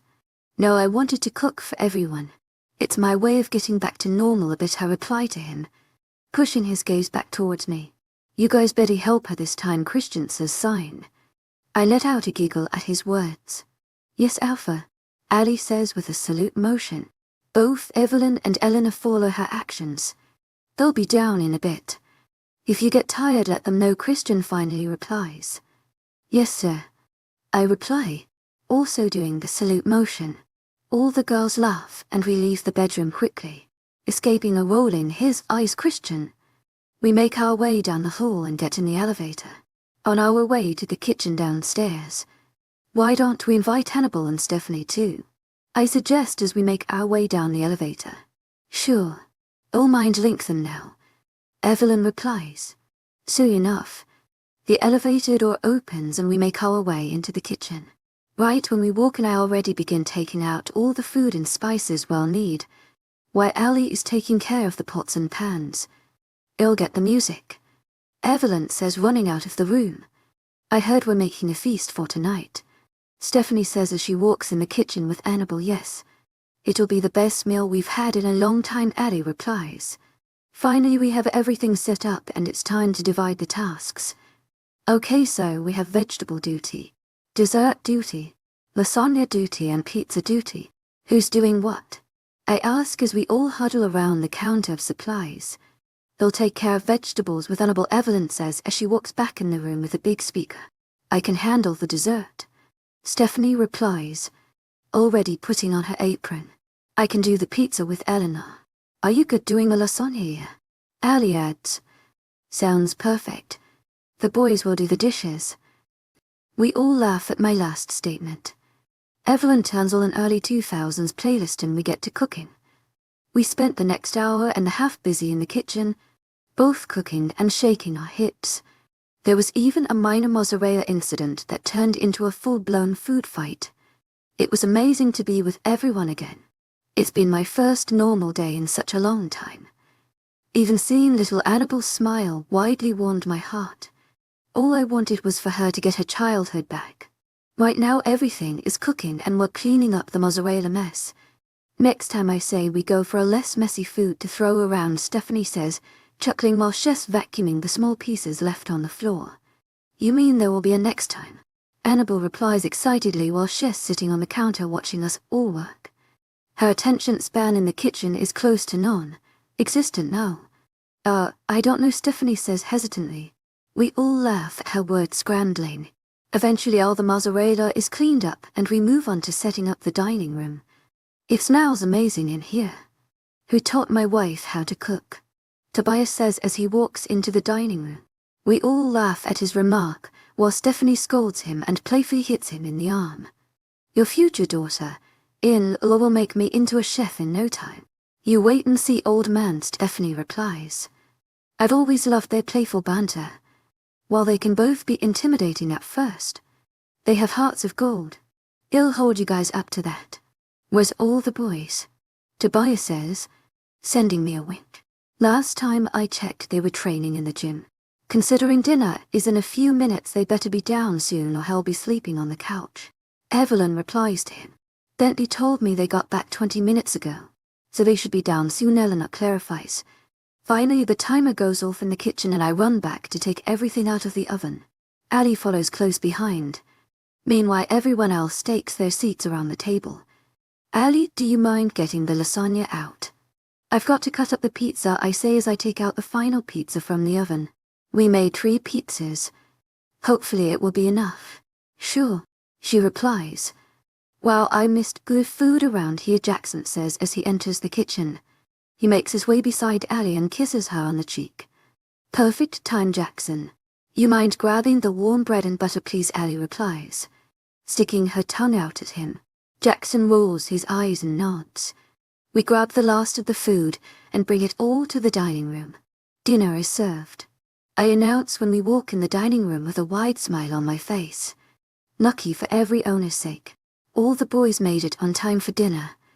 We set all the food down and I make my way to my seat. Beside Christian and Jackson. Smells so good, Justin says as he grabs a 4th slice of pizza. You did great, little mate, Christian whispers in my ear as he places a piece of lasagna on his plate. So how was prom? I ask everyone at the dinner table. I'm still pretty sad I missed all the end of school events. But I hope everyone else had fun. I'm not sure. I talked to Angela and she said it was fun, Ali replies. Wait, you guys didn't go? I ask, surprised. Why wouldn't they go to prom? The pack was on lockdown and honestly, none of us felt up to it. Evelyn says, I can't believe they all missed out on prom. No, I'm not accepting that. Guys, CM on, you can't miss your prom. I exclaim. I had hoped they went and had a blast. Maybe we can plan one here, Eleanor suggests, while looking at Bentley and Christian with pleading eyes. We'll organize it for you kids. We'll throw it in our backyard. Won't we, Tobias? Stephanie says, while nudging Tobias. We'd be happy to help, Tobias adds with a warm smile on his face. We spend the rest of our dinner catching up and talking about the little things. After dinner, the boys clean up while us girls sit at the table stuffing our faces in tiramisu. Christian kept on stealing bites off my fork when I wasn't looking. Once clean up and dessert was done, we all wished each other good night and retired back to our rooms. Are you feeling okay? Christian asks as we're picking up at Jonas in our closet. I'm as tired as a normal human would be after a long day. How were your meetings? I ask in return. Christian seemed pretty stressed these past few days. After going our own ways to change, we meet back up in the bathroom to wash our faces and brush our teeth. The alphas have been a real pain in the ass. Our rogue problems haven't been too bad, but other alphas are constantly asking for guidance and extra resources. Plus, Alpha Carson seems to be constantly on my back. The old man thinks I don't know how to run a pack. Yet he'll ask for my input on everything. While alliances are important, I'd prefer to focus on my own affairs for a bit, he explains, sighing. I forget sometimes how much responsibility Christian has on his plate. He makes it look so easy. There's nothing wrong with that either, Christian. If you ever need my help, let me know too. I reply to him. We both finish getting ready and finally I jump into the cozy bed. I've been waiting to lie down in it since I first saw it a week ago. Christian makes his way beside me and I cuddle into his chest while he runs his hands through my hair. You have no idea how much you've changed every honest lives here, Angel. You're like a giant ray of sunshine, brightening every honest mood you pass by, Christian says as we lay there cuddling. In just a girl, Christian, I reply casually. No, he turns and faces me. It was like a gigantic grey cloud was covering our pack. There was no smiling around here anymore. You know, I even showed your little prank video to the pack. I watched it every night you were gone, he finishes. I see his eyes watering up slightly as he looks down at me. Wait, you showed them the entire video? I ask worriedly. To my agent extraordinaire, Madeleine Nilban. Heartfelt thanks for your unfailing patience, enthusiasm. Me and Eleanor were acting like goofballs in the beginning. How am I supposed to lead everyone if their first impression is me acting like a 12-year-old girl? I add nervously. Trust me, Leah. That was the last thing you should be worried about. Even just in a video. You brought happiness to the pack once again. You brought more than happiness to me. Amelia, you've made everything worth it. You've given me purpose. His face leaning closer to mine. I notice his gaze fall to my lips for a split second before meeting my eyes once more. I love you, Christian, I say in a whisper. He leans and our lips clash together. He turns on top of my while I grip my hands on his back. Our lips moving fast-paced and passionately. All the emotions we felt being away from each other come rushing back in our kiss. Our tongues swirling in perfect motion. My hands reach down to the hem of his shirt and quickly bring it up off his chest, leaving his perfectly toned ABS in full display. He also reaches for my shirt and pulls it off my effortlessly. His lips leave mine and start to trail kisses down my neck. My entire body shivers once he reaches a spot near my collarbone. Christian looks straight up and in met with Christian's pitch-black eyes. Mark me, I whisper to him, running my hands through his dark curly locks. Amelia, are you sure? There's no going back if I do this, Christian asks while he catches his breath. Yes. I love you, I reply, pecking him on the lips. I love you to Angel. It will only hurt for a few seconds. He whispers back. Once again our lips clash together and our tongues battle for dominance. He lifts me up slightly and places his legs on each side of my hips as he begins trailing kisses down my neck once more. Once he hits the spot in my lower neck once again, I feel his canines extend against skin and lightly graze the area, causing my entire body to shiver and melt in his touch.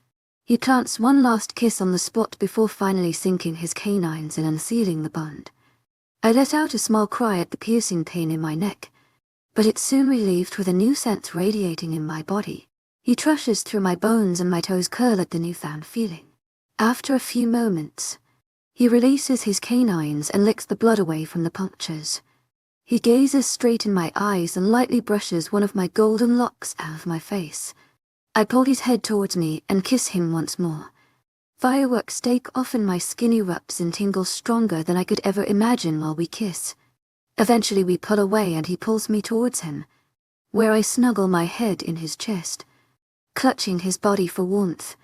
They're so much stronger now, I whisper to Christian, referencing the tingles I feel whenever we touch. Now you can see how I've felt from the beginning, he replies. Christian pulls the blanket on both of us and plays in my hair until my eyes tire out and I fall into a deep sleep.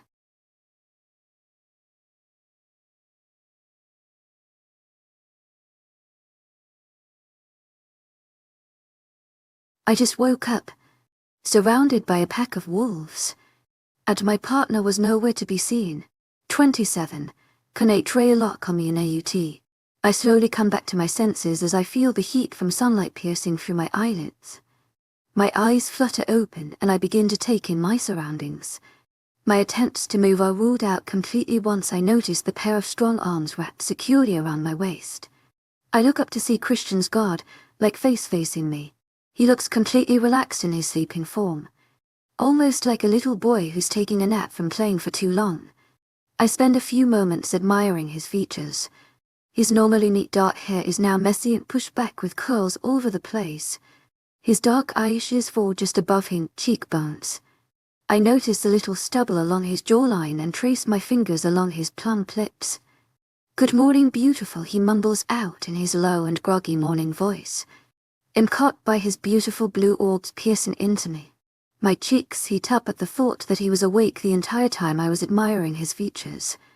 "Good morning," I reply with a small grin. He pulls me into his chest and growls lowly, resting his head in the crook of my neck. "I think that was the best sleep of my life," he says while tracing his fingers down my bare back. "So it's the plan today, Mr. Alpha?" I ask him as I make my first attempt to get out of bed. He resists my attempts and keeps me placed in his arms. "Would you be up to meeting the pack? We don't need to do any ceremonies today, but we can go to the pack brunch," he suggests. "Oh gosh, I forgot about the ceremony Stephanie explained to me a while ago. So many customs and rules. The pack brunch sounds nice. What time is it at?" I ask him. I turns over to his nightstand and checks his phone. I feel his body freeze once he looks at the time. "In about 10 minutes," he answers, chuckling. This time I jump out of his hold and run to our closet, already thinking of outfits I could wear for today. I decide to rummage in my sundresses for the occasion. And should I go for the yellow one or the white one with roses? "I'd go with yellow," Christian says as he walks into the closet. I put the other dress back and grab some tan heels to pair it with. The yellow spaghetti strap dress ends just above my knees and the fabric is a little rough fly at the top, where there is a V neckline and flares at the bottom. I run into the bathroom to change and finish getting ready. Once we've both changed, Christian joins me in the bathroom as we brush our teeth and finish our morning routine as fast as possible. I put in some cream in my hair and leave my natural curls flow down my back. "You ready?" Christian asks as I put on my last layer of mascara. He put on a white polo shirt and dark wash jeans paired with black running shoes. "Yep. I hope we're not too late," I reply as I clean up my counter space.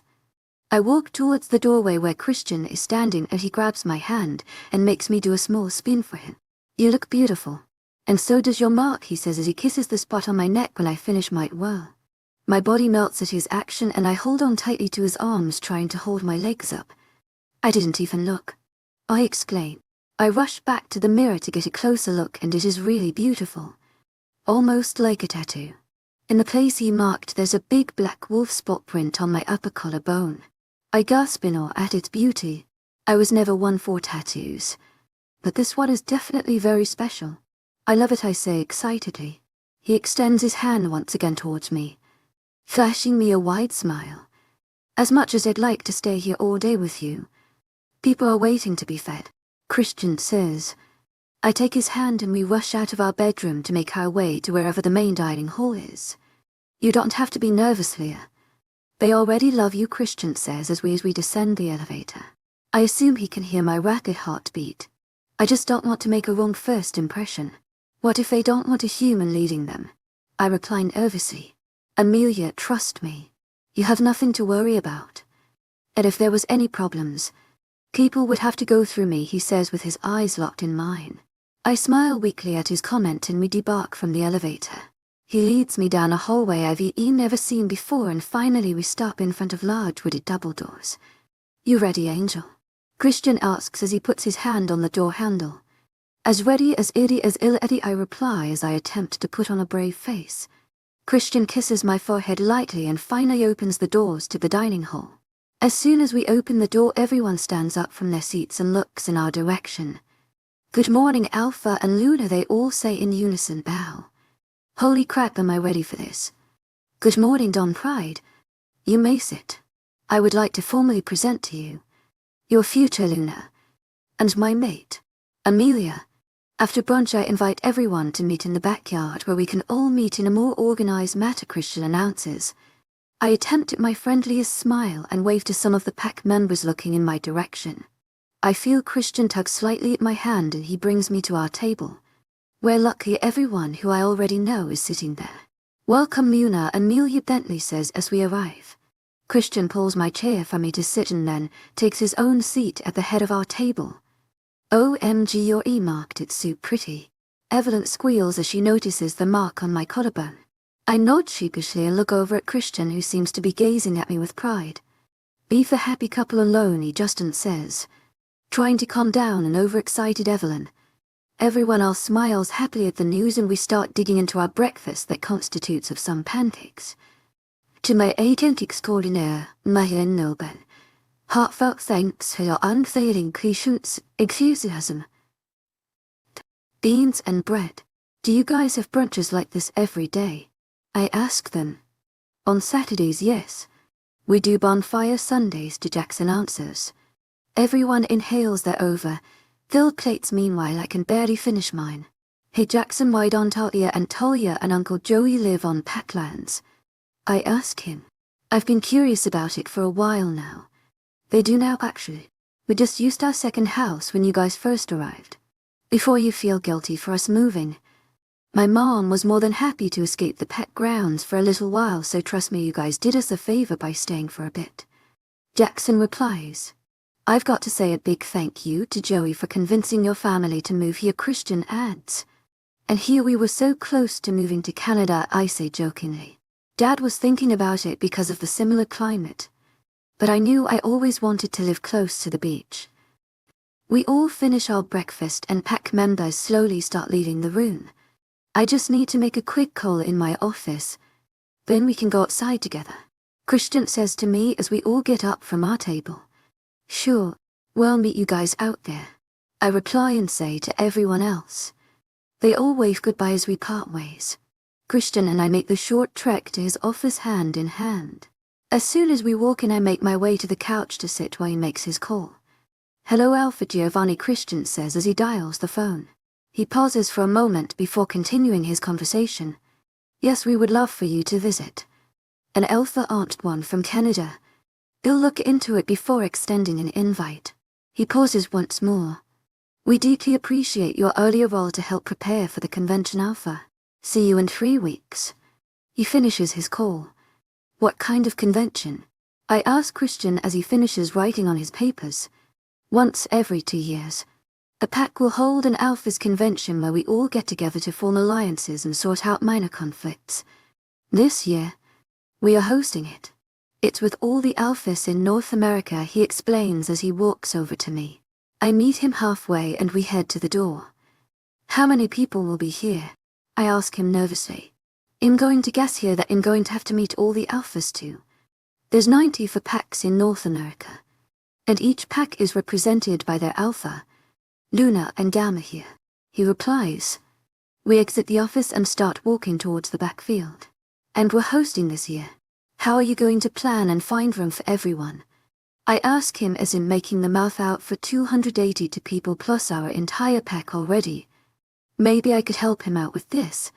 Party planning seems pretty fun, and it can show him I'm ready to take on more responsibility for the pack. If you want, I can plan it, I say excitedly. Christian seems surprised at my request as he furrows his eyebrows. Are you sure you're up for that, Leah? He asks me gently. I mean, I might need a little consultation at first, but I would like to do it. I reply smiling. All right, Luna. I'm sure you'll make it look amazing. We'll discuss more details about who and when tomorrow, he says as we walk through to the field. As soon as we head outside, I see the large amount of people. They're all doing their own things. Some are playing outdoor sports. Others are just talking, and there's even people swimming. Christian guides me through the field, and we start stopping and talking to everyone we walk by. Everyone greeted me with wide smiles, and I had lovely conversations with everyone. He'd love to come and visit the orphanage, Cecilia, I exclaim as I meet a sweet older woman, just telling me all about how they provide care for kids in need in our pack. And even rogue kids. Come by any time. The children would love it. She replies, smiling. Alpha Christian. Luna, Amelia, it's so nice to meet you. Our conversation is interrupted by another older couple who greet themselves. Hello, it's lovely to meet you too, I reply, hoping they'll introduce themselves. I'm Francesca, and this is my mate William. We are Emily's parents, they reply, with a fake enthusiastic tone in their voices. I feel myself tense a little hearing their answer. I haven't seen her since that day at school when we almost got in a fight. Good afternoon, guys. How are you? Christian butts in and shakes William's hand. I can see William is putting a lot of force into their handshake, showing his obvious discomfort. Oh, just dandy without our daughter Alpha, Francesca says with a wide fake smile on her face. Luna, Amelia, you make a lovely replacement, she finishes. I find myself quite taken aback at their disrespect. I don't really understand what she means by without her daughter. I turn towards Christian, questioning what they're saying while he releases a warning growl at the couple. I won't tolerate such disrespect, Francesca. If you continue along that path, I'll gladly reunite you and your daughter, he warns. I'm still so confused with the whole Emily situation, but I decide to keep my questions until later, seeing as it's already a pretty tense situation. You don't deserve the power to do so, Christian, William grits out. Christian growls even louder and places me behind him. I challenge Christian Black for the alpha position. He is not suited to lead this pack, nor is his human mate, William states. Immediately everyone around us starts snarling and growling at the statement. I see Christian tense up and growl louder than the rest. I'm about to touch Christian's shoulder to calm him down and ask him what a challenge means, but I feel myself being pulled away from him. I try to resist, but once I see it's Jackson pulling me away, I reluctantly oblige. William, you do understand what it means to challenge an alpha, right? Christian grits out. I see his eyes flashing from his normal ocean blue to pitch black in color. Oh please, young boy, William answers. He jumps in the air and lands shifted in his sandy grey wolf. William's wolf stalks towards Christian, snarling. In response, Christian shifts into his large pitch black wolf and growls loudly at William's actions. Christian's wolf definitely towers over William's in size. They begin circling each other and snarling. Jackson, what is happening? I say nervously. My mind tries to creep in at the sight of the snarling wolves, and I try my best to calm it down. Stupid Victor and his memories. They're fighting until the death for the alpha spot, Bentley says as he stands beside me. My heart clutches at his statement and goes in full panic mode. What? No, they can't, I exclaim. It's law once someone is challenged. Don't worry, Amelia, Christian has trained for this, Bentley reassures. I look back over to see both wolves still circling and snarling at each other. William Deal has challenged Alpha Christian Black for his spot in Dawn Pride Pack. Let the challenge begin, Bentley booms, announcing it loudly for the entire pack to hear.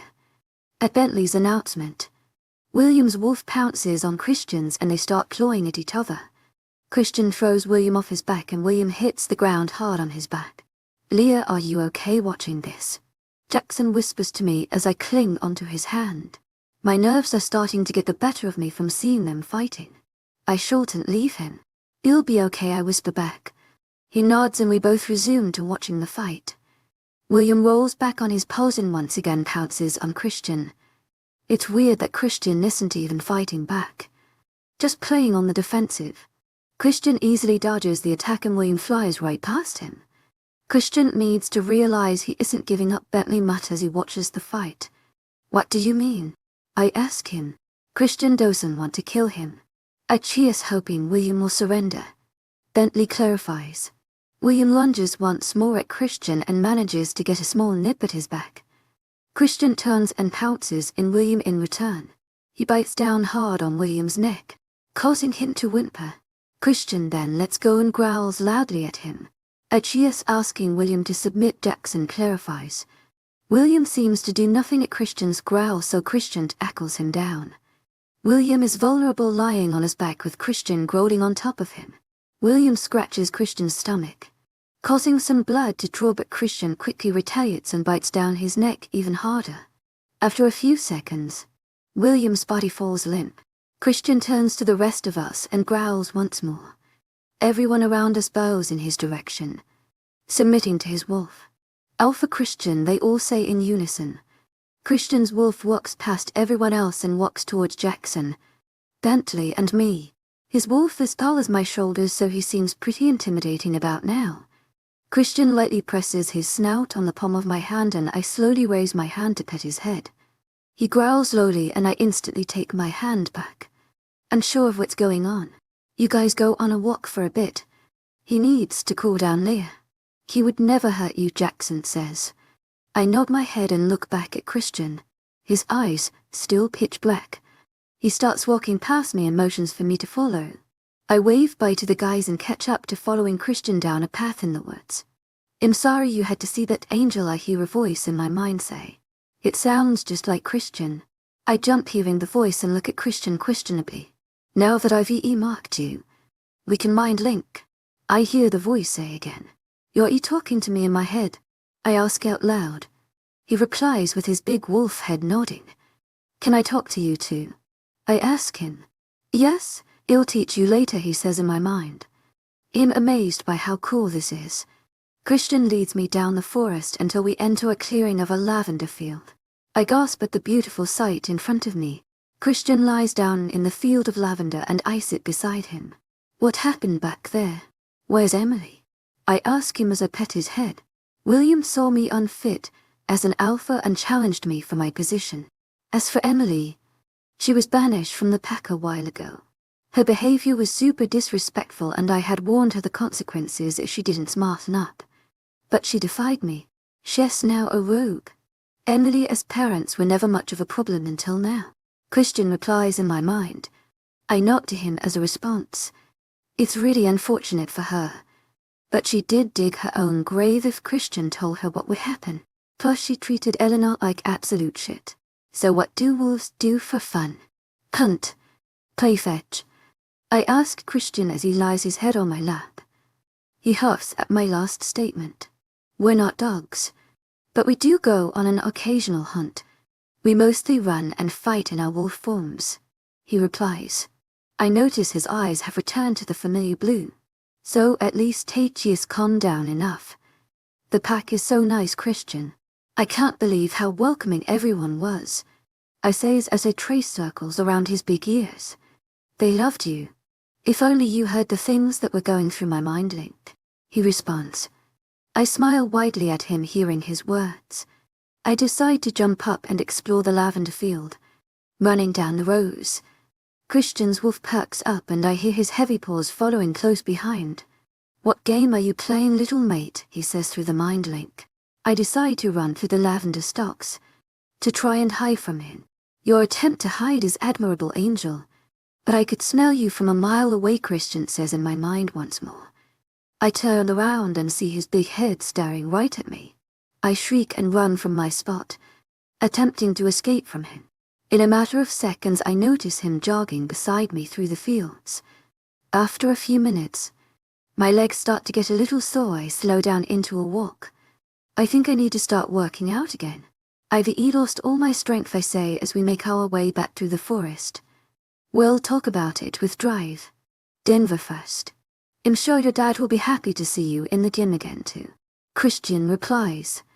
Finally, our peaceful walk comes to an end and we're back at the pack house. I have to shift first. You head upstairs. I nod in response and head through the doors back into the house. After taking the elevator up to our floor, I walk into the living room and collapse on the couch. Hey, Eleanor says as she enters the room. Hey, Eleanor, when did you guys get back? I ask her as she sits on the couch beside me. Bentley's down in his office right now, but I got in about 10 minutes ago. Is everything okay with Christian? She asks in return. Yeah, he should be coming up any minute. We went to the lavender field to cool down, I reply smiling. Our conversation is interrupted by the ding of the elevator with both Christian and Bentley walking out of it. I think we should go out tonight, Eleanor says. Evelyn is in on it too, she adds. Both boys make their way to the couch and sit beside us. And what do you guys have in mind? Bentley says in a soft tone. Christian relaxes and puts his arm around me. I lean back and snuggle in closer to him, my body craving his warmth. Clubbing, Eleanor says in a squeal. She jumps off the couch and starts dancing on the living room table. No. Both guys say in unison. You're forgetting that we're basically all underage, to Bentley adds. Oh, come on. Like that's ever stopped anyone before. Amelia, aren't you want to go out and have some fun? Eleanor says while she gives me pleading eyes. You know, I haven't tried out any of my clubbing outfits in America yet. Imin. I squeal and jump up from the couch. If you guys don't want to come, we can always make it a girls' night, Eleanor says to the guys. Fine, well go, they both groan. We squeal in their answer, and I can tell Eleanor has already mind-linked Evelyn and I about it. Tell the girls we'll meet in my room to get ready, I say excitedly. If you don't mind, Christian, I say, looking over to him. To my agent extraordinaire, Madeleine Nelben. Heartfelt thanks for your unfailing patience, enthusiasm. We'll leave at 8 p.m, so we still got 4 hours to get some food and relax. Christian replies. Eleanor and Bentley decide to stay in the living room and watch a movie while Christian and I head into his office to discuss details about the Alphas convention they'll be planning. He'll definitely have a lot of work to do, but I'm so excited to do this. 28, FD Stout Lanute. We look hot, Evelyn says as we finish getting ready for tonight. We've been getting ready for about hours now, and it's finally time to leave. Evelyn is wearing a tight black leather dress paired with thigh-high black boots. Ali is wearing a red sheer top with a cheetah print curtain black pumps. Eleanor is wearing a short, tighten white dress with white pumps.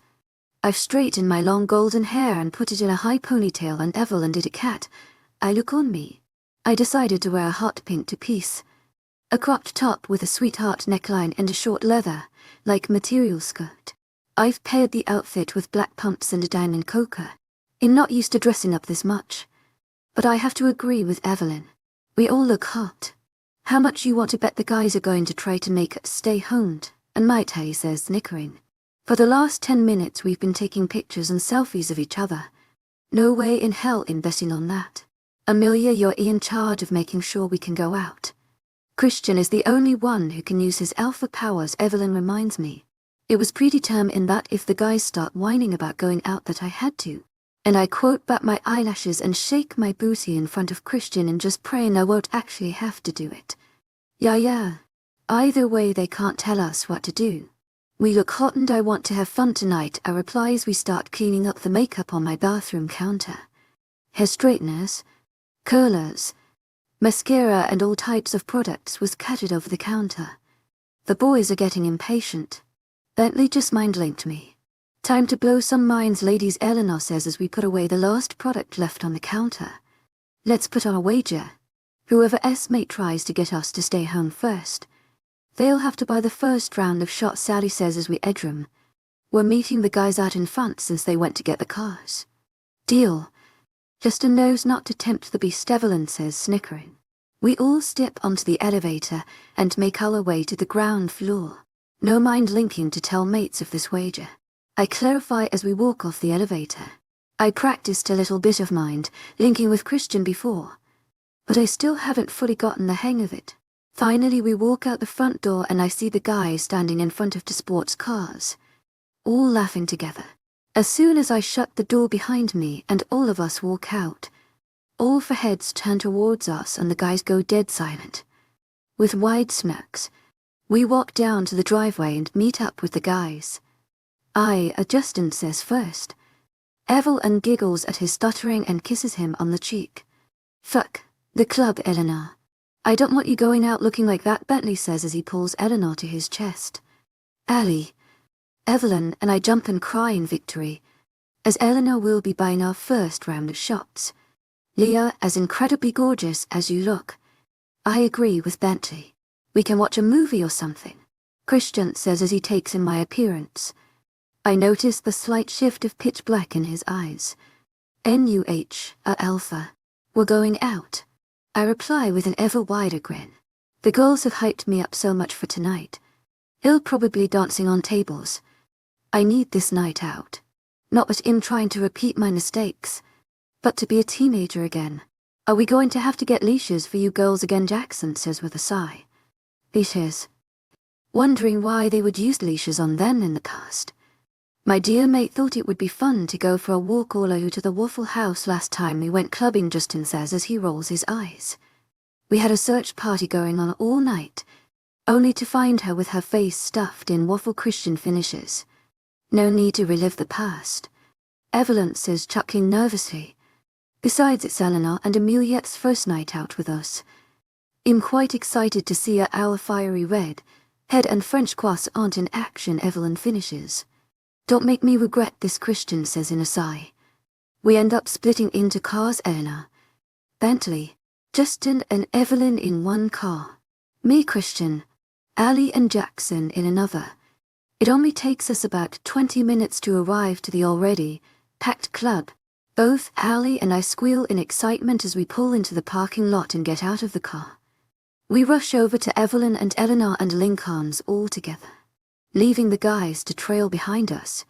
Hey Bruce, how are you? Evelyn says to the bouncer at the door.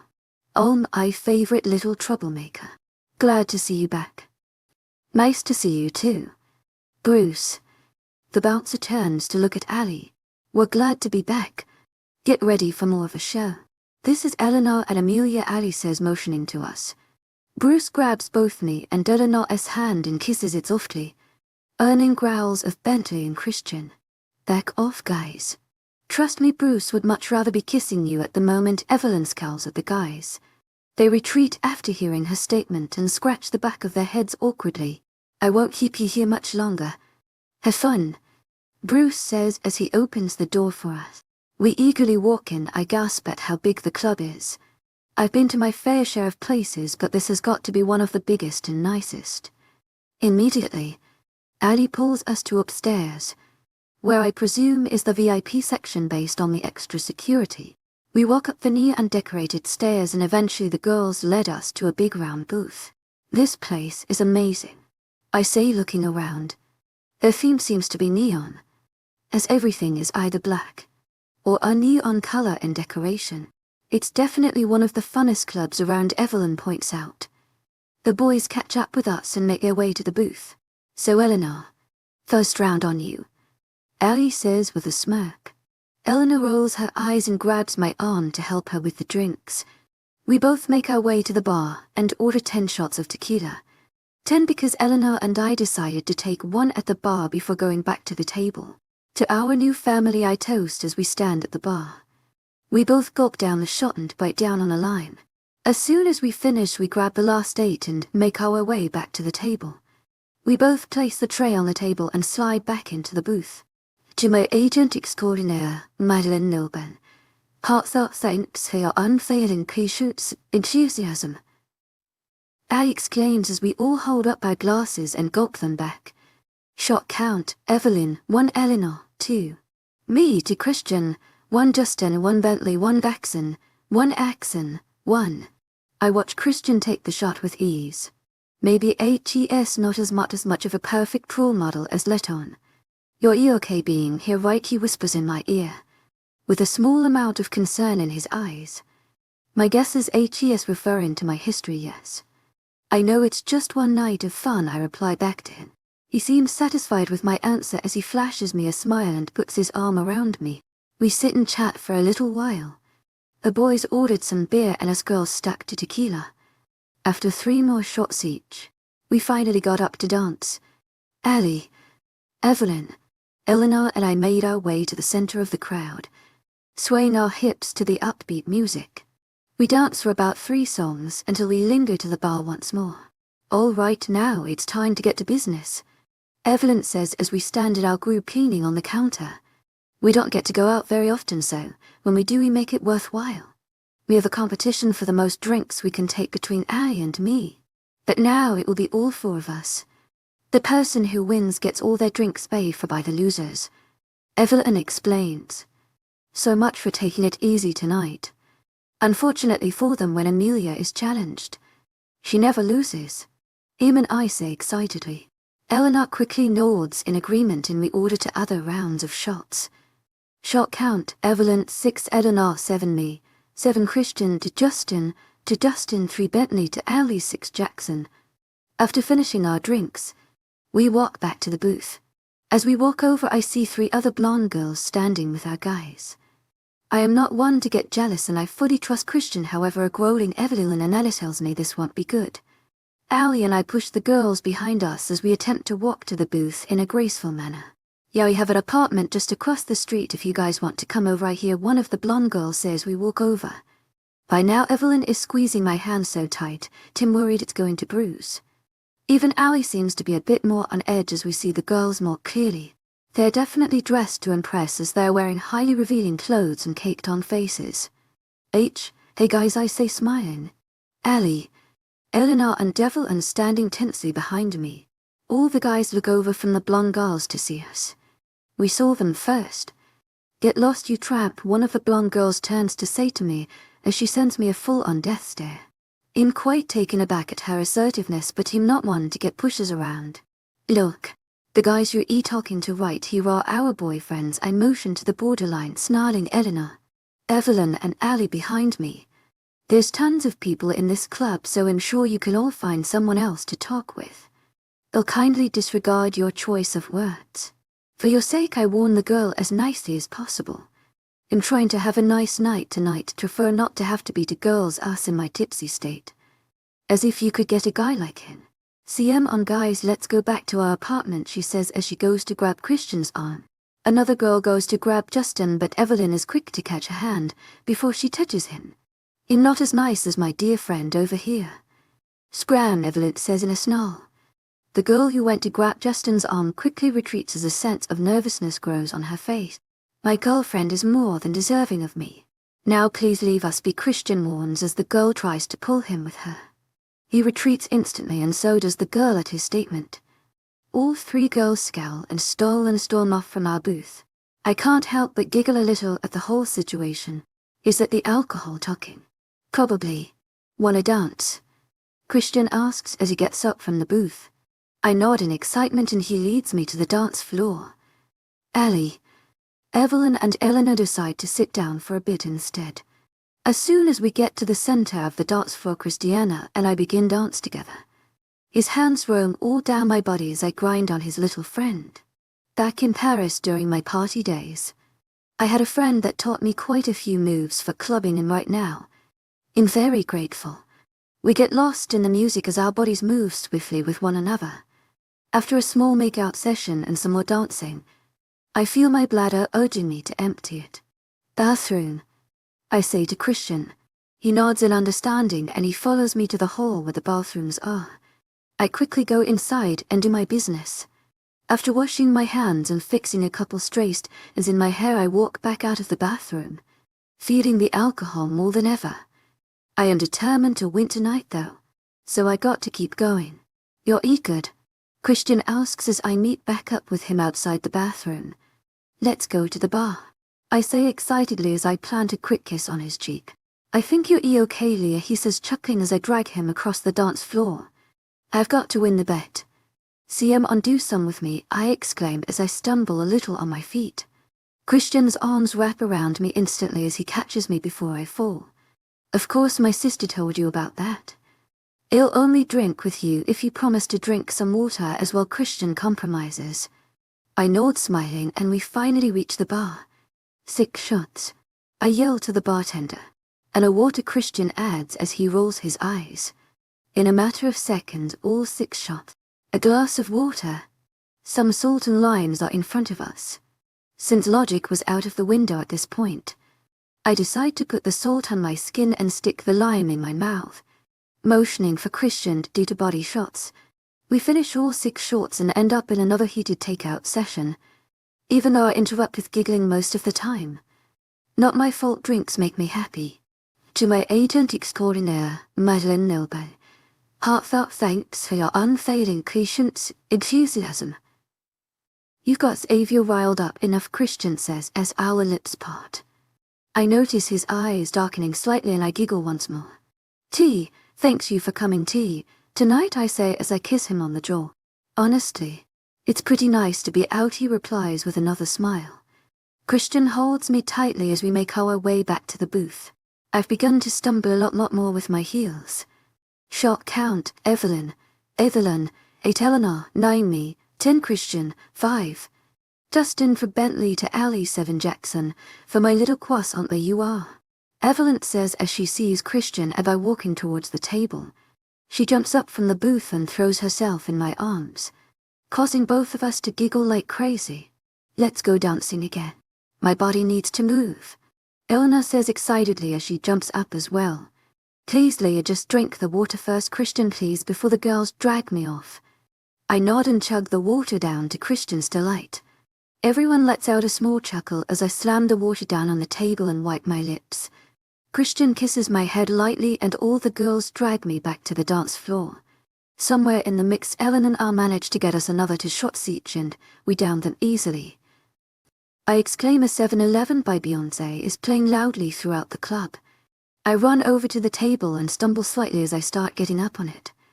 Be your best idea ever, Evelyn exclaims as we both get up on the table and start dancing to the song. The room around me starts spinning a lot more as I attempt to keep my balance on the table. A crowd starts forming around us as Eleanor and Ali jump on the table beside us. All of us start giggling at each other and swaying our hips to the beat. Eventually the song ends and I get off the table, more like stumble off. As in about to hit the floor, a pair of arms wrap around me, pulling me into a hard chest. I have boyfriend.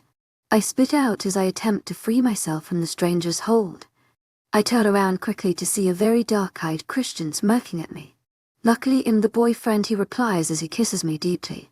As soon as he releases me, my arm is being dragged away by Eleanor and the others as they pull me to the bar for more shots. Christian POV. Here is quite the influence, Bentley says, chuckling as my mate is being dragged away to the bar once more by the girls. Seeing her dance up there like that really took a toll on my control of Xavier. He definitely liked what he was seeing, but hated other men were also gaping at our mate. My mate is a firecracker, that's for sure. She never ceases to surprise me. If she has Evel and dancing on the tables again, we're taking them home, Justin says in a huff as we walk back to our booth. I'm honestly having a great time tonight. Being out with the guys after such a long time feels nice. Plus, I have a perfect view of my mate from where we're sitting in the club. That way I know she is safe too.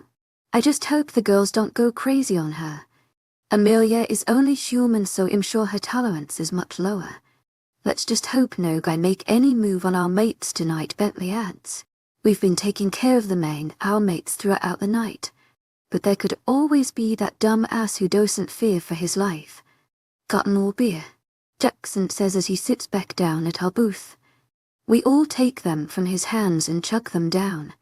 I look over to the bar and see Amelia take another 4 shots in a row, along with the other girls. She isn't a very big person, so I'm sure this is going to take a toll on her tomorrow. How does your cousin manage to keep up with werewolves?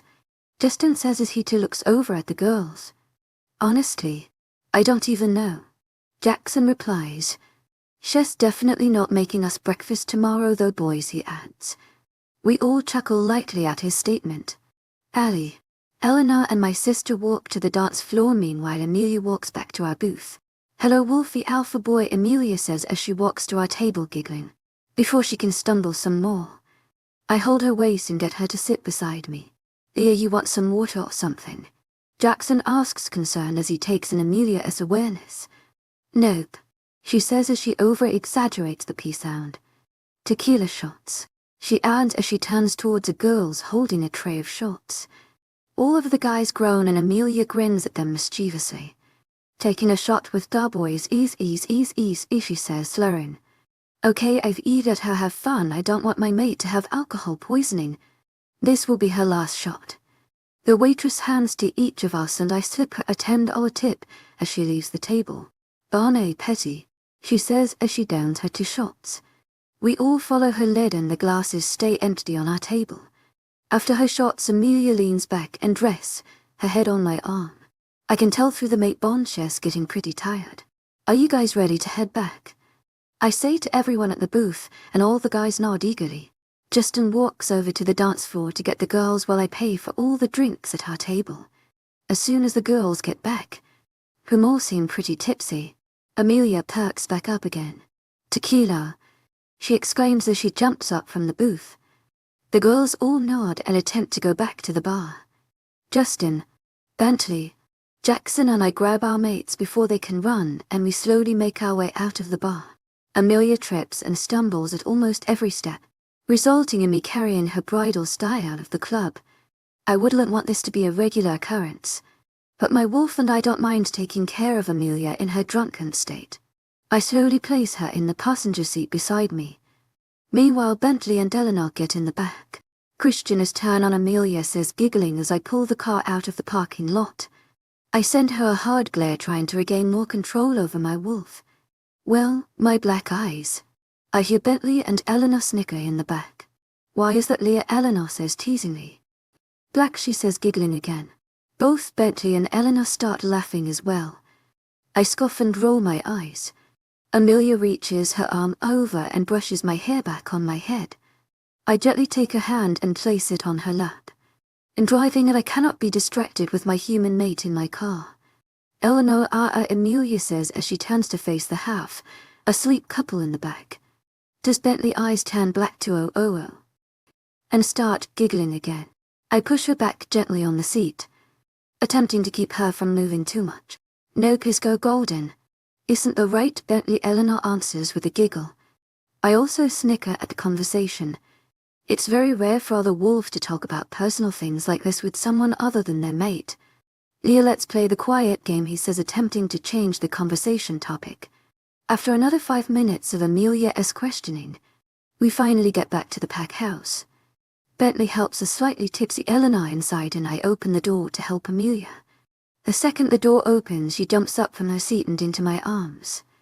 Catch me, Wolfie, she exclaims. Luckily she's as light as a feather, so I have no trouble doing so. I hold her bridal style and we make our way into the elevator. We need elevator music. Do-do-do-do-do-do, she starts mumbling as she starts dancing around in the elevator. I can't help but laugh at her ridiculously. Eventually the elevator dings, and we get onto our floor. I attempt to guide her to our room, but she seems to have other plans as she walks towards the kitchen. To my agent extraordinaire, Madeline Nilben, heartfelt thanks for your unfailing patience, enthusiasm. I think we should get to bed, I say, following behind her. She starts opening the fridge and taking out random ingredients. No, I make scones, Cece, as she replies. I sigh and pull her over my shoulder and walk to our bedroom. Amelia poked my back the whole time and I get into our bedroom. I gently lay her on our bed. I'm going to get you some PJs. Stay here, I say, as she rolls around on the bed. She sure is quite the energetic drunk. I walk into the closet and quickly change into a pair of joggers. Then I grab some of Amelia's PJs and head back into the room. Jack, I want you to paint me like one of your French girls, Amelia says as she's lying on her side in only her undergarments on the bed. I stand there stunned as my eyes roam down her beautiful body. She had lost a lot of weight due to recent events, but I definitely noticed her curves were coming back as stunning as ever.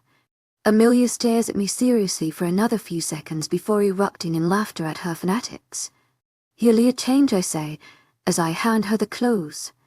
I turn back into the closet where I left my phone while I hear Amelia shuffling on the bed.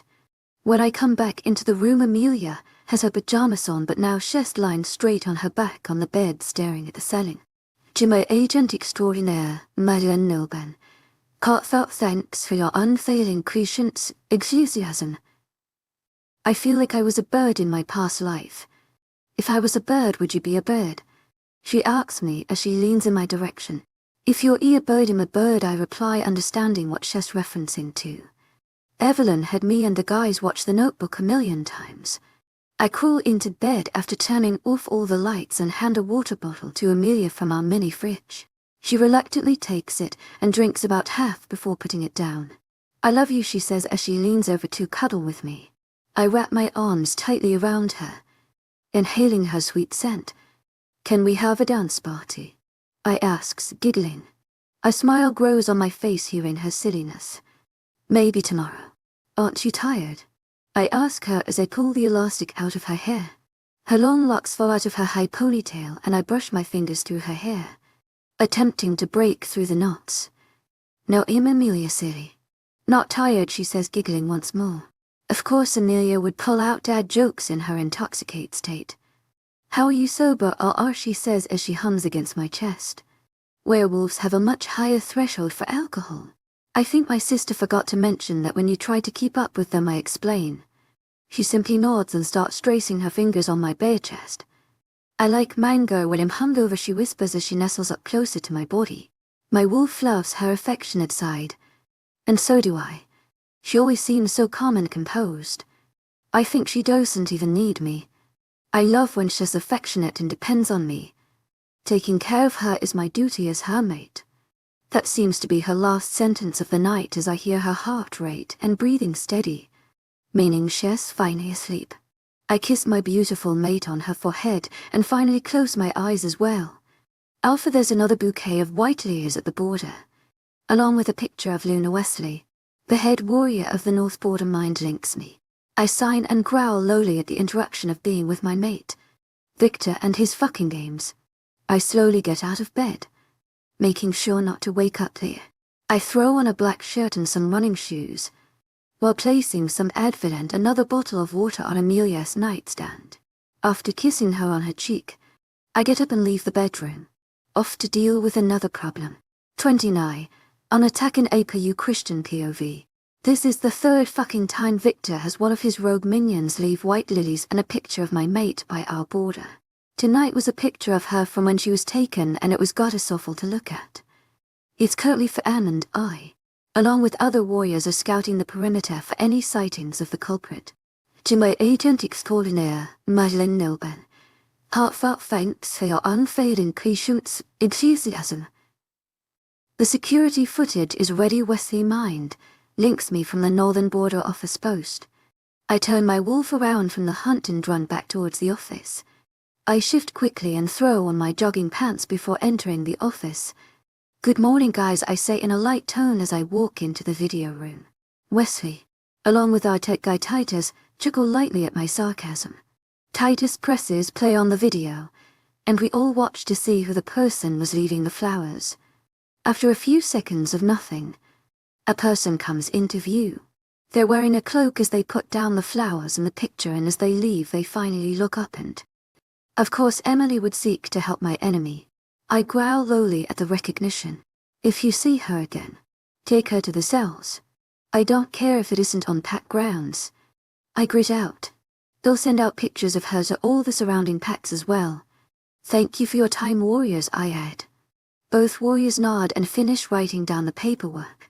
Thank you, Alpha, they both reply. I shove the flowers in the trash and leave the office. I shift once more and head back to the pack house while holding my clothes in my mouth. All of a sudden I feel a hard pain in my side, but notice nothing has hit me. Amelia. Bentley, go to Amelia. Something is wrong. I mind link Bentley as I pick up my pace to the pack house. Hopefully he'll still get my message in his sleep. It takes me about 5 minutes to reach the pack house, and I shift back and run straight through in my nude form, deciding against using the elevator. I run up the stairs and finally reach the top floor. As soon as I open the door, I hear the screaming of my mate and a loud crash. I sprint down the hallway and see Bentley running fast behind me. As soon as I get to our bedroom door, I barge in and see a wolf snarling on top of Amelia. Just as it's about to bite down on her, I lunge and knock the rogue off her. The rogue tries to lunge at me again, but I quickly intercept it and bite down on its neck, causing it to go limp. As soon as the rogue stops breathing, I turn back to Amelia, who is bawling her eyes out. Where were you? She half yells through her sobs. I grab her in my arms as she cries into my chest. I look around the room to see another unconscious wolf, with glass shattered all around it. Trying to piece together what happened, I notice the lamp on Immerse's nightstand is missing. She must be knocked the rogues down pretty good. Bentley, take the rogue down to the dungeons, please, I say as Bentley looks around the room as well. Bentley bends down, grabs the rogue and leaves the room. Suddenly Immerse freezes in my hold and pushes out, bolting into the bathroom.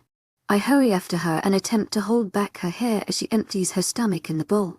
I gently rub her back as her frame shakes from the overexertion. After a few minutes she leans back and tries to get up.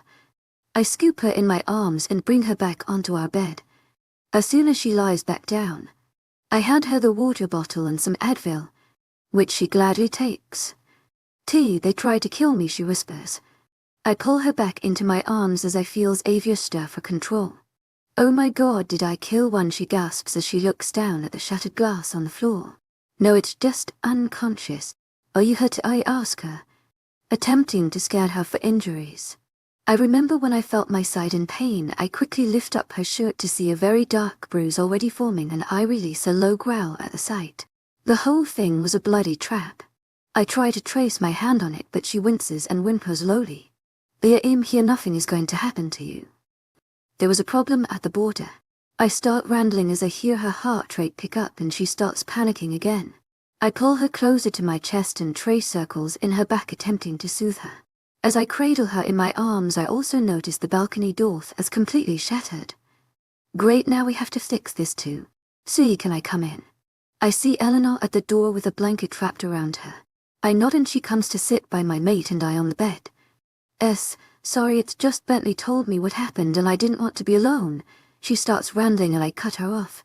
It's fine, Eleanor. Make yourself comfortable, I say to her. Eleanor nods and lies down on the bed beside us.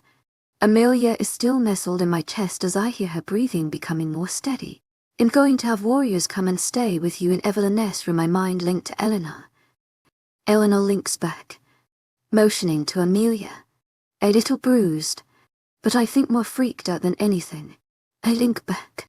There's no way I can leave Immerse right now. So I'll bring her down with me to the main office and have all the guards meet there instead. Meeting in my office in 10 minutes. I link to all my warriors, along with Jackson. Justin, send 5 warriors to your room and make sure all the girls stay there. I link to Justin as well. Alpha, I am here to escort Helena Zander, one of my warriors, says as he walks into my bedroom. Immerse jumps at his entrance and tenses immediately. I hold her tighter in my chest and kiss her on the cheek attempting to calm her down. Yes, let's go, I reply gruffly. I scoop Immerse in my arms and follows Ander and Eleanor down to the elevator. They both get off at the floor below me, while I stay on to reach the ground floor. As soon as I get off the elevator, I head straight into my office.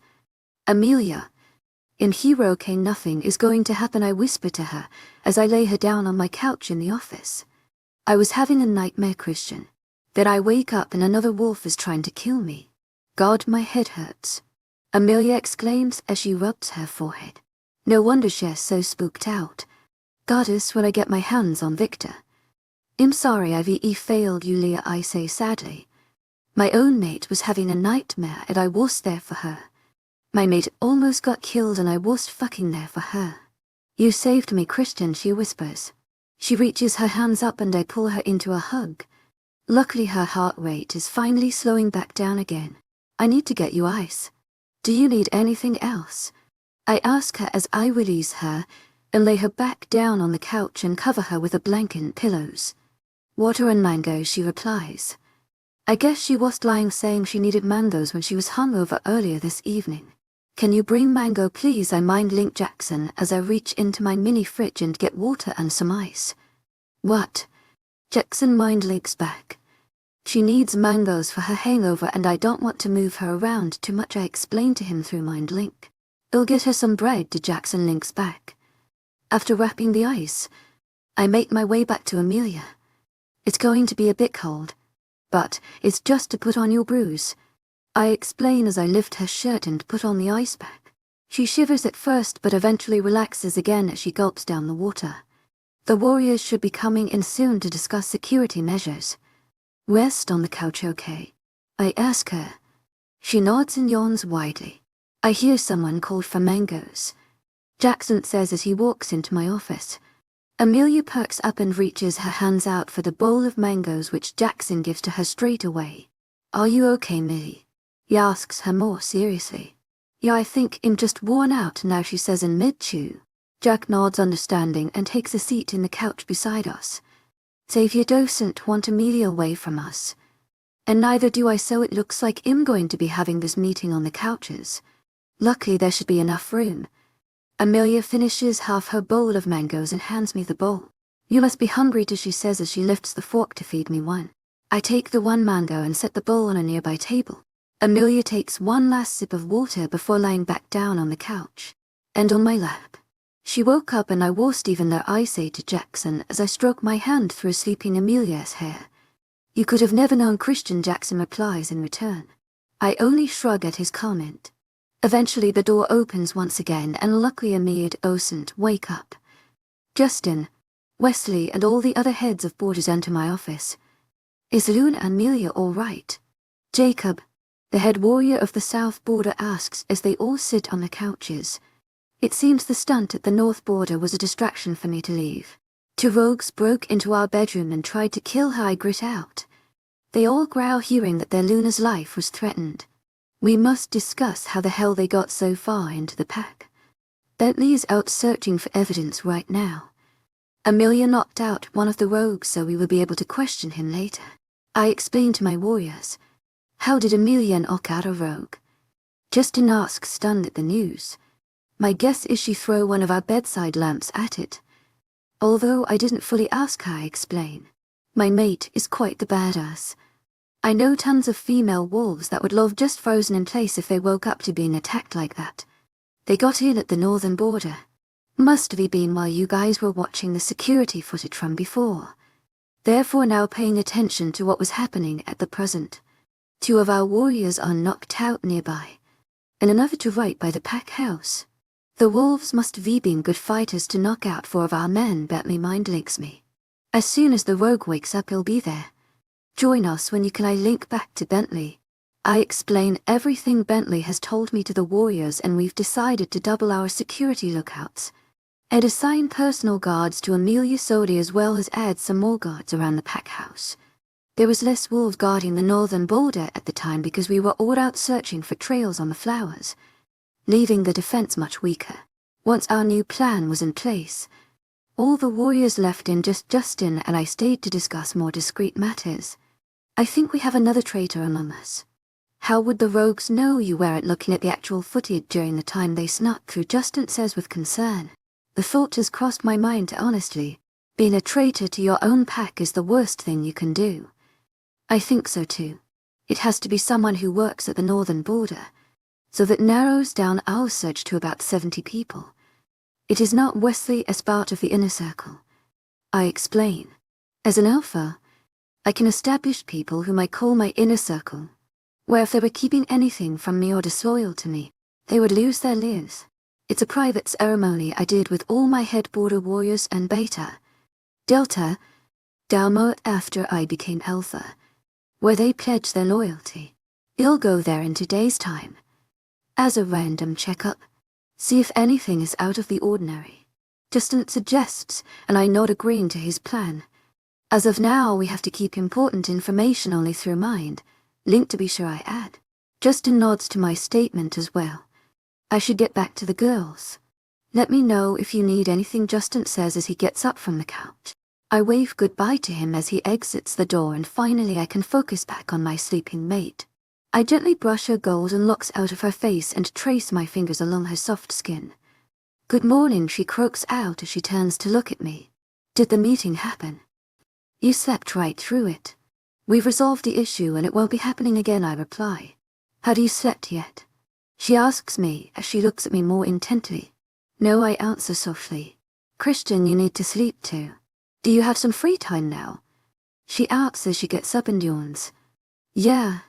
But our bedroom isn't exactly available in the moment, Angel, I reply and kiss her on the cheek. You're telling me in this big house there's not one place to sleep? See unwell crash on the couch upstairs, she suggests and gets up from the couch. She winces a little as she puts pressure on her side and I can tell she's trying to cover it. Okay. For a little bit I reply, giving in to the thought of sleeping. We both leave my office and head to the elevator. After a few moments we reach the top floor and head straight towards our couch in the living room. I lie down first, while Amelia closes all the blinds in the living room before coming to lie down beside me. Too bright, she says as she leans into my chest. I chuckle lightly and within a matter of seconds, sleep overcomes the both of us. Amelia POV. My eyes slowly open for the third time today. Luckily I closed all the blinds before napping so my headache doesn't come to me straight away. Remind me to never drink tequila again. That combined with the nightmare and the wolves attacking me. I thought I was back in that cell again. It seems my nightmares go away when I'm with Christian. I still feel Christian's arms wrapped around my legs, his head is leaning on my stomach. He must be exhausted if he hasn't slept all night. I begin running my fingers through Christian's hair as I lay there consuming the warmth and tingles I feel when I'm with him. I hear the elevator door ring and Eleanor and Anthony walk out. I look down and luckily Christian is still sleeping peacefully. You're sleeping, I say in a whisper. I have people coming up to clean your room. They should be here soon, Bentley whispers back. Okay, thank you guys, I reply smiling lightly. They both nod and make their way to their living quarters. I spend the next couple of minutes playing in Christian's hair, until I hear the elevator door ding again. I'm about to get up to greet the people coming until Bentley comes out of his hallway and walks towards the elevator. I'll take care of it. He needs to sleep, Bentley whispers as the elevator door opens. I mouth a thank you and kindly smile to the workers who walk down a hallway with Bentley. After about an hour of scrolling through Pinterest looking at themes for the Alpha Convention, I feel Christian stir against me. How long have you been awake, he asks gruffly as he turns himself to meet my eyes. Not too long. I've been looking at event ideas anyways, I explain. What time is it? Christian asks. 3 p.m. You slept about for hours, I add. He nods and slowly sits up. I cancelled the pack bonfire tonight, seeing as we're adjusting security. How are you feeling? He asks as he readjusts the blanket on my legs. Better. I still have a headache. Thanks for taking care of me last night. I shouldn't have drank that much, I say shamefully. He must think I need help or something again. I just tried to win the stupid bet and ended up taking it too far. Don't worry about it. My wolf loved taking care of you. Besides, you were quite humorous. He says, chuckling lightly. Oh gosh, what did I do? What did I do?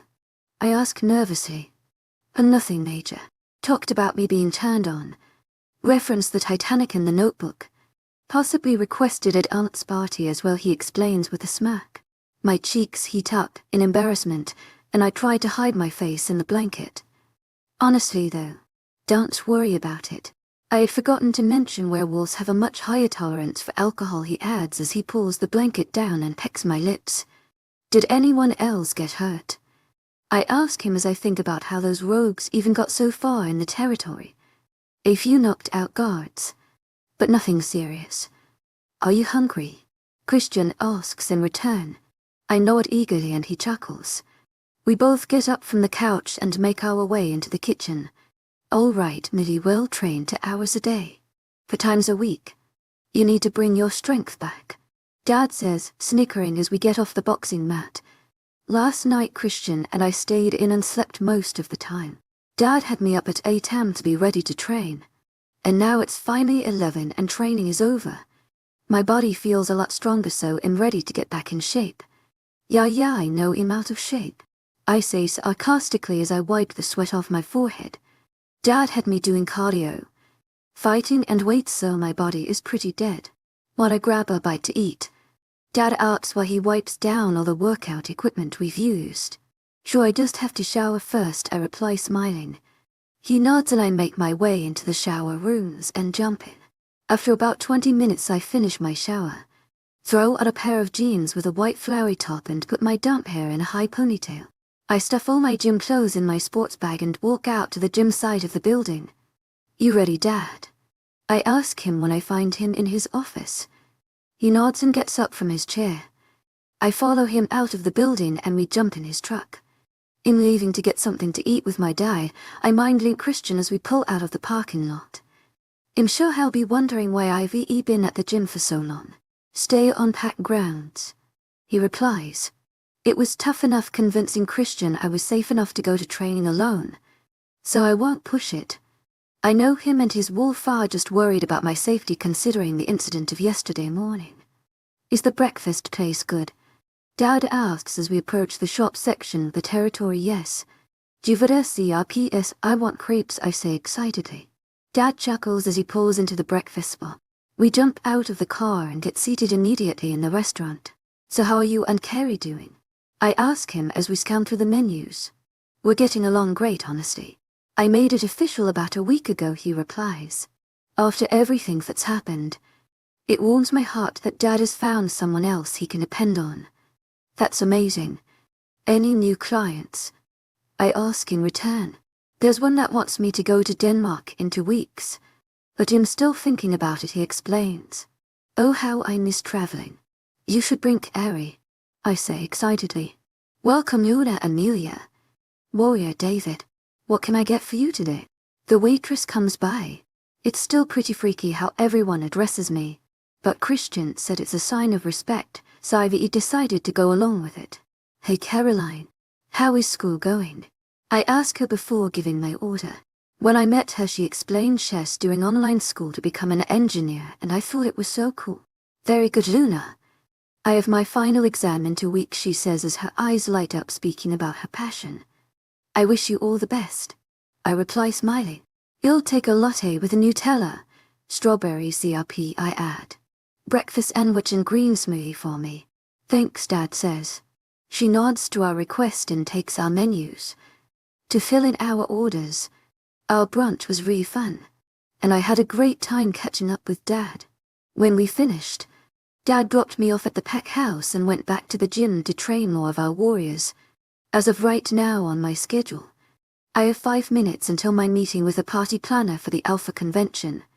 I walk over to my downstairs office and prepare some glasses of water and some snacks for the meeting. Christian is swamped with meetings and training the pack today, so we'll only see each other later tonight.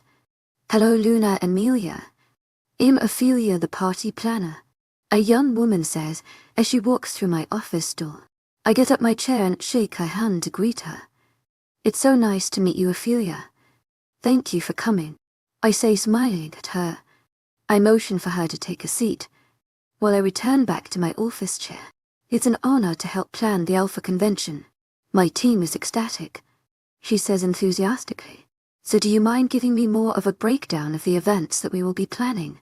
She asks as she pulls out her binder and a pen. Yes. So everyone will arrive in the evening and that will be the opening ball. We need to have a dinner portion in the beginning and I was hoping to get a band for the rest of the night. After that everyone will retire to their rooms, which I'm hoping to book an entire hotel for their stays.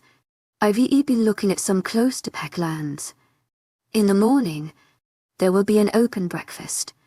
And during the day there will be tons of meetings in the main pack office building, so we would need caterers for each meeting. For the second night, I thought it would be cool to do a more casual barbecue and bonfire, with an open bar. For the last day an open breakfast once more, followed by more meetings and finally a farewell dinner and ball. Everyone will stay in the hotel that night and leave early next morning, I say excitedly as I search through my notes that I've made thus far. Sounds like quite the event. We will definitely be able to plan everything without problem. Now it's more making our schedule and handling all the specific details. She replies as she finishes writing all her new notes down. Let's talk themes for the 2 balls first, she suggests. I was hoping we could do a masquerade for one of them. Maybe the opening night. I also wanted to do seafood as one of the dishes for one of the dinners, seeing as we live on the coast, I say excitedly. For the masquerade we can keep it very classy and go filet mignon. Maybe for the second ball we can do a black and white theme and serve the seafood then. As for the barbecue, we'll make sure to have everything from brochettes to ribs to hamburgers. she explains as her hands are writing down every detail. We spend the entire afternoon going through all different options for the events, and overall I am very happy with the choices. I've made sure that every meeting room will be stocked with the necessary beverages and foods, and during the day, found the perfect hotel for everyone to stay at. Planned all the extra events we will be holding, and even managed to find some live entertainment for both balls. Overall, I think this will be quite the fun event.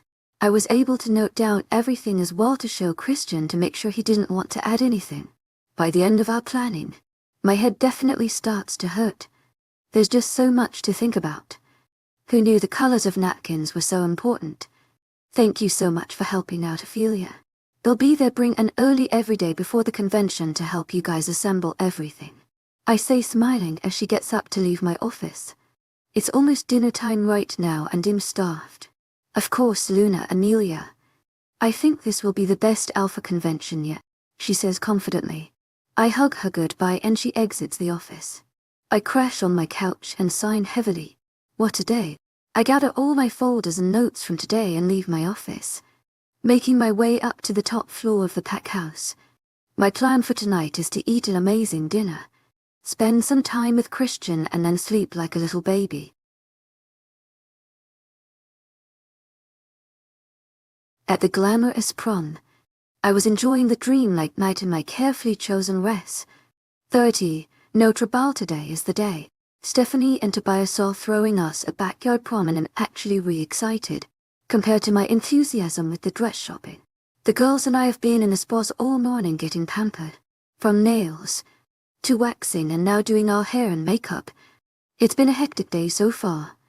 It's been about a week since my meeting with the party planner and everything regarding the convention is running smoothly so far. I've grown a lot stronger with all the training I've been doing with Dad and everything is officially back to normal. There has been no more attacks on the pack either, so I'm excited to have this night with everyone stress-free. I've painted my nails light blue to go with my dress and did a half down hairstyle in my long blonde hair. They've even recovered dye. I've matched my light blue prom dress with sparkly heels, with a diamond necklace and diamond hoop earrings. Our makeover is complete at the spa and my makeup looks flawless as well. I've had her do a smoky eye with winged eyeliner and a light finish on the rest of my face. Us girls have been separated all day, so I'm super excited to see how the rest of them look too. Thank you so much, Vivian. I squeal to the woman who helped me out all day. You look stunning, honey. It was my pleasure, she replies with a wide smile. After a last coat of setting spray, she gives me the okay and I jump off my chair and race to the front of the store to see the rest of the girls. We're having the limo pick us up here so the boys can get ready at the pack house. Christian said HES getting a haircut today too, so I'm excited. Nothing like seeing your new man with a fresh cut. As soon as I walk into the front of the store I squeal as I see Allie, Evelyn and old up. You guys look so amazing, I say as I run over to hug them. They turn and squeal in return. So do you? OMG, we look so hot right now, Evelyn says as we run into a group hug. We gush for a few more minutes on how great we all look and end up taking some pictures they're seeing as they have a photo wall. Our photo session is interrupted when we hear the honking of a limo outside and make our way towards it. After saying thank yous and goodbyes to all the spa workers, we head inside the limo and take off to Stephanie and Tobias' house. Allie spots a champagne bottle in the limo and we immediately pop it open and pour it into our glasses. To an amazing future with my best friends, Eleanor quotes as we raise our glasses. And to the most amazing people I've ever met, I is smiling widely. We all clink our glasses and have some of our champagne. Good news is we'll be getting pampered all over again in 2 weeks for the Alpha Convention. Evelyn says excitedly. Oh God, I don't know if my skin can handle that wax again, Allie says half-jokingly. We all let out a laugh and nod in agreement. I can't wait to see everything put together. I hope you guys all love it. I ate with a wide grin on my face. Bentley and Christian told me it's going to be the best one yet, Eleanor says reassuringly. After some more conversation, and finishing the bottle of champagne, we finally pull up into Stephanie and Tobias' driveway. Already I can see they've decorated the front with graduation balloons and lights. The limo comes to a halt and we slowly get out of it. with all our parents waiting already in the house. "Oh girls, you all look spectacular," Bentley's mom exclaims. "My babies are all grown up," Stephanie says with tears in her eyes. We all chuckle at her statement as we walk closer to all the adults. "Millie, you look beautiful. Just like your mother. She would be so proud of you," Dad says to me with tears beginning to show in his eyes. I hug him tightly for a few moments. "All right girls, picture before the guys come," Tobias says as he walks out of the house with Annabelle. She even dresses up in a pink flow dress for the occasion.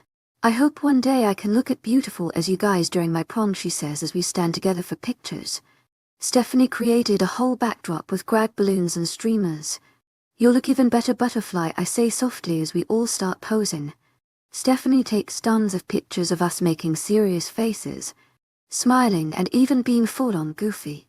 Our photo session comes to an end as the guy's limo pulls into the driveway. We all walk back onto the pavement and stand with the parents to meet up with the guys.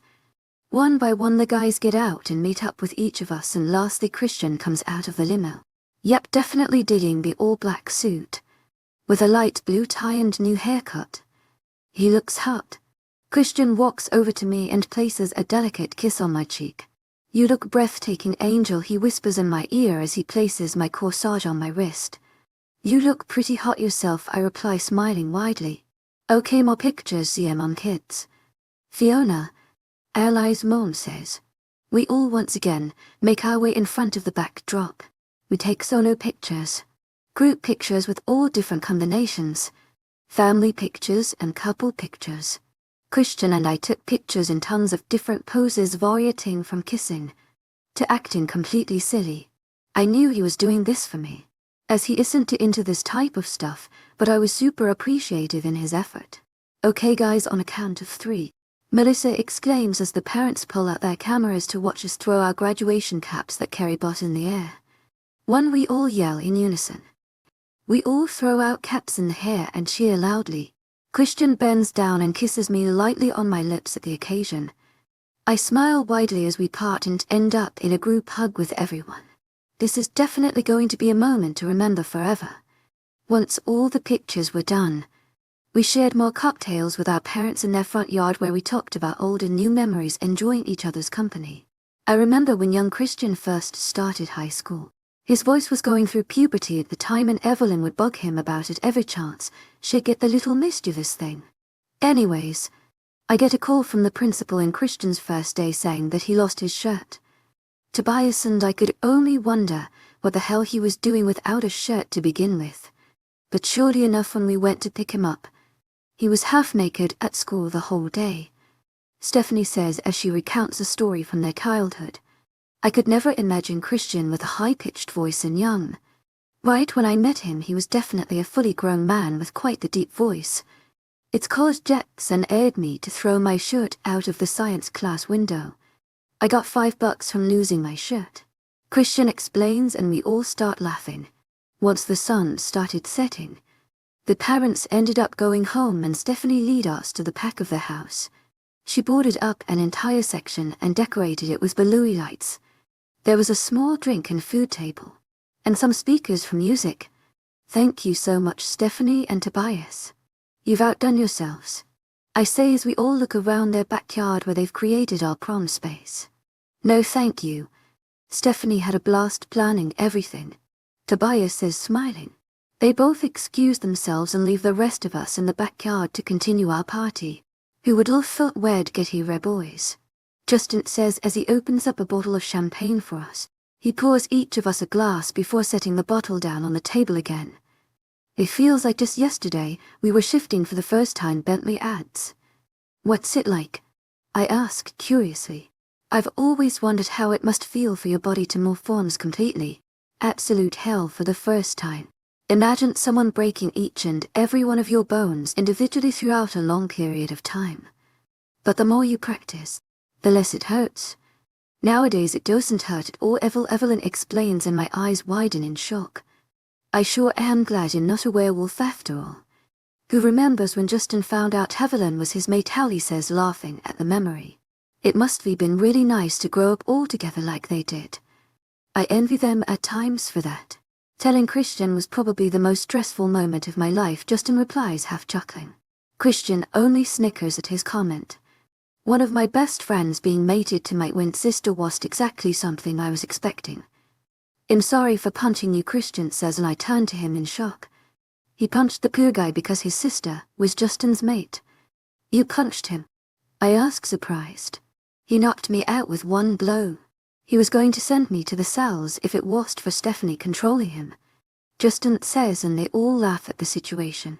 It's crazy sometimes to think that just a couple years ago, I was a dumb-ass boy, Christian says. Now I'm running this whole place. He adds, chuckling. Remember when you said you were going to make us scream a mandatory dinner item as one of your first new rules, as Alpha Evelyn says, chuckling. Damn, I forgot. Christian says, wide. Seeing Christian so professional all the time. Sometimes I forget he too is just a kid at heart. We talked and reminisced for a little while longer until Eleanor turned up the music and we decided to start dancing a little. Our entire night consisted of us enjoying each other's company while cracking jokes, dancing around to the music and even playing a few rounds of beer pong. To my agent extraordinaire, Madeleine Nobel, heartfelt thanks for your unfailing patience, enthusiasm. A slow song ended up coming on, and we all danced in our own worlds with our mates. You have given me more than I could ever have imagined, Amelia. I will spend the rest of my life trying to be worthy of being yours. G-timey, Christian whispers to me as we sway gently to the music, his hand on my waist and mine behind his neck. Christian, you've saved me. You've given me a life better than I could have ever dreamed. I love you. To my agent extraordinaire, Madeleine Nobel, heartfelt thanks for your unfailing patience, enthusiasm. I whisper back. He gently cups my face and we kiss softly, tingles and warmth spreading throughout my body. How about we get out of here? I say as we part from our kiss. It's well past 1 a.m., and I'm ready to bring Christian to my surprise. Sure, you'll get a car to the pack house, Christian says in agreement. That won't be necessary. I've arranged something already for us, I say, grinning. Christian gives me a curious face as his eyebrows furrow. All right, guys. We're going to call it a night. Good night, everyone. I say as I pull Christian off the dance floor. They all wave bye and we walk back to the front of the house, where I've arranged one of Christian's cars to be parked. Unfortunately, I don't drive, so Christian will have to do that part. But I booked a hotel room for us in one of the most luxurious hotels nearby for the night to get away. You'll have to verbally tell him the directions so he doesn't know right away about our destination. Goodbye, Stephanie and Tobias. Thank you for everything, I say to the couple before we leave their house. By mom and dad, Christian also says. They wave us goodbye as well, and Christian and I make our way into his car. He opens the door for me as I get in and quickly goes around to get in the car himself. Where am I driving us? He asks as he puts the keys into the ignition. He'll tell you when to turn. Just start by driving out of the territory, I explain, and he sends me another curious look, to which I respond by giggling. Don't worry, we'll be back by tomorrow, and I've notified everyone of our absence for the night, mister. Alpha, I say it easily. Looks like you've got this all figured out, don't you, Angel, he says in a joking tone. Turn left on the freeway, and get off at exit 46, I say as we leave the territory. He nods and complies as he drives down the freeway. Left, I say as I guide him through the small street once we get off the freeway. The hotel is only 15 minutes away, so that if there's an emergency, I know we can get back easily. Right, left, oh, pull in here. I motion to the hotel valet at the front and Christian complies. He looks at me with a bright smile on his face as he gives me an understanding nod. Under what name, please? The valet guy says to Christian. Christian Black, I say from my side of the car. The valet guy nods, and we both get out of the car. I make my way to the trunk and grab both Christian's and my overnight bag, which I packed last night while he was out patrolling. Leah, you didn't have to do all this for me, Christian says as he takes both our bags and we walk into the hotel lobby. I wanted to, Christian. You do so much for me. I wanted to surprise you too, I say, grinning. He smiles back at me and we walk up to the front desk. Reservation under Christian Black, please, I say to the woman at the front desk. After some computer tapping, credit card scanning and signing of papers. She finally hands us our room key and we make our way up the elevator to the penthouse suite.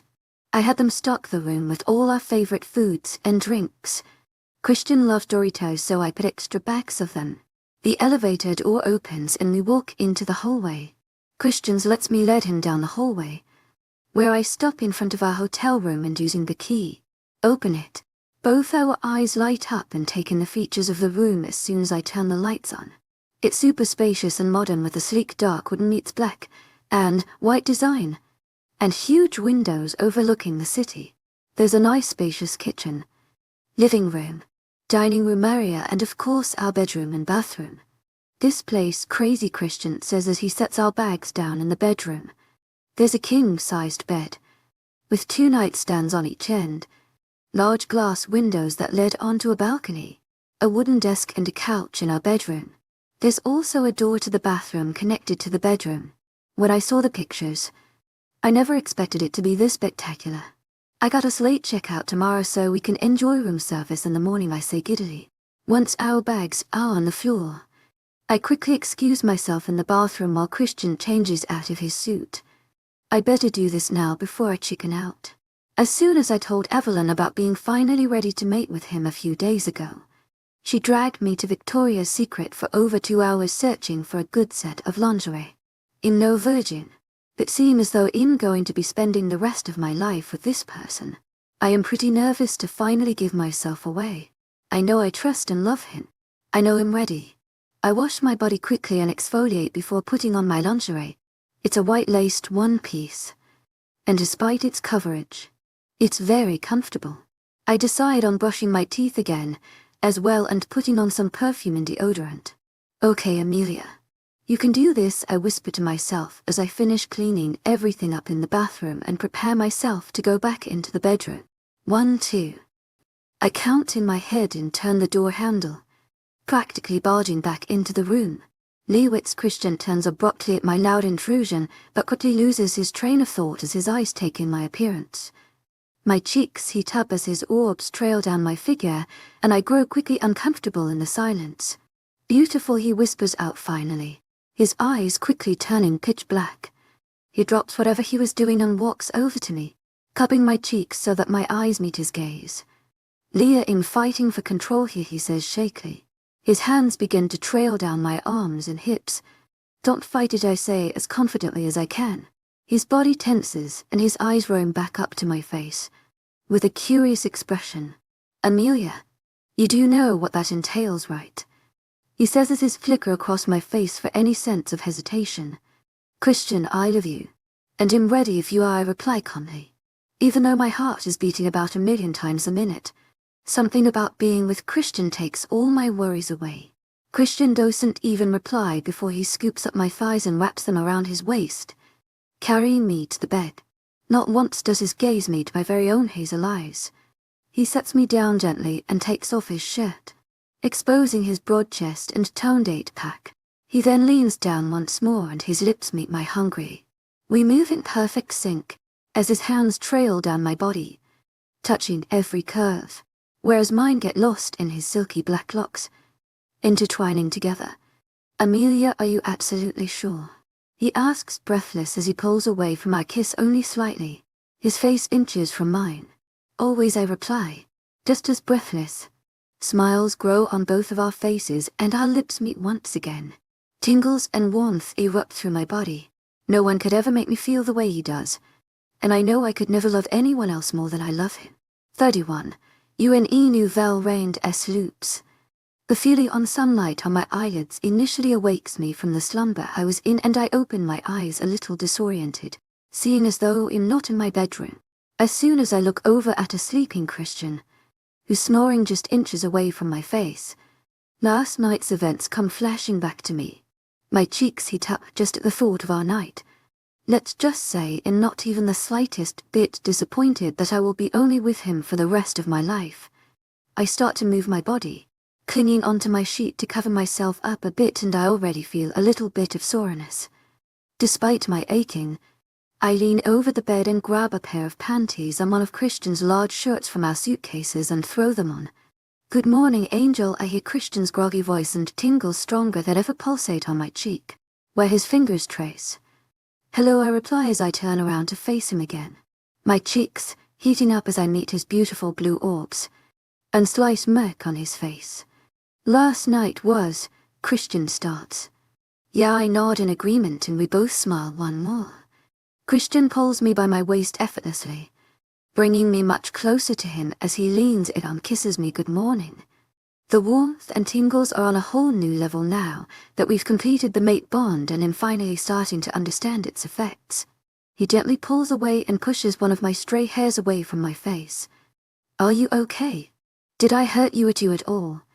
He asks more seriously as he pushes himself up from the bed in a sitting position. I'm fine, Christian, besides being a little sore.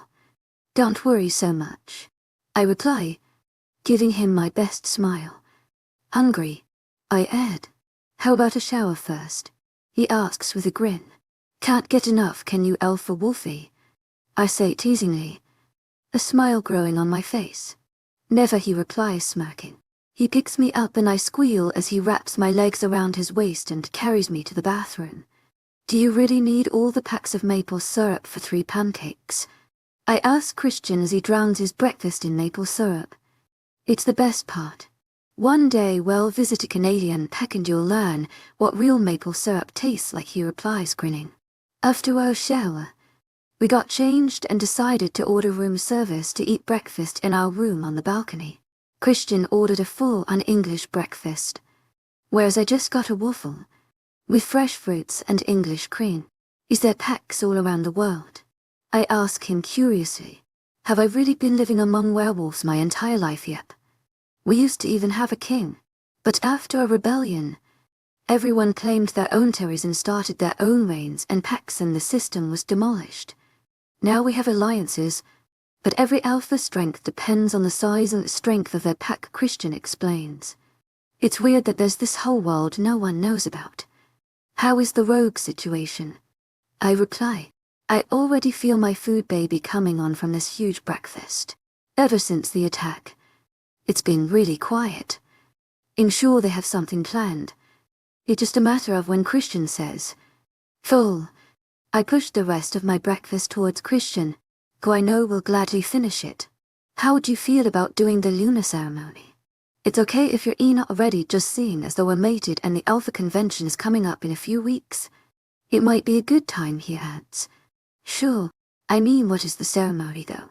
I ask in return as Christian polishes off the remainder of his and my breakfast. How this man eats so much and is so fit amazes me every day. It will be in front of the whole pack. I cut my palm, you cut yours. Just agree to some of the statements I say, and then everyone swears their allegiance to you. He explains and I nod in comprehension. That doesn't seem too bad. To my agent extraordinaire, Madeleine Nilbe, heartfelt thanks for your unfailing enthusiasm. Whatever you want to do with it, I reply. How about this afternoon? My schedule is relatively clear, and the bonfire is tonight, so that can be our little celebration, he suggests, and I go wide-eyed. I thought I could get a little more time in advance, but I guess I could see as it's not that hard. Okay, that sounds good. But only if we finally go visit the orphanage, I say excitedly. We haven't been yet and I think it would be really fun. Oh gosh, now I'll have to find another dress and get my hair done tonight. I decide to get up from my seat and bring the dishes inside on the tray left by room service. Christian follows close behind. I'll call Cecilia for a date, he replies, grinning. I think we should get back to the pack. Thanks for the night, Leah. He adds and kisses me on the neck. I'll pack okay, I'll clean up a bit. I reply as I clean some of the dishes we used and fix the blankets in the living room. After about 30 minutes we finished cleaning the hotel room, packed our bags and checked out. Now we're on our way back to the pack house. Luckily we'll be back just after lunch, which will leave us both a good amount of time to get ready tonight. Hey Christian, can I learn how to drive? Do you know any driving schools nearby? I ask him as he is driving down the freeway. Yeah, the one we all went to is only 20 minutes away from the territory. Could we maybe wait until after the Alpha Convention? He replies. Sure, yay. Now I can drive your sports cars, I say giddily, and Christian starts choking and coughing. Oh well, see about that when you get your license, Leah. They're my babies, he replies, half laughing. You'll need a car to practice in. I really like your Mustang, I say. Now I'm honestly just bucking him a little bit. There's no way I'd practice in his sports cars. But once I do get my license, I'm planning on buying a convertible. Let's settle this with a maybe. I'd evaluate your driving on our golf carts first, he replies, as we pull into the driveway of the pack house. Christian shuts off the engine and grabs our bags from the trunk as I get out of the car myself. We walk hand in hand in the pack house, greeting the few members we walk by. You guys are back. We're greeted by a full living room once we get off the elevator on our floor, and Evelyn running in my arms. Christian has to hold my back up from the force that Evelyn rushes into my arms in. Be careful, Christian mumbles as he continues to walk into the living room, leaving me being suffocated by Evelyn. You smell different. Oh my goddess. She starts to say much louder, getting the attention of Bentley, Eleanor, Jackson, Christian, and Justin. You guys mated, she yells out and breaks out of my arms squealing. The heat rushes to my cheeks and I become super uncomfortable. Seriously, Evelyn, Christian says in a growl. He takes a hold of my hand and drags me down the hall, leaving everyone else in the living room behind. He opens the door to our room, and once we're both in, he puts out bags down and sighs. I'm sorry for her. She doesn't know how to shut her mouth sometimes, Christian says, rubbing his temple. I walk over to him and wrap my arms around his torso, resting my head on his chest. It's fine, Christian. A little embarrassing, but fine. She's one of my best friends, do I say reassuringly. He sighs once more and returns my embrace. You just smell like me now. Every werewolf will know that you're E-mated. And with my scent they'll know you're E-high rank too. He explains further. I can feel him rest his head on the crook of my neck. Okay, we should go back and see why everyone is on our living room.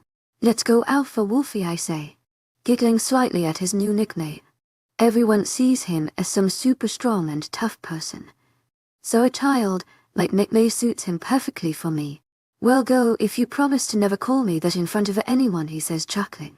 I nod and we make our way back to the living room. Everyone seems to be exactly where we left them. I'm sorry for my outburst, Evelyn says shamefully as everyone sees us ray into the room. Don't worry about it, I say enthusiastically. Christian only grunts in reply. We heard the lunar ceremony is tonight. Do you need some help getting ready? Ali says, luckily changing our awkward conversation topic. Yes, please, I say, relieved. The stress has been slowly creeping in the back of my mind as the day goes by. So I'm glad the girls are here to help me out. My mom and Annabelle should be here soon too. How long until the ceremony? Evelyn asks. 4 p.m. So you guys have 3 hours, Christian replies as he gets a ring on his cell phone. I got to take this, he says, and he turns towards his office. See you later, beautiful. I love you, I hear him say in my mind. A small smile creeps onto my face from his little message. Okay, let's go to your room. Eleanor jumps up from the bed and squeals. All the girls usher me back to my bedroom. Meanwhile, the guys stay in the living room watching TV. The second we all walk into my bedroom, everyone spreads out searching for the perfect outfit, makeup looks and hairstyles. This is going to be a very long afternoon. Okay, honey, you don't need to stress, you look stunning and the pack already loves you. I'll walk down with you, and we will give you the lunar position. You are free to say some words to the pack, only if you do like. They will all bow in respect once you are appointed, and then our bonfire will take place, Stephanie says as we wait inside for the okay to make our way onto the field.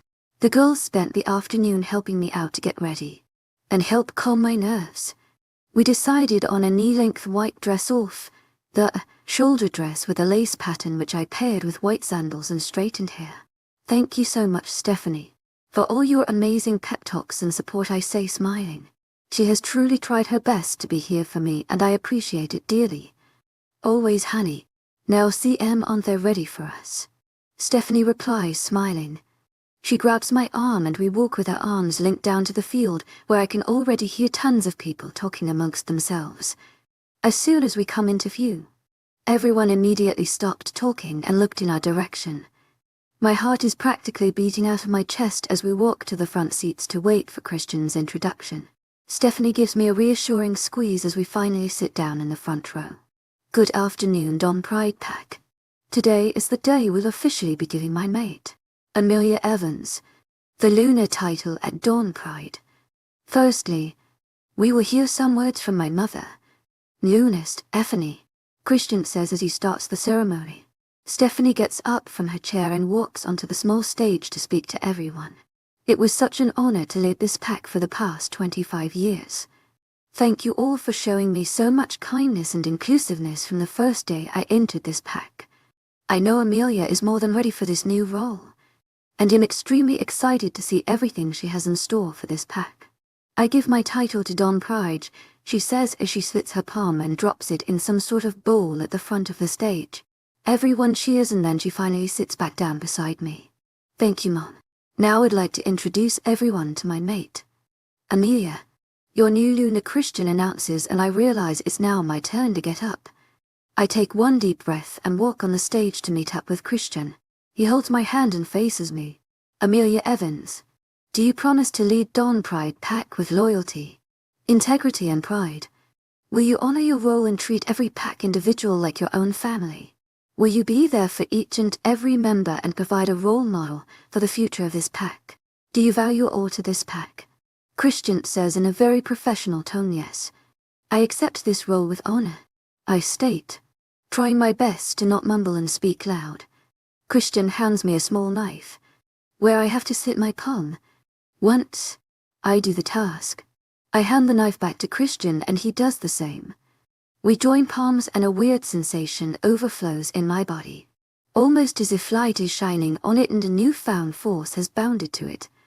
Dawn Pride, welcome Muna Amelia into our pack, Christian states with a wide smile across his face.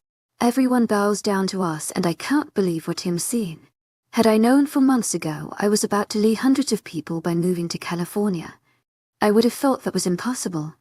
I would just like to say that I plan on trying my absolute best on being someone who can be here for each and everyone in this pack. I'm not perfect, but I will try my hardest to be for everyone here. I am extremely grateful for each and every one of you and I am looking forward to our future here together. Thank you Dawn Pride for believing in me, I state with my newfound confidence and force.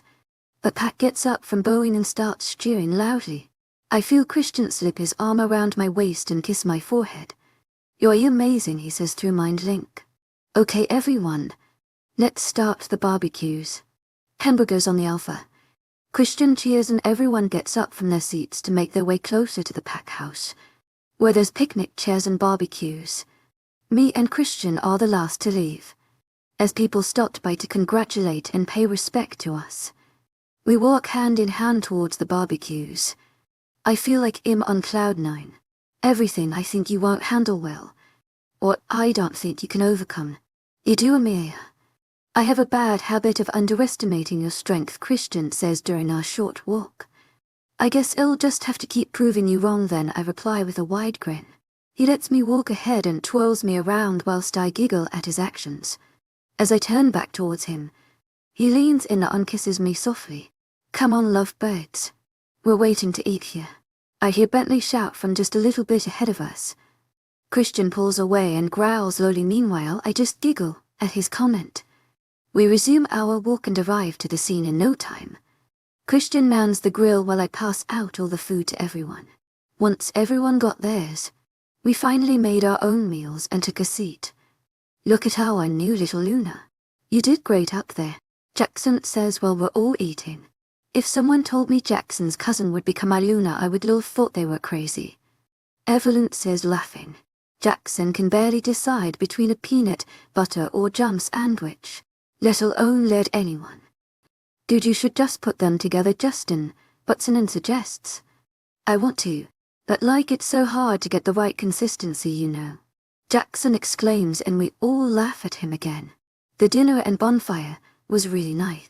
The teenagers played a football game, while the elders roasted marshmallows with the young children around the fire. I got to get to know a lot more pack members on a personal level, and it's crazy how welcoming and nice everyone is around here.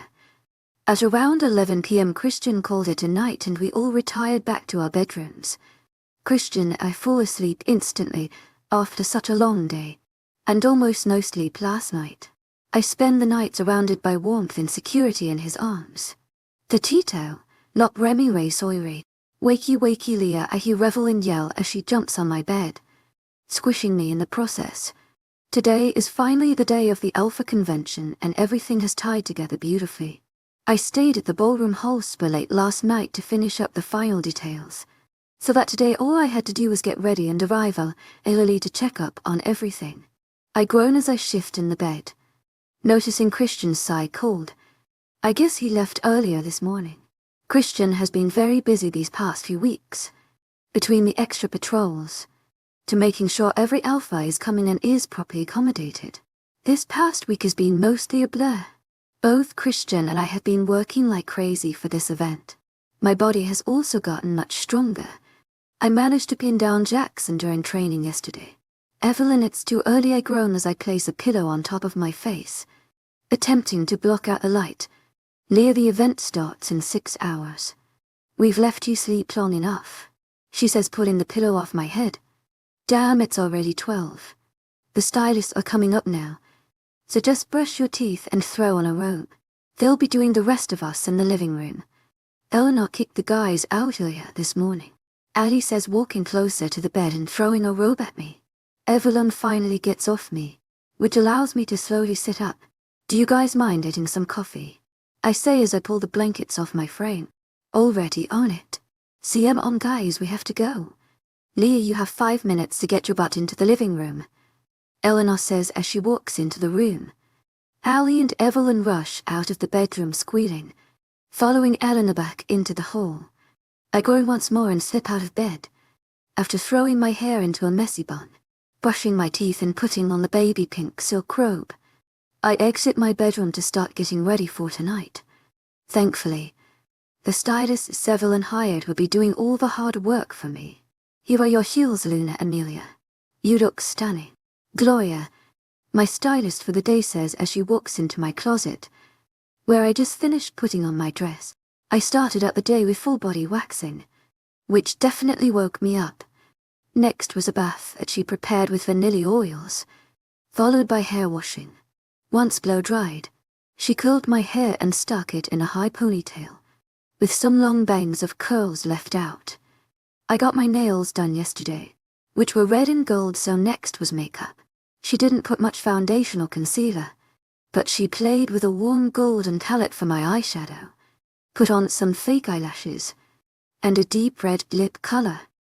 It was time for me to put on my dress, and my gold-colored heels. Thank you, Gloria, for everything. You've made me feel like a princess for the day, I say excitedly as I hug her. She did a great job, and a wonderful person to talk to for the past 4 hours.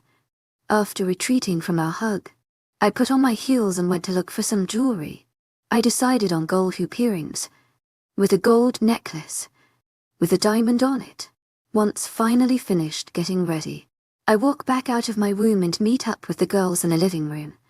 We all went out separate ways getting ready during the day, so I'm excited to see them all ready. There's only 2 hours until guests start to arrive, so we'll need to head over to the event soon.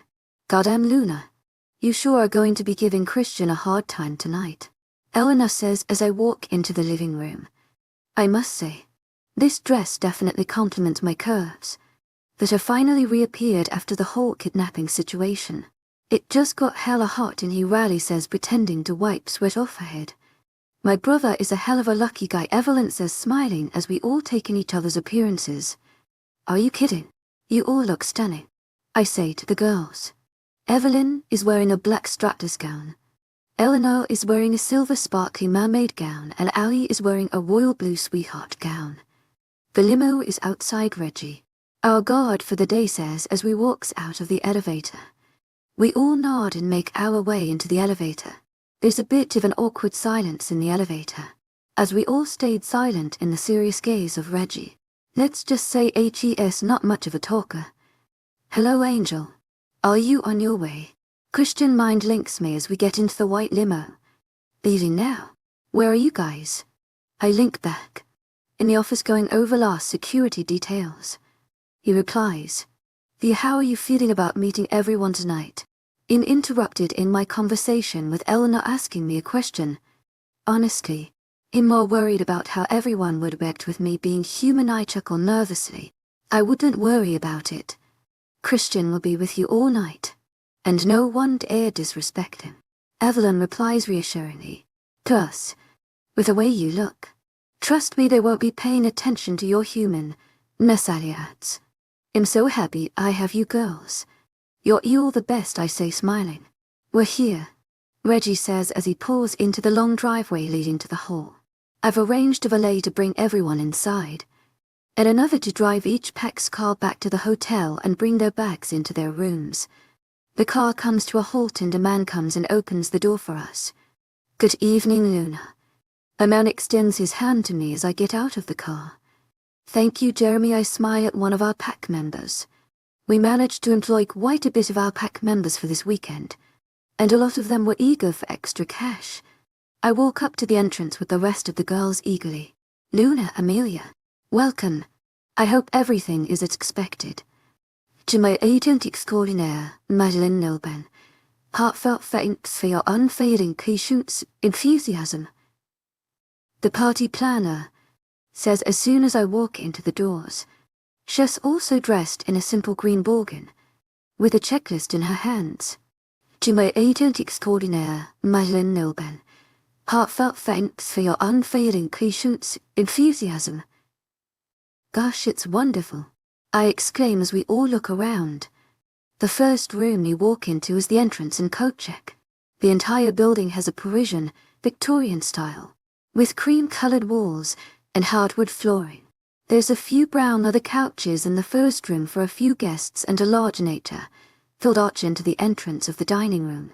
I hired a gardening sculpture to incorporate the greens of leaves, with some flowers and some fairy lights in the arch, so that it makes for a very grand entrance as you officially enter the venue. There's workers who hand you a warm towel and a glass of champagne as you check in your coat and walk through the archway. I've made sure to have photographers all around the event to take pictures of all the couples. The archway is definitely the main piece of the room. It was a great idea to incorporate. Ophelia replies. We all nod to her remark. I have to check on the kitchen. Feel free to look around. If there's anything out of place, please come and find me. She adds before rushing off to finalize everything for the venue. Holy shitly, I'm speechless, Evelyn says as we walk through the archway into the dining room. We've got to take some bomb-ass pictures later, Eleanor adds. We all nod in agreement, taking in the detail of the beautiful greenery. To our agent extraordinaire, Madeline Nilben, heartfelt thanks for your unfailing patience, enthusiasm.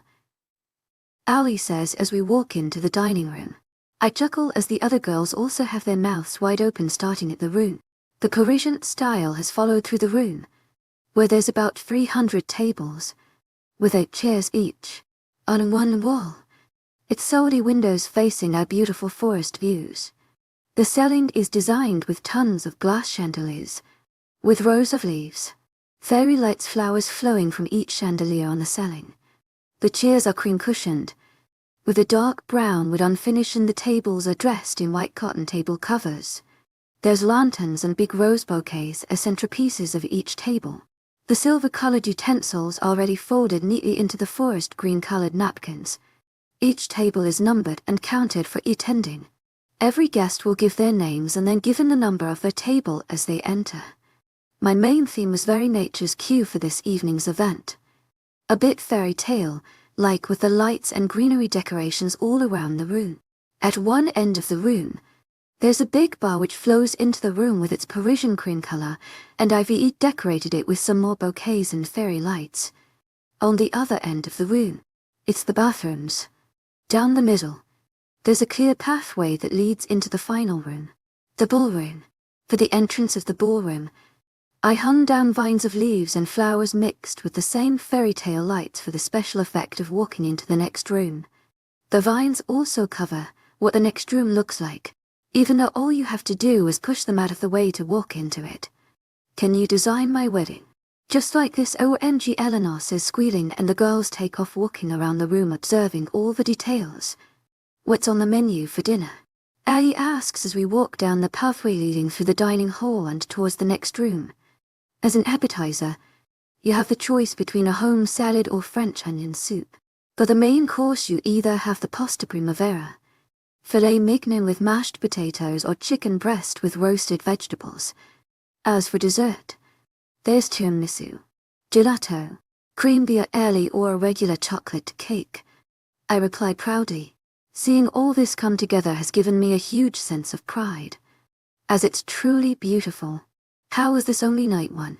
Leah, you've truly outdone yourself. I can't wait to see what else is planned for the event. Ali compliments. Evelyn and Eleanor nod, agreeing to her statement. And now for the final room, I say with a smirk. We all push away the flower-decorated vines and walk into the ballroom. After dinner, the vines will be permanently pushed aside. I thought it would be a cool experience to walk into. Once again, the girls freeze in place and out of the room. The ballroom has the same ceiling-like style as the dining room, with the chandeliers and rows of leaves and flowers connecting them. The ceiling is much higher in this room, and there's also a large stage at the opposite end of the entrance. I made sure to put some cocktail tables with the same white table covers and lanterns on top. There's an arch decoration of greenery on the walls of the ballroom, as well, tying the theme all together. The floors are a beige marble in this room, with the same Parisian-style walls. I think it's safe to say my future daughter-in-law has planned the alpha convention of the century, Stephanie says, as her and Tobias walk closer to the rest of us. This place is beautiful, honey. Better than any we've been to, and it's only the first night. She adds, and I smile proudly. Thank you, guys. I'm just glad everything came out as I imagined it. I reply, grinning. Luna, Amelia, how is everything? Is there any finishing touches or last-minute changes? Ophelia says as she enters the room. Everything looks amazing, Ophelia. Do you need help with anything else? I ask in return. Yes, actually. Just going over the guest list one last time. She replies. You take care of that. We'll help out the caterers. Eleanor says, and they all nod. To my agent extraordinaire, Madeleine Noble. Heartfelt thanks for your unfailing patience, enthusiasm. See you guys. I reply and walk back towards the front of the venue with Ophelia. We went through all the guest list, their hotel rooms, cars and table numbers for the next hour and 45 minutes. We've created a coupon system for their coats as well as for their rides after the event tonight. The staff is getting all the last-minute details ready since it's supposed to start in 15 minutes. Looks like we're all done here. Ophelia, I hope you have a great time tonight. I say to her as we close our binder of paperwork. She bids me goodbye and I walk out of the back office, towards the entrance. After stepping out of the side door at the entrance, I see everyone in the room waiting. Justin, Evelyn, Eleanor, Bentley, Jackson, Ali, Stephanie, Tobias and Christian. He looks super hot tonight, with his classic black suit with a white undershirt and a red handkerchief to match with my dress color. That's all I've told him about tonight's outfit. As soon as my heels hit the ground, all heads turn towards me. There's the Luna. Damn, Millie, this place is crazy, Jackson says first. Christian walks closer to me with hands behind his back, clearly hiding something. You look stunning, Angel. And this place, our event will be the one of the century, he says, smiling widely. Oh, and these are for you, he adds as he brings his hands from behind his back. In his hands, he is holding probably one of the biggest bouquets of lilies I've ever seen. I squeal and take them from his hold, sniffing in their lovely scent. My favorite. Thank you, I reply, standing on my tippy toes to kiss him on the cheek. A little birdie told me you forgot this too, he says as he reaches into his suit jacket and pulls out a red mask. Oh my gosh, I planned a masquerade party and forgot to buy a mask. My face goes from panic to relief in seconds as he shows me the mask. You are my savior, I reply dramatically, and he chuckles. We decided to only put on our masks after dinner, but still. Had I not brought a mask, I would look so out of place. The guests are starting to come in. Evelyn squeals with a peek outside. Bentley and Leah, you'll stay here with me to greet everyone. The rest of you guys try and enjoy. Christian states and we all nod. Leah save me a dance, several jokes, and everyone chuckles as they leave the entrance to enter the dining hall. To my agent extraordinaire, Madeleine Nilben, heartfelt thanks for your unfailing patience, enthusiasm. Bentley and I make our way just in front of the long archway entrance to the dining hall, waiting to greet our first guests. You look beautiful, Amelia. I wish we could go back to our room this second with you looking like that, Christian says, and mind link, and I giggle out loud. Hey, no mind linking without me. Bentley whines and we both laugh at him now. Alpha Christian, Beta Bentley. How are you? A man about a little older than Christian says as he approaches us with what seems to be his mate. At another couple behind them. Alpha Killian. Lunaism. Welcome to Dawn Pride. Christian says in a very proud tone. By the tenseness of his back muscles and lowness of his voice, I can tell he has entered his work alpha mode. This is my mate and our Luna. Amelia, he says as he wraps his arm protectively around my waist.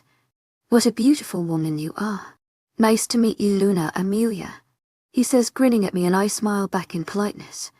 We'll head inside now. Tell your decorators they did an amazing job in this place, he says finally before walking off. I'm patting myself on the back right about now, taking pride in my work. Alpha Christian, Beta Bentley. Why is there a human here? An older man comes up next, with another old couple behind them. Welcome to Dawn Pride, Alpha Roman. This is my mate and Luna. Amelia, Christian replies in a tone much less friendlier than with the other alpha. I feel his hand hold me a bit tighter around my waist. Very well. It was nice seeing you all again, he says briefly before continuing inside the venue, leaving us waiting for the next guests. We spend about an hour and a half greeting all of the guests until we hear signal that everyone has arrived. My feet are killing me from standing for so long, and fees already a bit off from the smiles. Most of the alphas were pretty nice. However, there were a couple who seemed a little off to me. Some made weird comments, or flirtatious remarks. There was even a Luna who tried to get Christian's number in front of me. Safe to say not everyone is nice here, and I can tell Christian is on high alert. The three of us walk through the entrance of the dining hall and Christian guides me to the middle of the room as one of the workers hands him a microphone. Hello everyone and welcome once again to Dawn Pride Pack. My mate and I are honored you are all here and enjoy your stay. Dinner will begin shortly, so let's let the 20th Alpha Convention officially begin, he announces, and everyone erupts in applause. Christian holds my hand and guides me to our table after his opening remarks, and we get ready to eat. At our table there's me, to my agent extraordinaire, Madeleine Nilben.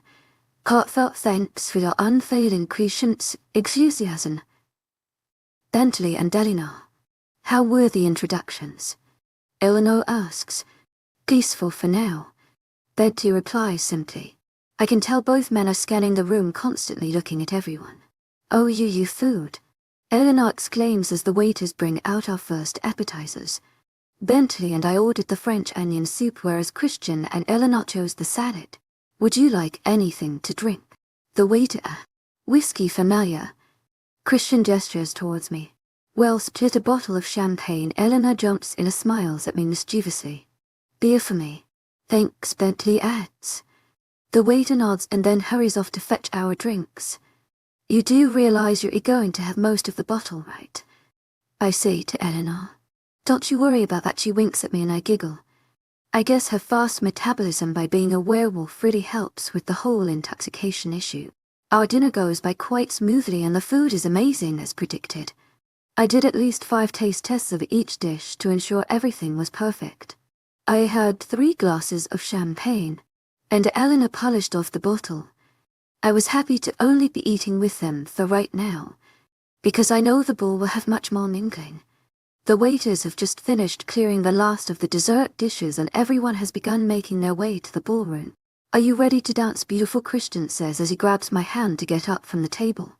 Eleanor and Bentley left a little earlier than us to go to the bathroom. You'll have to lead. I'm not quite the dancer, I smile shyly and we push our chairs in. Stay close to me tonight, okay? he says, looking directly into my eyes. I nod and he leans in and plants a soft peck on my lips. Is everything okay? I ask him as we walk down the pathway to the ballroom. The alphas are all releasing a lot of their power tonight. It's really tense. Alphas normally release their power to assert dominance. In just hoping everything stays peaceful, he whispers in my ear. We walk into the ballroom and see everyone smiling and mingling, even some dancing. Right now there's some music playing on the speakers until the band finishes getting set up. It's 9:30 p.m. and I'm already exhausted. Alpha Christian, I hear a gruff voice say, and we both turn towards its owner.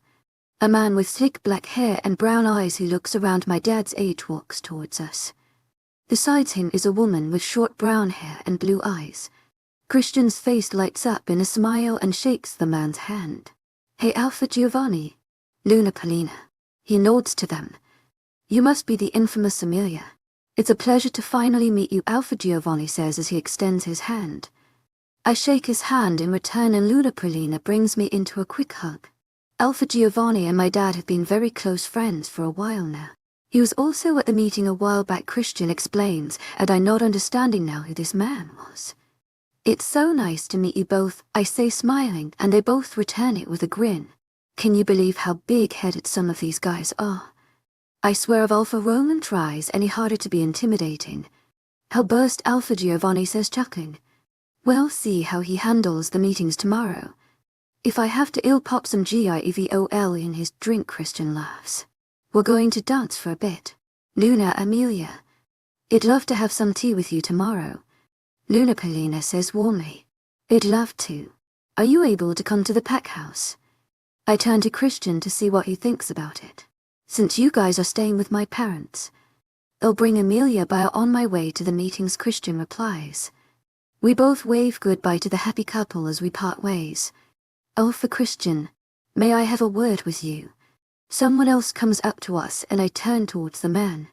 Achia's pretty old and has a cold scowl across his face. Of course, Alpha Richard. What can I do for you?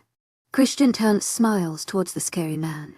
Without the female, Alpha Richard says coldly, and my grip on Christian's hand tightens slightly. I hear Christian growl lowly at his disrespectful tone. I'll go check on the girls, I say, attempting to put on my best smile. I just want to get away from this creepy dude. Christian seems skeptical at first but eventually nods and walks off with Alpha Richard. I decide to walk towards the bar to get a drink to calm myself down a bit. Some of the people here are just so intimidating. Hey Luna, what would you like? One of my pack members greets me as I sit on a bar stool. Hey Marisol. I'll take some of the white wine sangria please, I reply smiling. One of my missions is to learn all the names of my pack members by the end of the month. And I'm about 80 done now. Hey beautiful. You need someone to accompany you back to the hotel room tonight. I feel a hand grab my waist tightly and a deep voice say. I turn around and see a familiar man, whose name I don't remember, smirking at me. No thanks, I reply simply and attempt to move away from his grasp on my waist. In Alpha we are next on, sweetheart. No one says no. He tries once more as he slides closer to me. I attempt to swat his hand away from my waist where he catches my wrist with his other free hand. The blood rushes from my face as I feel his tight grip on me. I don't think I could overpower an Alpha. Is everything okay here? I hear a familiar voice say, and I glance over to see Jackson eyeing Alpha webnosvel on. Alpha webnosvel on, what are you doing? Jackson says as he comes closer to us. Seeing his grip on me. We were about to leave actually. Mace talk Delta. Alpha webnosvel on spits out as he tries to pull me with him. I try my best to stand my ground but his force easily overpowers mine. With my Alpha's mate. I don't think so.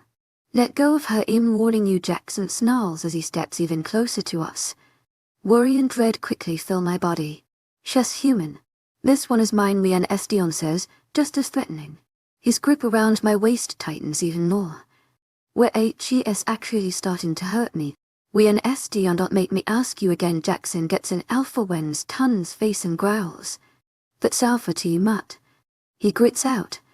He tries to pull me with him again but Jackson grabs a hold of his arm and growls. Pulling him back. What's going on here? Alpha webnosvel on, my worry starts to vanish when I hear Christian's voice come into the situation. Why do you have your hands on my mate? He grits out as he comes closer to us. Why, your mate? Alpha webnovel asks, suddenly taken aback. Christian growls and pries when Tom's hands off my wrist and waist, making me wince slightly from the pain on my waist. To my agent extraordinaire, him.丨Heartfelt thanks for your unfailing patience, enthusiasm. You touch what's mine again, webnovel, and I don't care about the convention rules. You're dead, Christian says coldly. He grabs me and brings me into his arms, wrapping them around my small frame. I bury my head into his chest, trying to calm myself down from this whole situation. Leave, Christian commands, and I hear footsteps falter. Angel, are you okay? Christian whispers as he rubs his hand down my back. Why, yeah, I reply. Now is not the time to freak out about this. There's hundreds of people in this room dancing. Luna, here's your sangria, I hear Marisol say, and I pull out of Christian's embrace to grab it from her. Thanks, Marisol, I reply, smiling, and turn back towards Christian. I shouldn't have listened. I shouldn't have left you alone, Christian signs as he rubs his head. In fine, Christian. You have so much to deal with, don't worry. Jackson came to him too. I attempt to reassure him. I am a little shaken up considering what could have happened if none of the guys showed up, but you'll worry about those feelings later. I down the glass of sangria and place it back on the bar counter. Let's dance, I suggest as I hear the band begin to play a slow song. After you, Lady Christian extends his arm and offers a slight grin. We walk to the center of the dance floor and I place my hand his neck, whereas he's resting lightly on my waist, luckily just below where Alpha webnovel grabbed it. We start to sway to the music and I find myself getting lost in his eyes. Did I mention you look absolutely beautiful tonight? Christian says warmly as he twirls me around, causing me to giggle. You may have mentioned it a couple of times. You look pretty hot yourself, I compliment back, and he grins. Everyone is complimenting on the decorations and food tonight. The Lunas are dying to meet you, Christian mentions, and I felt the goodness flowing inside me. I'm so glad, I reply, smiling. Christian takes his hold away from my waist and cups my cheeks. You're so amazing, he says before he smashes his lips on mine. Our lips move together as my hands reach the bottom of his hairline as I pull his face closer to mine. Realizing we're in public, I pull away from the kiss after a few moments and catch my breath. I feel the heat on my cheeks rising as Christian kisses my forehead. We're in public, I whisper, and he chuckles. A big thanks for the amazing crowd tonight.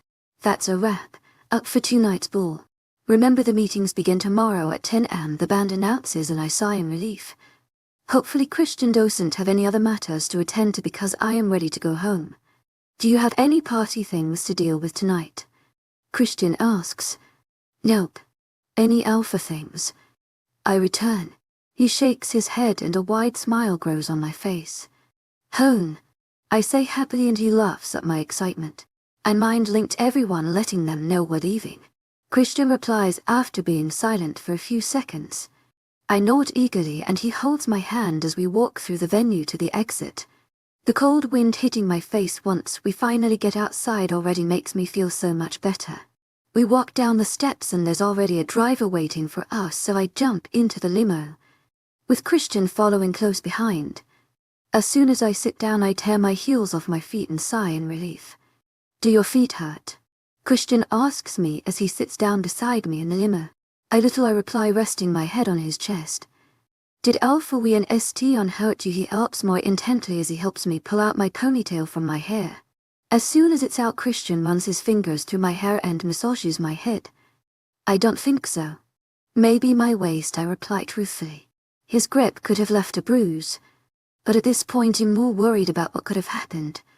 To my agent extraordinaire, webnovel, heartfelt thanks for your unfailing patience, enthusiasm.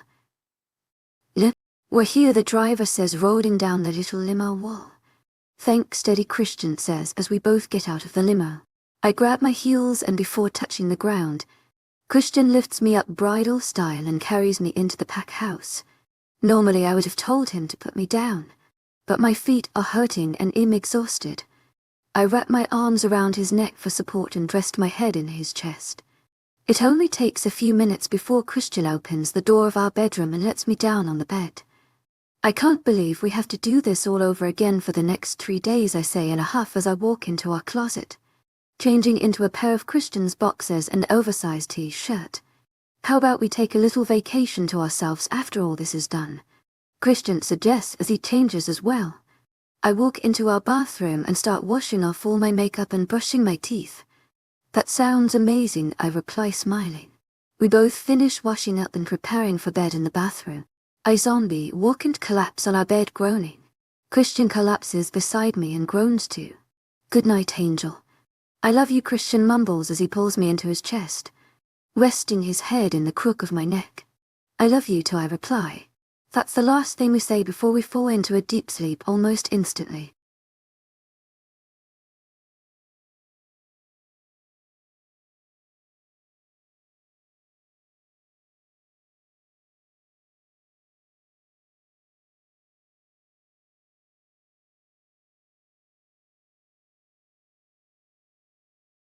When I woke up, I found that my body had undergone tremendous changes. I had become a werewolf. 33, death signs ignorance Leah, you're here. Annabelle exclaims as I walk into their home. Meeting Stephanie for tea along with a couple other Lunas from the convention.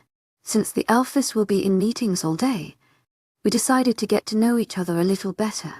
Hey Papillon, I reply grinning and lift her up in my arms for a hug.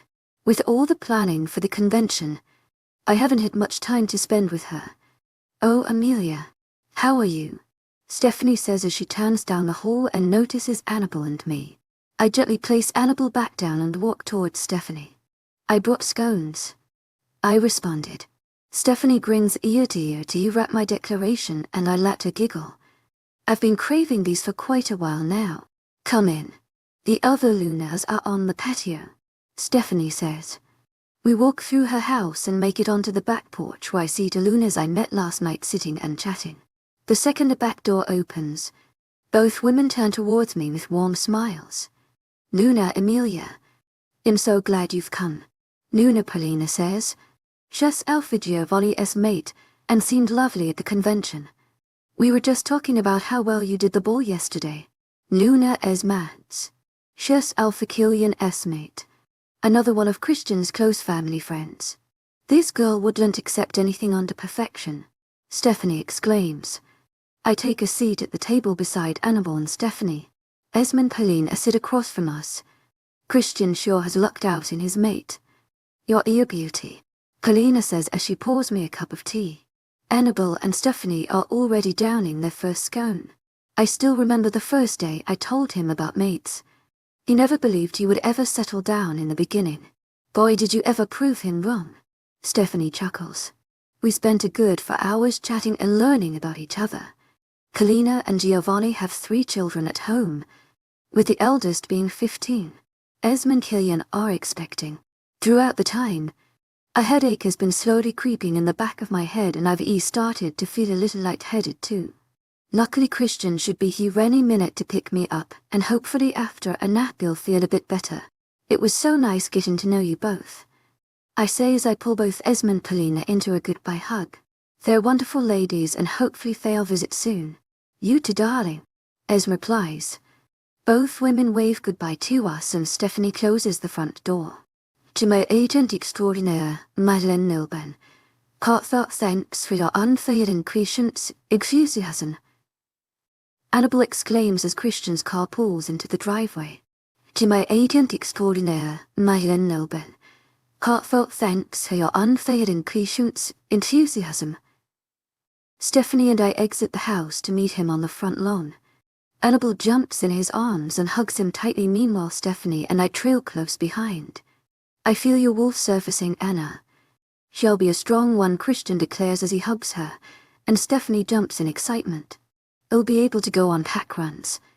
Annabelle squeals and Christian puts down a jumping Annabelle. Soon enough, you guys had a good time. Christian turns towards me and his mother. My little daughter, in-law, has gotten my friends to love her more than they love me. It was so great to catch up with old friends, Stephanie replies. We only have an hour to get ready for tonight's barbecue. Leah, are you ready? Christian asks. Yup, thanks again, Stephanie. And see you soon, Petite Papillon. I wave goodbye to Stephanie and Annabelle and get into the car with Christian. Could you not drive so recklessly, I huff as my head pains from all the bumps and turns we take in the car. My headache has yet to go away and has grown increasingly irritating. Are you okay? Christian asks, concerned. I have had a headache for a while now. The Advil hasn't been working very well.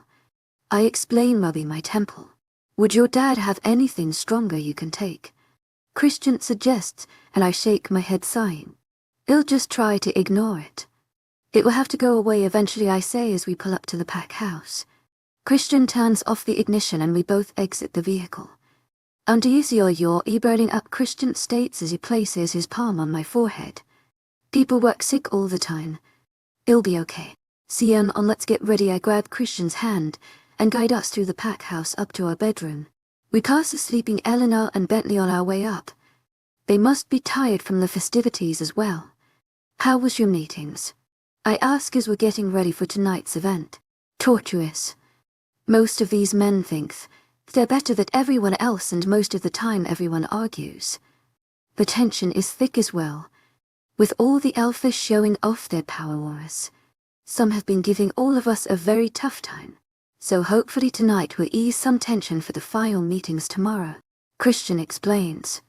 I decide on wearing a long yellow sundress with flower patterns. I pair the dress with white sandals and silver hoop earrings. Christian was a white polo with beige Bermuda shorts and brown slacks. Had any of them heard things about Victor, I ask.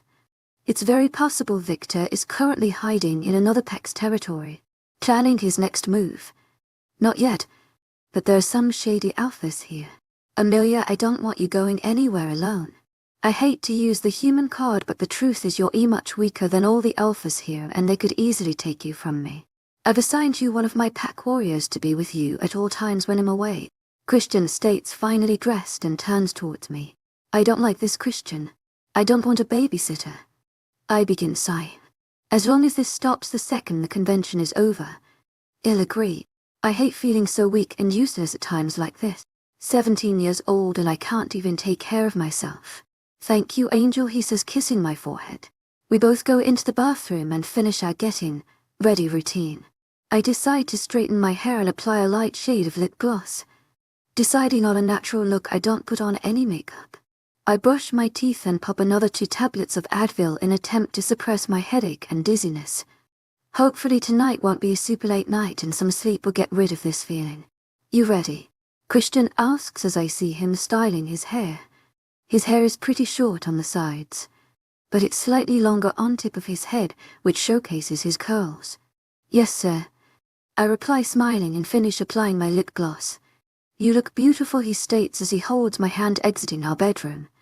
I blush at his compliment as he stares at me with adoration. To my agent extraordinaire, Madeleine Nilben, heartfelt thanks for your unfailing patience, enthusiasm. Una, are we ready for the barbecue? Bentley states once we walk into the living room. Him and Eleanor must have been waiting for us. They are both matching by wearing a burgundy top with a black bottom. It's quite cute actually, and I'm sure this was all Eleanor's doing.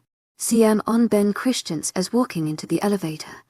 Eleanor and Bentley walk in just behind us. I grip the bars of the elevator going down as my dizziness only heightens from the motion. Christian looks down at me in concern, but I just wave him off. I'm sure a glass of water will help my queasiness. We exit the elevator and begin our short walk to the open field where the barbecue is being held. We rented our picnic tables and I decorated them with yellow tablecloths and lanterns as a centerpiece. The new fire pit is surrounded by dozens of logs to sit on, and the field is packed with activities for all ages. My goal for this event was something much less formal and family-friendly. Hopefully everyone will forget we're at an Elfus convention and make new friends. As soon as the 4 of us come into view, everyone turns towards us and bows. Except for a few Alphas who scoff. Christian was right about not everyone getting along. We're going to get some water, I say to Christian as I grab Eleanor and make usher towards the drink table.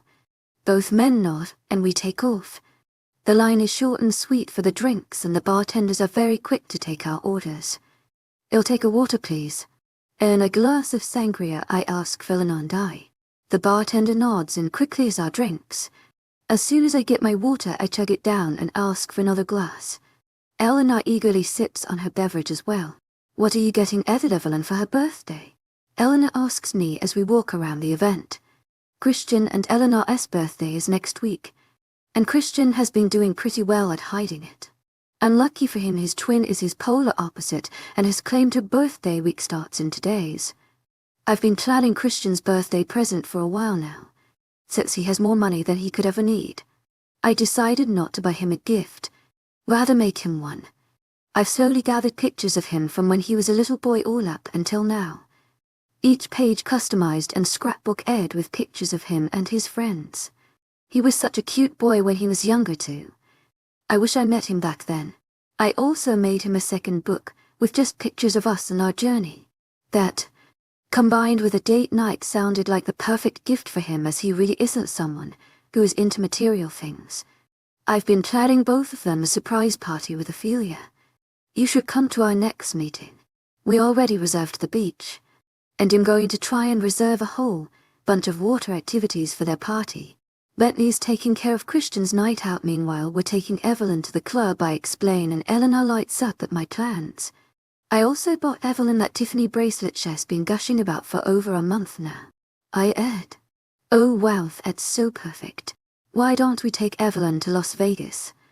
It's not too far, Eleanor suggests. Hey girls. Our conversation is interrupted by Allie and Evelyn walking over to us smiling. This backyard party idea was perfect after last night. If I had to wear heels again, I think my ankles would have given out, Allie says, relieved. Christian had to carry me out of the car, mine was so I had laughing at our mutual pain. The barbecue passed by very calmly. I was able to get a picnic table with all the girls tonight since the alphas decided to sit together, allowing everyone to mingle much more freely. Even some of the other alphas' children got to interact with our pack members, and everyone seemed to have a blast. I've gotten a few glares from some of the less nice alphas but managed to shake them off. I've had the feeling of someone watching me all night, but maybe it's just the warrior Christian hired to look over me.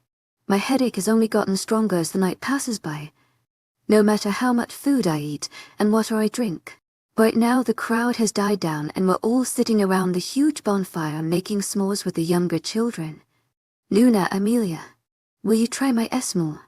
To my agent extraordinaire, Madeleine Nilban, heartfelt thanks for your unfailing patience, enthusiasm. One of the younger kids in our pack asks me. His big brown eyes makes it impossible to say no. And now I will be on my 10th s'more of the night. Of course, Oliver. I'd be honored, I reply, grinning. The young boy gently hands me the gooey graham cracker and marshmallow combination, and I throw it into my mouth, making sure to exaggerate on how amazing the treat is, just to see his wonderful smile. It's so yummy, Oliver. Thank you, I exclaim, and Oliver smiles in triumph. I can't help but giggle at his cuteness. Luna, Alpha has requested I take you to the pack house. I am your designated warrior. Yuri, I turn to see a man I vaguely recognize. At GS quite tall, almost as tall as Christian, with dark, curly hair and brown eyes. I can see his muscles bulging through his thin shirt, and I automatically feel a little intimidated by his appearance.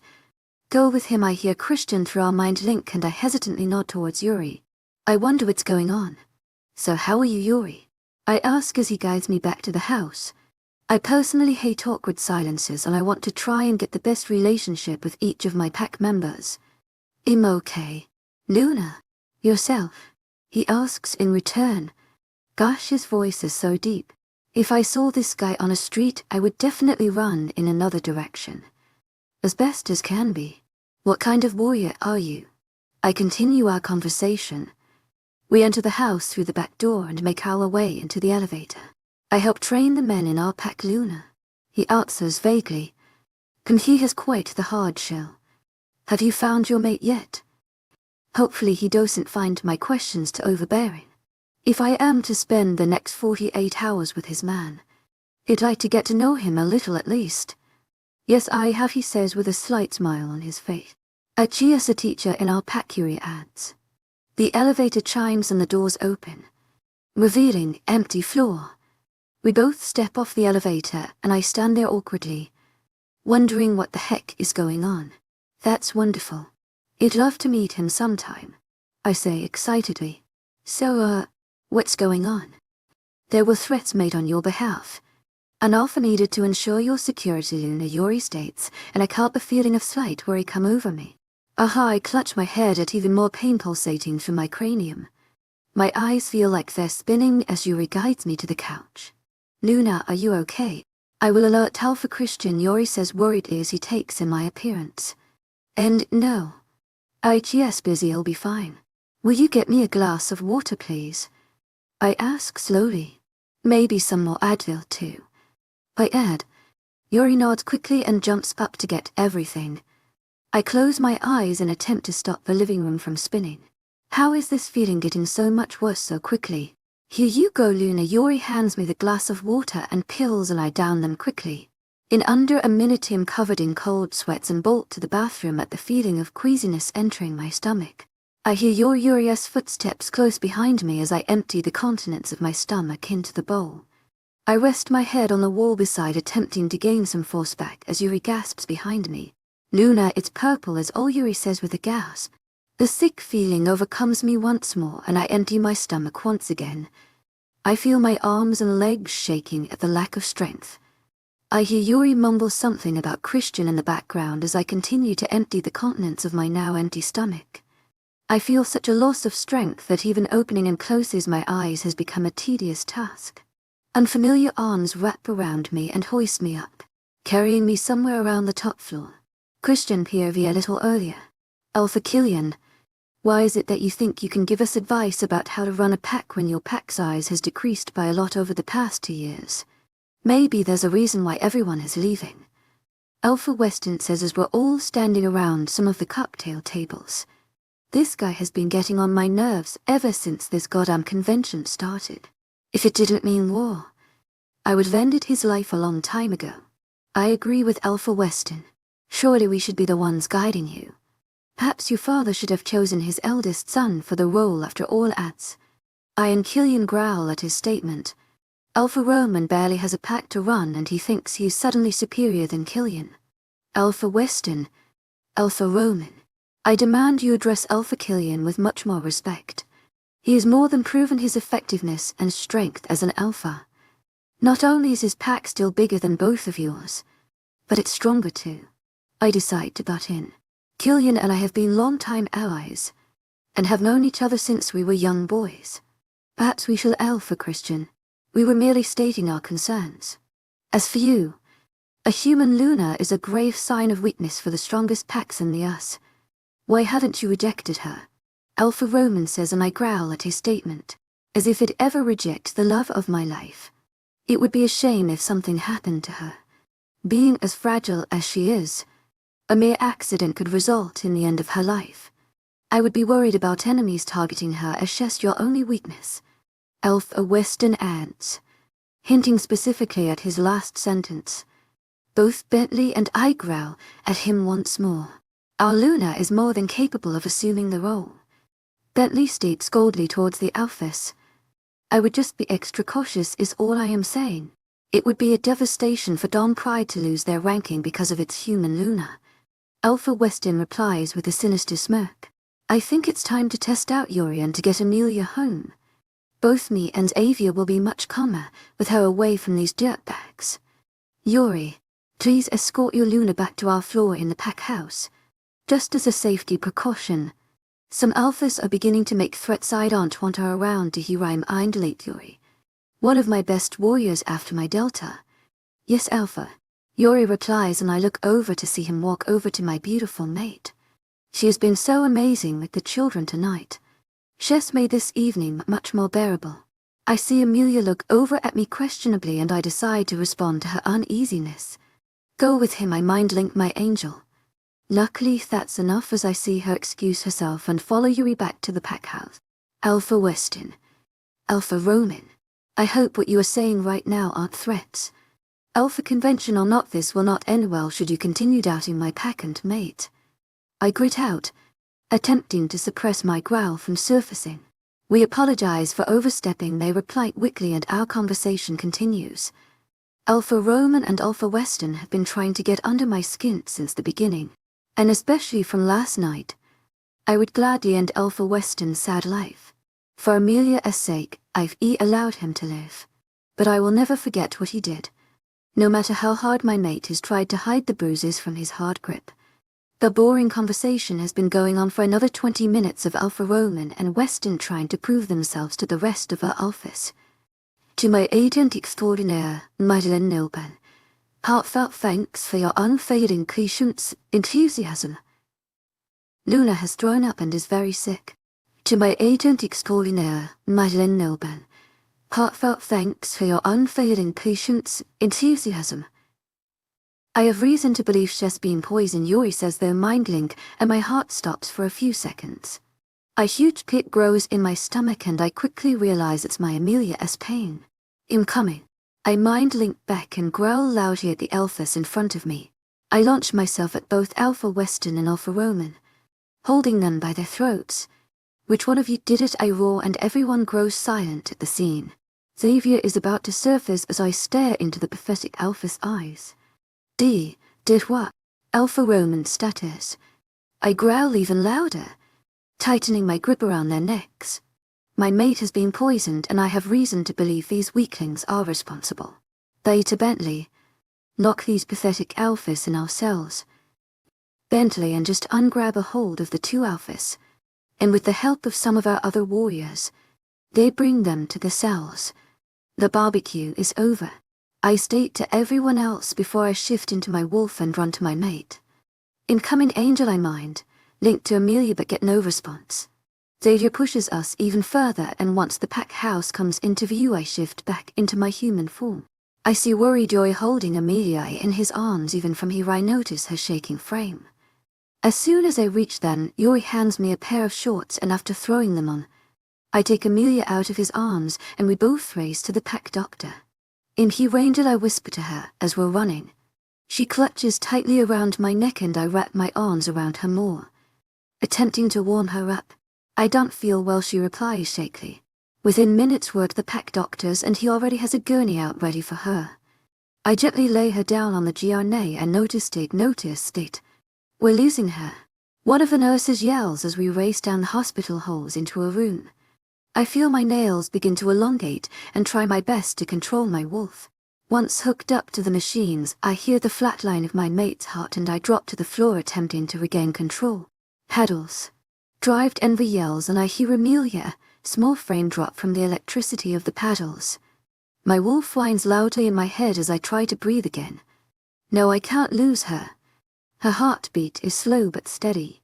Everybody move, drive envy states, and I finally get the strength to look up again. Amelia is hooked up to over 10 wires and the doctor and nurses are frantic. Alpha, you can't come too close right now. Drived envy needs to get the poison out of her body, one of my nurses, Ray Egan, says, and I growl uncontrollably. I sit on a chair in her room and watch the doctors running around injecting her with tons of liquids. My daze is interrupted when Denver walks in front of me and begins explaining my mate's medical situation. Alpha, there's too much poison in her body to survive. As a human, she has no survival rate. I'm deeply sorry for your loss, Alpha Christian. It's time to say our goodbyes. 34. May Celeste unhumane Alpha, there's too much poison in her body to survive. As a human, she has no survival rate. I'm deeply sorry for your loss, Alpha Christian. It's time to say our goodbyes. Drived envy states to me in a defeated tone. The gravity in my world shifts at his words. A world without Amelia. Could I even live without my light? Without my reason to come home and my future now? I managed to get one word out. There's no way a woman as incredible as her dies such a bad way. Amelia deserves a long-lived life filled with happiness. She deserves more than life has given her so far. We had our whole future together. I am sorry, Alpha. I just don't know what else we can do. If she was a werewolf, she would have a better chance of survival. But as a human, she just isn't strong enough. Whoever did this used a very strong dose. Drived envy explains, sighing. Doctor, Amelia does have some werewolf genes inside her. Maybe there's a way we can stimulate the gene. Turn her, my dad says as he barges into the hospital room. I instinctively hide Amelia and snarl at him for the interruption. Xavier won't stop whining in my head, and in trying my hardest to hold him back at the moment. If what Tobias is saying is true, that could be a possibility. Nurse Olivia, draw some blood drive. Denver turns abruptly and starts wreaking call of Amelia's vitals while Mom and Dad sit beside me in the room. We've got 2 hours until her body shuts down completely. I'll run her blood to the labs right away, Denver says as he runs out of the room with the other nurses. I want to meet Mates Wolf. She'll be beautiful, Xavier exclaims in my head, and I sigh. If only it was that simple. We spend about 45 minutes listening to Amelia's slow heartbeat in the hospital room until Denver has come back. My parents and myself are the only ones who are allowed to stay with her. It's currently 3 am, but I'm wide awake thinking of how I can keep my mate alive. Okay, well, try something. To my agent extraordinaire, webnovel. Heartfelt thanks for your unfailing patience, enthusiasm. Due to your ranking, it may be possible for her to transform. However, she won't be as strong as the average werewolf, nor as big. This is our only shot at keeping Luna Amelia alive. I will need to draw some of your blood, Alpha Drive, Denver explains, but I roll up my sleeve right away. For Amelia, I'd give anything. They take out the large needle and prick my skin and fill up for bags of my blood. Basically, we're going to start with a transfusion. Your blood will circulate inside her body and should provide enough of the werewolf gene to activate it in her system. If this doesn't work, you may have to mark her again. Your blood should not poison her as you've completed the mating process. Denver explains further, and I nod, understanding the ritual. Denver takes the blood bags and hooks it to some other machines close to Amelia. I watch nervously as he begins the transfusion. The sight of blood definitely has me on the verge of throwing up. After about a minute of active transfusions, Amelia's heart rate spikes up and Denver is frantic, going around her hospital bed. What the fuck is going on, Doc? I grit out. Dad has to hold me back from yanking my dying mate away from him. The blood may be a little too strong for her system, Denver replies as he injects Amelia with another liquid. Amelia's heart rate stops and they bring out the paddles to attempt to revive her heart. Clear. One of the nurses yells and Amelia's body jolts up from the electricity. Xavier growls at her state. Her heart rate doesn't pick up after another for cycles of attempting to revive her heart. Time of death. 415 Denver states, and they take off their equipment. My whole body erupts in pain as Xavier takes over, transforming into my wolf right in the hospital room. He growls at everyone to leave the room as they run away frantically, leaving us alone with our other half. No, wake up. Wake up, Xavier exclaims in my head as he nudges Amelia's wrist with his snout. They killed her. They killed mate. Xavier growls once more and bolts towards the dungeons. Running through the hospital room, everyone jumps out of our way. Those bastards will pay with their lives. Their whole family line will pay. Walking into the dungeon is easy when everyone is jumping out of your way. Within seconds I find Alpha Western and Alpha Roman cells. Even coated in wolfsbane, I break and snarl at the pathetic pair. Alpha C, Christian, I'll be rash. I'm innocent, Alpha Roman exclaims. I immediately jump on him and make him hit his head hard on the cement walls, ending his life instantly. Once he is limp on the ground, I snarl at a shaky Alpha Western. Victor was going to do it anyways, were his last words before I bit off his neck. I don't play with my victims. They deserve to die, so they did. That's not enough though. I speed off out of the dungeons looking for any rogues to kill. They will pay. Everyone will pay. My light is gone. My purpose is gone. The pain of losing my mate is becoming more and more unbearable. To my agent extraordinaire, webnovel. Heartfelt thanks for your unfailing patience, enthusiasm. You need to come back.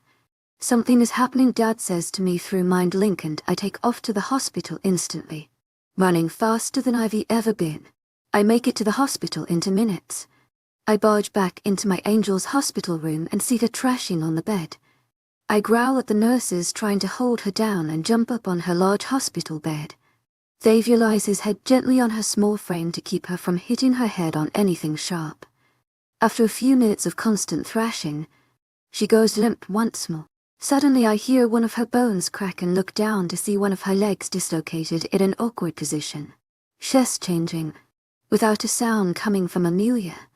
I see her body slowly begin to shift into a werewolf. I growl at the prying eyes in the room, forcing them to leave me alone with my mate. I need to be human to help her out, Xavier. I try to reason with my wolf to get control back. He agrees and we quickly shift back into my human form. Luckily there's an extra pair of shorts that I managed to throw on while holding my mate. The change takes 20 gruesome minutes to complete, and I've never seen a wolf like her. She's basically as small as a dog, almost 4 times smaller than I am in wolf form. Her wolf form still lies limp, with her breathing seeming very heavy. She's a white wolf, with black spots all over her body, some on her paws and others on her ears. Her snout is even pink, not the usual black one us grown wolves have. She's beautiful in my eyes. I've never seen a wolf with such a rare coat. She looks like a wolf pup would look like if they shifted when they were younger. Must be because of her ways of transformation. I slowly stroke her soft coat, resulting in a rumbling sound to come from her chest. Xavier barks happily in my mind at her slow responsiveness. She's still out, but at least her body is alive and feels me. Somehow the sparks are even stronger when I touch her. I manage to find even more ways to love my perfect mate. Her shift only lasts minutes before I hear her bones cracking back into her human form. I gently place the hospital gown on her naked form and cover her shivering body in blankets. I wonder what kind of attribute she will get in her newly shifted body. I hope she can accept her new form. Perhaps I was selfish in not giving her the option of living human life. It was just a fate I couldn't accept. I'll spend the rest of my days making her feel happy and welcome, appreciating her for her selflessness, ability to light up a room and kind heart. I need her in my life and am willing to do anything to keep her. I lie her beside me and gently stroke her hair, listening to the slow rhythm of her heart. It's much steadier now, so the transformation must have saved her life. Christian, what's going on? Dad mind links me and I sigh. Chef shifted. I reply simply and I hear the doula rumble. Dive Denver. Dad and David enter the room and I growl lowly at the interruption.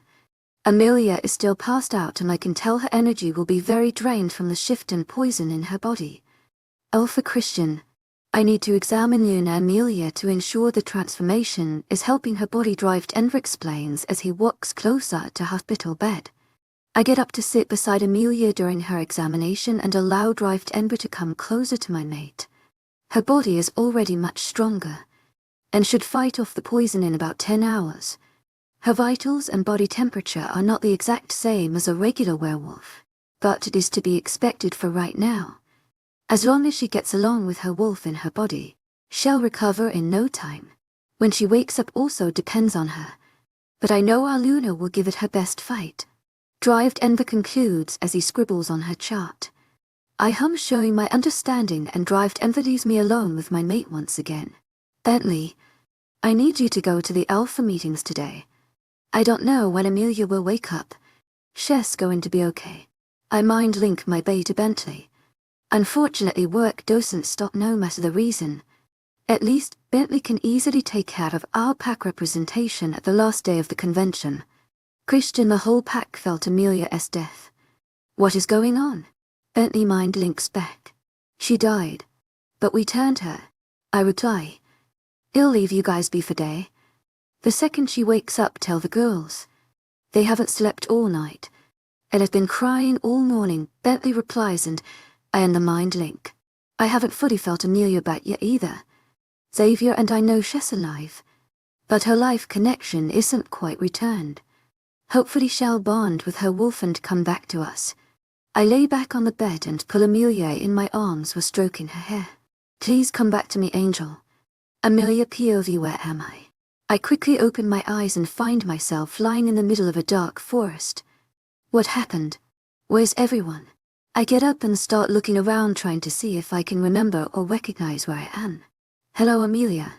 My name is Rhea and I am your inner wolf. I hear a girl's voice echo in my head. Inner wolf. What the heck is going on? Last I remember is passing out and throwing up. Who's there? What's going on?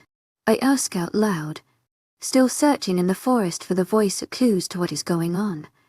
You see, someone poisoned you and you were dying with only human strength to fight off the poison. Since you only had a small part of me in your mind and soul, I was more part of your conscience and personality rather than your wolf. Now that I've been given more strength to fully become one with you, I can break free. Basically, you're a werewolf now. Well, we are. The voice in my head says again. Oh my God, I must be dreaming. I start to run through the woods, hoping to find someone who can help me. Someone help. I'm lost. I cry out as I race through the woods. You're in our subconscious. Trust me, it's just us here.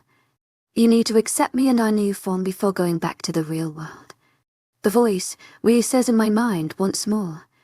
Maybe I should just humor this idea. There are crazier things that have happened to me before. Okay, well, how do I accept us? I ask the voice in my head. I start to slow down my run and walk around the forest. Do I even want to become a werewolf? Even though at times I did feel a little left out.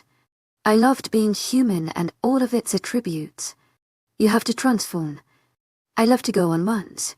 I think when we go back to our life we should just run all the time. With mate too. I love mate. Let's go back now, accept me. Rhea squeals in my head and I cringe at her tone. Jesus, she kind of sounds like an excited puppy. I've never really thought about becoming a werewolf.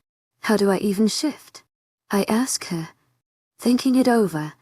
Perhaps becoming a werewolf was my fate after all.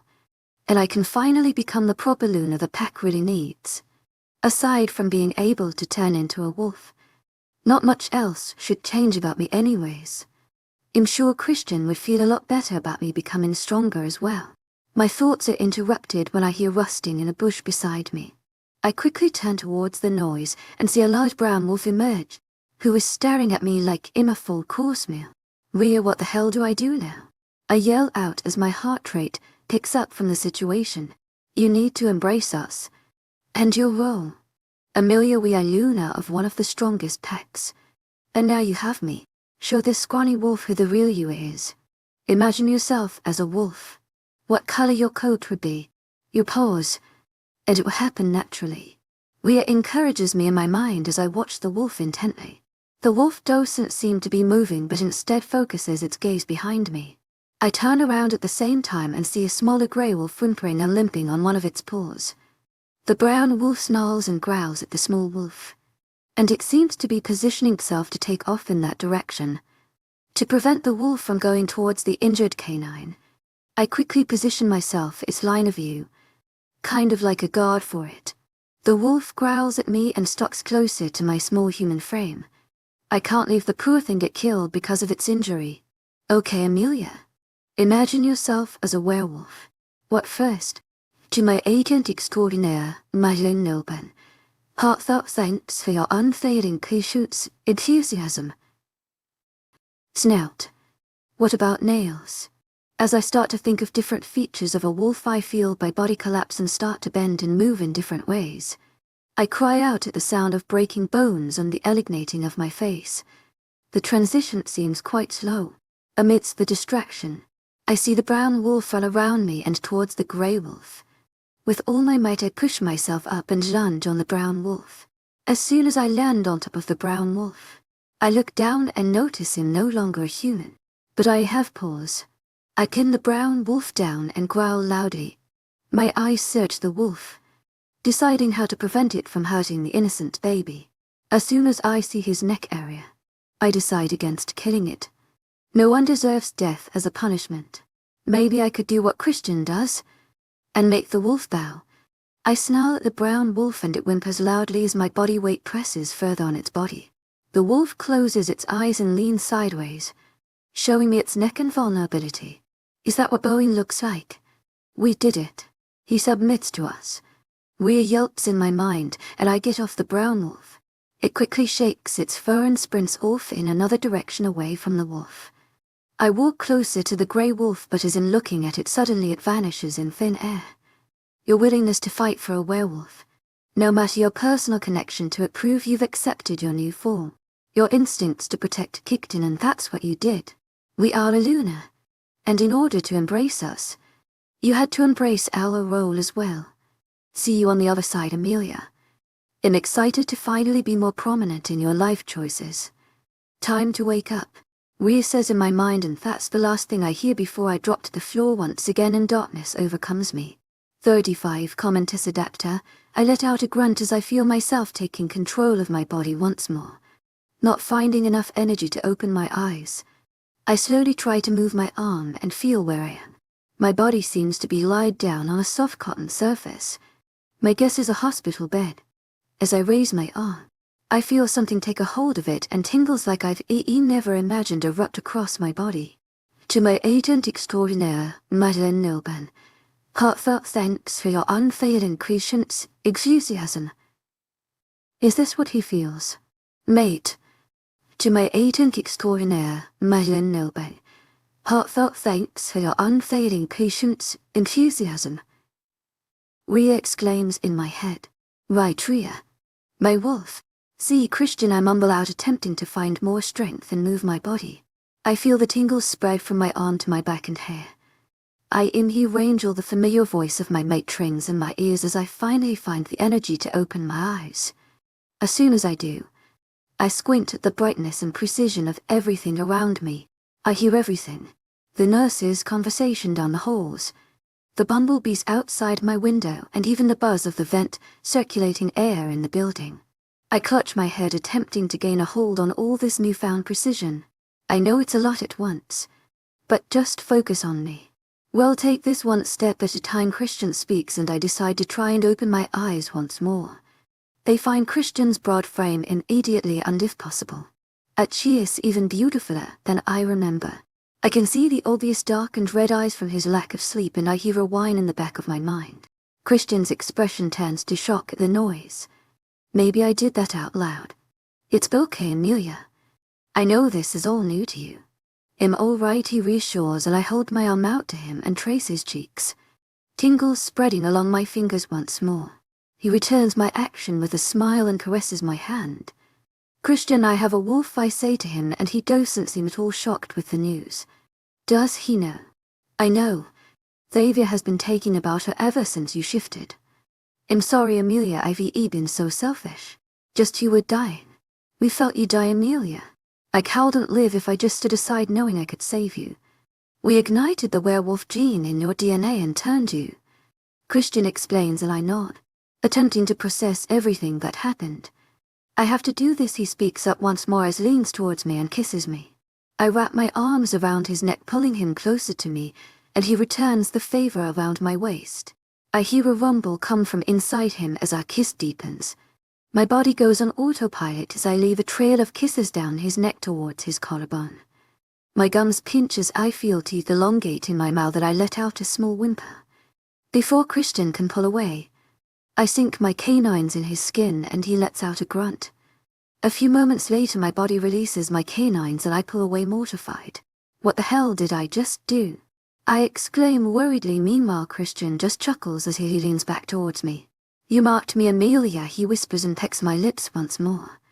I feel he trush to my cheeks and embarrassment settle in. I didn't even ask him if he wanted me to. I'm so sorry. I blurt out worriedly, but I can only see happiness spread across his face. Don't be sorry, little mate. We've been wanted you to do that since we met you, he replies, smiling. The doctor needs to come in and check on you. You've been out for 12 hours, he adds. What happened to everything when I was out? The Alpha Convention.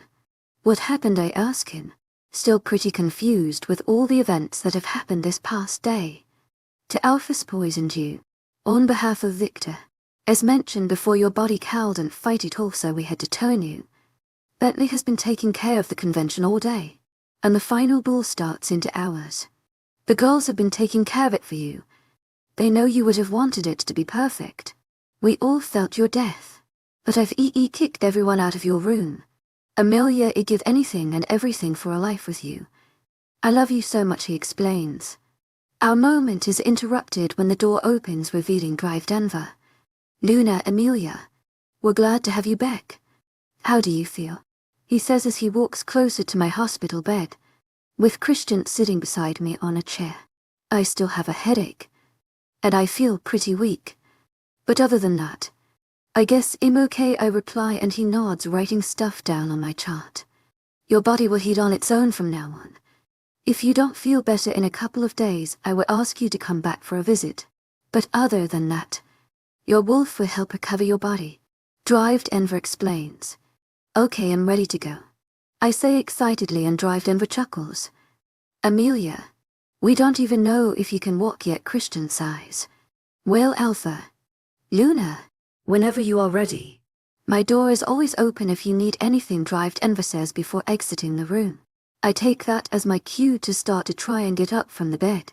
Christian quickly holds my arms to help me balance before I fall.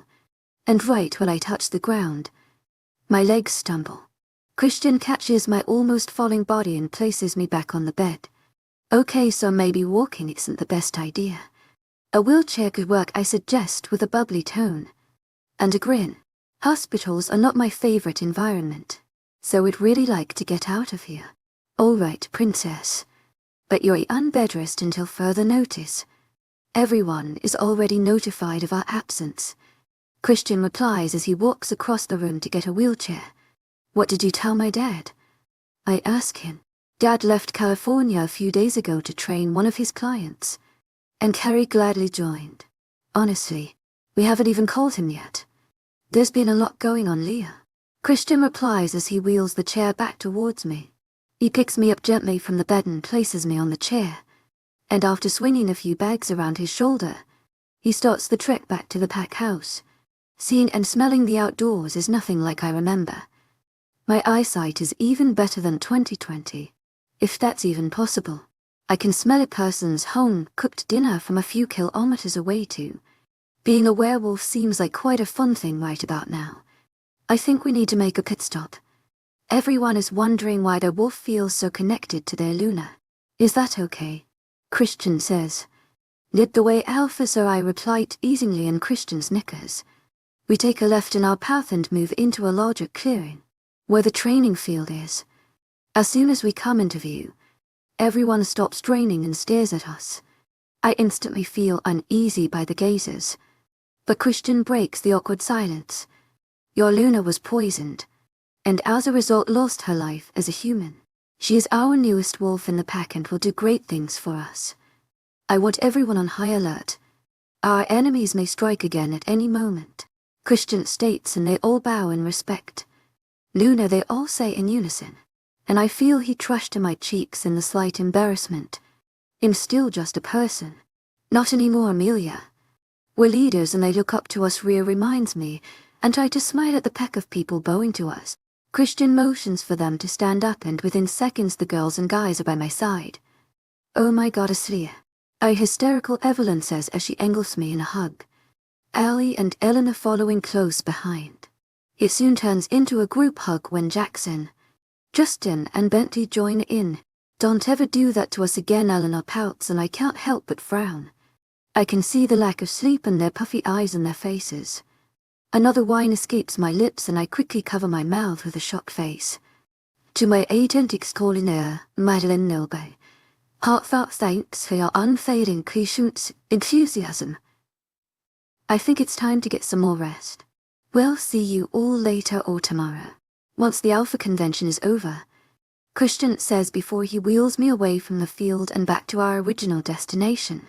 They all wave bye before continuing on with their work. Christian, I think at least one of us needs to go tonight. We're hosting the convention and none of us will even be there, I say while I'm lying down on our bed. Christian is using his laptop to finish some last-minute paperwork beside me. Rhea has kept me up. Being around so many people in your state makes myself and my wolf very tense, Leah. I'm not sure if I trust everyone yet. Besides, you need your rest after everything that's happened. Christian replies while he is typing away on the computer. We may not be in the best conditions, but we have our own duties to fulfill. I'll sit down all night if it makes you feel better. Plus now I'm physically stronger, so you actually have less to worry about. A rebuttal, hoping this will convince him. As much as I feel exhausted. I know that this is something I need to do. And tired of being seen as the weak human Luna, I want to prove to everyone that him much more than meets the eye. Amelia, I really don't think this is a good idea. Christian says, sighing and looking over. He pushes a strand of hair out of my face, resulting in tingles to spread across my cheek. You're not going to give up on this, are you? He is looking deeply in my eyes. Nope. I love you, I reply, giving him my brightest smile. I knew he just needed a little push. I slowly get up from the bed and stand on my 2 feet. My strength and balance is already very much improving after my nap. I head into our closet, with Christian following close behind to start getting ready for tonight. 36. Ties more to Amelia, what the hell are you doing here? Do you not understand that you died less than 24 hours ago? You're eating. Jackson practically yells in my face once Christian and I meet up with everyone at the convention. Everyone is dressed floral and beach-like attire, with women wearing cute sundresses and men in light-colored suits. A seafood is the main dish for the last meal. We decided to continue on the ocean beach theme.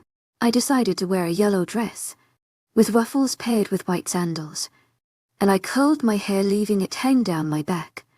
Christian is wearing an all-white suit, with a yellow handkerchief to match my outfit. She has been pretty silent ever since our discussion before getting ready, and even though he keeps telling me nothing is wrong, I know there's something going on. Watch your tone, Christian growls at Jackson, and we all take a step back. He gently pulls me behind him in a protective stance and eyes down Jackson intensely. Christian has also been pretty jumpy as well. I apologize, Jackson says in a bow, and Christian grumbles in reply. In feeling better, and I felt the need for us to finish our duties. I say in a much calmer tone as I try to walk around Christian's broad frame. He keeps his hand firmly around my waist the entire time. Luna, Amelia, I'm so glad to see you doing better. Our awkward interaction is luckily interrupted by Alpha Giovanni, and we all turn our gaze towards him. I feel Christian squeeze my waist a little harder as more people surround us. Thank you, Alpha Giovanni. Your support is deeply appreciated. I reply as warmly as I can. Hey Amelia, do you want to do a little walk around with us? Ali suggests as we see more alphas walk towards our group. Evelyn and Eleanor begin to prepare to walk off with Ali and she motions to follow no. Christian grits out and the girls turn back with shock on their faces. She's mine. He adds sternly. His grip on my waist is getting a little too hard for comfort. To my agent extraordinaire, Madeleine Nilben, heartfelt thanks for your unfailing patience, enthusiasm. You're hurting me, I whisper softly in his ear, attempting to calm down his death grip. He immediately retreats, with a guilty look in his eyes. Okay, there is seriously something wrong with him. I better just stay for right now. It's okay, girls. I'll meet up with you guys later in the night, I reply as politely as I can. The girls nod and give me one last weary look before they take off, leaving me standing with Christian and tons of others. We spent a good few hours with the alphas, with Christian doing most of our talking. Luckily, he moved everyone to sit down at tables, which was much to my comfort. Christian has still been very quiet with me, and has been holding me all night. Finally, after a long few days, it's time for the final speech and the end of the convention. Wuhuria exclaims, and I can't help but agree with her. It's time for us all to catch up on some much-needed relaxation. I would like to thank each and every one of the Alphas and Lunas for coming out to this year's convention. Your participation has ensured peace and unity between all packs. Dawn Pride is especially honored that you have ordered us to welcome you in our home. May we end this Alpha convention stronger and more unified than ever before. I would also like to thank my mate, Luna Amelia, for organizing and putting together this entire event. Christian states as we stand on the stage in the ballroom. The entire room erupts in applause and cheers at Christian's statement, and my heart swells up in pride. In pride for my mate, our hard work, and how my life has turned for the better.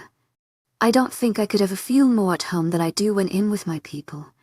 My person, thank you to each and every one of you for helping and making my creations into a reality.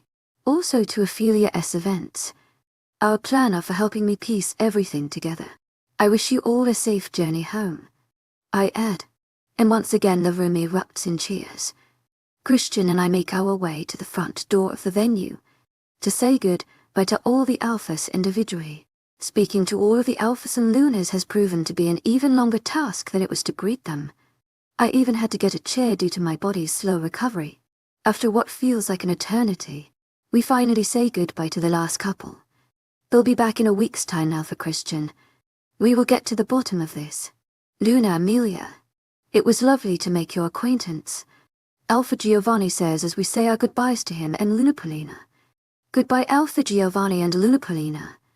It was lovely meeting you. I reply, hugging Kalina. Christian says his last goodbye to the couple as well before they drive off in their bright Range Rover. I sigh in content as the doors close, leaving Christian and I alone at the entrance. Time to figure out what has been bothering him. To my agent extraordinaire, Madeleine Nilban, heartfelt thanks for your unfailing patience, enthusiasm. I can tell something is bothering you. What's wrong? I ask him as he grabs our coats.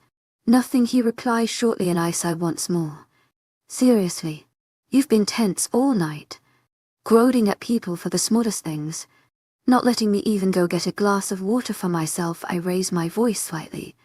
His possessiveness reached a new height tonight, and I didn't like it one bit.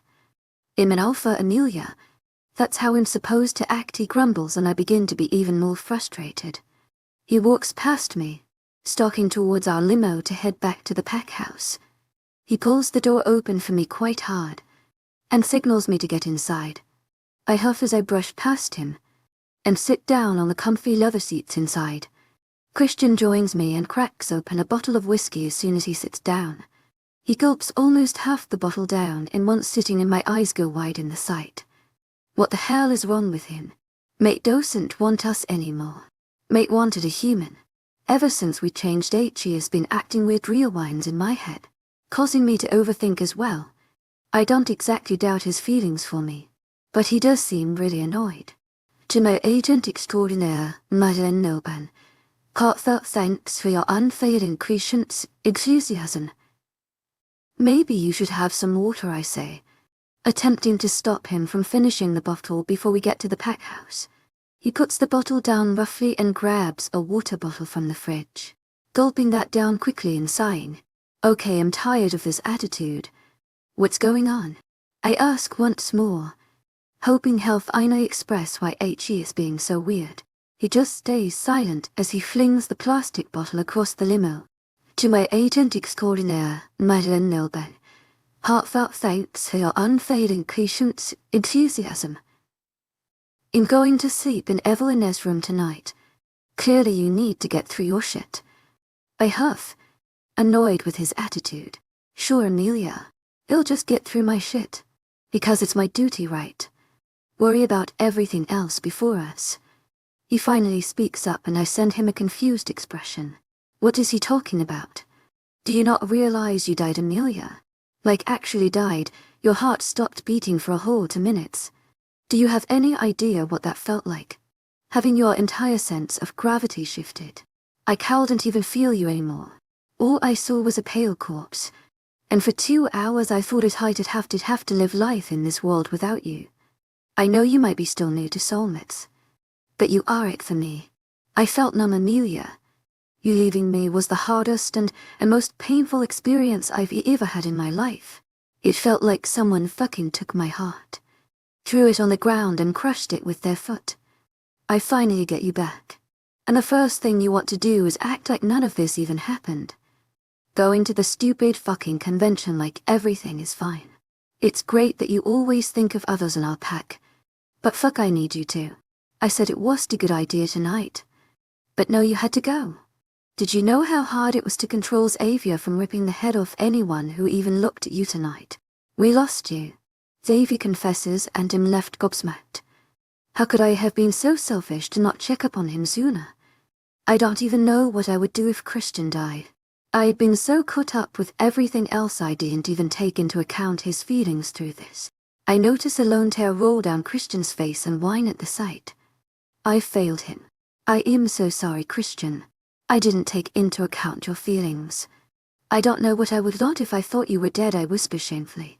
Guilt pumps through my veins as I look down at my lap, fiddling with my fingers. Look, he says as he leans over and cups my face. Amelia, you truly have a heart of gold. And that's one of the reasons I'm so in love with you. But I just need a couple of days, okay? I need some time to come to terms with what's happened. And that you are alive. Don't feel bad about tonight. I should have also spoken up more. We're both learning here, okay? He adds, and I can't help but melt in his touch. My cheeks pulsating from the sparks. I love you, I reply and hold his hands which rest on my cheek. He smiles lightly at me and plants a kiss on my forehead. Redness flares across my complexion as a slight blush appears on my face. To my agent extraordinaire, Madeleine Nilben. Heartfelt thanks for your unfailing patience, enthusiasm. Luna.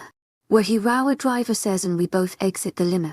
Christian picks me up and I giggle into his chest as he carries me into the house and up the elevator. Luckily everyone should be asleep at this time. Can we go for a run tomorrow? I ask him as we exit the elevator onto our floor. You read my mind. Xavier has been wanting to meet Tria in person, Christian replies, holding my small frame into his chest as we make our way down the halls of our floor and into our room. Our night is short-lived. We entered our room and quickly got ready for bed. Tiredness overcoming us. Eventually, we collapsed on the bed and sleep instantly overcome us as we relaxed in each other's arms.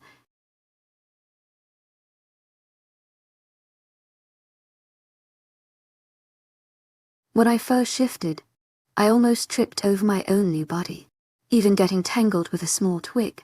But when the enemy tried to hurt my father, I had to dig deep and find the strength within. I transformed from a clumsy little werewolf into a true warrior. At that moment, I realized that true strength comes from protecting those I love. 37. Maintenant to Jamay. Luna Amelia.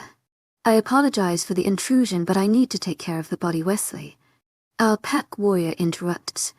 I slowly look up from the lifeless body in front of me, tears streaming down my face. Take him to the morgue. I want to funeral, I weep out, gasping for breath at the scene. I feel my body being slowly pulled back from his corpse. My last view of him is his lifeless body being lulled away by pack warriors, and the feeling of loss haunting my entire being. For hours earlier, after the long and gruesome days of festivities, Christian and I got to sleep in. It was just past noon when we finally rolled out of bed. After showering and eating French toast with fresh strawberries for breakfast, it's finally run time. Let's meet Xavier CM on Millie, Rhea exclaims in my head. And yes, Shess decided on calling me Millie, which I'm okay with seeing as Shess basically my other half. Are you ready, Angel? Christian says as we come to a stop deep into the woods. I think a little guidance could help, I reply shyly. I'm a little nervous to shift as this will be my real first time. Just remember, imagine your body morphing into your wolf, and draw energy from Rhea. She will help you as well, Christian guides, and I nod understanding his instructions. I step away from him and attempt to start concentrating. Remember what we look like. Rhea encourages as I close my eyes. To improve my concentration further, I begin imagining my paws, and to move up my legs to my torso, imagining my white coat with blacks all over. Slowly I feel my body vibrate almost, and with a quick snap I land on all our paws. Opening my eyes, I see the world in a new light. Precision from miles away and colors brighter than ever before. I look up to Christian, who's smiling down at my wolf. Beautiful, he mumbles as he strokes my hair and behind my ears. I nuzzle into his legs and a rumble comes from my stomach due to the tingles from his touch. Christian eventually steps back and leaps into the air, shifting into his large black wolf. He lands elegantly on the ground and shakes off before trudging in my direction. His wolf towers over mine. I can even fit between his front legs. Why am I so small? I ask him through mind link in a slightly pouty voice. It must be that you didn't have a normal shift at a regular age for werewolves. I love your size, Angel. Gives me more need to protect my mate. He explains as he nuzzles his head into my neck. Deciding to play with him a bit, I bolt off into the trees, dodging branches and logs left and right. I hear Christian's wolf close behind, but I'm glad he is letting me have the lead for a little while. I'm going to catch you, mate, Christian whispers into my mindlink, and I squeal in return, taking a quick right. Due to my lack of coordination and new form, I end up falling straight on my side and tumbling right into a bush. I whine as I attempt to break free from the thickness of the bush. After a few seconds of attempting to claw myself out of the leaves and branches, I feel my entire body being lifted from the bush by the scruff in my neck. I'm set down very lightly on my paws just outside of the bush and turn to see Christian's wolf circling me, probably accessing my small body for injuries. You need to be careful. You have to adjust to your form before being so reckless, he orders, and I roll my eyes. I was just trying to have fun. Yeah, Mr. Alpha, I'll be careful, I reply, sticking my tongue out, and he growls playfully in reply. We set off once again, exploring the packlands. I even passed a couple of warriors who bowed in our presence. Christian took me for a whole tour of the forest and borders in our pack. There's a mountain area, large stream and tons of flower meadows to explore. The southern borders are right along the beach, so we have easy access to the ocean as well. Right now Christian and I are lying down on some rocks by the stream, just taking a small rest from our run. Amelia, we have to go. Now, Christian says worriedly. My head shoots up as I turn my gaze to him. Your dad is being held hostage at our eastern border by Victor and his rogues. I need to get you to safety and go over. This war is ending today, Christian clarifies, and I bounce on all fours, ready to run to the danger. This is my dad we're talking about, Christian. I'm a werewolf now. I am coming with you. As Luna, I reply sternly. They'll stay with you the whole time, I hoping he'll warm up to the idea. As long as you're with me. Let's go. He agrees and we bolt off across the lands. My cardio isn't the best, and keeping up with Christian is a tedious task. But knowing my dad is caught up into this mess drives me to push harder and faster. It takes us about 5 minutes to get to the scene, and I see about 100 wolves there already, with more of our pack members running beside us. Once getting a better view, I see Victor standing in the middle of one of our fields with my dad, a knife to his throat. I growl loudly at my father's vulnerability and all eyes turn to me. Is that? Oh, my dear Amelia, how have you been? What a beautiful little pup. I have to say I did not see this coming. Victor snickers, turning in our direction. I see Christian shift in my side view and throw on a pair of shorts. He and I walk closer to Victor, with our pack members clearing the way for us. No more games, Victor. We don't need all these casualties. Let's end this, you and me, Christian announces. I walk closely to his side, still in my wolf form. You're forgetting Alpha, Christian. While killing you may be the dessert, I've come for the full meal, Victor replies, smirking. Attack. No survivors. Victor booms to his pack of rogues and everyone behind him shifts. Snarls and growls come from both sides as the wolves collide. Christian shifts back into his large wolf and steps on top of me, shielding me from the view. Christian, you need to help. They'll stay back here, don't worry, I mind link him as I feel his tenseness on top of me. I love you, he replies before he bolts off to battle, leaving me behind with some of our pack warriors in the last lines of attack. Yelps and growls are ferocious as I see wolves clawing onto each other and biting down on their necks. It's like the first time I discovered werewolves, but amplified tremendously. Blood is scattered across the field from the battle and I whine at the sight of everyone getting hurt. My dad is being held by some of the rogue wolves just outside the center of the field, with ropes around his wrists. I see Christian taking down wolf after wolf, making his way to Victor, who is now an auburn-colored wolf. Luna, Amelia, watch out. One of my pack members yells as I feel a large weight land directly onto my back. I fall harshly on the ground as I roll on the ground at the brown wolf. The wolf tries to pin me down and bite my neck, but before it has the chance I dodge its sharp canines. I nip at its neck and pause, attempting to get the heavy wolf off me.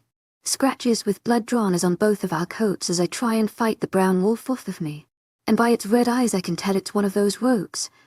I manage to claw the wolf's throat deeply and it yelps loudly, jumping off me. I get up from off the ground and see Christian's wolf finish off the job, snapping the brown wolf's neck with his bare canines. Amelia, get back, he mind-links me once more before running off again, and I dart towards my dad. He needs to be safe too. As the only human, he doesn't stand a chance against the wolves. Even though I may be smaller, at least I could try and fight one off. Two wolves join my side as I run towards my dad and the rogues. I immediately recognize them as Evelyn and Addie. I need to get my dad safe, I mind-link them. Was Eleanor? Ed, we're coming with you. Eleanor is taking care of everyone who can't fight. Since you're on the battlefield, Daddy responds. Well, me'd back up. There's 7 rogues there. Wait until Jackson gets here, revel in orders, and I slowly come to a stop. Other than being handcuffed, my dad doesn't seem to be any physical harm, so it's understandable to wait until we have more wolf to help fight. They could kill us all if we're not careful. My eyes trail along the battlefield as I see Christian's wolf chasing down Victor. His wolf is still much taller than Victor's, however Victor seems to be a really good fighter. As I watch more intently, I notice Victor's path leading directly to where my dad is. I growl and pounce in Christian's and Victor's direction, deciding to try anything I can to save my dad. I hear the patters and pleas of Allie and Evelyn behind me as I sprint across the field. Victor's wolf leaps in mid-air, and before it can reach my dad, Christian pins him down hard. Victor scrams under Christian's hold, attempting to break free. Meanwhile, I try and pin down the rogues detaining my dad. I leap on the first one, and Allie and Evelyn follow my lead.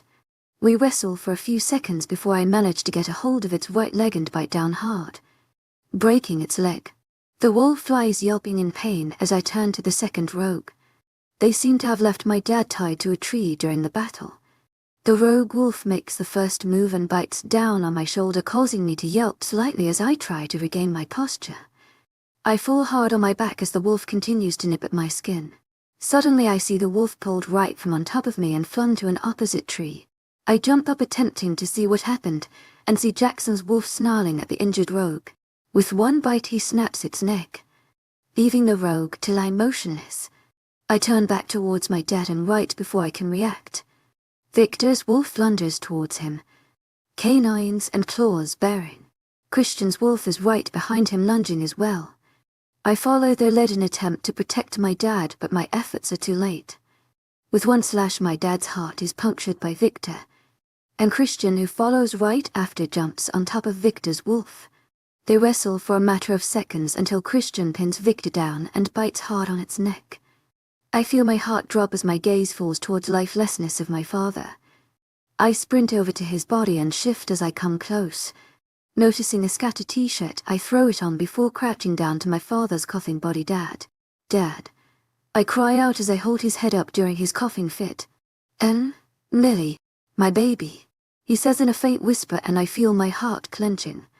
Achia's already lost too much blood. Daddy, I'm so sorry for everything. Jitaimi Papa, I cry out again, making sure he knows how much I love him. To, Jesus Telment Vi Raid Eto I Amelia. Jivukyu to HQ to Eslolimi Raid Ans Malvi. Da Tira is Tujers. Il est maintenant attempts QG Ray, JOIGN Eta Emre, Gitado Ray Tujers Ma Flurry. I'm so proud of you, Amelia. I want you to know that you are the light in my life. Always be watching over you, as it's time that I meet up with your mother. I'll love you forever, my flower, my dad says before his breathing falters and his heart stops beating. Tears stream like waterfalls down my cheeks as I clutch my dad's chest, sobbing. My parents are gone. My dad. He is gone. I gently close his eyelids and lay there sprawled, hugging my dad's body, praying he returns to me, praying this is all a nightmare. Seconds turn into minutes as I hear the commotion come to an end. I feel hands touching my back, motioning for me to get up. I yell, holding on to my dad and refusing to let go. Seconds turn into minutes as I lay there in denial. Ria has gone silent in my mind, and heartbreak consumes my entire being. Luna, Amelia. I apologize for the intrusion, but I need to take care of the body, Wesley. Our pack warrior interrupts. I slowly look up from the lifeless body in front of me, tears streaming down my face. TKH, him to the morgue. I want F. Funeral I manage we pout. gasping for breath at the scene. I feel my body being slowly pulled back from his corpse. Recognizing the familiar tingles, I can tell it's Christian holding me by my waist and hugging me to his bare chest. My last view of my dad is his motionless body being carried away by pack warriors. I sob loudly into his chest, attempting to cope with this new reality. A reality without my dad.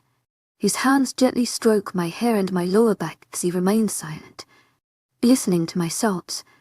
Eventually he lifts me bridal style and I feel him walk to who knows where. My sobs have stopped and a numbness has consumed me. My dad was the only person who got me through my mom's death, who got me through my addictions and led me to a better life. I was always so close with him. He was like one of my best friends. To my agent extraordinaire, Madeleine Nilben, heartfelt thanks for your unfading patience, enthusiasm. I need to do some damage control. My mom is coming to stay with you. Drive Enver will be by to treat your wounds as well. Let's get you in a quick bath before Christian says as I feel myself being lowered into warm water. Looking around I see we're back in our room and Christian has started a bath for me. I remain in my numb and motionless state as he washes the blood off my body and washes my matted hair. After rinsing my body off he helps me out of the tub and wraps a towel around my shivering frame. We walk back into the closet as I put on some undergarments. A pair of shorts and one of his hoodies. See, I'm on you need to get in bed. They'll be back, Angel. I'm so sorry for leaving you like this is the last thing he says before laying me down on our bed and kissing my forehead. I stare into oblivion, my dad consuming my every thought. I remember the times when we were little. He used to come home every day and teach me tons of new activities from different places he visited in his career. We would run around the house screaming out songs in all different languages and fooling around. He was there for me when I first started soccer.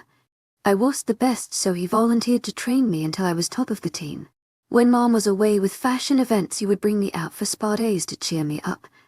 Whether I needed a smile, laugh, or shoulder to cry on, he was always there for me. My heart shatters knowing He is no longer with me, knowing him living in a world with neither of my parents. Eventually all this emotion manages to tire me out and I fall into a deep slumber, resting after today's events. 38. Ufotgada ans Auraya. Today is the funeral for all of the fallen during the war against Victor. Fortunately, our casualties were much less than Victor's, with a total of 10 werewolves and 1 human, my dad. It's been a total of 2 days since everything happened. Terry left the pack. After the death of her mate and my dad, she decided this just wasn't home for her anymore. Aunt Talia, Uncle Joey and Jackson took the news pretty hard as well. Uncle Joey was hit the worst. Hearing his only brother died, so young really struck a chord in him. As for me, well, I've been surviving, I guess. Christian has been my rock, and everyone else my anchors in dealing with his death. I haven't cried since that first night, vowing to myself to not fall into an abyss of hurt. Dad would want better for me. He would want me to keep on fighting. I refused to fall into how I used to be before moving to California. And with Christian by my side, I think I'm strong enough. Are you ready, Amelia?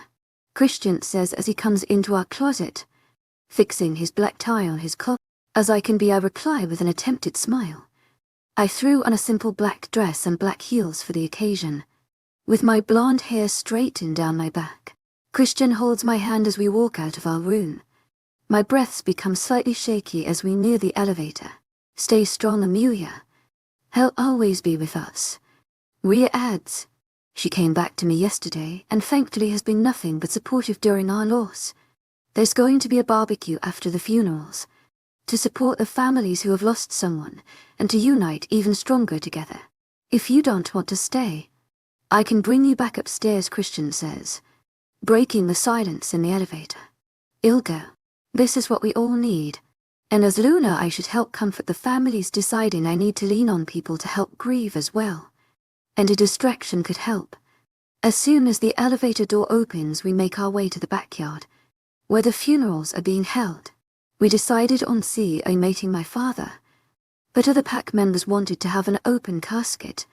The funerals are being held one by one, so today is going to be a very sad and upsetting day. And now for David Evans. Mated to Margot Evans and father of Luna Amelia Evans. David was a pro fighter for years, known globally for his passion and skill in the sport. As of now, he shall be resting in the heavens with his mate. May they be in peace. Joey Evans would like to speak on his behalf. Joey, Christian announces on the podium of the funeral. My dad's box is placed in front, with photos of us surrounded by his trophies and gloves. Joey nods to Christian as he holds his cue cards up to speak on his behalf. Hello everyone, and thank you for attending my brother's service today. David was my older brother, and as his reputation precedes him, an amazing fighter as well. Now David was far from the most disciplined child, and schoolry just wasn't his thing. But if there is one thing David was passionate about, is his protectiveness and love for his family. It's no secret growing up I was the nerdier and awkward one of the two of us. Not that David cared. Anyone who even tried to insult me David beat up without a second thought. He was also quite the ladies' man compared to me. He even used to give out my number instead of his own to help me out. That all changed when blue-eyed Margot came into town.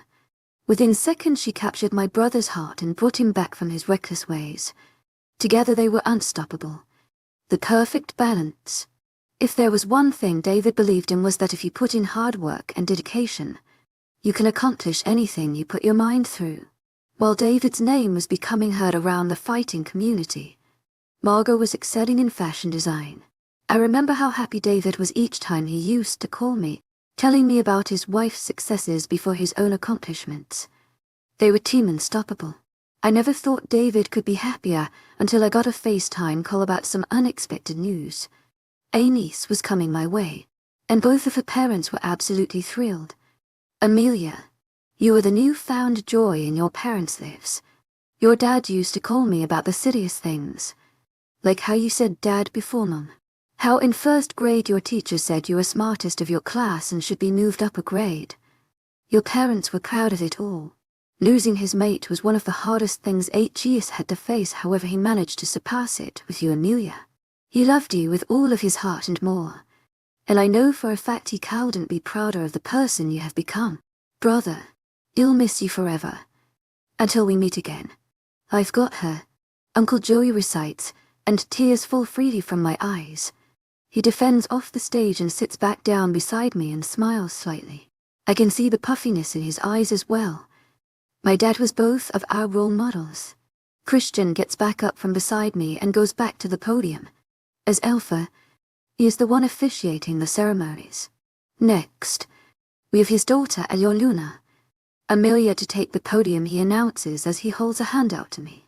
I inhale a shaky breath before walking up to the stage. Christian guides me to the front and offers a supportive smile before descending back to his seat. Thank you all for being here. My dad would have been so glad to see H.E.S. touched so many people. Archie has been so happy these past few weeks training you all and would always gush about the potential here. I could never bring myself to say goodbye to him, so instead I will say see you soon. I don't have words to express his loss, so I'll start by reciting a passage from the poem I'd read at my mom's funeral. Sus the pot mirabo kula lose net nos amas fort, il pomenes ouvini. Najwav inet toujours ap a est lopin.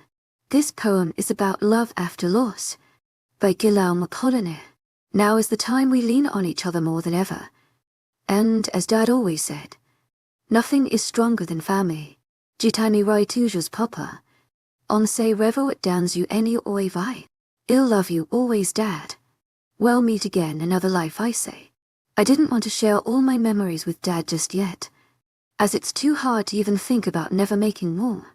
Christian makes his way back on the podium and wraps his arm around my waist. I lean onto him for strength. Thank you everyone for joining us today. Let us all remember their names. Victoria, tu es agent extraordinaire, Mwelen Nilban. Heartfelt thanks for your unfailing patience, enthusiasm.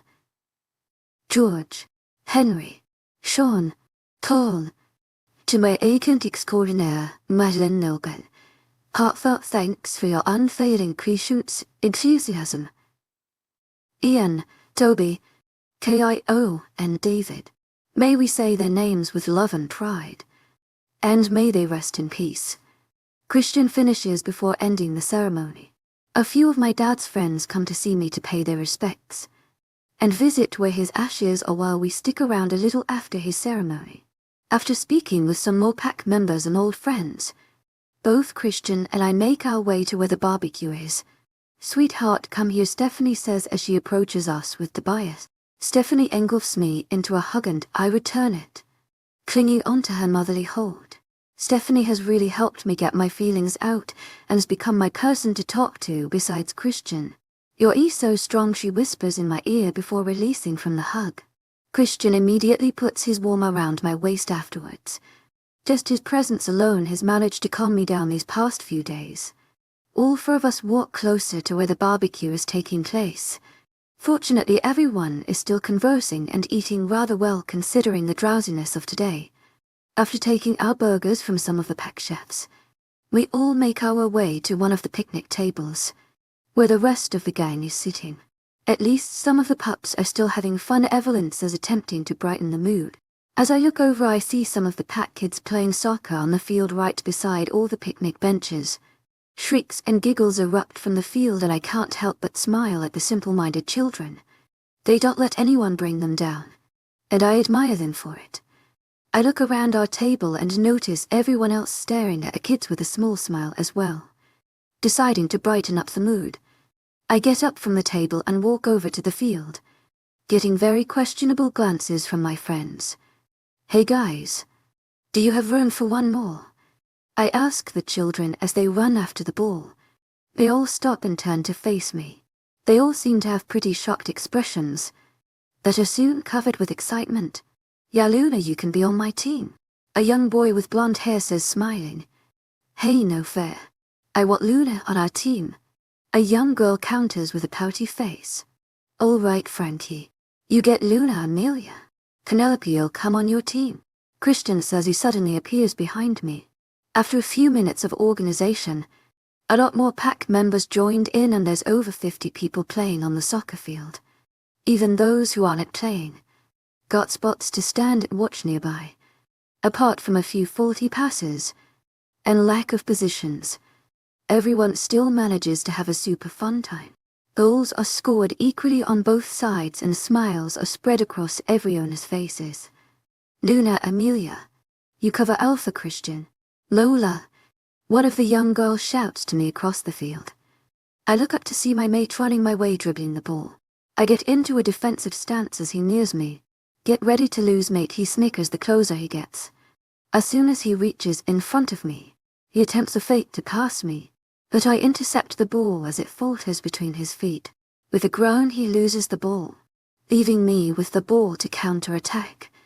As I run up the field, I chip the ball over to Bentley, who's running wide on the sidelines. Landing perfectly in front of him, he controls it and then crosses it right back to the middle, where Lucas, a young boy, gets the ball and manages to score. My team yells out as we all come together to high-five. Lucas gets thrown up in the air as we march across the field, fooling around and rubbing in our victory. Eventually, both teams line up and shake hands before we get off the field. "All right, everybody hit the showers," Christian announces as we leave the field. Looking down, I notice my dress is covered in grass stains and a hint of mud. My hair has turned back to its normal curly state and in a huge need for a shower too. Everyone nods before going back to their homes to clean up. Pack training starts back up again tomorrow morning, so I know it will be an early night for everyone tonight. What do you guys say after we all shower? A movie night at our place, I suggest to Evelyn, Justin, Ellie, Jackson, Bentley, Eleanor, and Christian. "Sure. Well, order pizza too," Evelyn exclaims. Enthusiasm. "Love it." Just like old times, Addie adds, equally as excited, deciding to meet up in about an hour. We all part ways to clean off the mud and get ready for a fun night in. Spoiler alert, we watched Frozen. Epilogue 5 months later, Amelia POV. "Luna, Amelia, will you color with me please?" Little Aaron asks as he tugs on the end of my dress. Currently in visiting the Pack Elementary School, I take weekly visits to see all the growing children and offer support to the teachers.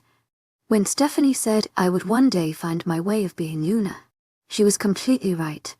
I make sure to show my presence everywhere to offer my support to all of my pack members, from planting crops on our farms, to visiting our orphanage, and even holding meetings for pack members in my office who just want to talk. I finally feel like I've found my purpose. I even managed to book a lecture time to teach pack members about other valuable information that could be useful when in the human world. As our pack is expanding, so has our land. We're currently at 673 members and growing daily. The pack has never been stronger with our increase in numbers and strength. Christian has been extremely busy as well.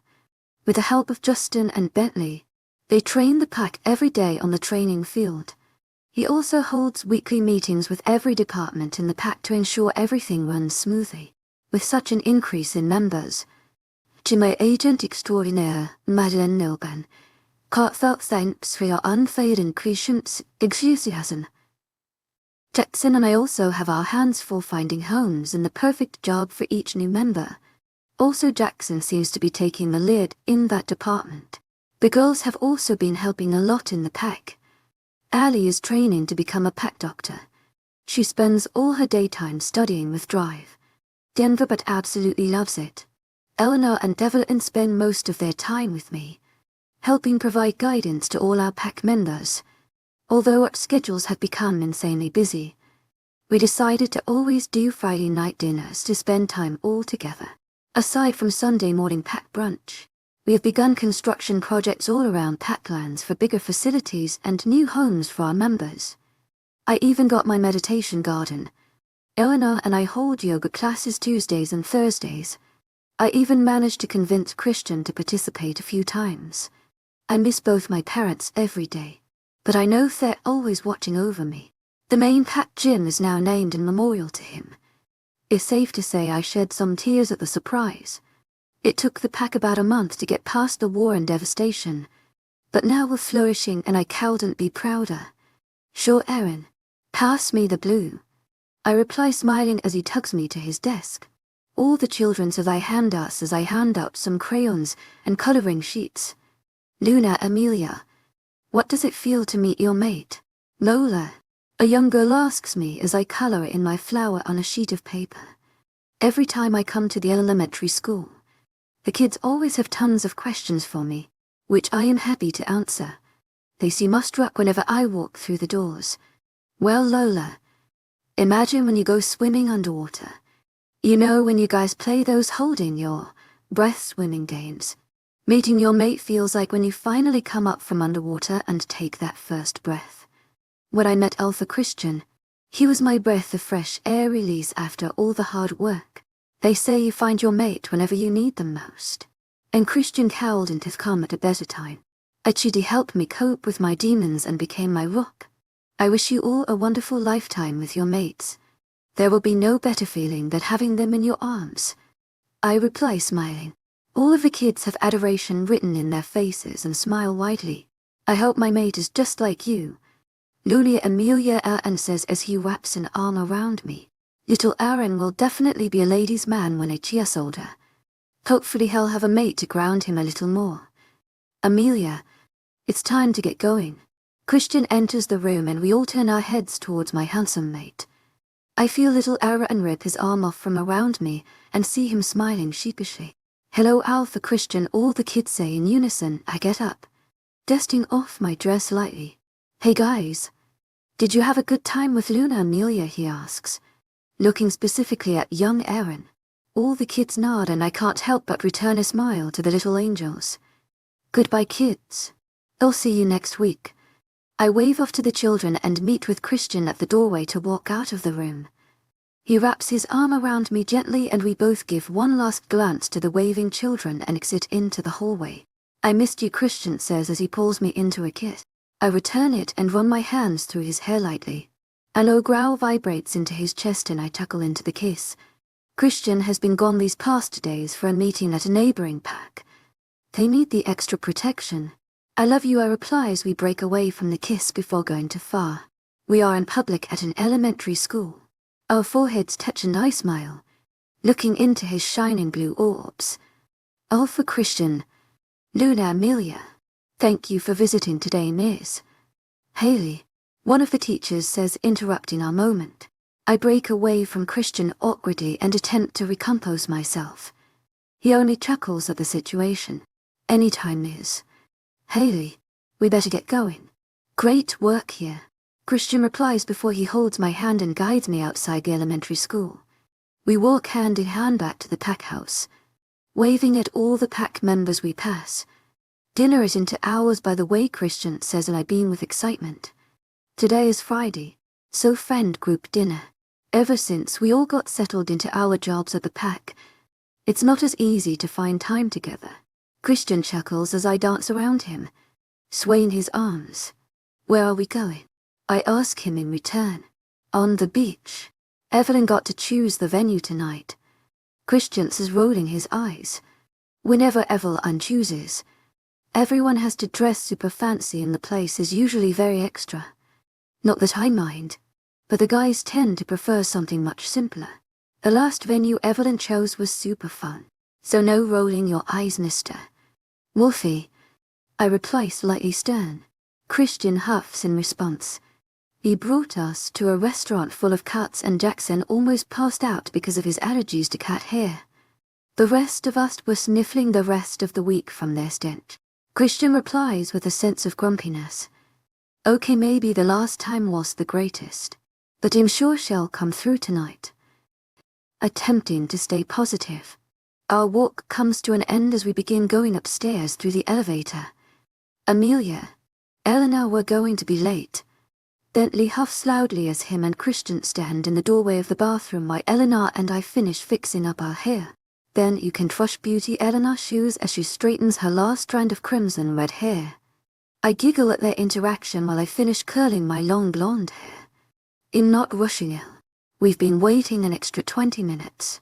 CM on Christian.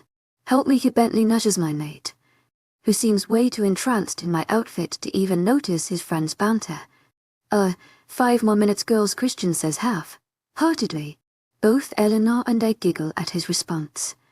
I decided on a high, low white sundress, with a V-neck cotton spaghetti straps paired with white high-heel sandals. I decide to apply minimal makeup, since we're going to swim in the ocean after our dinner on the beach. But curling my hair seemed appropriate for the occasion. Eleanor is wearing a black airy blouse paired with a checkered skirt and black heels. Both guys are wearing polo shirts and khaki shorts with dress shoes. Done, Eleanor says as she finally puts down the hair straightener, admiring her hair in the mirror. I also manage to finish at the same time and we both compliment each other's appearances. You look beautiful, Bentley says as he finally gets over his mini pout. Eleanor says a small thank you before they both make their way out of the bathroom. Christian and I follow close behind as we make our way out of the pack house into our cars.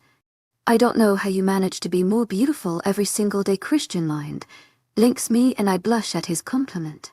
Our trip down the elevators is short-lived and we finally meet up with everyone else at our cars. Hey guys. Evelyn waves to us as we descend the steps of the pack house. Jackson, Justin and Eleanor are standing in front of a white limo with champagne glasses already in hand. Feels like forever since I've seen you guys. Addie says and pulls both Eleanor and I into a hug. We're already 10 minutes late for the reservation. Let's move out, people. Evelyn ushers all into the limo and we take off towards the restaurant. The ride to the restaurant goes pretty quickly. The guys spend time to discuss pack security, meanwhile the girls gush about the movie Divergent. Theo James is decidedly the hottest guy ever. Just don't tell Christian I ever said that. As soon as we arrived we brought to our table. Literally on the beach.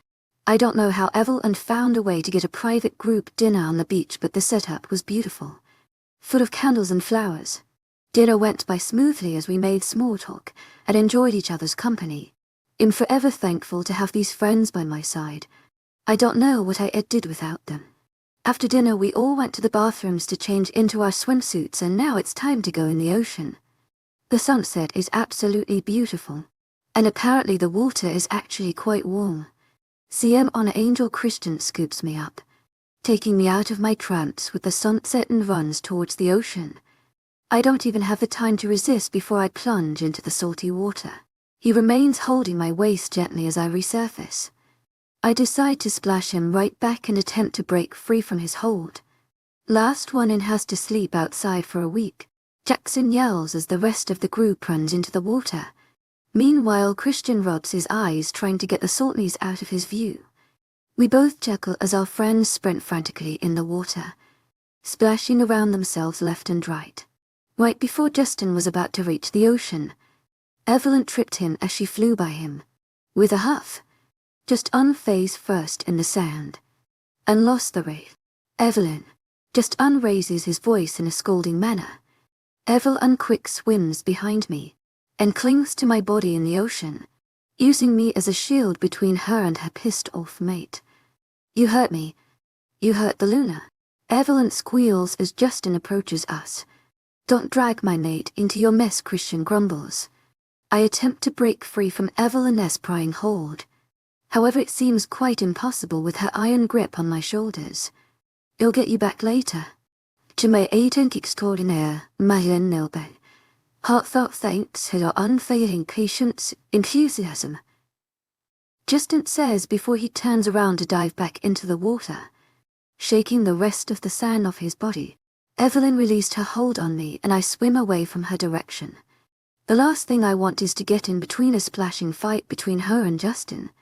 Let's play Frisbee, Ali suggests, and we all nod in approval. After spacing it out, we managed to do tons of passes in the ocean. The guys even tried showing off jumping in midair to catch it. All right, guys.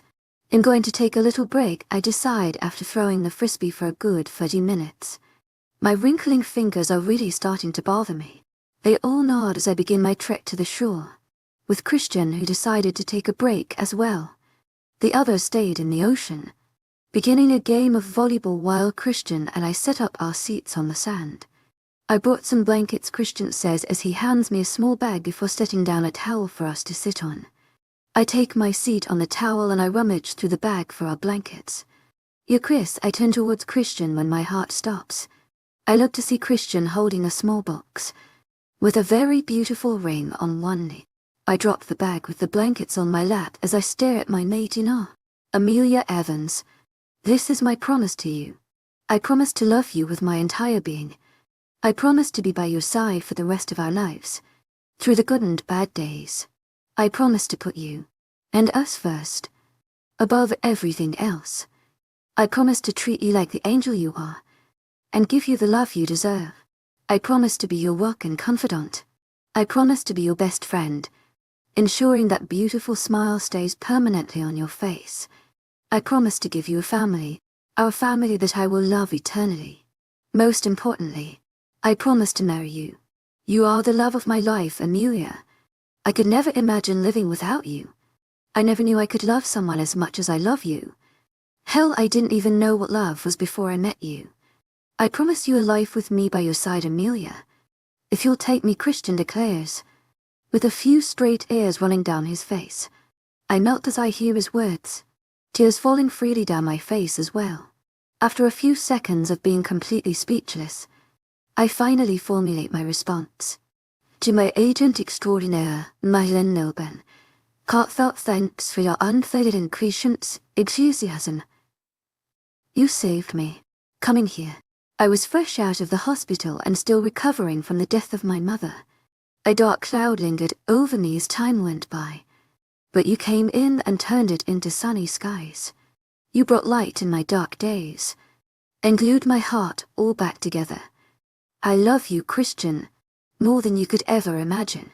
To spend a lifetime with you, my soulmate, would be a dream. I can't wait to see what the future has for us, but I know it will be nothing less than perfect. I reply, slightly shaky due to the turmoil of butterflies brewing in my abdomen. Christian stands up, radiant smiles coming off both of our faces, and scoops me up from the blanket. We fall into a fairy tale-like kiss, soft and compassionate as our lips dance together. Christian spins me in the air, as we hold on to each other like it's our last time. I love you. Christian says as he gently sets me down. He gently pulls the ring out of the box and slides it onto my ring finder. It's perfect. I love you, I whisper as I admire the jewels. My heart swells as tingles erupt in my body, reappearing at Christian's gesture. Will I back down on the blanket and spend the rest of the evening admiring the view in each other's arms? Being in Christian's arms reassures me that everything will end up all right. Yeah, I definitely faced a lot of demons in my lifetime.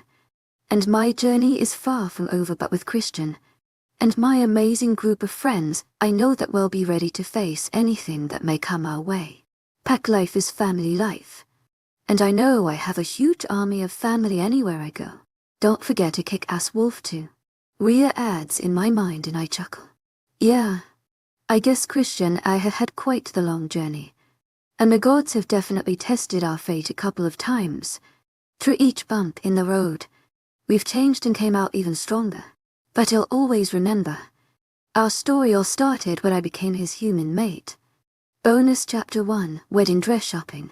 If I walk into this car and there are no celery sticks with peanut butter, I'm going right back inside. Evelyn declares as I walk with her.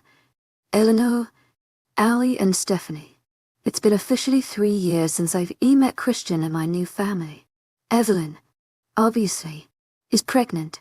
She's 6 months along and clearly is experiencing some pretty random cravings. They've ranged from Brussels sprouts to coconut milk, chicken nuggets and finally peanut butter celery sticks. Today, however, is the day I get to choose a wedding dress. Things with the pack have returned to a normal pace, and we've decided the best time is now. Don't worry, I've got a whole cooler of them in the back seat. Stephanie replies reassuringly. We all get inside the car and buckle up before leaving pack grounds. Christian and Bentley are visiting another pack to form an alliance treaty, and Jackson and Justin are busy doing pack work. So today was the perfect day. So Leah, what kind of dress are you looking to get? Eleanor asks. I'm not sure, but my mum worked with this boutique before, so I definitely want to choose a dress from there. I reply. Secretly, I hope to get a dress by one of my mum's designs, but I'm sure they were all sold by now. Each piece she made was original, so it's nearly impossible to find her clothing designs. You'll look beautiful in whichever dress you choose, Stephanie adds. The other girls nodded in agreement, and soon enough, we pull up in front of the shop. Welcome to V's Bridal. Who's our bride today? The store clerk greets us as we walk in. The girls owe it to me, and I can't contain my excited smile. I'd always wished my parents could be there with me to choose my wedding dress, but I cowed and asked for a better group of people to be with today. Hi, I'm Amelia Evans. I reply and shake the woman's hand.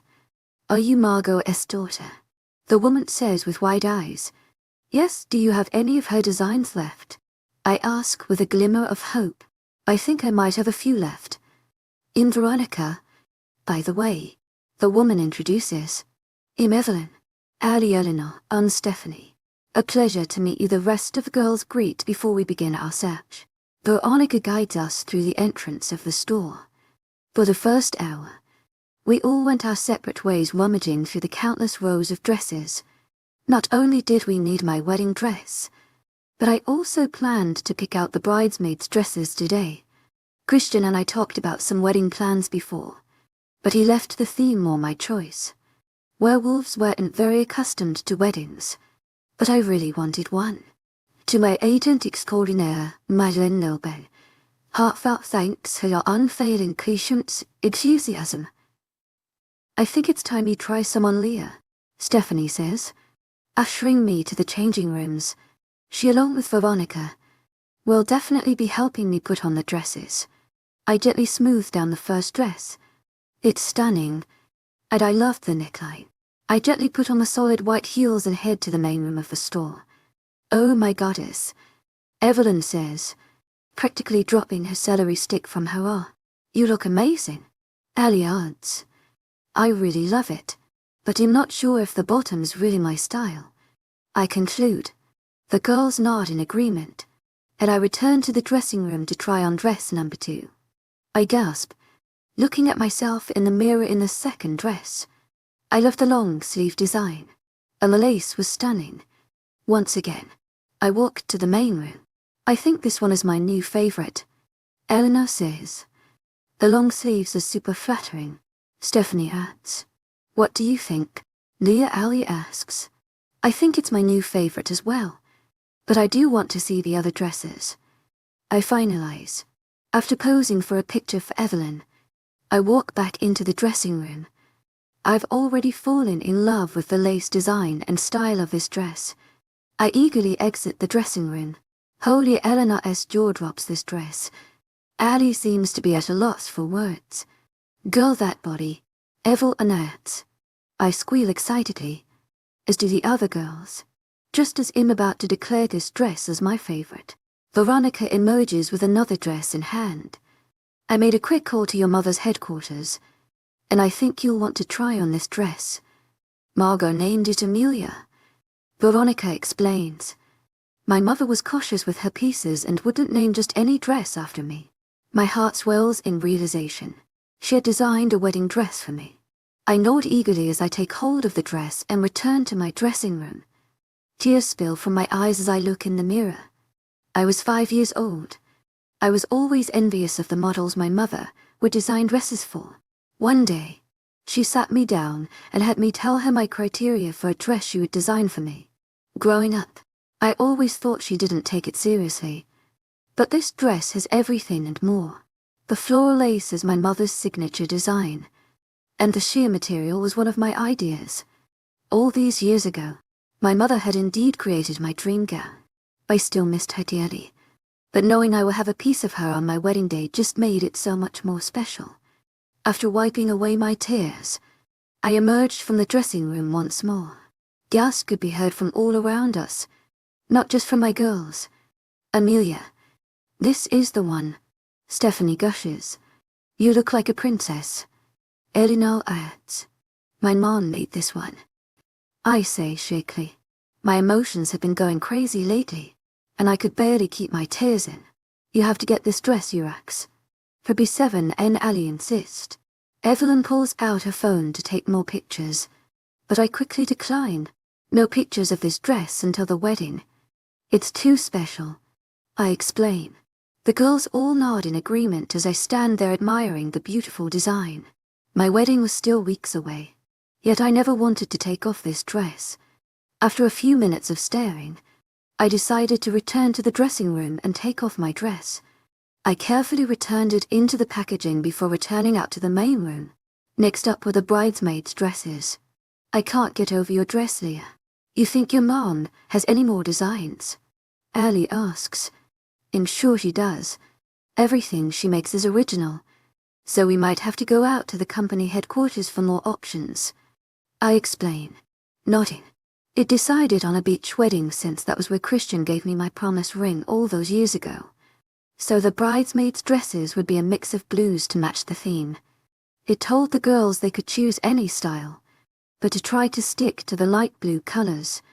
I couldn't choose a maid of honor, as they were all my best friends. However, Evelyn seems to have appointed herself as the lead bridesmaid since she was the bride's best friend and the groom's twin sister. We all just nodded along to her claims, and now she's one of the main organizers of the wedding festivities. Choosing the bridesmaid dresses took longer than choosing my wedding dress, but finally, the girls and I decided on our picks. I was given a veto right on dress designs, but I honestly just wanted the girls to choose whichever dress they felt most comfortable in. Stephanie chose dress F, Eleanor chose dress C, Evelyn chose dress E, and Ali chose dress G. I found they looked stunning in the dresses they chose, and this whole outing made me so much more excited about my big day. After putting in a deposit and saying a huge thank you to Veronica, we finally left the bridal store. 5 hours later, Evelyn was passed out in seconds as we took the car back to Packlands. Christian and Bentley would be coming home early tomorrow morning, so Eleanor and I would have a pajama party in our living room.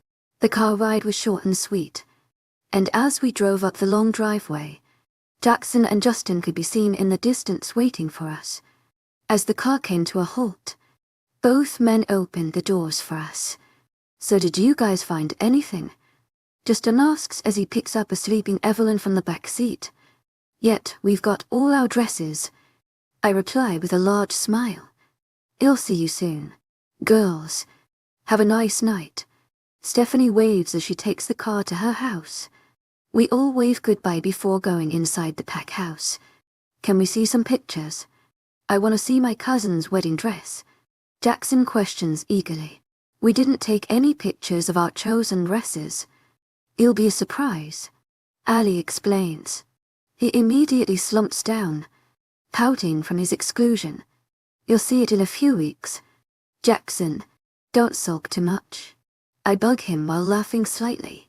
We all walk into the large elevator and begin our ascent to each of our floors. Ali, Jackson, Evelyn and Justin all wave goodbye as they get off on the floor below us. As soon as the door opens on mine and Eleanor's floor, we rushed to the couch and collapsed on the comfortable textiles. I'm so tired. Thank God werewolves don't do weddings. I don't think I could do this 4 times. Eleanor groans. It was still fun, but I'm pretty exhausted too. I replied groggy, just as we were about to pass out. My stomach decided otherwise as I ran to the bathroom, spilling out the contents of my breakfast. I groaned, clutching the toilet bowl. You're okay, Leah? Eleanor rushes after me. She gently grabs hold of my hair as I continue vomiting. I don't know how to tell him. Eleanor, I know things are calming down with the pack, but HE is super busy. What if HE is not ready to be a dad? I say to Eleanor as I flush the toilet and lean against the wall. Are you kidding? He'll be ecstatic. It'll even help you plan the reveal. Eleanor reassures. To my agent extraordinaire, webnovel. Heartfelt thanks for your unfailing patience, enthusiasm. Well, brainstorm a little. Let me brush my teeth first. I reply, getting up from the floor. I'll throw in a pizza. Eleanor declares, leaving the bathroom. I've known about the pregnancy for a little over a week now. Eleanor helped me take the pregnancy test as soon as she noticed some of my symptoms. We were both silent for a moment until a true smile grew on my face. I'd always wanted to be a mom, and while being 21 was a little young, I couldn't be more excited. We squealed like teenagers and have been secretly pinning nursery ideas on Pinterest ever since. She's the only one who knows so far, because I felt Christian needed to know before the rest of the pack did. I've been throwing up pretty often, and luckily, my cravings have been normal. After brushing my teeth, I joined Eleanor in the kitchen as she took out the frozen pizza. Do you have any ideas to how you want to announce it? Eleanor asks. No clue. Honestly, we could make it into a scavenger hunt. The prize he can find is the pregnancy test. You still have it. Right. Eleanor suggests. Yeah, I kept it in my office downstairs. I reply. A scavenger hunt sounded like a cool idea. Plus, I could involve some ranking in the reveal. Let's do the scavenger hunt. I reply excitedly. And so the planning begins. To my agent extraordinaire, webnovel. Heartfelt thanks for your unfailing patience, enthusiasm. Ivy just walked in. I want to spend some time with my mate, not play games. Can't this wait? Christian grumbles. It's currently 9 in the morning, and the boys walked in only minutes ago. Eleanor and I spent the entire night setting up the scavenger hunt and I couldn't keep in my newfound excitement. I could tell Christian had little sleep last night as well, but this surprise couldn't wait. See him on Christian. Don't pout, I giggle as I kiss him on the jaw, that being the only place I could actually reach. I had blindfolded him as soon as he hugged me when he returned and told him that if he takes it off, he would be sleeping outside. I slowly guided Christian through the pack house and into the elevator. Some of our members were laughing and giggling seeing their alpha wobbling through the house. Eleanor and Bentley followed close behind. As soon as the elevator doors dinged, I helped Christian out of the elevator and took off his blindfold. Eleanor already had the video camera rolling. Both men had shocked expressions on their faces as they looked at our floor. Sure, It was a little messy from all the activities, but the girls knew they could clean it up quickly later. What were you guys up to?" Christian asks with wide eyes. Instead of giving him answer, I shove a paper with his first clue in his hands. Feathers, diamonds, gems and glue fell to the floors. Giggles and shrieks filled the walls. The first of many. Christian read the note multiple times before rolling his eyes. Luckily, he picked up on the clue right away and headed to the bathroom, where Eleanor and I pulled our first prank on him and Bentley. Christian walked out of the bathroom with yet another paper, while Eleanor, Bentley and I stayed behind the camera. He also held a small box, one in which he would later have to open in order to put together the surprise. Movie nights and popcorn throwing, a walk to remember and a weekend meal. Once again, Christian easily picked up the clue and walked into the living room. I had referenced the time we had a movie night, and after much convincing watched a sad romance movie with him. He and I both bawled our eyes out at the end, and I had to swear to never speak of it to anybody. Safe to say, the DVD of the movie was also disposed of. Christian looked in the living room and finally found the next clue hid under the Kleenex boxes. He shot me a knowing glare before reading the next hint and grabbing the second small box. After hard times, new reconstructions, an office for a mate, a new responsibility and role, the beginning of a new adventure. Leah, I swear if this is leading me to a prank, it'll make you pay, Christian warns as he walks down the halls to the next room. He enters my office and finds the next clue. Inside a balloon. He grows out his claws and pops the balloon instantly, revealing the next clue and yet another small box. From scones to homemade pizza. Food fights galore. Yummy foods. Always wanting more. Christian then heads to the kitchen, immediately spotting the plate of scones on the counter. He flashes me a grateful smile, and takes the box and the next clue from the counter. Christian also quickly shoves a scone in his mouth. Our safe place and paradise. Broken glass and lamps as weapons. An area of resting and nothing but love. Christian once again sets off and heads to our bedroom. Finally, getting to his last clue. The last small box sits on our bed and finally Christian can open them all. My hands are already starting to become clammy, and my heart beat wild. He begins unpackaging them all, starting with the first one he found, of course. All are puzzle pieces that he has to put together, each box containing a set of 3. He spends a few minutes putting it together and finally when it's complete, he seems even more confused than ever. All this for me to make a puzzle of a wolf pup. Seriously, Lee, I'm tired. Can you put the camera away, he sighs. I can't help but laugh a little internally from his cluelessness.